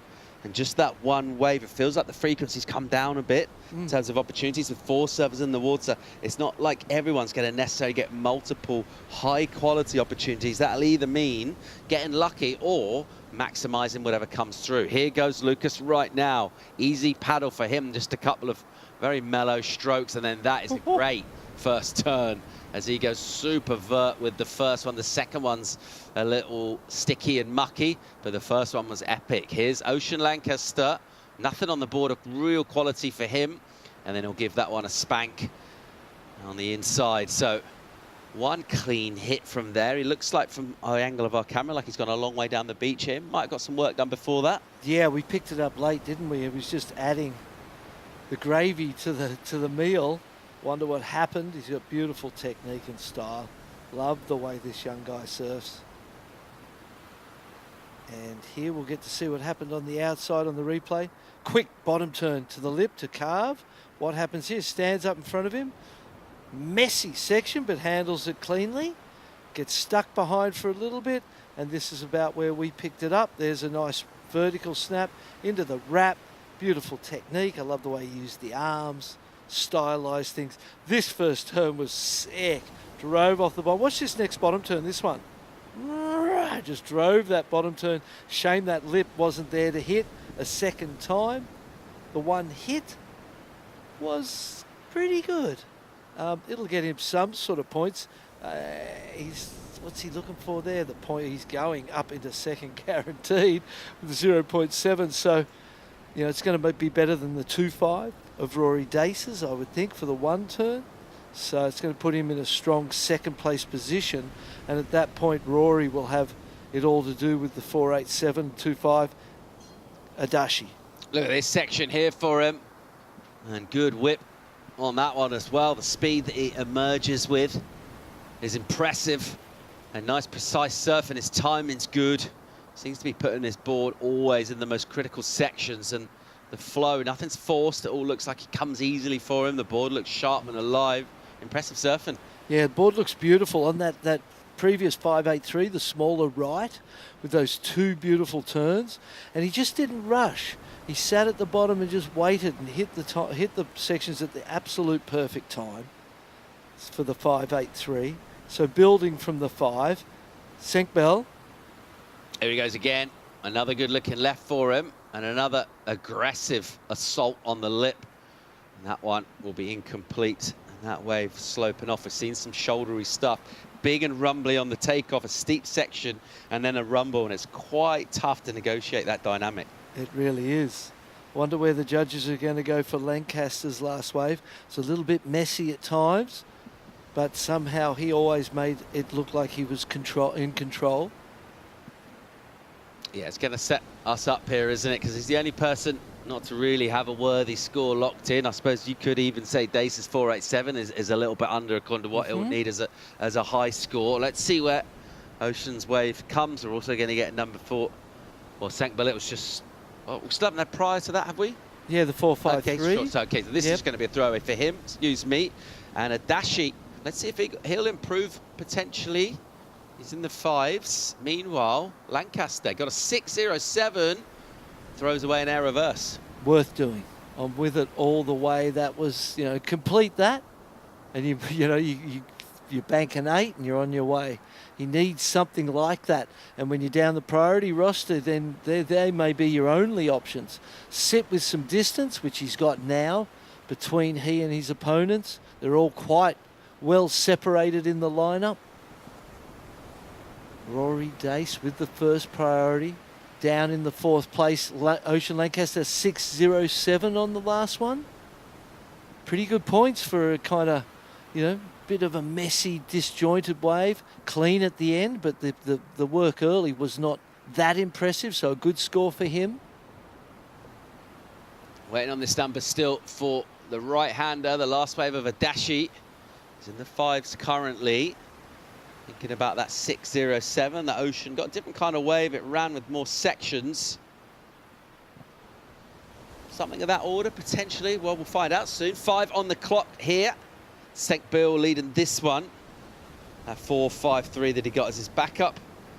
Just allowing him to breathe a little easy. He does have that high score of the 6.67, but definitely don't want to get down towards these final few minutes and still be sitting on a 0 or just a decimal. We've seen that cost surfers, quality surfers in these last few heats, and it is that stage, it feels like, of the tide right now. You get a little bit of everything, a real range in size. You got some 6-footers, maybe bigger. You got some kind of 3-footers with good shape on the inside and kind of everything in between. Yeah. Some rumbly fat ones. You got some double ups, and it's about making sense of that lineup. By now, of course, with the amount of repetitions these surfers have done, the amount of heats they've surfed, they'll be pretty familiar with this wave. Ocean Lancaster, despite his familiarity, having a paddle and ultimately realising quite late that wasn't the wave. Still considering, the judges are. The ride of Adachi's a 7.33 comes in. We saw the end of the ride. Some good stuff obviously happened early. All right, Dace needs to get going here. 6.34, that was good. First turn. And the second one's really good as well. So hammering that thing And just a nice wave, just as we were mentioning, the sort of variety in the waves. That one just drew off the boulders and just shaped up. So in terms of he didn't have to do much thinking about weighting. It was always on the front foot, always aiming at steeper water in front of him. It looked nice. I really liked it. The second turn was spectacular too as the closeout hit. Well timed. 7.33 for Adachi throws him into the lead. And the 4.87 for Rory Dace will be a good backup, I imagine, when this score drops. I see that this score being better than the 4.87 and, you know, dropping the 4.87 to a backup, and it'll be one of the better backups and may even see him go up into third place. What's he need for first? 6.34. Replay. First turn connected with the lip. Beautiful clean face in front of him. Throws it up radically. Feels like a good score to me. 2 turns, steep wall, dramatic finish. Wasn't that edgy. There wasn't too much of an edge, particularly to the first turn. It could have had a little more drama, a little throw of the arms or something to flare up that first turn. But the way he came out of the first and connected it with the second so cleanly and seamlessly, that was beautiful surfing. 2.5 on the clock. We're waiting for this number. The South African Dace in 4th prior to a score to come in for him. We know it's going to be an improvement for him. It's just how much by, and is it crucially that 6.34, 2.20 now. Time will tick away. Not had a massive frequency of waves throughout this one. We're pretty even. It'll be third wave for him. That's the same story for everyone. The exception of Lancaster, who's got one more. Dace's numbers in, it's big. It's the high score of the heat. And look at him coming in now in 2nd place position. A crucial wave that drops down Senkbeil to 3rd with priority, and he needs a 5.78. He's got less than 2 minutes. And Lancaster in 4th with 3rd priority, looking for something there. Things just haven't gone his way in this heat. Got some good scores for the 6.07. Hasn't been able to back it up. The 7.57, the old 2-turn combo coming into effect there, but the final turn was beautiful, critical. There goes Senkbeil here. He's looking for a number. He wants 5.78. Here he goes. He's got some whip in this. Wow. Releases the tail with load of fizz, and that one has some vertness and some anger again. Just releasing and bashing relentlessly, and a bit of fire from him. He gives himself a clap, a claim, another turn, and then another claim. All sorts happening on the inside, like this. Dace belts it. Goes over the rocks. Looking to improve on the 4.87. I'm not sure about that. But this is a crazy heat. 1 minute on the clock. Senkbeil, he ain't getting back out, so he's declared. I like that surfing. He just threw it at the lip so many times, was aggressive and powerful. And then there was that release out of the top. There was a lot to like about that wave, even if you consider, here we go, Lancaster. Lancaster opening up with a slash and a snap. He'll go into the lip. But then just the way he had to surf that first section meant by the time he got there, without having done loads, the whitewater ran away. 6.38, the number he's chasing down. Final 20 seconds. This is Adachi in 1st place. Been quiet for a while. What's he got here? He's loaded up. He's going to try and look for a ramp here, and he'll find one.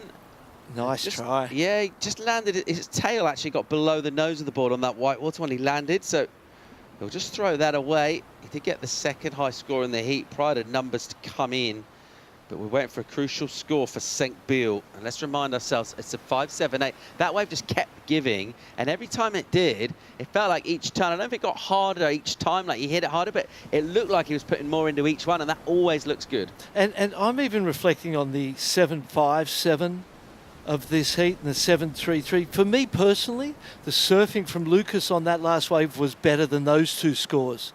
I don't see it going that high because it was a taperer, as they, and normally they don't, get too excited about that, but we'll get these scores after the break, mate. This is the South African, the high score of the heat. We're still waiting for a number to come in for Mexico. We'll find out when we come back from break. We'll bring in Shannon and Mitch for the call. Stay tuned.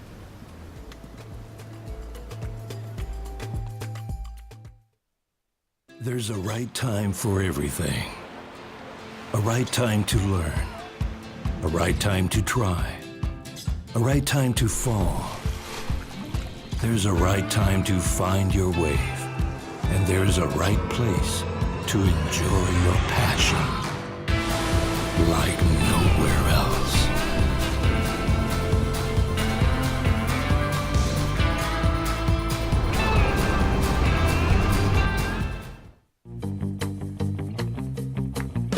Consulta promociones. Disfruta de cable TV más internet residencial desde los 50 megas hasta los 1000 megas. Para más información, contacta con nosotros. Multinet, siempre que tú quieras.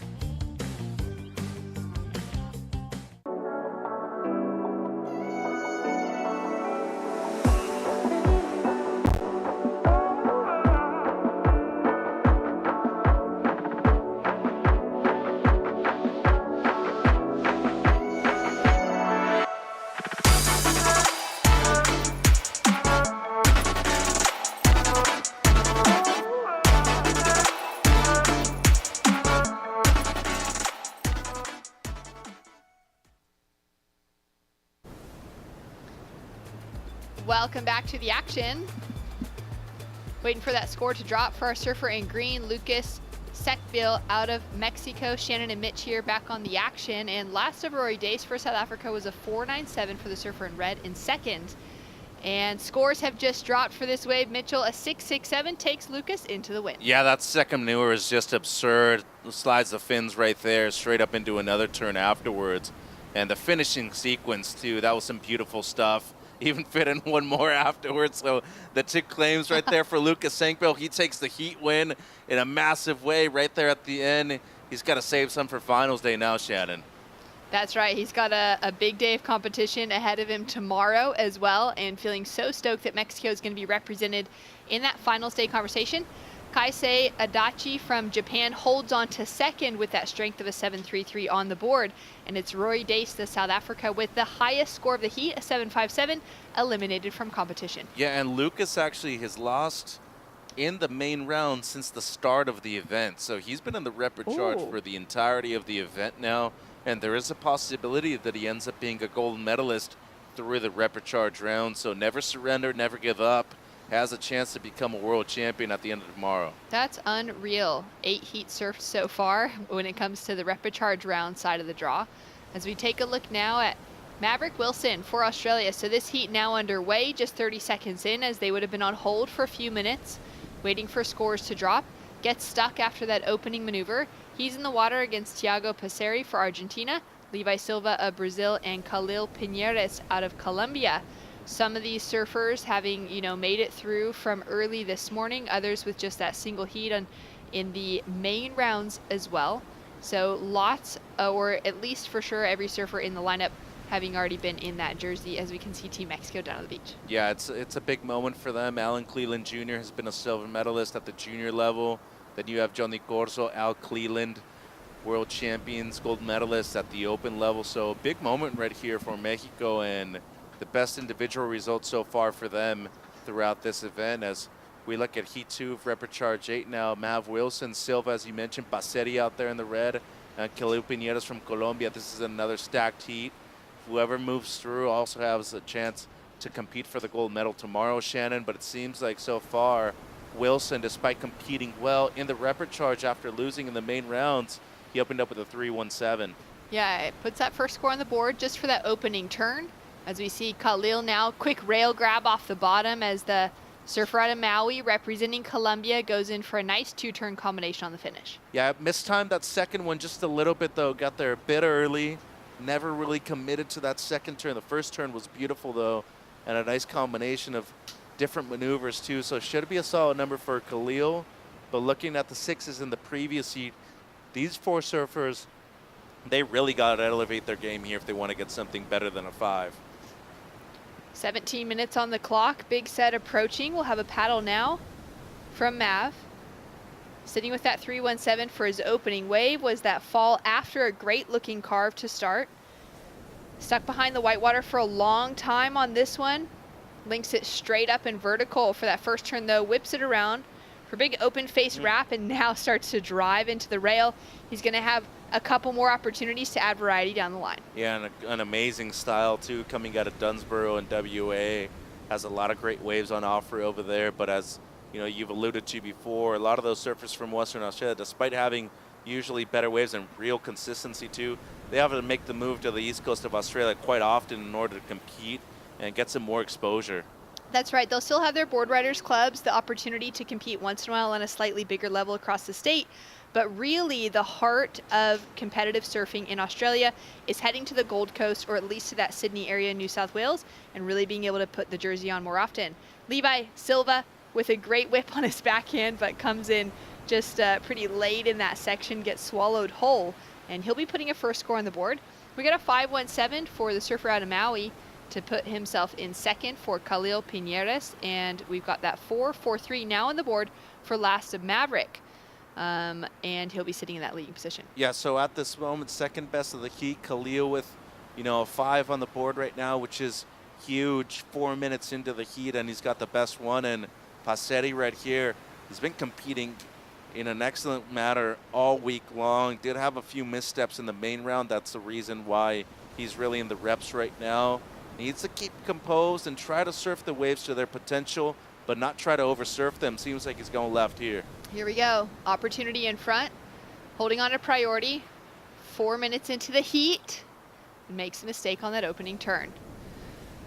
Surfer in white now sitting with first priority. Tiago's going to have to wipe that one away and just reset out in the lineup.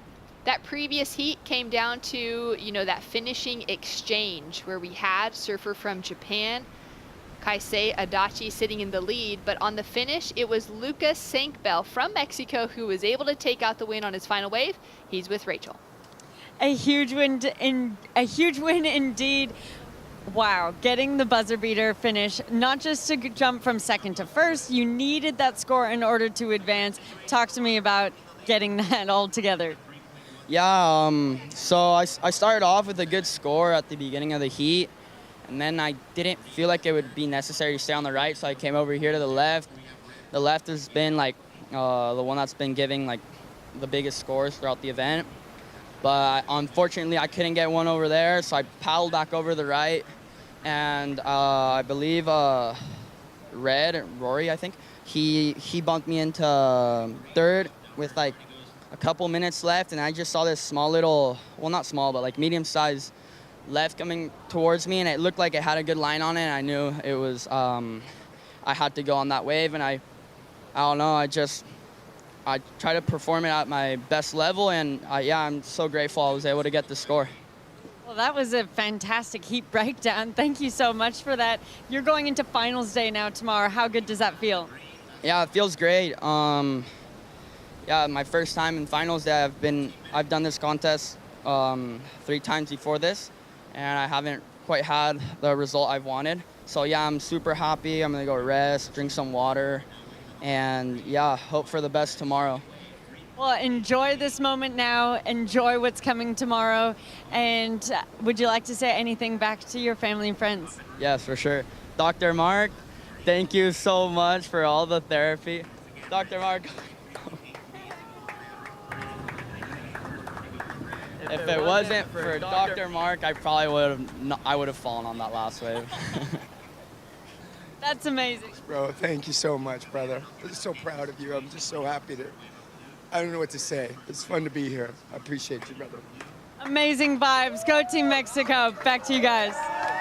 Thanks so much, and go Dr. Mark, finishing it out in the lineup. Yeah, and I don't think Lucas is giving himself enough credit right there. I went on record the other day by saying that he's the most talented surfer I've ever seen at his age, and I still think that's true.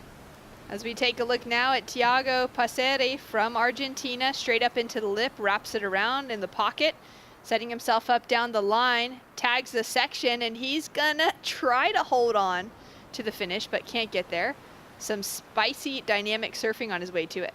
Yeah, the majority of the score really gonna come from the surfing before that, so not a lot of discredit after falling on the last turn right there. 12 minutes and 30 on the clock, and Passeri already has a 3.83 on the board. This should be his best ride, and has such a sensational style when he's in rhythm. Easily one of the better surfers within this division so far in the event, the best I've ever seen him compete, and I think he has a lot of potential.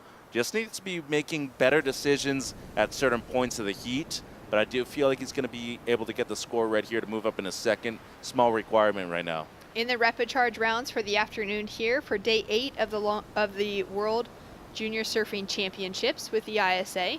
Tomorrow will be finals day. We'll be crowning our champions around midway through the day, and today we were able to still get through some heats in that double podium format, which allowed us to set up for a more condensed finals day. And having the conversation with those surfers today that have had to surf up to 3 times, a great call to have run those extra heats, because otherwise tomorrow we could be looking at 4+ heats for those surfers coming from the earliest heats of their rounds and having to battle their way all the way back into finals. Something you should be prepared for coming into the event. It's just no secret that the ISA events are long, they're grueling, and in the end, if you want to be the best in the world, not only do you have to beat the best, you almost have to beat yourself too. So at this point in the event, no excuses. You just got to go back home, rehydrate and rest, and look for the best tomorrow, Shannon. Yeah, and tap into that mental space of, whatever that looks like, to know that each day is a new day. Wake up, even if there is a bit of that tired feeling, that energy that's drained, figure out how to tap into that mental mindset that can continue to carry you through, especially with an event of this magnitude. We got some scores that are starting to drop in. Last of green, a 5.23 for Levi, and we've now got a 6.83 on the board for Maverick in the leading position. Tiago with a 5.33. So this heat has been set. Yeah, and Wilson right now, third priority in the lead. Low score 4.43. He's done very well in his last 2 rides to be able to put himself in first, but everybody has at least something in the mid-range or better. It's a really competitive heat right now. Not a whole lot separating first all the way to fourth. So Silva, the 5.23 with first priority. It is going to be huge for him if he's able to convert on a wave here in the next few minutes, capitalizing on the opportunity of having first priority, but most importantly, keeping everybody else off will get a wave out there in these next 10 minutes. Yeah, making sure that when the right wave comes through, he's the one that has it, that he's in position for it. Has been a little tricky, it seems, Mitch, today to be that surfer with, an absolute perfect record of being in the right position, especially because of how shifty the break is with that combination swell coming through today. Tiago now flying down the line, quick snap to start, drawing off the bottom, and into a great looking wrap, pulls it all the way around. That style that you mentioned coming through within his surfing right now, and this could be a wave that takes him into that leading position, chasing that 6-point ride to get first. As we take a look now at Khalil on his backhand, great opening turn, sets it up deep off the bottom, quick snap off his backhand, throws a lot of spray as well as he places it down for the finish. It's a great heat right now. See how good Passetti is when he kind of chills out and just controls himself a little bit more. Never tried to overdo anything on that right-hander right there, and a great answer by Khalil on the left.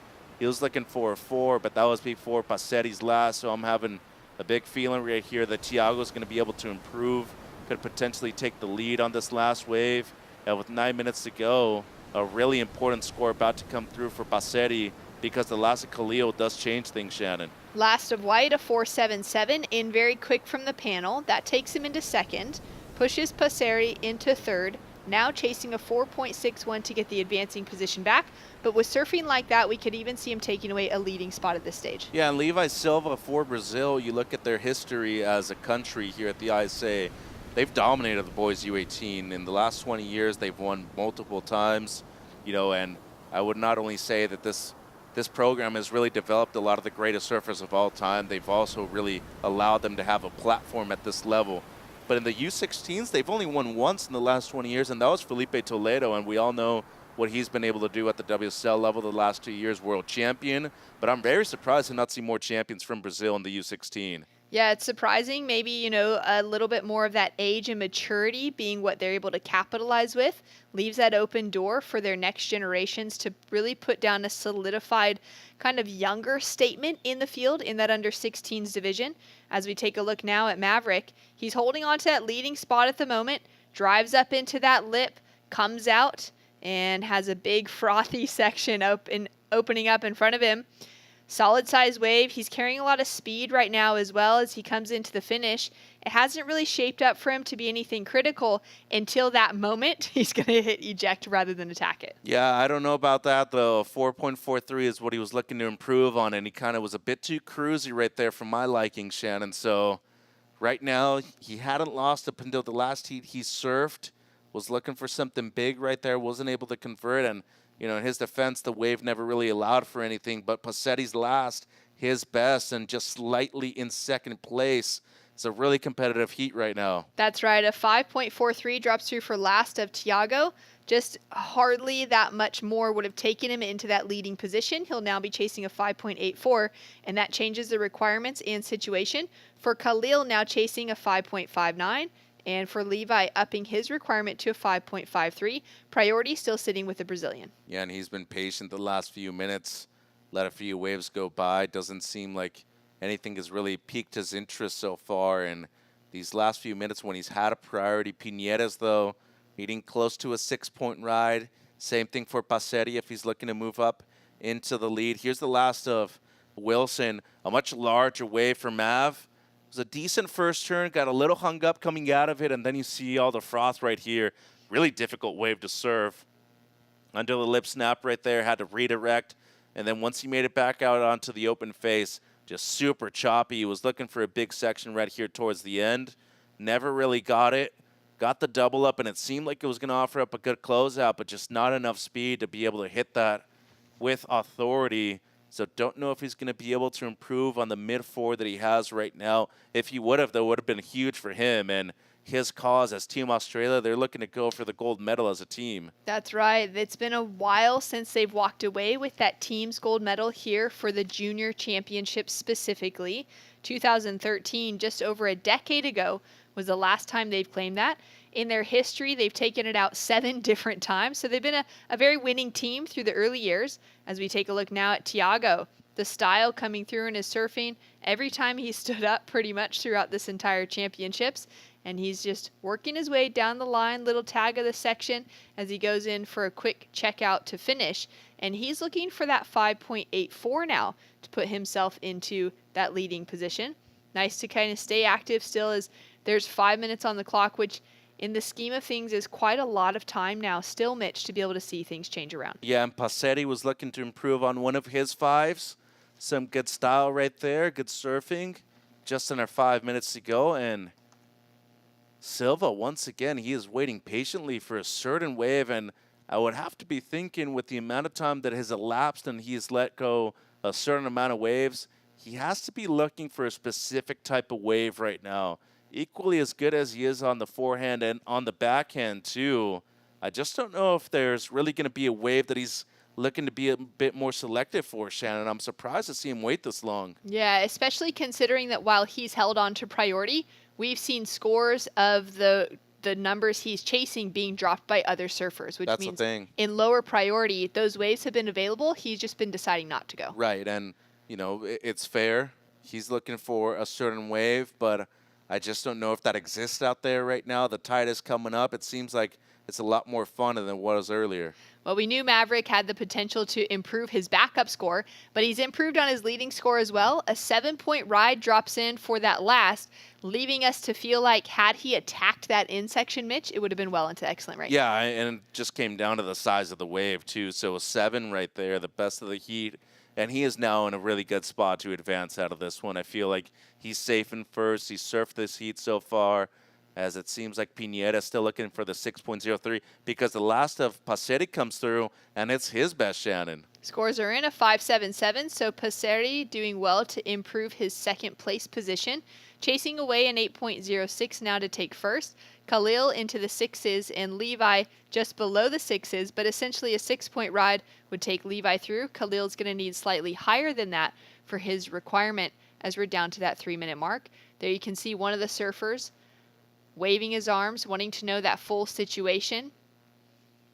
And our beach announcer is doing an excellent job jumping between the 2 podiums this week, Mitch. It's a very important role when it comes to communication from the tower to the athletes.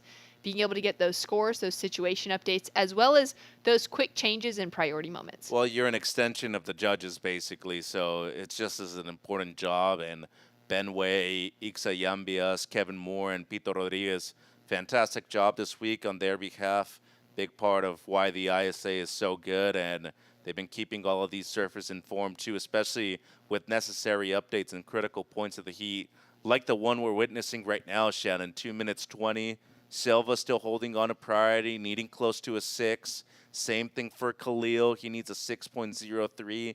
And it seems like somebody's just over by Khalil right now. Or excuse me, Mav and Levi, they're kind of close together as Piñeras, he's having a look over here towards the right. And I got to be thinking that if you're Passetti, even with a good heat total right now, you want to be on another wave in these next minute and 50 seconds. So still looking to improve on one of his 5s. Yeah, he's put in a couple of attempts. He grew from a 3.83 to a 5.33 and then dropped in the 2 scores that he's holding on to in that higher 5-point range. But he'd be wanting to put something in the 6 to 7s down to really even just secure that second place position without considering the excellent requirement he needs to take the lead. If there's a chance to improve, now's the time. If there's a chance to push a little bit more, now's the time too, because you have nothing to lose. If you're both Bassetti and Wilson, you're looking to defend those first place positions. And those are the guys that are fresher out of the pack too. They've surfed less heats. They were in the main rounds. Now you have Khalil and Levi who are making it through the reps. They've been a little bit more dusted when it comes to surfing repechage heats right now. 60 seconds, Shannon, and it seems like Wilson covering Piñeras. He knows the capabilities of Khalil. Khalil, though, he is talented. He's just looking for a wave, and it seems like he might have found it here. Khalil with an opportunity. Mav up and riding as well, but he's already sitting in that leading position, so for him, that's not going to matter. The important moment here is going to see where our surfer in white lands with his wave off the right. He'll be chasing a 6.03 on the board to try and get that position back from Tiago. I'm guessing that Tiago and Levi holding on to that priority next to their names, that they're still going to be sitting out there waiting for that next opportunity. Yeah, and the score's in for Khalil, just a 1, so it seemed like a dud from the start. And 15 seconds, I don't know if he's going to have enough time to make it back out. And Silva held on to priority for more than 10 minutes, never caught another wave, Shannon, and he's going to lose without even having a chance at a wave. That is kind of unbelievable considering the scores that have dropped for the surfers under priority in that 10-minute conversation. There was definitely the opportunity for Levi to get himself into something, but just holding on too long as the timer has now run out. Good job by both Wilson and Passetti, though. They should be very happy with their performances. As here's the replay of the last of Khalil. Ooh, so goes chuck to the air. And the slob, too. He was really close to pulling it. I really like that attempt, though. He was needing close to a 6. I feel like if he pulls that and maybe adds one more, there's no doubt he was getting that score. Love the effort there, Khalil. We'll see you next year. That's right. Did everything he needed to on that final effort to try and make a big impression in the minds of the judges. But it's going to be Tiago Passetti for Argentina holding on to second, doing that by increasing that score as he went along. And it will be the Australian in Maverick taking away a solid win out here on day 8 of competition at the World Junior Surfing Championships. We've got more action to come. When we return, we'll be seeing the under-16 girls Repechage round 8 hit the lineup.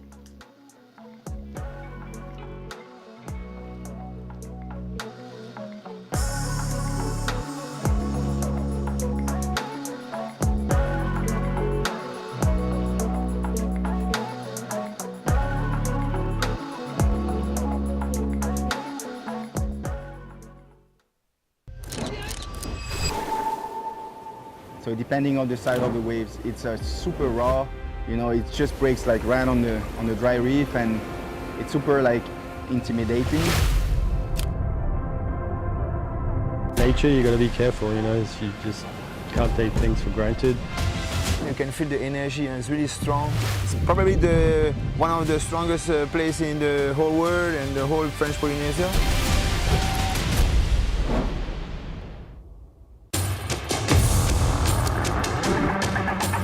It's one of the biggest goals and one of the biggest dreams.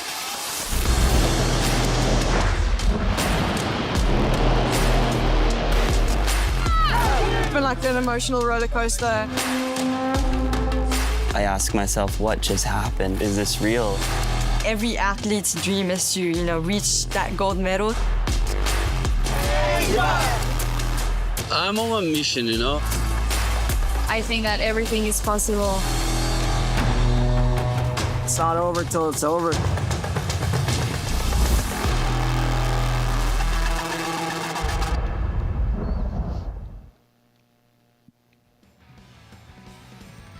And we're back with more action here as the under-16 girls repechage round 8 has hit the lineup. We've got 2 more rounds to be finishing out our day of competition as we take a look at the surfers in the lineup right now. Netherlands, Japan, Spain, and Peru represented with Zoe Zietz, Arisa Ishii, Sol Borelli, and Catalina Zariki in the lineup. Once we complete the 2 heats in this repechage round for the under-16 girls, we'll also be seeing the under-18 girls repechage round 8 paddle out for the end of the day. Yeah, those will be the last 2 heats of day 8 of competition. As looking at the rep here of the 16s, Zoe Zietz hadn't lost a heat up until this point. Same thing for Ishii out there in the blue, as it seems like the Spaniard Borelli, she's up. Having a look for her opening turn, places it up into the section, rides out and looks to get around for one more tag, but just decides to kick out. She'll put her first score on the board. Yeah, both of her parents originally from Argentina too, grew up in the Canary Islands, had represented Argentina up until a few years ago, so made the transition. A great surfer, had the pleasure of seeing her compete last year in Brazil. As we look at Zarike now. Quick in and out for Catalina on her forehand. And a 2.83 on the board for the opener of Seoul. As we can see Remy for Team South Africa getting ready to paddle out next.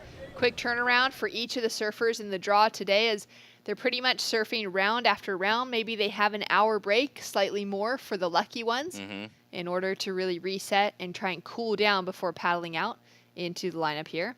Arisa with a deep takeoff whips it into a first opening cutback, sets herself up now with a solid top to bottom combination, and she'll just kick out on the finish. And Zoe was really interested in taking that wave there too, so good pressure by Zietz, forcing Ishii to be a bit uncomfortable with the takeoff right there. That'll keep the score down. A couple of maneuvers, but nothing great out of the Japanese surfer in blue, as looking at the opener of Borelli too, a bit mistimed right there on the forehand, so kind of best case scenario if you're Zoe Zietz right now, nobody with anything better than a 3.6. Especially after the opening exchange, battling for priority or positioning, so to speak.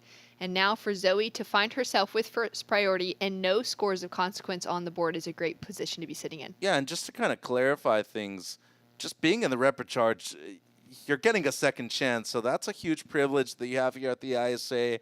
But most importantly, seeing people be able to compete well after only losing once, that's when we're seeing the fresher people still advance through the repechage because they've earned their place in the main round. So they kept their spot throughout the main rounds here. Now in the repechage, they're trying to make it count. They certainly are. And one surfer who made it count in that last heat was the Australian Maverick Wilson with the win. He'll be advancing through.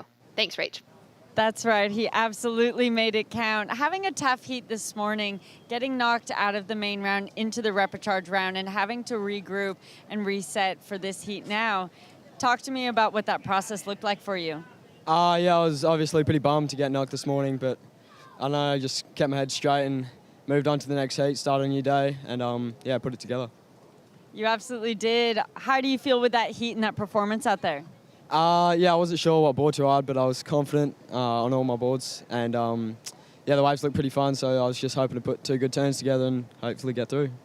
So tell me more about then what made you choose this board in specific? I don't know, it's just the one I've been riding every heat. I rode the other one last night, and it went really good, so I wasn't sure, but I just stuck with what I've been riding. It turned out good. It sure did. Is there anything you'd like to say to everyone back home? Yeah, hey, mum, sister, yeah, and brother. Thanks, Dad, for watching, and yeah, all the Surfing Australia crew for, yeah, being good. Well, good luck for the next one into finals day. Very exciting, and we'll see you tomorrow. Yeah, thank you. Cheers.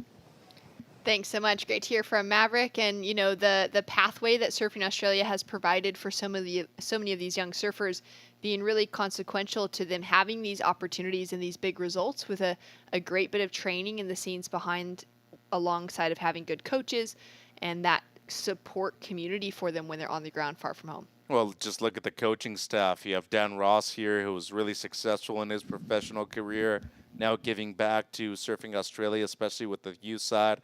Beat Durbridge, Jay Thompson, Kate Wilcombs on the women's side too. I feel like a lot of other nations worldwide can learn from their program, the way they develop a lot of their surfers from one of their younger age groups too in the U16. And as of right now, they're no doubt the front runner to take over Team Gold and potentially be world champion again here at the ISA. Yeah, they have a strong opportunity in front of them to capitalize come finals day tomorrow. And thinking about that conversation around, countries that have a good pathway for those juniors, Seoul, like you said, used to represent Argentina, but in making that move to Spain, as we take a look now at some live action, we'll see Catalina taking off, drawing deep off the bottom with a quick snap to start, and lining herself up through to the inside. This is an important moment. She's only got that 0.3, takes a fall in the second maneuver. That first turn looked really sharp, so she'll get a score on the board, not as strong as she would have been able to having ridden out of that final turn. And we will see our surfer in the green jersey with that first priority. She's going to have a paddle here for Sol Borelli representing Spain, and a quick dig into it, unable to quite get there. She'll lose her priority as well. But as you were mentioning, with Seoul making that move to Spain, I feel like given the strength of them now having qualified surfers for the Paris Olympics, that's a great move for Seoul also to change her representation to that Spanish squad, being that she's closer on the grounds there out of the Canary Islands. And she's going to have the opportunity to tap into everything that National Olympic Committee is putting forward from a development perspective. Yeah, and they have amazing surfers, a lot of people to really look up to, too, as you said. On the women's side, they had 2 surfers qualified. Nadia Rostarbe, you have Yanira Gonzalez qualifying too. And Borelli's still super young in the U16s. Talent's there, and it's just a matter of time before she's able to get a massive result. Arisa now up and riding, sets herself up down the line. A big looking section. I love that kind of knock knee stance with that back knee dropped really low as she drives off the bottom into that first turn. Executes perfectly. Yeah, it should be one of the better scores we've seen all heat too. The 3.7 of Zadi K, she finishes that wave off. I think we're seeing the best of the heat too. Couldn't agree more as we take a look at her now. So whipping back into this one on the paddle back out, looking to find a combination of maneuvers for this wave.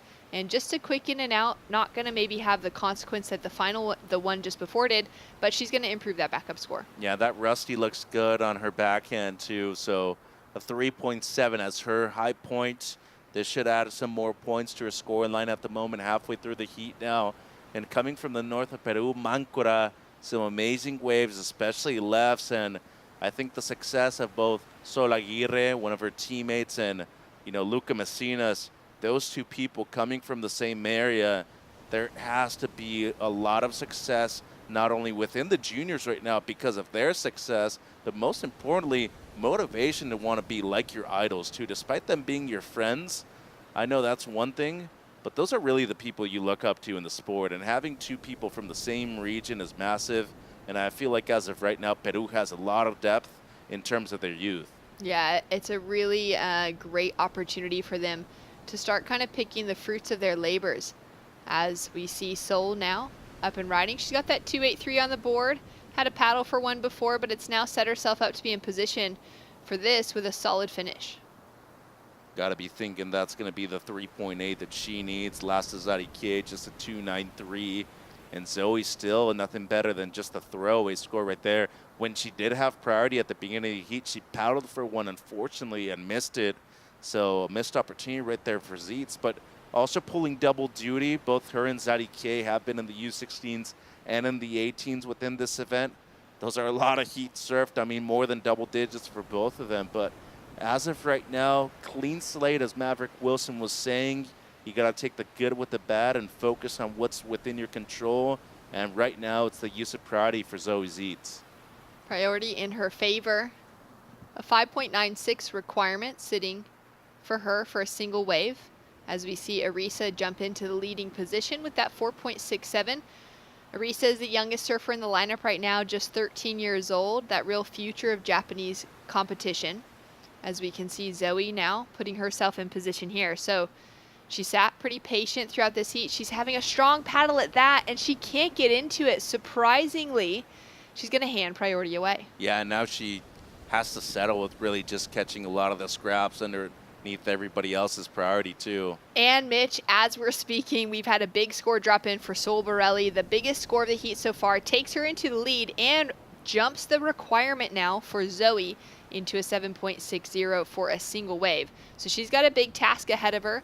She's had quite the event so far, but now in a challenging position as this wave's dropped. Yeah, this is A really smart wave to serve, too. Great second snap, but never pushed too hard on the first one, was never out of rhythm with the sink of the wave either.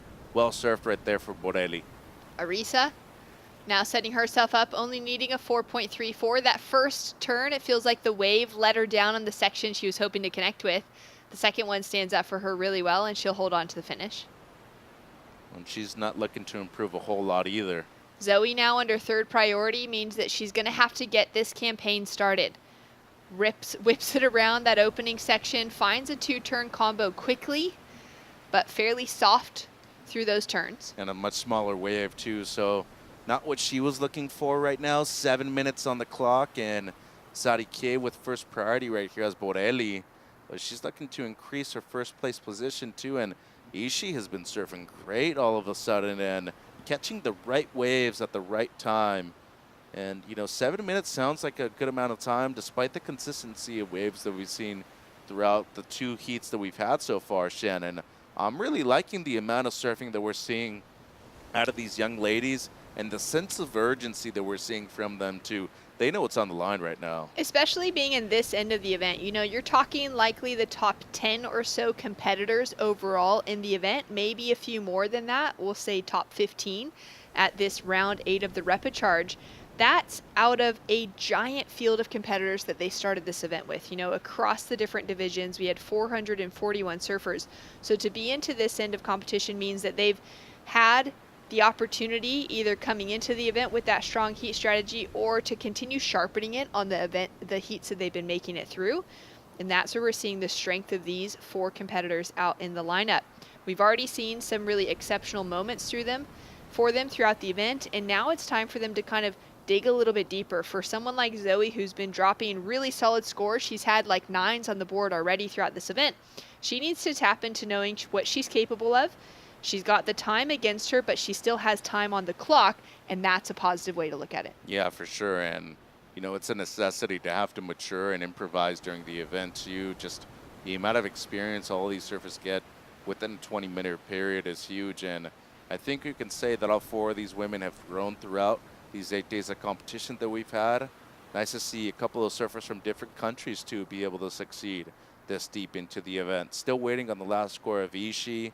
But once again, I feel like pulling double duty for both Sarike and Zietz has added to their level of fatigue so far. That is so true. As we now take a look at the score in for Ishii, a 5.07 takes her into that leading position. She's had some huge wins back at home on the All Japan Surfing Championships, taking out the title in those events, qualifying herself now for the team, which is a very hard team to get yourself in the mix for. There's such a well-developed tour of local events across Japan for all ages, for all disciplines as well, to sharpen these surfers within their competitive strategy, but also just getting them the opportunity to be in the lineup and to travel around the country of Japan with some of their friends and get to surf in the jersey. Yeah, and I think the JPSA is great. We see a lot of amazing surfers come out from there, but in the end, you're the best surfer within your region. You're not the best surfer in your world. So if you really want to demonstrate that you're just as good as everybody else, you need to be either competing here or at the pro junior level if you're still under the age of 16. I think it's great to have a tour that's so well funded within the country, but when it comes to calling yourself the best there is, it's not the same deal, It's kind of one of those things where for that pack out of Japan, because they have a funded tour, they're going to be able to maybe have a good livelihood to build from at an early stage with that then can help them transfer those skills into that opportunity to travel and start to compete in that bigger region, whether it be the Asian region, which has so many great events in itself. Some of, that Asian and Australia kind of contingency with so many qualifying series events, so many juniors events as well. That opportunity to hone in those skills back at home, to have that support system, to have the local sponsorships as well that you can kind of gain by competing within your region, and then take that support and allow that to facilitate the jump into the international field, which can be so hard for surfers coming out of regions, Mitch, that don't have that strong grassroots movement on the ground in their own countries. Yeah, and I think we're seeing with the 3 countries that are in the water outside of Japan. Spain doesn't necessarily have the strongest of local circuits. Peru lately has really had a much stronger one, and the Netherlands, not really the biggest of surfing scenes, but due to the success of of the Zietz siblings. I feel like we're going to see a lot more of them get support from their local government too, and eventually get a local tour be funded by them. But this point of the heat right now, Shannon, 3 minutes on the clock. Zietz needing a 6.8. Zariquia needs a low 5. And Borelli just content to be able to be in second priority and still looking to improve on the 2.83, as Ishii being aggressive right now. She is just sitting on Zoe Zietz, knowing that she doesn't want to let her get a wave with 2.5 on the clock. Especially recognizing, the big scores that Zoe has dropped along the way. A 6.8 is going to be fine if she gets herself onto the right opportunity. So smart move from Arisa to be able to apply that pressure in the way that she can by sitting closely. Of course, if Zoe wants a wave, she has higher priority, so she's going to have that opportunity to take off, and Arisa will have to let that happen. Catalina now down the way, chasing a 5.31 to get the advancing position. Throws it up in for a huge opening turn, jams it on for the second, and now setting herself up down the line. Looks like this wave has a little bit more of that corner for her to work with, that stand-up wall, as she finishes off on the inside section. Well surfed wave right there for Kata, and needing a 5.31. That is if we didn't see anything, be an improvement by any of the other surfers, which it doesn't seem like is the case. 90 seconds to go. It might come down to this wave right here. So Zariquia surfed that wave very well, and needing a 5.31. I feel like there's a chance she gets it. Sol Borelli now sitting with priority. She needs to improve on only a 2.83 to make that requirement higher, but there's definitely the chance that Catalina is going to find the score she needs on the last one. Zoe now in a position 2 with that second priority. She's going to be able to somewhat control herself in the situation, at least over the heat leader, but now we can see that Sol has made that beeline towards Zoe, and she's going to apply some pressure if possible. With this, Sol's going to have a look at this wave, now up and riding. Has to use her priority on it. Could see that Zoe was kind of having a look at that one as well. And she's going to surf her way above that 2.83. Already looking likely to have that score now as she connects in for that next section. Driving down the line, has a lot of speed as she whips it around. And this is going to be the score that she needs to really make the difference in advancement. I don't know. I mean, the wave surf by the surfer in white to me was much stronger than this. She needs a 5.31 for second, and it's going to depend on by how much she improves. As we see Zoe now up and riding, a 6.80 right now is the requirement, but we know that Sol's going to improve on the 2.83. We're just not sure by how much. And Zoe goes in for a huge backhand re-entry. She had to throw it up into that. Unfortunately, does not get the ride out, and that's going to be a definite loss for Zoe on the board. Scores in a 4.67, so doubles her leading or her backup score for our surfer. And we've got a few scores dropping in across the board now, Mitch, as the situation is changing before our eyes. Current scenario is that Catalina from Peru has dropped an 8.33. Finds herself in the lead with Sol down into second. Yeah, and that's the only bad thing about sitting on a surfer that needs a major score and not on the other two surfers. Arisa was in first place for the majority of the heat and left Zariquia by herself, and she took advantage of this wave right there. Critical section on the first one. Great combination of maneuvers there with the second one too. And how's this stellar finish right here on the inside, Shannon? Combos it up well. Excellent technique, and you're talking about somebody who surfed at least 3 times today, kept her composure, and was able to drop the only excellent score of the heat.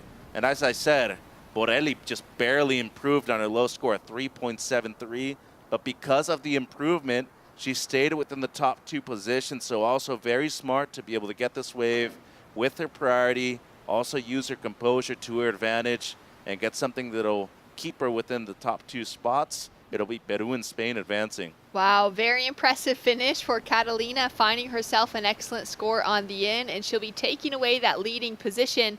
As you can see, the rock dance back up onto the boardwalk. And we've got more action to come when we return, continuing on with the under 16 girls Repechage round 8.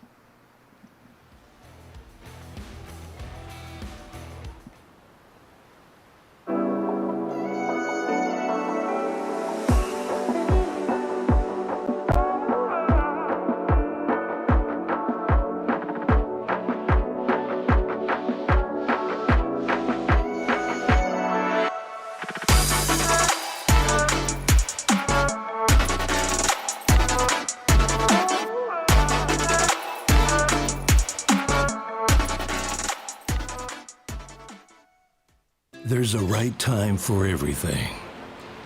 A right time to learn. A right time to try. A right time to fall. There's a right time to find your wave. And there's a right place to enjoy your passion like nowhere else.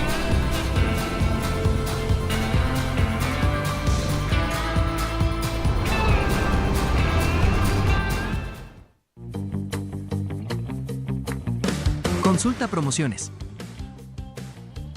Disfruta de cable TV más internet residencial desde los 50 megas hasta los 1000 megas. Para más información, contacta con nosotros. Multinet, siempre que tú quieras.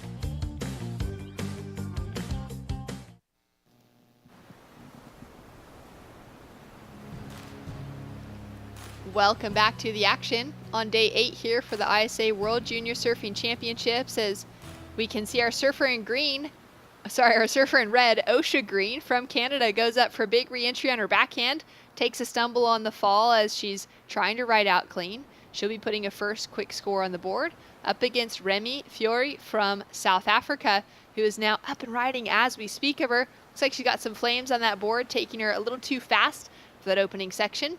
Clemence Scorch from France up against Naya Monte as well, another French competitor. So 2 surfers representing the same country up against 2 who would love to find themselves on finals day. Yeah, and it seems like Fiori right there, just a slip at the beginning of the wave, and Osha Green incomplete on that opener. So, 2 waves that'll be incomplete for them. And Naya Monte has competed great. Clemence Scorch, last year copper medal in Brazil. She's looking to make a final yet again in the girls U16.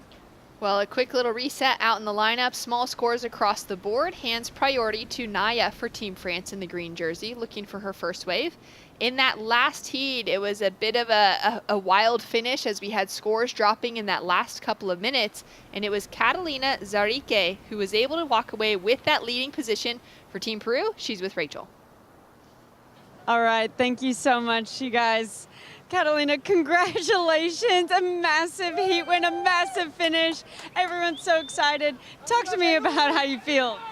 I'm super happy. I was really nervous because there was like only 3 minutes left. And thank God that wave came. And yeah, I was nervous but super happy to make an 8 there and to be making it to the next round. And how much confidence does getting an excellent score give you going into the next round? Well, it really helps my confidence because that means I can make excellent scores. And yeah, nothing. I'm super happy to be in the finals day. And talk to me about Team Peru. Everyone, when you caught that wave, everyone on the beach was jumping and screaming. It was shaking the entire judges' tower. They're so excited. Tell me about how great it is to have their support. Well, I have an amazing team. I really couldn't ask for a better team. Their support is awesome, and I really love them all. Well, let's hear it up for Team Peru.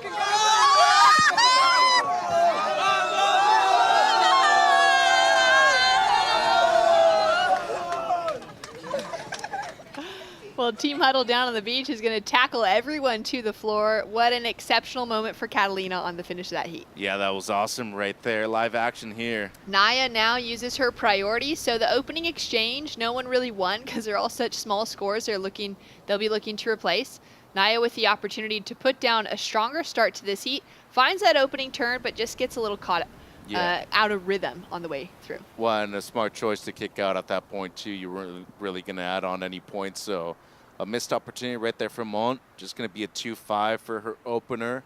And 5 minutes have gone by, but, I think Rachel asking that question to Kata, super important because anytime you get anything above an 8, it just demonstrates that you're capable of deserving to be at this level. And for somebody like Zarike, who's already been able to compete in more than a dozen heats so far this week, it's really crucial to be able to tell yourself that you feel like you're at a point with your surfing that you should be a finalist, that you should be deserving of that spot in finals day. And as of right now, it seems like confidence is high for herself, and Team Peru entrusted her with a big task, surfing in both divisions. She's done them proud.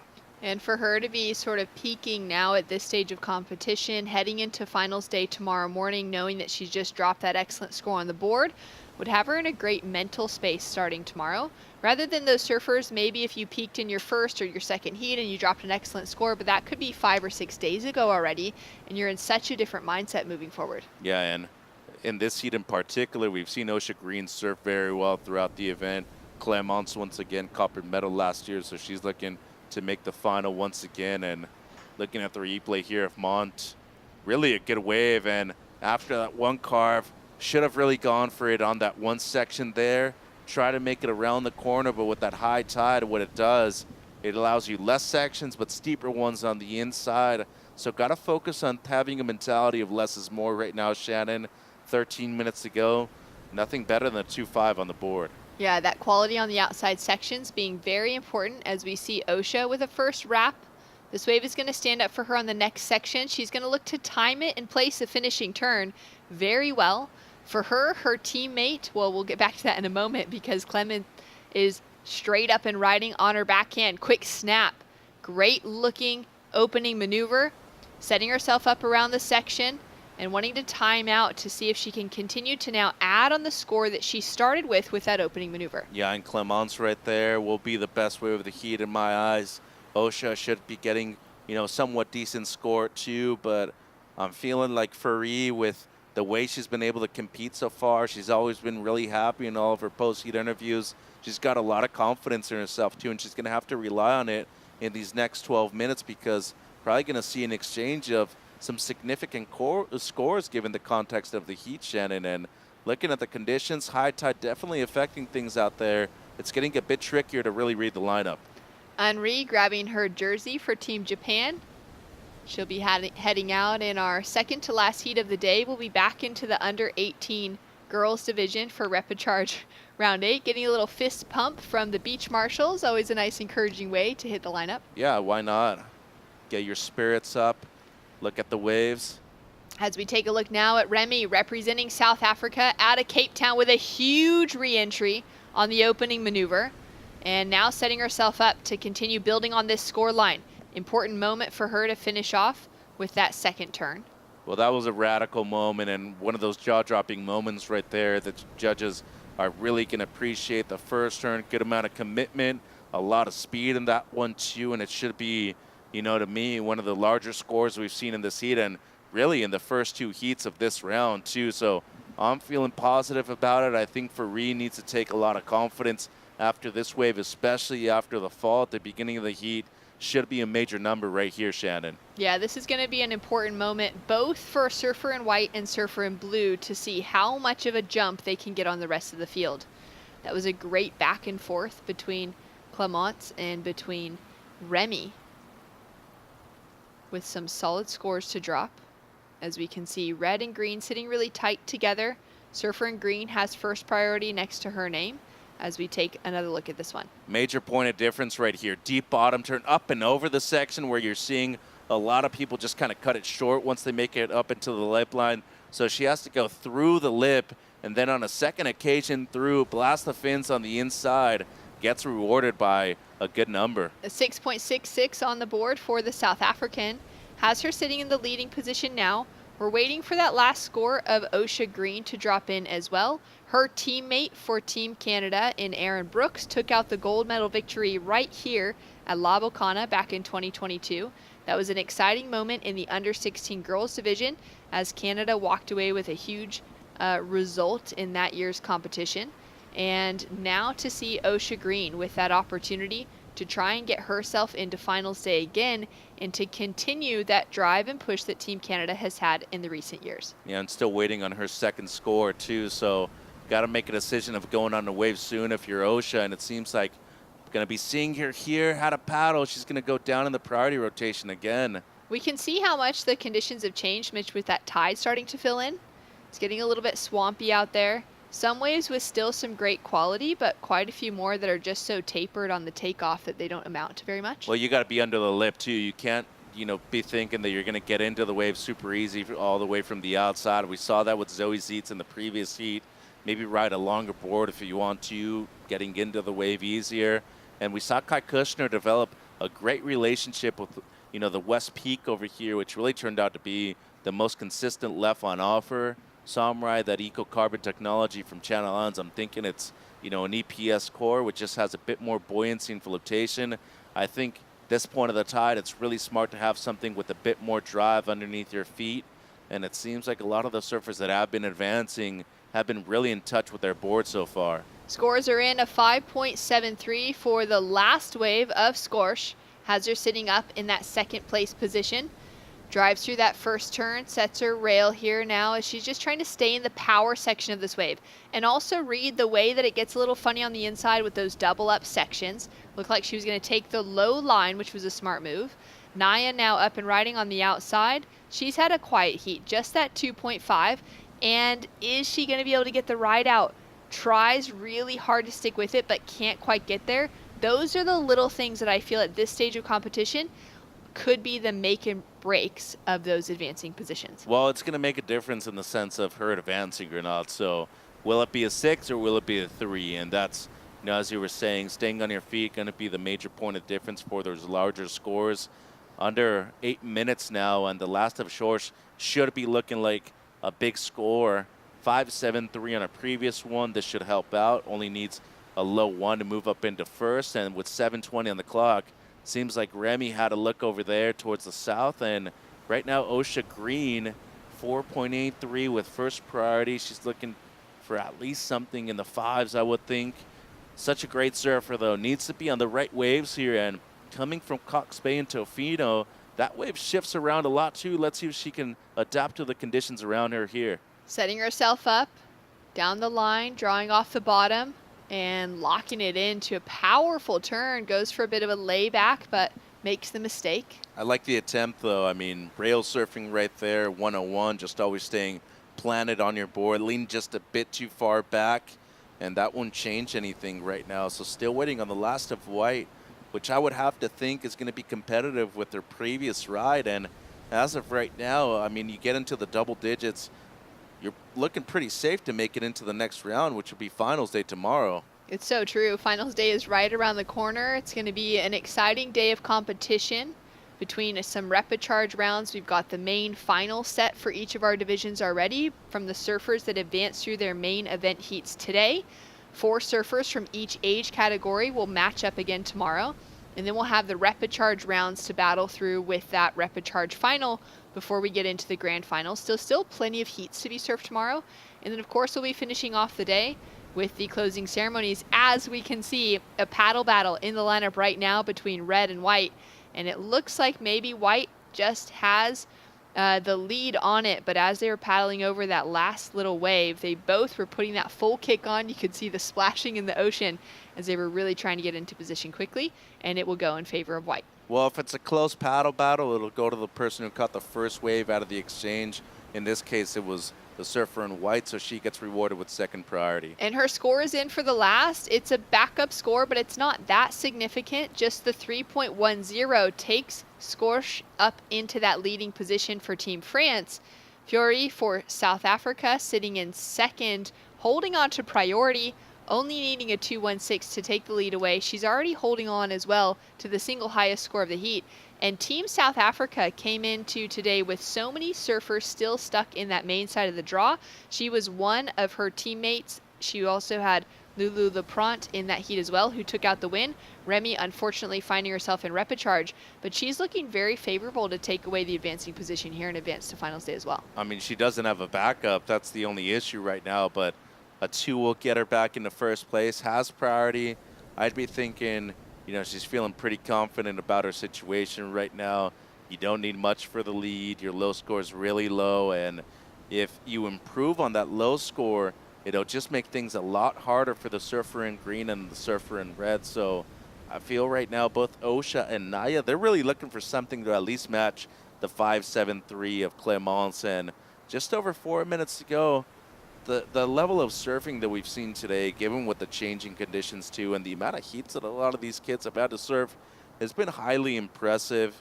Really stoked on the capabilities of adaptation for most of them, but just being able to see them compete and mature throughout an 8-day period has been, somewhat successful for their team knowledge.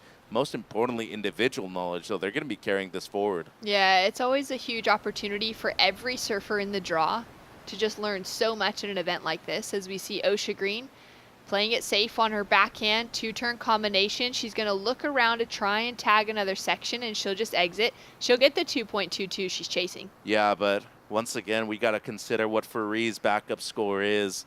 0.37, that's nothing. As soon as she gets rid of that, those 3s, those 4s, they're going to be irrelevant. So you're really looking to at least get something in the high 5s as we see the score of Osha Green drop. It's good in the context of the heat. A 4.27 takes Osha up into that leading position.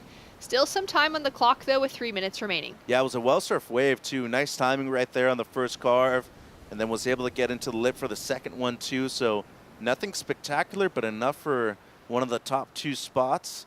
And still a good amount of time, 3 minutes, and look at the requirement for Farie, 2.16. Now Mont needing at least a 5.24, but smart surfing there by Osha Green, and knowing that she just needed another score on the board to be able to move up into the top 2. Really at the composure for the surfer from Canada as we see Mont.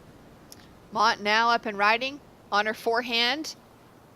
Wraps it through that first section. She's currently chasing a 5.24 to get herself in advancing position.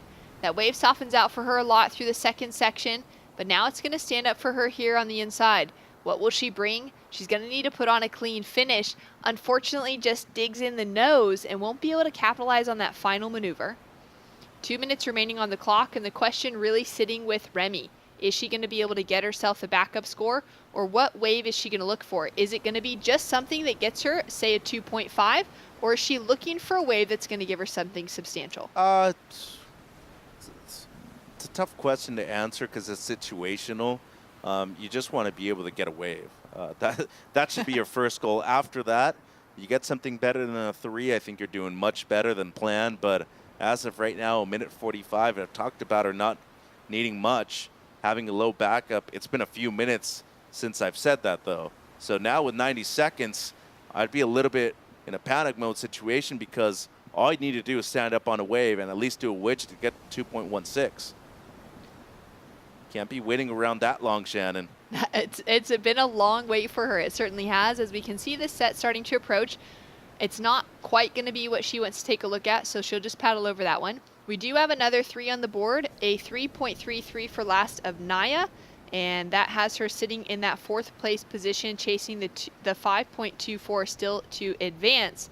At the moment, it is last year's copper medalist in Clermont for Team France, as we see an in and out on the inside section for Remy for Team South Africa, chasing down that 2.16. She waited too long. She was out of position for that one, just a bit too deep, and it won't change anything. Still needing the 2.16, and with only 40 seconds, needs to be hustling on the inside to get a score here. And you look at Clement's right there. She's moving towards her with first priority, and she could do anything within her power with unconditional right away with first priority. You know, be a bit protective of that second place. And, you know, well surfed right there by Clemence, because you look at the way that she's been able to compete throughout the event. Very smart, intelligent, once again applying the pressure here in the last 20 seconds. Well, it speaks to the strength of her gaining that final position last year in that copper medal. It looks like it might work in her favor. We don't see where Clemence and Remy are sitting on the board. It doesn't look like Naya is going to get herself a final opportunity as we're down to the final few seconds. And as the timer runs out, it seems safe to say that Osha Green will be taking away the win on a heat where she was kind of out at the back with those 2 smallest scores on the board as her high. And there we can see our surfer in white on screen. We don't have any scores to come through. For blue, her last wave, just the 0.67. She was unable to get into the open face and get that rail engagement for a turn to get herself the advancing position for Remy Fiore. Yeah, just waited too long, and goes to show you can't leave things until the last minute to try to perform either. She held on to priority for a very long time and was waiting for a certain wave, never showed up. Props to Osha Green. She went out there and competed. Same thing for Clemence. She'll be moving through. Osha Green with the win for Team Canada. She's into finals day, and they're looking for another opportunity for the team to secure a gold medal in the under 16 girls. More action when we return. It's the final round of the day. Paul and Barton on the call.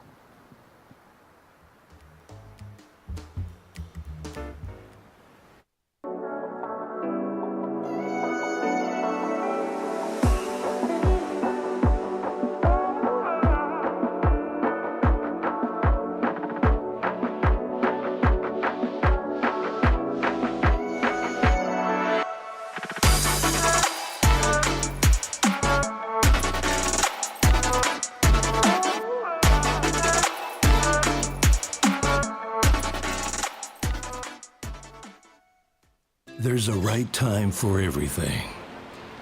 A right time to learn. A right time to try. A right time to fall. There's a right time to find your wave.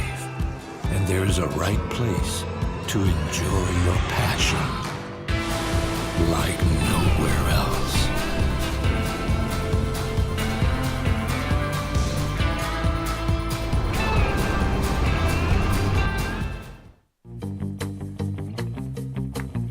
Consulta promociones. Disfruta de cable TV más internet residencial desde los 50 megas hasta los 1000 megas. Para más información, contacta con nosotros. Multinet, siempre que tú quieras.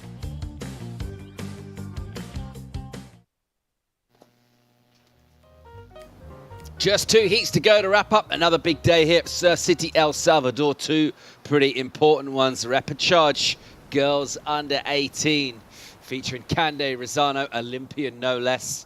Qualified, she's going to Chopes. Also in the water, Miller Brown from Australia. We're going to have a look at Anri Matsuno once again. Here's Brown, straight into it. Straight up. And eventually down as well. She'll hang on to that. So, Brown getting a little tangled, but good enough to get the completion. I'm Paul Evans, joined by Barton Lynch. Just 2 more heats to go, mate, and still opportunities here to get through the final stage for these girls. Yeah, absolutely important heats. This is the time where the repechage is really just the same as the main round, essentially. Replay of Mila's just quickly got up there, and I don't know how she did that. Incredible balance. She was so low, so compressed, and somehow got out of the whitewater and got an impressive start through her surfing, not so much through the wave selection, bit of a close out there, wanting to get the early start, had the inside position on both of her opponents, and judges will use that as a scale setter. Definitely expect to see more open face surfing as the heat goes on, but it was a unique way to start.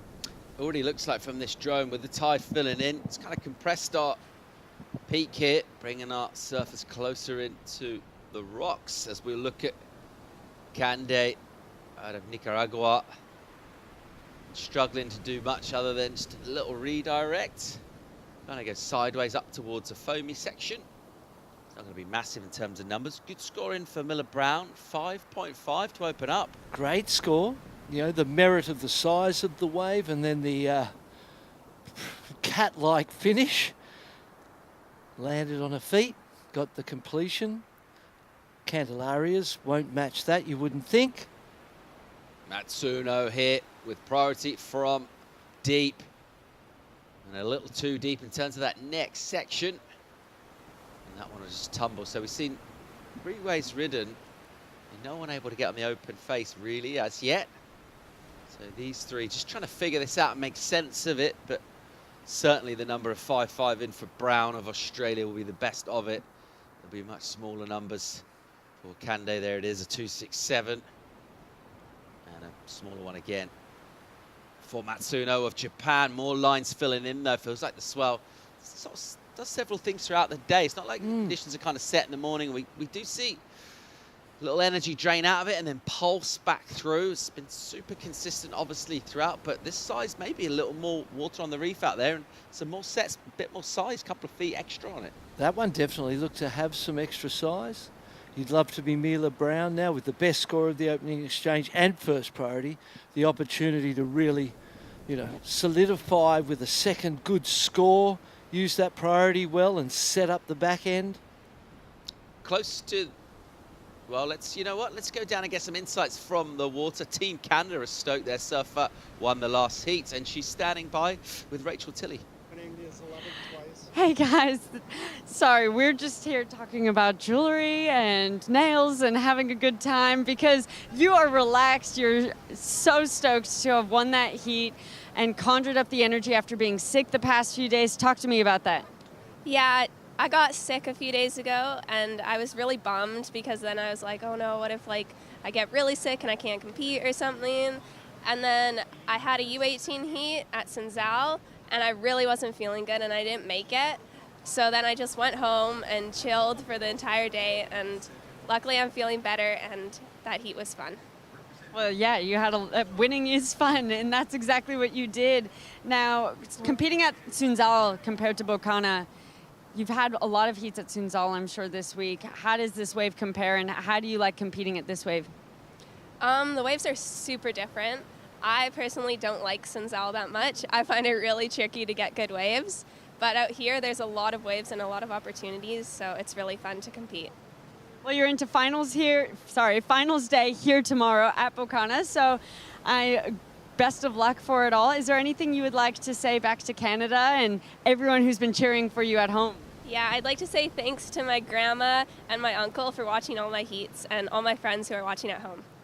Oh, well, thank you so much. Congratulations and good luck for finals day tomorrow. Thank you.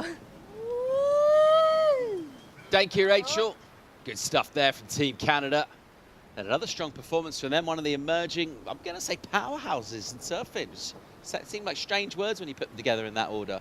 Yeah, not really. And I mean, we've been watching it evolve and grow for Canadian surfing. Dom Domick is the principal who guides that ship. Shannon Brown, the coach. Albie's the trainer. They've got a really good professional team that work with the talent that they've recruited, and they've done a great job in that department as well. Surfers getting ready for the next heat. See Australia, Spain, and China. Wow, that's a stacked heat. And in these three lady heats, Manny the Beach Marshal helping out there. In these three-person heats, only one person eliminated. So, you don't want to be that guy. Couple of waves will roll through. There's a nice look at left with a bowl on it. No takers, though. It's a second score to come in for Brown. It's a 4. Her total goes up to 9.5. She's the only surfer with 2 waves ridden, getting down towards 12. Matsuno wants to get a wriggle on here. She's got nothing on the board. Rosano hasn't done much either. So it's been the Aussie so far in this. The best of the early work. We're a couple of heats away from the end of the day. The rest of this one more. We're close to finals day. In terms of Team Australia so far, obviously it's all going to come down to tomorrow. When you talk about these bigger nations, it's about what you do on finals day. It's great to make rounds and get in the highlights and drop the scores. But just overall, from what you've seen, feeling pretty confident about the Aussies for tomorrow?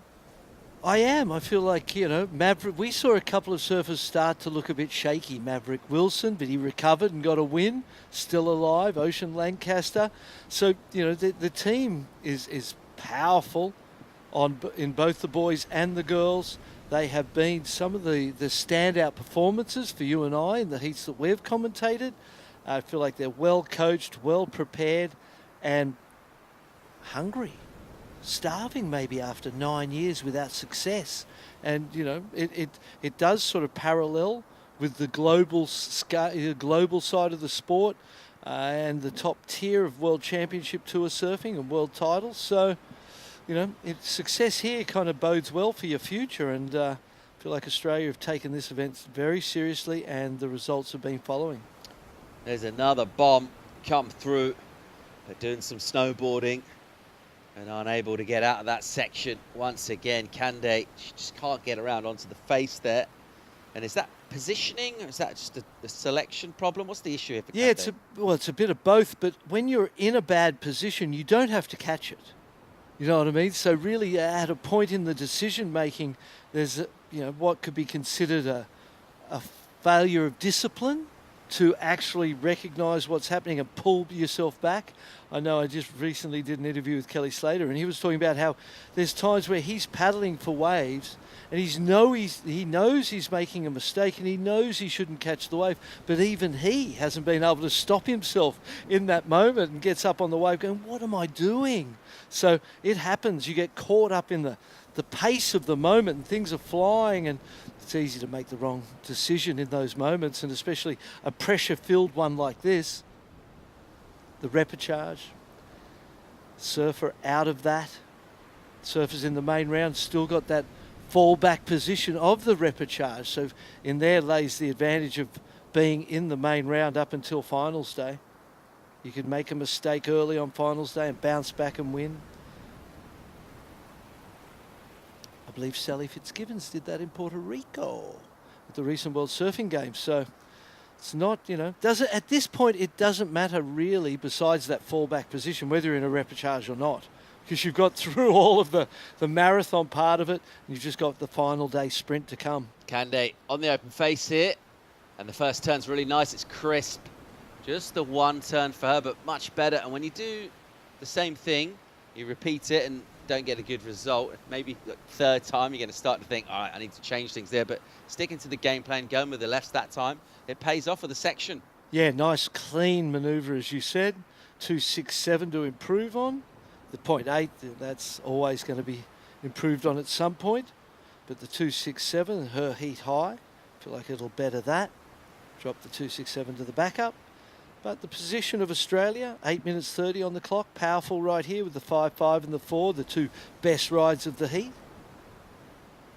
And the first priority, so a solid position. Waves shaping up on the outside here. Miller Brown's pretty deep on the peak, but much more on the shoulder is Matsuno of Japan. And whether she's feeling tired, didn't quite get the paddle speed up to go that one. We're watching Yang Cixi of China get ready here. She's got a tough heat. She's going to need to show that power. She's going to need to find some good sections. She struggled earlier on really to get quality in terms of the waves. She's going to want to make an improvement there. She takes to the water, taking on Willow Hardy and Annette Echebarri. A tough heat, that one. That'll be our final heat of the day. We'll also have highlights as well to bring you from the day. Make sure you stay tuned for that. Still 7.5 to go in this. It's still the Aussie Brown at the moment. 5.5 and a 4, the best of it. A little bit of a comeback being staged from Rosano. She's got a 4. Here's Miller. All right, good looking opening section on this. And a snap in the pocket, and then gathers herself again. She'll just wrap one and look at this inside. Just try and negotiate this bit here, maybe with a lip to hit if at all possible. Just to try and put whatever she can. She'll go all the way to the inside. This will finish shallow, close to the rocks in here. Oh, it must be, yeah. Snaps out the tail.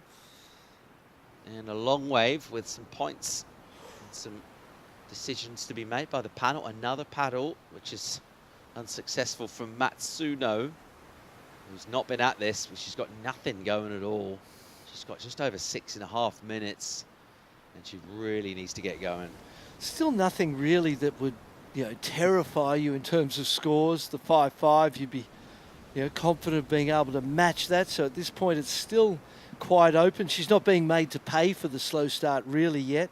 But the thing that might concern you if you're in Team Japan is sort of low energy from her. She's not very mobile in the lineup. She's paddling for waves and missing them. She's looking a little out of sorts. This is that last effort from Rosano. 4 points for that. Out of the lip, throw some nice spray. Easy as can be. Here a longer ride. First turn. Nice snap back to the pocket. She's got a lovely style. Another snap out of the top. And then a lot of work here that really may not reward too much. 4.3, so a couple of great examples there where you look at the length and all of the effort put in to receive 0.3 more than the one backhand re-entry. There's some easy ways to the points and some not so easy ways to the points. With the paddle back out, she's about 3/4 of the way, halfway back out. So Japan got a chance. Nice clean left. Yeah, good looking section. A bit wobbly from her, and again, as soon as she got to her feet, you saw that board. She rocked the rail line out of the water just standing up.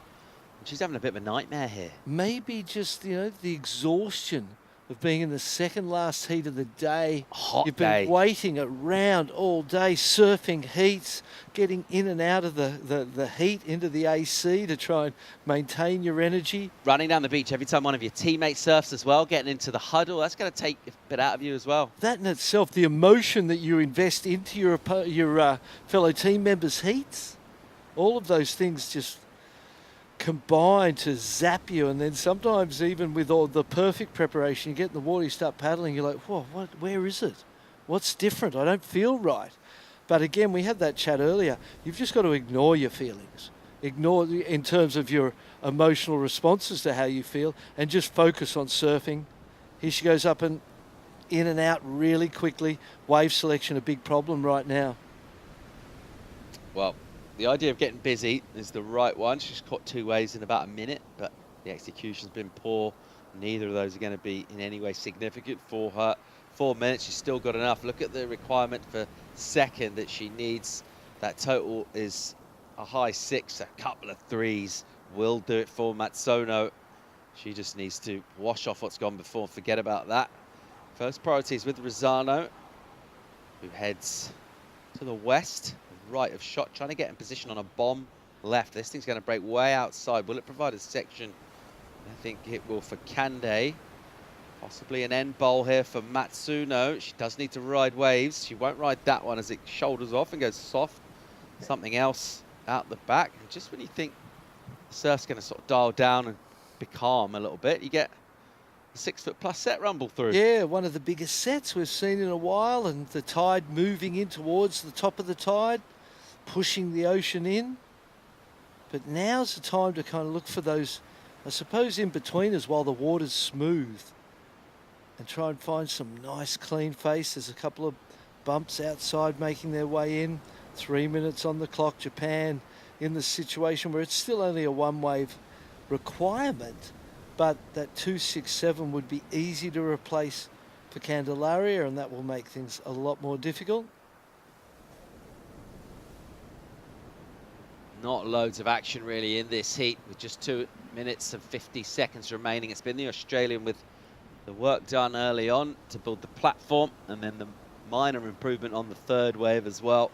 That right-hander, and she's just been concentrated in terms of staying out of trouble and making sure she finds her waves. Maybe don't wait for too much quality and try and go excellent. Just surf whatever's in front of you.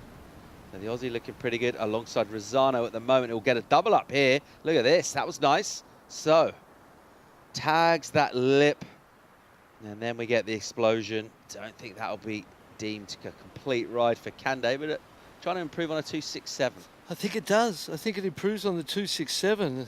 And at this point, you have to reflect on how important that make was from Mila Brown on the first wave. That was a really critical moment in the heat, so early that you wouldn't think that the completion on it would be that influential because it was just a one-turn wave. But as it has panned out, oh, look at this left. Looks like a great left right here. Priority with Mila. Doesn't use it though, and it'll be Matsuno with the chance to turn things around here, and hits the chops as she goes off the bottom. Ooh, Gets nice a bit snap. more there with a snap, so that's better. And again, so much better stuff from her. Her best for sure. She's way down on the inside with 1:20 to go. Well, you've got to start paddling. You've got to get those feet kicking, and you're a chance. Because really, you might just get to the inside and find something with one big turn in it. Who knows? Oh, look at this left. Great looking wave for Miller Brown. Look at this thing, an absolute bomb. Drops down super late, squares off the bottom. That was really nice. Wow, that was so good. Oh. She tries to get another turn in, but that first one was massive. So the biggest, cleanest wave we've seen, a powerful face and powerful surfing to match it. Yeah, 4.3 to improve on. Feels very solid in the lead. Has been there the whole way through. 3 points for Candelaria comes in, Paul. Not, really paying for the incompletion and the fall on the second turn. So we saw Miller Brown with that priority. She let Matsuno go, and we're thinking, oh, there's a surprise. She must be looking for something with a bit more quality. Seems like she knew exactly what was coming. She found that bomb. That was so good. Such a solid wave with the energy we've seen. Obviously, the judges aren't scoring the waves themselves, but a bigger wave obviously gives you more power and energy and speed, which go to contribute towards your score. This will be a straight-hander as we count down. Rosano will just bring that one straight in. She's safe in seconds. Score from Matsuno is half the job done. She only needs a 2.1. And we're actually on our score screen. Got a number to come in for Matsuno. So did she get herself, just as BL suggested, just paddle out and try and pick something on the inside, maybe a little shoulder? Nope. Score comes in. It's just a quick throwaway for her. So she rallied, she tried, but in case of too little, too late. Well done to Miller Brown, who won the heat. Whichever way you look at it, she will improve actually significantly, you reckon, probably when her last score comes in, but she'll still remain in first because she dropped this bomb towards the end.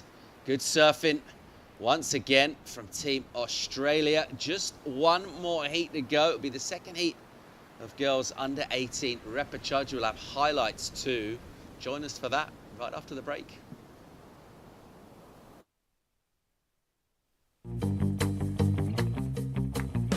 Consulta promociones. Disfruta de cable TV más internet residencial desde los 50 megas hasta los 1000 megas. Para más información, contacta con nosotros. Multinet, siempre que tú quieras.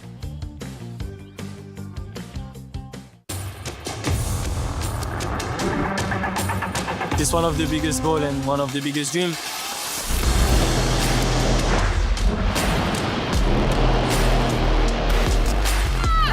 Been like an emotional roller coaster.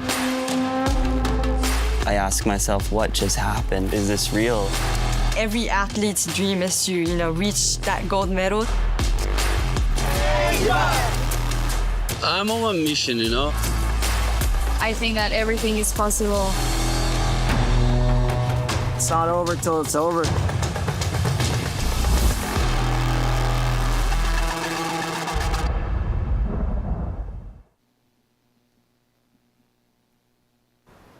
Welcome back to live coverage of the World Juniors. We are on the eve of concluding proceedings here. We'll be crowning medalist champions tomorrow on finals day. Right now, it's the last heat of the day, though. We're looking at Yang Cixi of China, Annette Echebarri from Spain, Willow Hardy from Australia.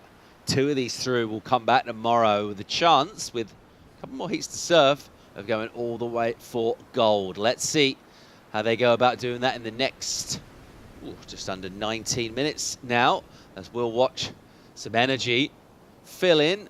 And here goes Yang Cixi, eventually up, and she's good in the power. What's she going to do with this? A juicy face to work with here, and a nice snap up into the lip, and then the drive down the line very late into a section, goes down with sort of face plant energy, which looked a little painful. But she'll enjoy these powered up conditions, as will Willow Hardy. Here she goes, a right-hander for her, and swinging on this. And some more whippy redirects for her. Now a steep pocket for her, and she'll tag that one. So a good turn on the end as a reward for sticking with that and just trying to dial that thing through. There was a bit of bump to deal with as well as it kind of wobbled up the cobbles here. But Hardy good enough for a finish with the backhand turn, a long wave as well. You can see she's puffing a bit there on the inside, and a long paddle back now, BL. Last heat of the day. It's a long wait. It's a stressful wait. They've surfed other heats today in this repechage round to keep their dreams alive. And this would be one of those heats where you want to get it done. You want to advance and go home and breathe and go, wow, I got through that day. How did I pull that? This is they talk about this event being a marathon. It's a marathon for all of us. But the marathon for the competitors has got sprints in it every day for 9 days straight. And you've got to go out there and just sprint for that 20 minutes, come back, relax, sprint again. And it's just an exhausting experience. But the the type of experience that will set you up if you qualify for the World Tour, you start travelling the world to competitions, all of that next tier up from the juniors. You really need this sort of training, this sort of foundation to be able to handle that life on the road and the stresses that come with it. Good number for Yang Sishi, 5 for her, a flat 5 for her left. So that one muscular turn that she got done first before the wipeout, good enough to go mid-range and set the tone, set the vibes for this heat. 16.5, we're still waiting for involvement, significant involvement for Echabari, who's just got a 0.5. We'll have another look. This was a big wave, BL. In the lip, wanted to get up earlier and did well to handle that. First turn, a snap back to the pocket, drops down, waits for it, gets a nice snap in, so 2 turns early, goes for the closeout. And as you said in the live call, that looked painful. Willow Hardy, Western Australia, well-versed in big, powerful waves. Stylish, goofy, all the way through, good turns, never lost momentum. The wave continues to build, gets the last turn. 6.67's the score, and a great way to start. She would have watched her teammate Mila Brown qualify through that last heat. The long running right for Willow Hardy, providing a solid number for her, and that's a great way to kick things off. I think it's fair to say it feels like from the last heat in this one, what we're not going to see is surfers getting 6-8 waves, as it's not going to be multiple reps, so it's all about making it count. A quarter of the heat almost gone. And that score from the Australian will feel like real quality. Speaking of Team Australia, winner of the last heat, let's get down and hear from her. She's with Rachel. Thank you, guys. Mila, congratulations. A marathon of a day that you finally made it to the end. Tell me how you're feeling.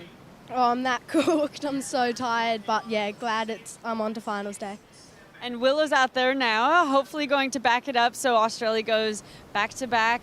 Did you guys exchange any words together out there prior to your finishing and her starting? Not really, just like smash it and have fun no matter what. Yeah, well, that is the best plan that you can have out there, and that's when you do your best surfing. I know you're exhausted. I'll keep this short. Good luck for finals day tomorrow. Is there anything you'd like to say back home? Just thank you for watching, and yeah, have fun at finals day. Well, good luck for tomorrow. Thank you. Thanks, Rachel. Well done to Mila Brown. And she looks exhausted. And you know, when you get to this part of the day, no one's around. You know, everybody, all the teams have surfed. There's going to be a few, you know, a couple of small Chinese team, right? So there's only a couple of support crew there. Spain would have people, and Australia. But other than that, the place would be cleared out, and it's late in the day, and they are difficult times to compete in general, and especially after such a big day. So congrats to Mila. Cooked was the word she used, and you feel cooked out in that heat, that's for sure. Yeah, it's still pretty much furnace-like temperatures out there as we go into the final 13.5 minutes, the last heat of the day. Here's Hardy, Team Australia again here. Good looking wave. Wow. First man's committed. A nice hook on the backhand. There's one more, and the speed maintained throughout.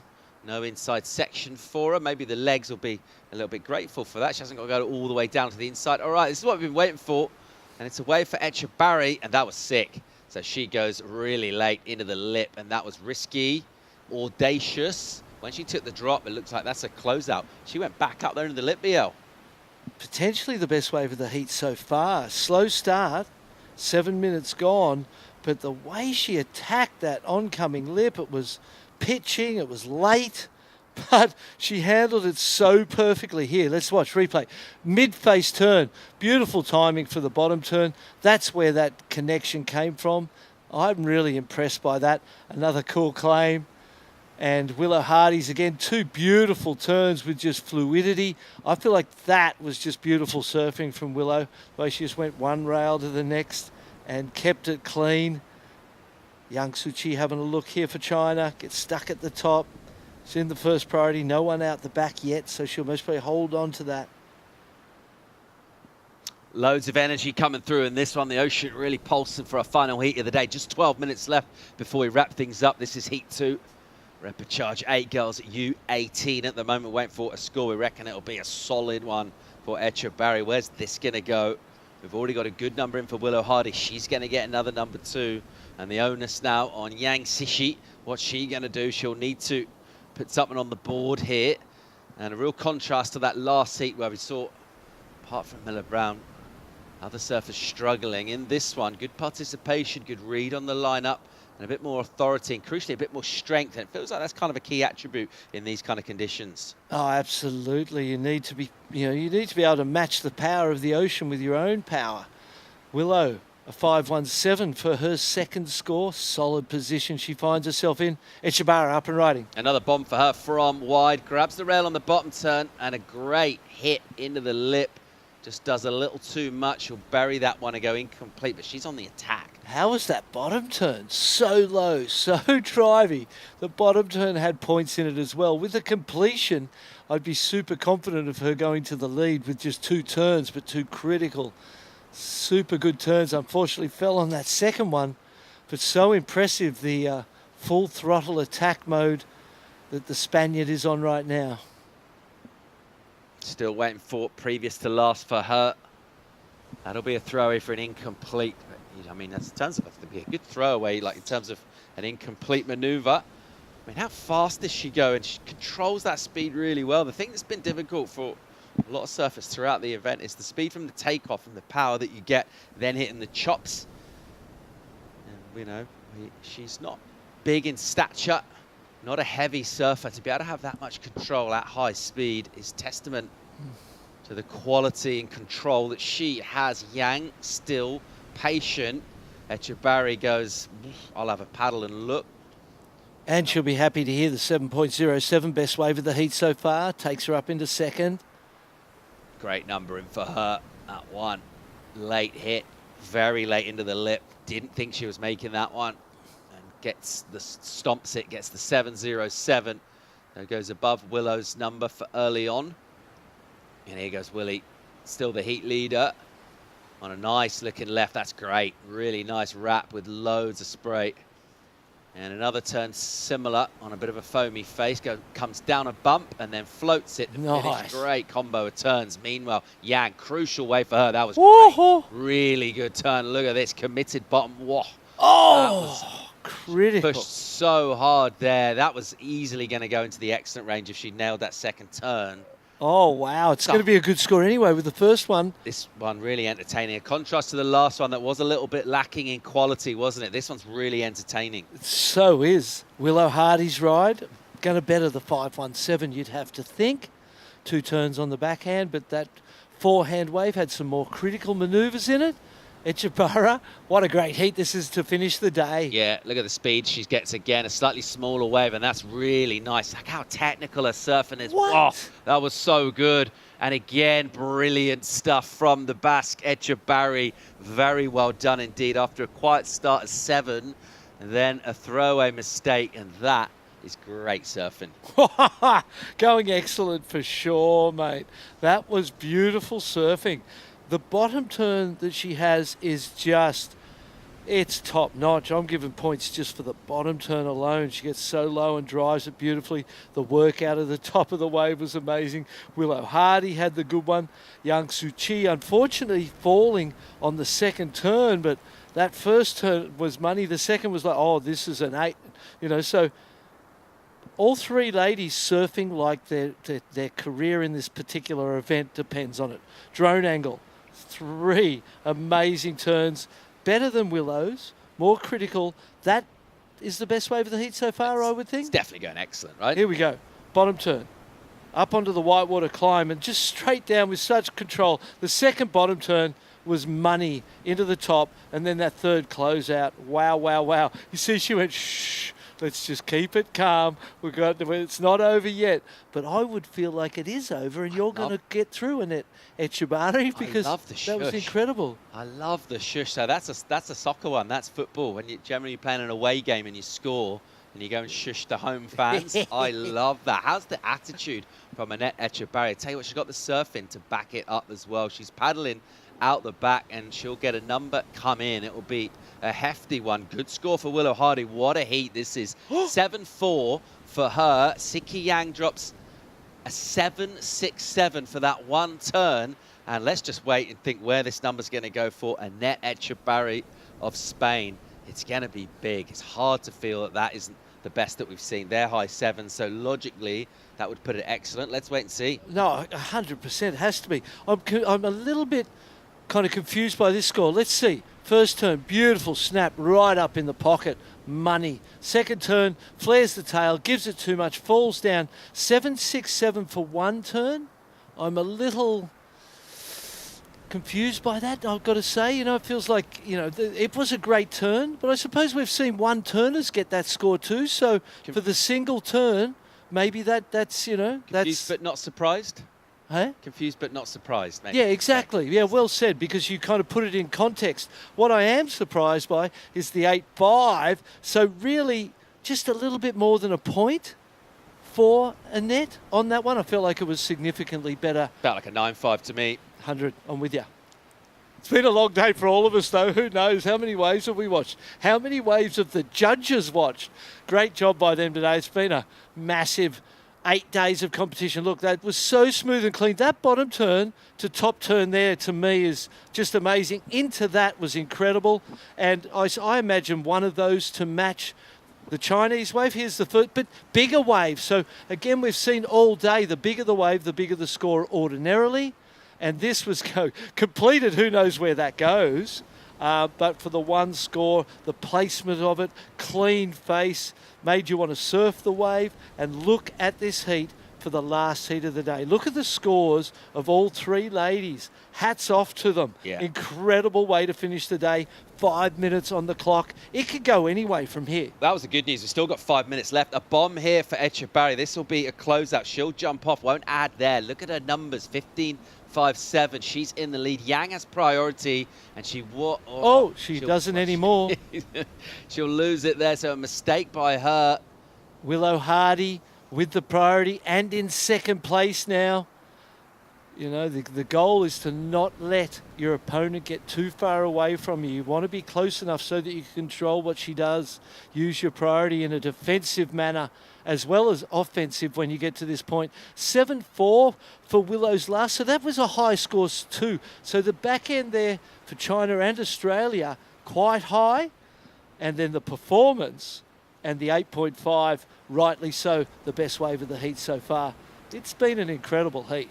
Yeah, it really has. Very high quality surf, and indeed it's great to go out and finish the day with high energy, even here for us in the studio. This is so entertaining to call. And, you know, we've seen quite a lot of heats that are pretty imbalanced, and the surfers in first place compared to whoever's coming last, a big gap in it. Yeah. And some people just aren't really at it and kind of go out with a little bit of a whimper, which is always a shame.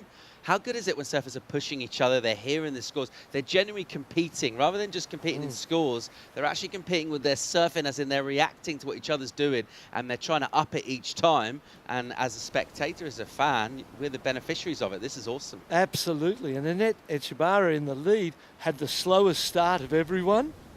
And it felt like she might be that one who doesn't get some in this heat and has a tough time. And then she just clicked into another gear, started using the backhand.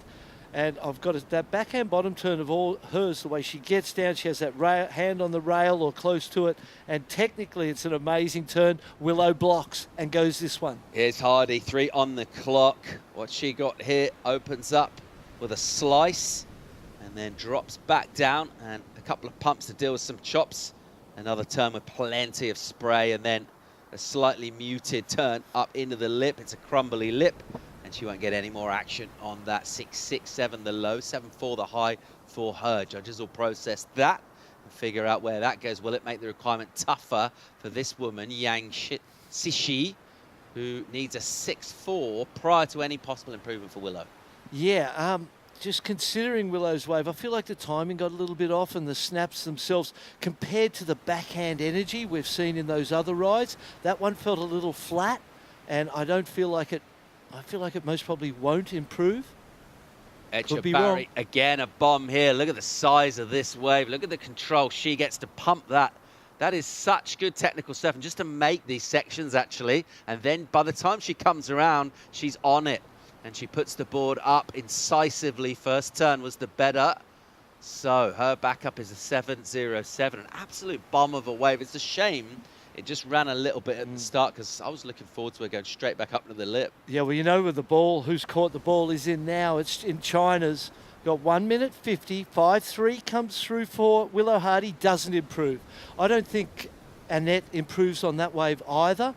It's a decent wave. It was well surfed once she got around it, but I don't feel it had the impact of the 7.07.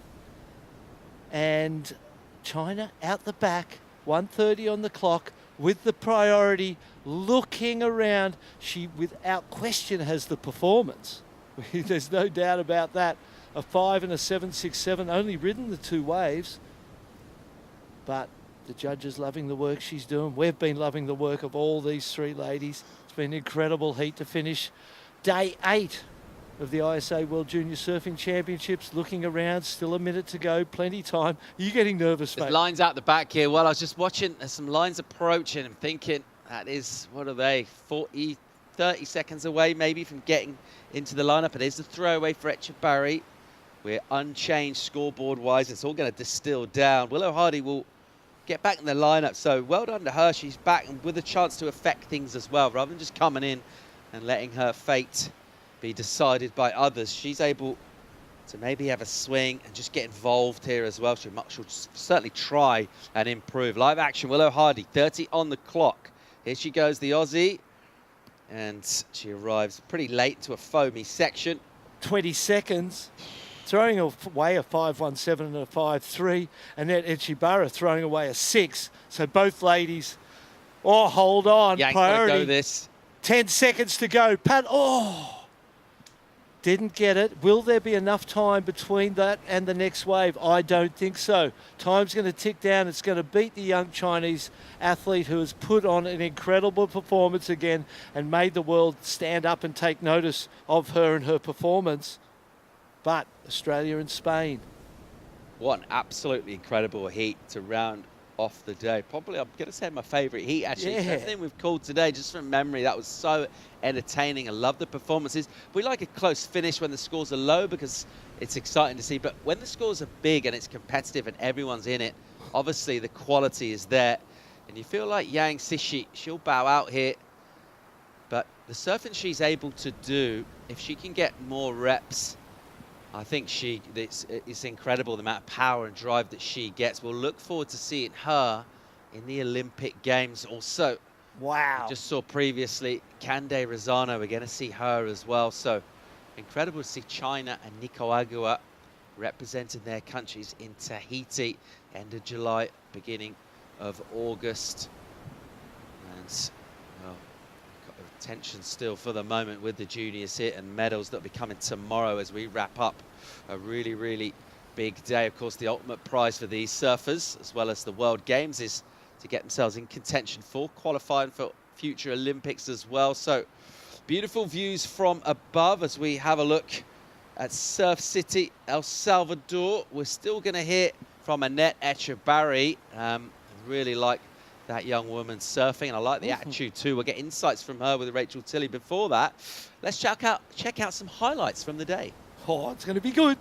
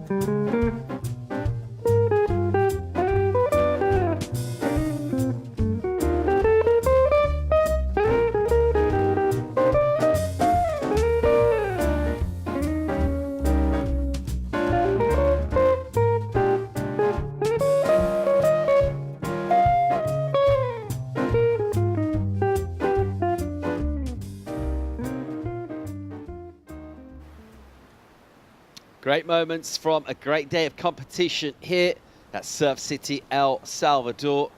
And we are one day of surfing of competition away from medalists, from crowning champions here. Let's go and hear from the winner of an explosive, entertaining, electrifying heat. Team Spain and Annette Echebarri are standing by with Rachel. Thank you so much, guys. Congratulations. Last heat of the day, the marathon day is over. Tell me how you're feeling. I feel really tired. I can't more. My voice is really bad. I'm really bad, but I made it, so I'm really happy. Well, your surfing was really good. You're looking so strong, getting ready for finals day. What are you going to do tonight? Tonight, we are going to eat rice, the special rice of our coach, so I'm really happy, and yeah, I'm going to sleep well. Well, it looks like team vibes are high, and let's hear it from the Team Spain.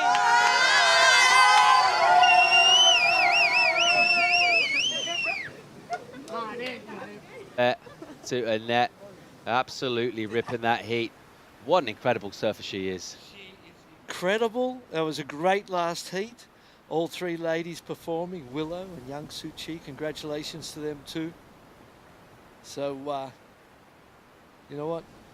I think that Rachel Tilley deserves some congratulations too for her work down there today. Big day for all of the crew, and what a fantastic day for Spain. Been a really fun day of competition. Thanks for tuning in. It's been really cool to have everyone online watching and supporting as well. We'll fly down and have a look at this beautiful coastline and reflect what a cool day it's been, and tantalized really by potential for tomorrow. And the standard of surfing that we've seen has been absolutely incredible. Let's come back tomorrow, 7 a.m. start. It's finals day. BL, we're going to be crowning champions. Yes, we sure are. I'm getting chicken skin already. I started getting goosebumps tingling when you said that. Finals day. It's going to be amazing. The world's best junior surfers going at it. We'll see you tomorrow.